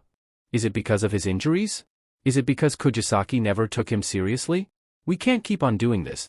Kirishima sits up all of a sudden, the faint ache of his ribs a little less unpleasant than before. His anger at losing is promptly ignored. "Are they breaking up because of me?" He pales, not sure about what to do. When he was in his middle school, he had a normal group of friends, and within that group, only one had a girlfriend, and even that did not end up well. Kirishima vaguely remembers them breaking up because of a disagreement and how his friend was hanging out with them too much rather than his girlfriend. So is that what's going on right now? Is it Kirishima's fault? "Say something, Kugisaki." Fushiguro's voice is heavy and his shadow behind the curtain hovers right above Kugisaki's sitting form. When Kugisaki continues to be silent, Kirishima's heart drops to his stomach, fearing for the worst. This is a breakup. This has to be a breakup. And it's probably Kirishima's fault. Well, technically, it was Kugisaki who went too far, smashing his back and more than a pair of his ribs, but in one way or another, it's still Kirishima's fault. They're going to break up because of him. Just as he is about to stand up to pull the curtains aside and tell them that breaking up is not the answer, and that they shouldn't let go of their rumored more than 10 years of friendship and unknown number of years of, romantic relationship, Kugisaki finally speaks. "If Sukuna's Kugisaki, Kirishima should have really stayed asleep." "Sukuna? Who is that? A third party? Is someone cheating on someone?" Fushiguro sounded very, very angry when Kugisaki brought up this Sukuna. "Is this a love triangle? Maybe Kirishima was never at fault for this upcoming breakup, maybe this Sukuna is the reason, but that does not mean that Kirishima wants them to break up or anything, but, he sighs to himself, preparing to go back to sleeping until the door swings open, revealing Kaminari, Shiro, and Ashido. Kirishima gapes for a moment. Kirishima! You're awake. Ashido chirps. Hearing her loud voice, Kirishima feels the curtain dividing Kugisaki and him be pulled open. Fushiguro and Kugisaki are there, not looking at all pleased, and even more so when Fushiguro turns his glare to Kirishima. Kaminari, the fool, greets them. Fushiguro, you're here too. His smile turns into a teasing one, implying something that Kirishima knows is out of place in this situation, but Kaminari persists. Speaking of, can't wait for your fight later, by the way, no offense, Kirishima, and not trying to say that you guys are going to lose, but it's just that, you know what? I'm going to shut up. How are your injuries? Fushiguro's frown deepens, ignoring the group and sparing a short glance to Kugisaki. I'm keeping it, and, he pauses, dropping his partner's familiar bag to her lap. You should check your phone. He makes a move to leave, nodding to Kirishima and his friends along the way. The moment the sliding door shuts close, silence reigns in the area. Kaminari, as foolish as ever, clears his throat. Did something happen? Yes, Kirishima thinks, he might have been the cause of a breakup. The Senkuji Temple, is a real thing, and the deity that is said to protect it is Ryaman Sukuna. There are lots of nice IRL lore about Sukuna, and it's really fun to read about it. Question of the chapter: which pro-hero/villain do you think deserves more screen time? Dumplings over flowers. Chapter text. List of matches. First batch. Kugisaki Nobara vs Kirishima Aijuru. Kaminari Denki vs Yayorozu Momo. Ashido Mina vs Tokoyami Fumikage. Ida Tenya vs Fushiguro Megumi. Second batch. Hatsum. Mei vs Shinso Hitoshi. Uraraka Ochako vs Bakugu Katsuki. Shiro Hanta vs Midoriya Izuku. Todoroki Shudo vs Monoma Nito. Megumi wants to put down the blasted finger. He wants nothing to do with it, in fact. But being the one to hold the finger is much better than giving it back to Kugisaki, whose relationship with him has notably become strained. He does not know when it started, but Megumi finds himself scratching the back of his neck, deeply uncomfortable. The first thing he saw when he woke up in this world was Kugisaki, and along with this, the first thing he felt was Kugisaki slapping him across the face that burned for the next few minutes. Living with Kugisaki, sleeping in the same bedroom as her, sharing the same shampoo, picking on her habits, cooking her meals for her, Megumi has done it all, and not getting along is weird, but something he supposes he should have expected in the long run, because Kugisaki is different from him. They are different in a way. Megumi and Itadori are similar, and in a way Kugisaki and Itadori are similar. And at the end, Megumi realizes, it all goes back to Itadori. He sits beside the rest of Class 1A, foot tapping against the ground as his heart mimics its rhythm. He left the finger in the lockers of their changing room, kept shut with a lock that not even Kugisaki knows, but even then, Megumi cannot stop his heart from hammering against his chst. Leaving a special grade cursed object in a locker, he thinks disdainfully. Only an idiot will do that. But Kugisaki let the finger slip more than once, albeit during a battle, but Megumi is not willing to take the risk, and besides, the halls in the locker rooms are relatively guarded and the lock is something he came up on the spot, randomly. He tries to trust himself on this. No one knows about the finger, anyway, he adds, but quickly takes it back as his eyes widened. The League of Villains. But they do not know Kugisaki and Megumi's relation to the cursed objects, and he doubts they saw their reaction when they were extracting whatever they were extracting from the finger in that needle. Just thinking about it stresses him out. He lists his problems: Itadori. Searching for the cursed objects. A cursed object with the League of Villains, Reed, also wants to kill All Might so much that they dragged students into their mess. The more they use cursed energy, the more the world absorbs them, mixing with the negative emotions of the surroundings, and thus, creating curses. Reed, handled by Nida-san, but she cannot possibly deal with everything all at once, and Megumi does not trust the hero commissions, especially Hawks, who reminds him too much of their teacher, which makes everything a lot worse. In connection to this, the more powerful cursed energy they release, the faster the world absorbs them, so whoever is using Ryaman Sukuna is spawning more cursed energy, and if Megumi's theory is right, the rate of absorption is getting faster and faster the more they use their cursed energy and the more powerful their bursts of it are. So Itadori? Severely handicapped. But that's just a theory, Megumi insists to himself. Just a theory. And then there's the sports festival. He glances at the screen showing the fight between Kaminari and Yayorozu. He thinks Kaminari could have won if he just applied more skill instead of power, but Yayorozu, despite her almost frail demeanor, was born rich and privileged, and probably had some formal training here and there. Not to mention, she has a countermeasure against Kaminari. They were teammates more than once or twice, and Fushiguro even hears from Jiro that they were stuck in the same place back in USJ. Shiro, who just so happens to sit beside him, leans forward to take in the whole match. DMN, Kaminari never really stood a chance against Yayorozu, he admits, face guilty for his friend. Ashido sighs. Yayorozu's the other recommended student, right? Wonder who recommended her, she mumbles. Todoroki must have gotten recommended by Endeavor, of course. She trails off, face grimacing as if remember the rumors around Endeavor, and it really is not strong to put two and two together when you see his scar, his avoidance of his other quirk, and the fact that his father is Endeavor. Nobody wants to admit it and nobody wants to think about it enough to put these facts together, but once someone does, it really isn't strong. Megumi, of course, knows it is much more complicated than that, but avoiding Todoroki is the best course of action at the end. Megumi, feeling talkative and wanting to distract himself from the mountains and mountains of problems he has, adds, Kaminari will still get a lot of attention from this. Elemental quirks are rare, to be honest, cursed techniques relating to elements are not unheard of but are considered as rare regardless. Blue flames used to be the big thing back in the Heian era through the Edo PRD, symbolizing the fox power, ghosts, and many more, but more importantly, can also be linked to Abe no Saimai. The closest elemental curse technique he can think of is Kumo Noritoshi's control over BLD. As if surprised that he actually talked, Shiro stares at him openly before cracking a grin. Well, electricity quirks aren't really rare, but electricity quirks to Kaminari's degree is, he supplies. Megumi read lots about elemental quirks, and quirks in general. They had to catch up to more than 100 years of history and cultural changes in order to fit in, and even now, Megumi still kind of flinches at the sight of mutant quirks. Sometimes, he is tempted to punch Ashido at first sight. Being born with the ability to see curses can do that to a person, but that does not make him feel any less guilty. Well, his name is Kaminari Denki, Megumi mutters. Ashido and Shiro both hear this, snorting at his unconscious joke. It is Ashido who slaps a hand on Megumi's back. You know, Fushiguro? You're not as bad as we thought, she comments. You look like this stuck-up, arrogant guy, and not in the same way as Bakugo, you know? Bakugo's easy to deal with, but you and Kugisaki. Well, you know. She does not elaborate further, but Megumi can pick it up easily. Bakugo's type of arrogance is honest and aggressive, but Kugisaki and Megumi's are silent, patronizing, coddling, and a lot more psychological, and even Megumi knows what he prefers if faced with the choice. You're also easier to talk to. Kugisaki's intimidating, Shiro says a little jokingly. Kugisaki? Intimidating? Kugisaki stopped being intimidating when she tried attacking the supposed Mekamaru pitcher machine and accused the Kyoto students of cheating. Wait, Megumi grimaces. She stopped being intimidating when she harassed a recruiter into recruiting her into a modeling agency. And that was the first time Megumi ever met her. But DMN, Shiro stretches his limbs, wincing when he spots Yayorozu SWNGNG a wooden spear to Kaminari's face. Kugisaki really beat up Kirishima. And with what?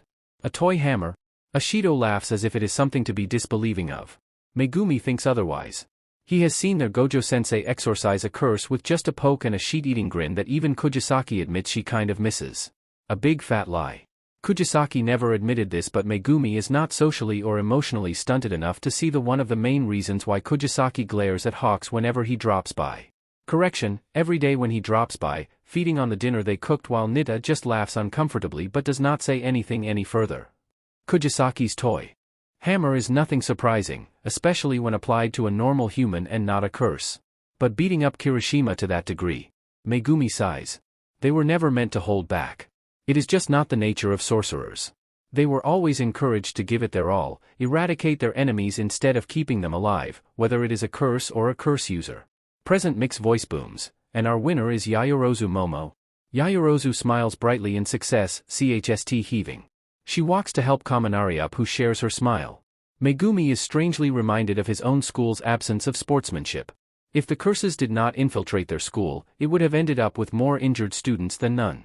He can still remember Kugisaki's endless rants about how she is going to plummet that lesser Zenin twin for shooting her in the head and for daring to speak badly about their Maki-san, and of course, there was also Itadori's airhead friendship with the burly one from Kyoto.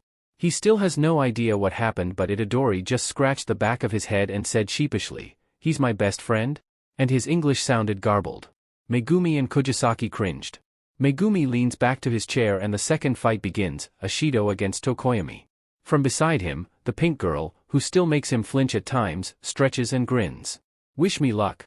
Kirishima is pretty sure that Kugisaki has less injuries than him, but even as recovery girl gives him a thumbs up and allows him to go out and watch his friend's match, Kugisaki remains seated on her bed, watching TV and changing one channel after another before settling to the same TV drama that his mother watches. The curtains were drawn open since recovery girl gave him a clean slip. Kirishima shifts uncomfortably as he begins to button up his shirt. He was about to shut the curtains, mumbling to Kugisaki about changing his clothes, but Kugisaki only looked at him in disbelief as if asking him if she looks like she cares. Kugisaki continues watching the new episode of the drama, albeit boredly. Trying to engage in a small talk, Kirishima speaks. My mom watches that drama too, this earns him a glare, she likes it a lot. Is it any good? Kugisaki looks at him in disbelief before sighing, pushing herself up to get into a more comfortable position. Mayuchan transferred to a school for elite quirk users thanks to a handsome pro-hero sponsorship, Minato-san. The other students want to marry someone with a powerful quirk, and Mayuchan, who can power up a quirk to tenfold, gets cornered by 4 handsome men. All of them want to marry her. Kugisaki recites methodologically, it's based on a popular shoujo reverse HRM manga. Personally, I like Akaizukun. He's the one with blue hair. She nods to the screen and on cue, a blue-haired actor shows up, holding the hands of the main character, Mayuchan. He says something about liking the main character for who she is and not because of her quirk. Kirishima glances at Kugisaki, expecting her to swoon, but she maintains her deadpan expression.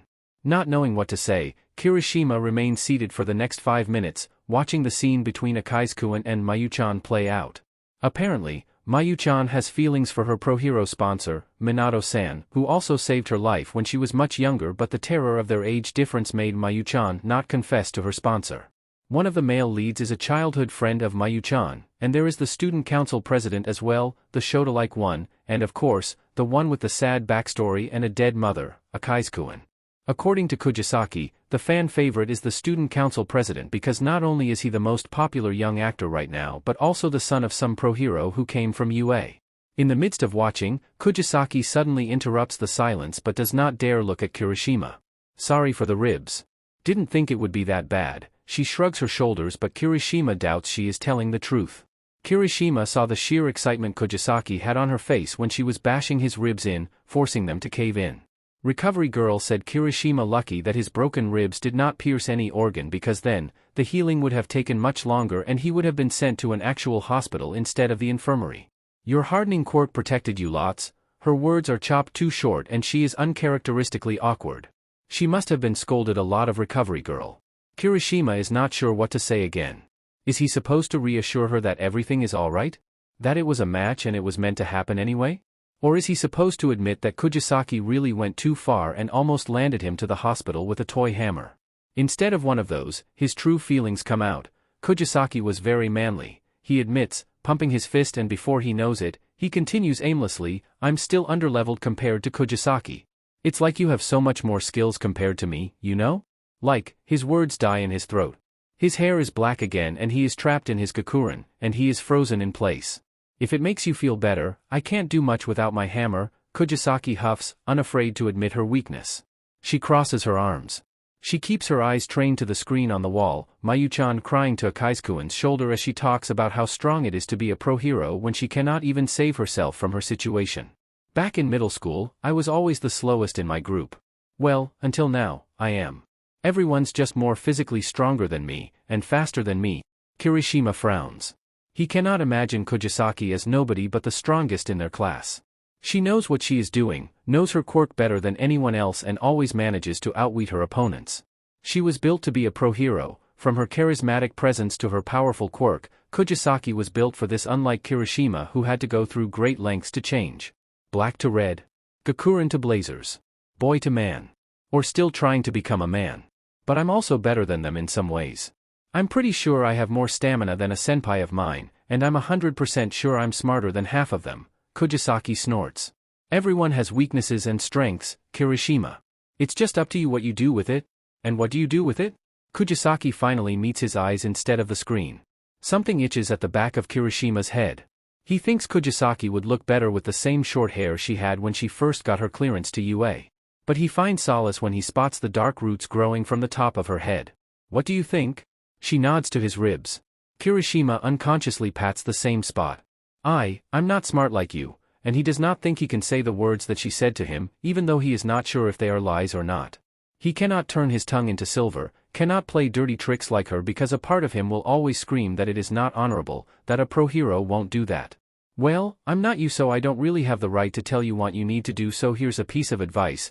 Kugisaki waves a finger in front of Kirishima, the same advice I gave to Ida, get some training. Get some formal training and not that brawl style you have going on. The internship's coming up soon, so you'll probably get all of the above. Megumi and I both have formal training. Megumi more than me, but that's mostly the reason why we're going to beat you guys no matter what you do. We have more experience. And most of you? Right now, you're just riding on the glory of being called golden eggs. If you really want to be pro heroes, if you really want to save people, save yourself first. If you still can't beat one opponent in a spar, how else are you going to save people? Kugisaki clicks the television screen close and begins to stand up. She tucks in the sheets of her bed and cracks her shoulders and her joints. I'm going ahead. Have to answer a few calls, she chirps and leaves before Kirishima can reply to her. The sound of Ashido's loss echoes from outside. Kirishima did not even manage to watch the match, but his heart is thudding, overwhelmed by a sense of realization and acceptance. I'm standing here as the player representative because I worked strong to get up here, because I stopped making excuses as to why this and that didn't happen. This is your chance. This is your only chance. I'm here. I'm right here. And I'm waiting. Excuses are gone and only skill will prevail. Kirishima slumps backwards, sinking into the bedsheets as Recovery Girl enters the infirmary again. She stands beside Kirishima. Did Kugisaki-kun apologize? She asks good-naturedly. Did she? Kirishima laughs in realization. I guess she did. Ida Tenya is not a threat, Megumi concludes as he stares up at the screen displaying the next match, Ida against him. The problem with the pitting Ida against him is that, like Kugisaki and Kirishima's fight, their gap in experience is far too large. This also makes Megumi debate if he should use his blades against Ida, but then again, that is not the point of the sports festival but to show off their quirks instead, right? Megumi will probably get dissed by Present Mike if he brings out his swords instead of his 10 shadows, and of course, Aizawa will not say anything about this.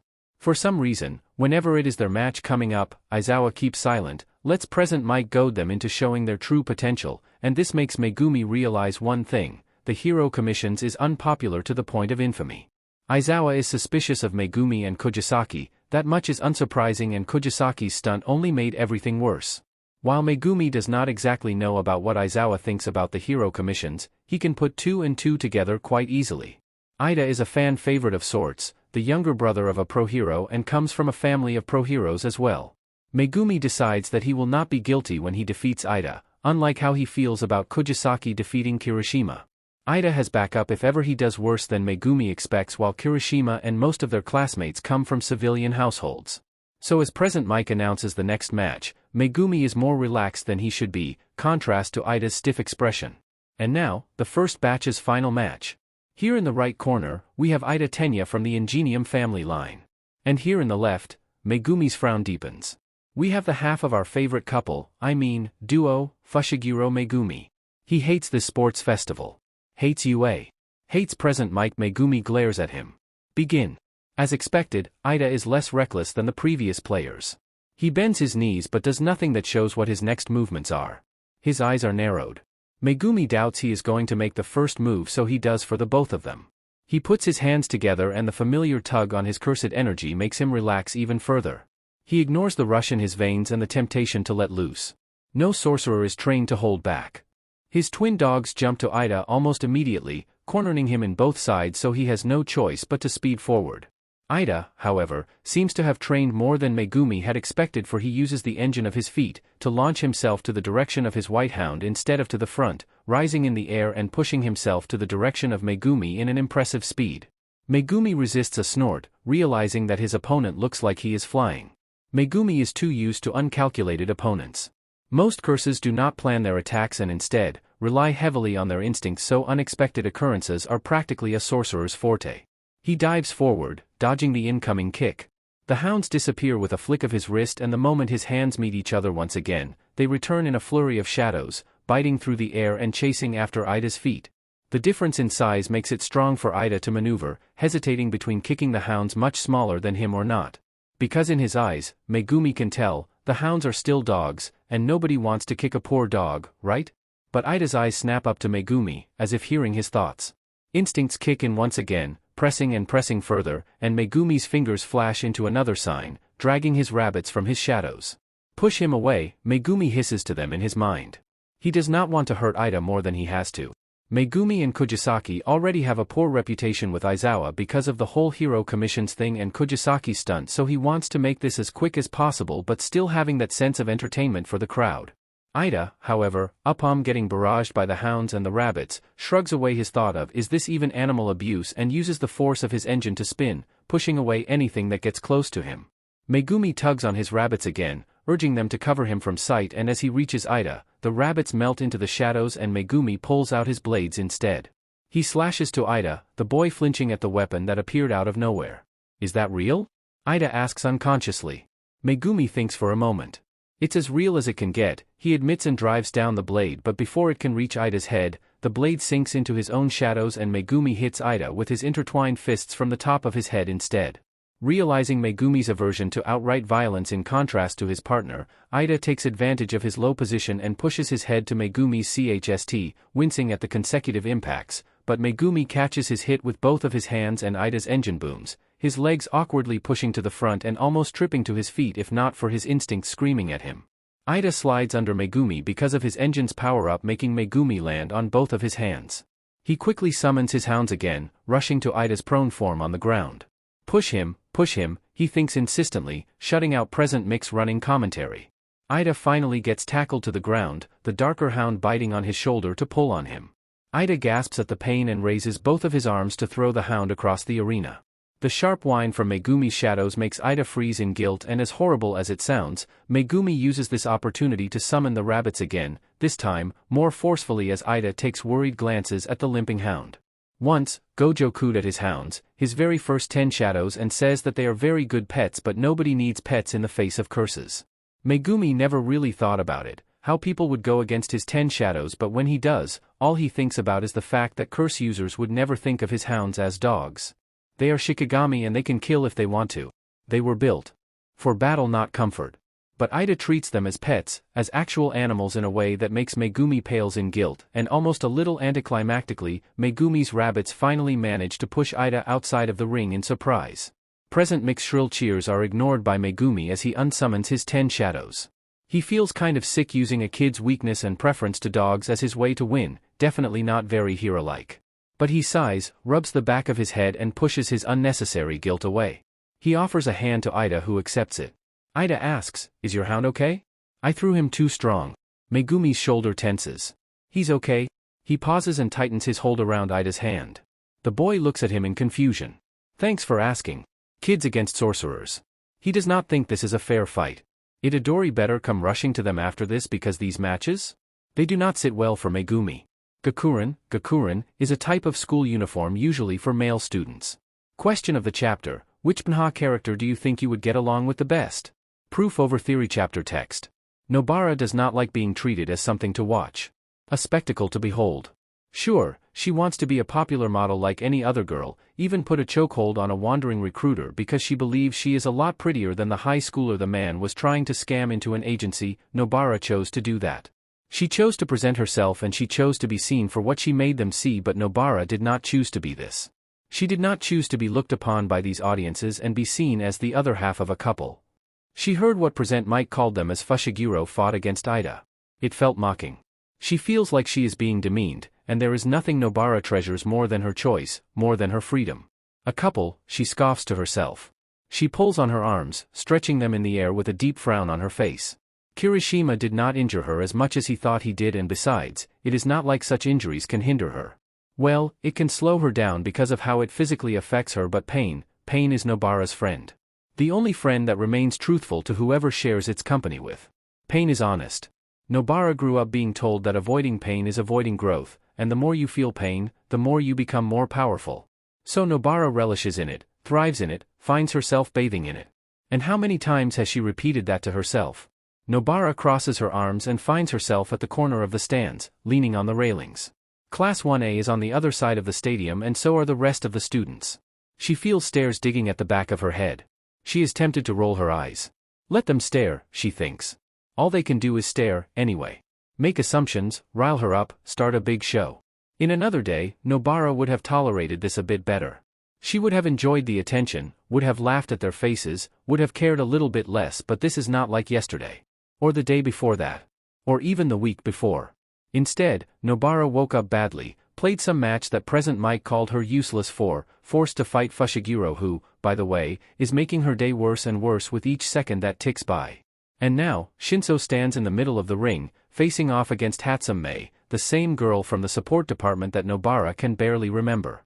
She remembers Fushiguro telling Shinso not to give the slightest chance to the support department and Nobara agrees. In fact, this will be the same thing she will do in the case the support department girl becomes her competitor in this match, but she doubts that. This match will obviously be won by Shinso. She has no idea what the girl's quirk is and in fact, all she can see is a bunch of fancy weapons that can be eradicated with a flick of her hammer. Shinso can do better than that. Nobara is not really fond of lying even when she hates the person and right now, all she can see is how Shinso can easily win. Not that Nobara cares, honestly. Not to be arrogant but, she is arrogant, Nobara doubts anybody here can actually beat them or at least make Nobara and Fushiguro take them seriously. To be fair, seriously usually means some variation of death. If death even has a variation. Nobara leans further to the railings, barely listening as Present Mike gives a half-hearted introduction to a pair that is not even part of their precious hero department. Just thinking about it annoys her. Just thinking about it makes her BLD boil. Making a spectacle out of fights is one thing. In fact, Nobara enjoys fighting. She enjoys being at the center of attention but not when she does not ask for it, not when she is forced to it. She knows what she looks like in their eyes, pretty girl with a powerful quirk, a duo to a pretty boy with a powerful quirk. Childhood friends. Secluded. Do not talk to anyone but themselves. A couple.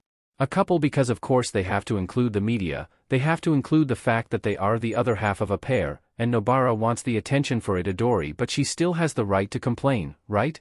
She can still whine and groan and she still has the right to do that because Nobara is working strong. Nobara is working strong and she is going to work strong on her own way. Using her own choices. She will not be led by a bunch of heroes who are milking these students for all they are worth. She puts both of her hands to her face as she sighs. She wants to complain to Nite and she wants to tell her how much she hates UA, how much she wants to go home but she knows that while she works strong, Nita works harder. She is being bent backwards by the Hero Commission and Nobara and Fushiguro cannot even do anything about it. Nita is competent, yes. She is a sorcerer, yes. But she does not fight as much as Nobara and Fushiguro do, not since she began guiding students and becoming their managers of sorts. And they cannot even tell the Hero Commission that, fearful that because it is their world and it is their society, the sorcerers will be taken advantage of the moment they see fit. For now, they have no idea what the sorcerers are capable of. For all Nobara knows, they think that they can put hex bags in their beds and ask yokai to do their bidding. Amusing but Nobara knows just how long this facade is going to keep up. They need to find Itadori and this is the only chance they have to shove their faces in the news without ruining their built-up identities. The moment Itadori finds them, everything will be alright. Everything will go back to normal and they can go back to searching for a way back home and it will be easier. It will be easier because they are not lacking a limb. Nobara knows men do not have 3 arms, but they may as well be. They are walking like they have lost a limb, like they are missing a piece of themselves that is supposed to be there but cannot tell what. And besides, Nobara works best with Itadori. Not Fushiguro. And he, too, works best with Itadori. For all the half-year that Nobara and Fushiguro spent together, she knows they will never be as linked together as Nobara and Itadori, as Fushiguro and Itadori. It is always about Itadori. But if he is here with them, then begin. Maybe getting along will be easier. But of course, Nobara will die then approach Fushiguro first. It's either him or nothing at all. Hitoshi does as Fushiguro tells him and wins the match. He opens his mouth to ask Hatsume one more time about stretching the time and the moment Hatsume answers, Hitoshi wins. He shuts his ears for present mixed words, something about a boring fight and another about confusion, not knowing what exactly happened. It is Aizawa who explains that he has a brainwashing quirk but he leaves before they can expand the conversation. Villainous quirk, they will call it. Unfair. What a disadvantage he gave to little Hatsume who must have only wanted to show off her weapons and not win but Hitoshi wants to win. He wants to stand among the top competitors and show that he deserves to be part of Class 1A, or at least the hero department, just like everyone is. They started off rocky, shoved to fight against robots that are there to scout the ones with the flashiest quirks, and now, Kugisaki is right. He hates Kugisaki. He hates her arrogance, but she is right. This is his only chance. The only chance to finally achieve his long-time dream of becoming a hero. Prove everyone wrong.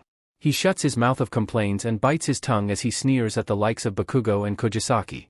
Hitoshi feels a presence behind him, foreboding and silent. The moment he hears the footsteps, he snaps his head to his back. Fushiguro Megumi is there in his all glory, about to sit on the benches near the vending machine, placed exactly near the entrance to the ring to easily freshen the competitors up. Surprisingly, he does not have his trust companion, player representative, Kugisaki with him. Instead, he is alone, and judging by the looks of it, he is not alone because he wants to. And as Fushiguro looks back at him, the boy leans against the wall. "Congratulations on your fight," he says. A scoff escapes Hitoshi's lips before he knows it. "What? Coming running to me after you broke up with your girlfriend?" Fushiguro flinches, raising an eyebrow at his words. "Come on, everyone can tell.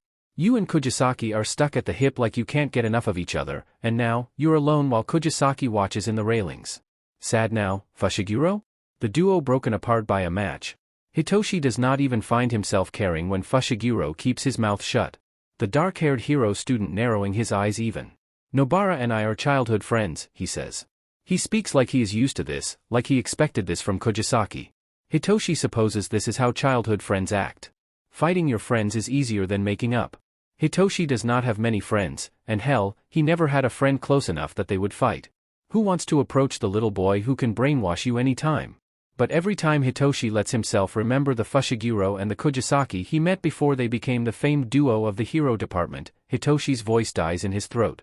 He already decided that he will stop complaining about his situation, but he cannot help it. Those two are just so fickle. One moment they are chatting at Hitoshi and talking to him about the matches, even dragged him to become a group in a cavalry battle with the copycat mouthy guy from Class 1B, and then they suddenly act like they have no time for Hitoshi, that they are more than Hitoshi will ever be with those indulgent eyes of theirs. He does not know what they want from him. Is this some hobby of powerful heroes in training? Approach those less fortunate, give them a quick taste of power and then leave? Hitoshi does not know what to feel about Fushiguro. Kugisaki, though, he knows what he feels about her, and when Fushiguro does not look like he is going to say anything more than a minor congratulatory exchange, Hitoshi begins walking away. Unsurprisingly, the next player comes around, Bakugo Katsuki with his friends tagging along with him. He looks like he wants nothing to do with them, swatting away the one with an electric quirk and the other who is a walking talking tape dispenser. Hitoshi has no idea how that works, but he tries to walk away faster. The Charger Boy suddenly grabs him by his arm. He grins. "Hey, you're one of the guys Fushiguro and Kugisaki dragged in their cavalry team, yeah." Hitoshi pulls away from him before he can even pull him back. What is it with hero department students acting all chummy with everyone? Sorry. You friends with Fushiguro?" From the corner of his eyes, Bakugo walks up to Fushiguro, far enough that they hear nothing from what they are talking about. The tape dispenser guy laughs as he says something that causes a minor reaction from Fushiguro, furrowed eyebrows, and a deep frown. Hitoshi does not answer Charger Boy's question as Fushiguro decides that hanging around the area is enough for him.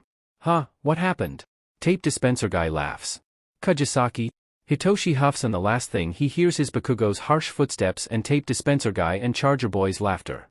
By the time Bakugo lands a hit on Uraraka, Nobara is told to go back to the stands where the rest of her classmates are.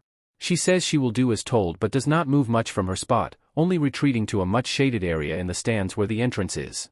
She still gets a good view of the fight, even though she likes to think that she does not care much of her classmates.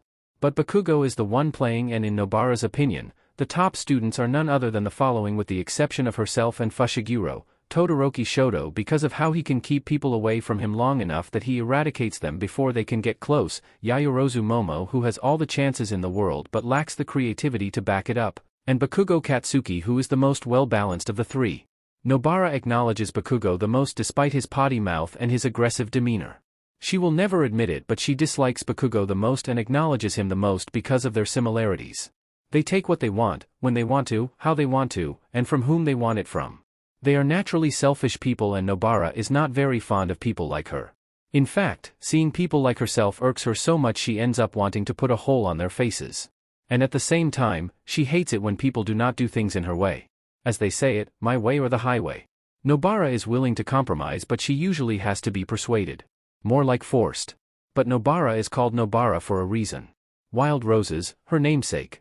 She leans against the wall, somewhat shadowed by path to the vending machines and the changing rooms while the light of the stadium flickers.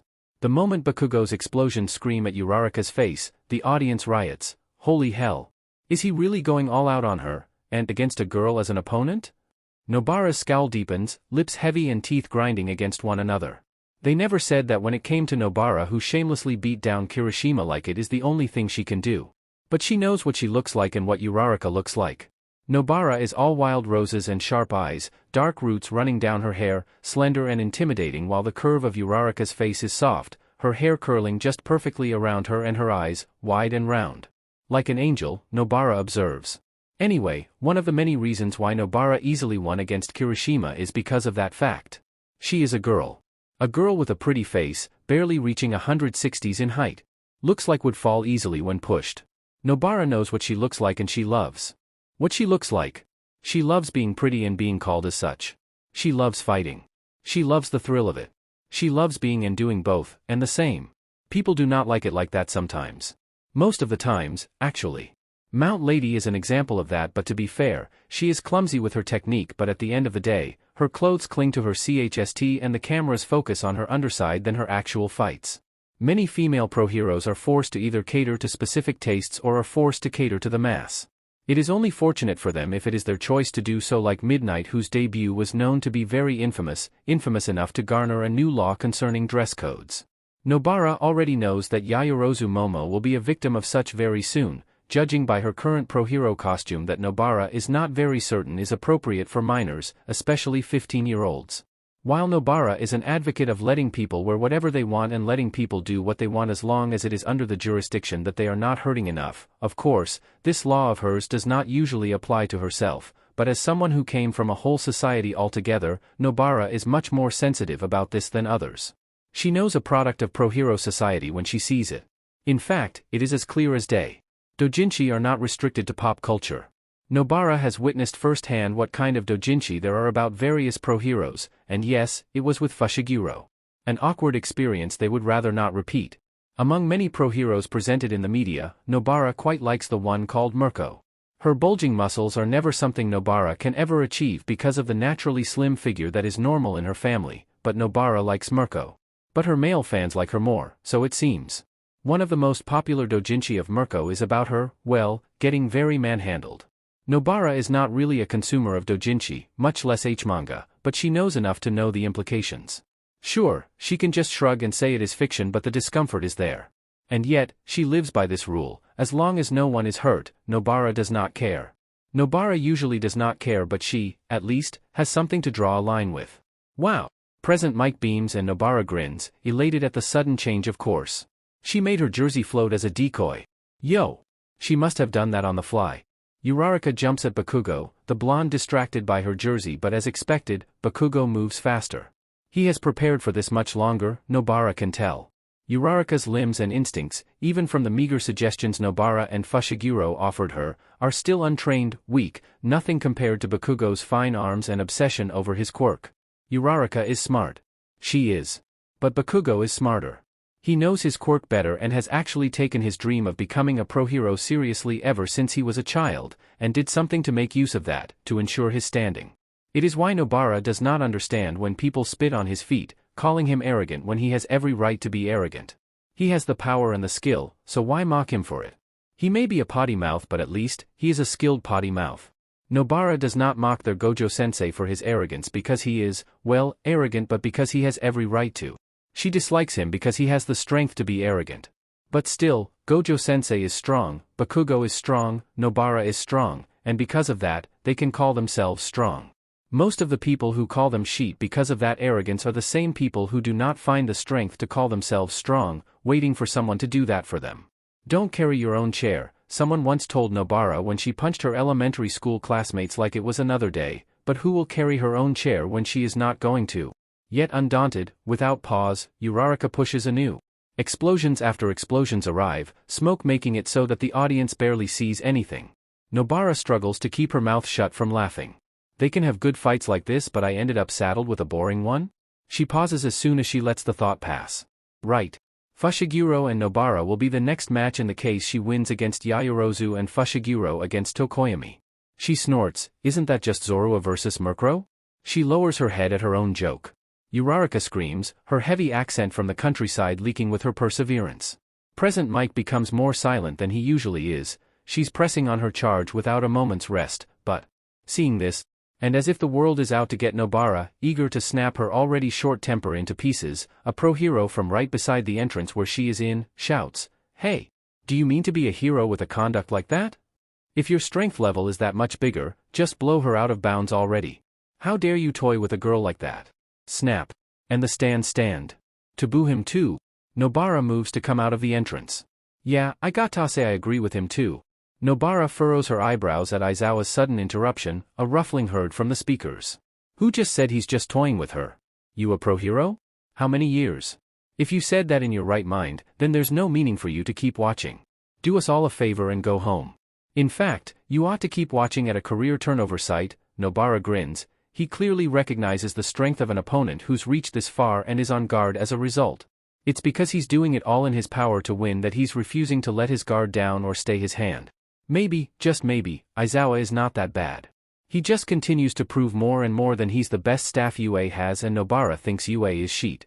Suddenly, Uraraka puts her hands together in a way that resembles Fushiguro's. She screams something and it clicks. Present Mike screams for it before Nobara can shudder in excitement. A meteor shower. Rocks fall from the ground, raining towards Bakugo and Bakugo only. Looking at this wide-scale destruction reminds Nobara of fighting a curse all over again, her cursed energy thrumming and screaming under her skin, begging to fight. Who was she fighting next again? Yaoyorozu Momo? Is she supposed to be on guard? Is she a threat? Exciting, Nobara thinks. Bakugo destroys the rocks with a wave of his hand, sweat-enticing explosions to come forth, and thus, Uraraka falls. Present Mike gives a half-hearted announcement of Bakugo's win and an even more mocking whine as Bakugo calmly leaves. Excitement is not something Nobara has felt in a long time. She laughs to herself. Watching people fighting, being involved in a fight, is, after all, the best kind of stress relief. You like the fight? Nobara narrows her eyes, not expecting the person walking behind her to actually talk to her. She spots a girl around her height, similarly wearing the sports uniform of UA. Her eyes, however, are the more intense among her already intense appearance, bluish-purple collapsing down to her legs. Her legs. Nobara raises an eyebrow shamelessly. She has never seen this one in her year, and she has practically seen everybody, most definitely the ones with such eye-catching features. She hesitates, wary. Senpai? She tries. The girl brightens, perking up and suddenly pulling Nobara by her arm. She feels BRST's press against her. She flinches. Right. I'm a third year. My fight ended early, so I decided to check out on the first ties, yeah? No one watches the third years, you know, since we already have our own internships, blah, blah, and I never had the time to watch the first years. Ever. And then I walked up here, wanted to see the fight. I heard one as top students were fighting, but I only saw the far end. Was great, really. Then I saw you. Nobara does not catch most of what she said. Her upperclassman becomes a whirlwind, appearing out of nowhere and chattering to Nobara's ear. Does she even know who this person is? Player representative, Kugisaki. Nobara corrects, irked. Kugisaki. Of course. Uncommon surnames, right? Common now, you know, having uncommon surnames, I mean. I'm Hato Nijire, by the way, Hato senpai. Her upperclassman turns to sandwich her hands briefly, shaking them. She then tightens her grip around Nobara, pulling her closer and staring at her with those swirling eyes. Nobara flinches. Your quirk's called voodoo, right? How did you? Your name was all over the screen, silly. But I have to ask, what makes it voodoo? And does your quirk come from your hammer, or yourself? Can you control nails? Or can you control anything that your hammer hits? It's nice to meet another top student who's not a guy. And you're partners with that other guy, right? That's amazing. He's like a Pokemon trainer, right? And Nobara ends up skipping Siro and Midoriya's fight, distracted by the upperclassman who appeared out of nowhere. She calms down a little, strangely reminded of her own upperclassman. The map says that the place with the strongest energy is in Saitama, done and dealt with. Or, at least, as much as it can be. The biggest energy in Saitama with the rumored vessel of a god turns out to be a boy. And because it was a boy, some struggles happened, and to say that his boss was not pleased was an understatement. They lost the biggest energy, and now, here he is again, the only one durable enough to actually try to enter a whole new different dimension and be confident enough to come back. NPC 4, as Shigaraki Tamura likes to call him, and he cannot be addressed any other way because what Shigaraki wants, Shigaraki gets, and nobody wants to go against the heir to their boss, has a quirk that allows him to adapt to minor changes. He can grow gills underwater in a matter of minutes, can survive the Arctics, but at the end, it is a minor survival quirk. Their boss probably has a quirk like his too, just more advanced because who knows what kind of quirk that guy has, anyway? So NPC 4 is saddled with going in and out of the portal, born from a barely living corpse because apparently, their pathway is the body of the quirk user they kidnapped itself. Not even taking away the quirk can help since it is more of a mutant quirk and nobody wants to risk endangering the boss.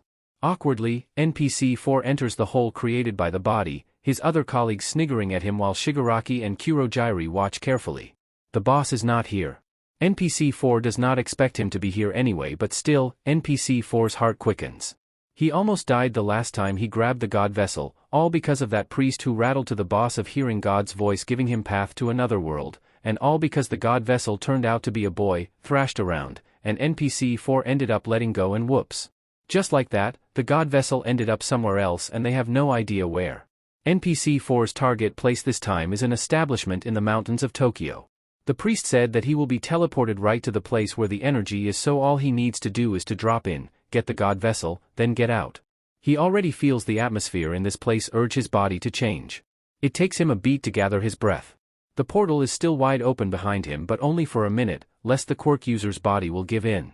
He quickly looks around the room, finding strange talismans surrounding him. He cringes. NPC 4 was never a religious man and he never liked the presence of the priest that talked to the boss about this mysterious god vessel seeking for his help, and being surrounded by talismans do not help.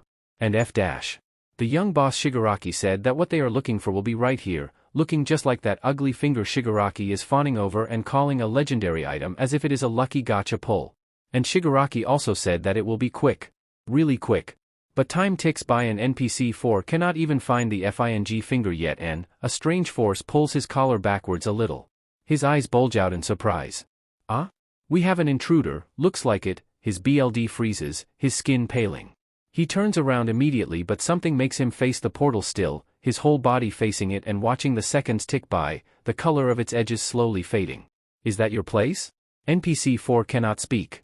One of the rules of going to another world, the priest said, was to never interact with anything else. All he needs to do is to go in, get the goddamn thing, and get out because who knows what else NPC 4 might end up bringing if he stays too long or much worse, gets found. Come on, come on. I'm not very fond of talking to myself, you know. Everyone seems to think so. All my colleagues and students are mean to me, really, a childish tone yet a masculine voice. NPC 4 tries to scramble to the portal but cannot move. He cannot see who is behind him, cannot feel anything behind him, and only spots the throbbing sensation of something making him stay put. When he averts his eyes to his side, a shock of white is all he sees. He would have jumped away if he can, would have ran, would have left, but a pair of blue eyes keep him in place. Eyes so blue that he feels like he is suspended in the air, the skies clinging to him and the oceans just underneath his feet. He is falling without a parachute and he is sinking without a floatie. Strands of white hair falls above those eyes like the clouds tickling the skies. NPC 4 has never felt so terrified in his whole life. The seconds tick away. You look like you know a thing or two about my missing students. Do you? Students? NPC 4 does not recall going into a school. Well, NPC 4 suddenly falls to the ground, regaining control over his body. He quickly scrambles to the portal, and when his hand finally slips through, he freezes again. He hears laughter. More laughter. And a sickening heaving, as if NPC 4 is really a sight to behold. How about this? You go on over there in your little portal of yours and when you come back, I'll ask you the same question, alright? Then, you'll have answers for me. Don't worry, don't worry. NPC 4 falls through the portal. I'll have a welcome party for you next time. He feels his body caught by one of his colleagues, the guy Shigaraki calls NPC 11. His knees dig into the ground. Shigaraki sneers at him, crouching. Where's the vessel? Failed again? Did you fail again? He hisses and NPC 4 pulls every courage in his body and stumbles on his words, pale and still wide-eyed. Guard, there was, guard. Can't find, NPC 4 heaves. All he is seeing is blue, blue, blue and white. But, students. He feels the cloth under his palms, pulling a boy with pink hair. Both of their eyes are confused and alert. They said that he will be teleported to the exact spot, that he has to grab what is right in front of him, and he pulls the boy with strange clothes, a finger getting dragged along, and there were the other two in black. He chokes. Children. Kids. Black clothes. Black. He coughs and someone brings him water. NPC 6? 21? Not sure, but, he stammers, the biggest vessel in my first travel. He hesitates, not wanting to seem more like a failure and a fool. I'm sorry, Shigaraki-san. Kurogyuri intervenes before Shigaraki can explode at how he is just turning the conversation around and around. What is it? Go on, he nods. When I pulled on the boy, the first one, the one with the biggest energy of the god vessel, NPC 4 feels like crying. He is going to die. Someone got in too. 2 of them. The guard, he said he wasn't looking for 1 student. But 2. Why, you said the last one was in that Saitama, the biggest one, and then, there's another in that Tokyo, they're probably related. He was looking for more than 1 student. Not just the boy with pink hair. He sobs. Blue. White and blue. Skies and the seas. Falling and drowning. Shigaraki pulls his hair and he feels some of them disintegrating. NPC 4 only sobs. Who's looking for who? Blue. That guy, the man with blue eyes. He was like what? Like a god.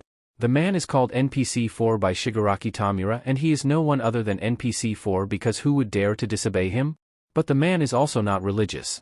NPC 4 is not religious even before he ended up in this place. All he believes in is man, and man does, works, and he moves. Gods have no place in a world of quirks. But perhaps, gods do in that other world. And now, they brought those same gods in theirs. Doujinshi, are publications that are sold by fans instead of the original publisher. One of the most common examples are doujinshi manga, usually in the form of 18+ comics. H-manga, eki manga, are 18+ comics. H is derived from the term ntai, which literally means pervert. In actuality, in Japan, it's not commonly known as ntai but as ero, RDC. Such variations can be eromanga, eronime, and erahan, RDC book. I use the term H-manga instead since it's more commonly known outside of Japan, but rarely to never do you actually address it as such in the country. It's usually ero-. It's why I'm explaining this in depth, but the more you know. IG. Zorua, and Murkrow, Yamakarasu, are both dark-type Pokemons. Question of the chapter, any questions will be welcomed. I'm doing a Q&A along with the 21st chapter next week. Any questions will be answered, smiley face, about the plot, about the writing, or anything in general. Even the head of the sardines can be a holy devotion. Okay, sadly the chapter is over. And if you enjoyed the video, just leave a like and subscribe with post notification, so when the next chapter is ready, you will be notified. Okay, see you in the next video. Bye.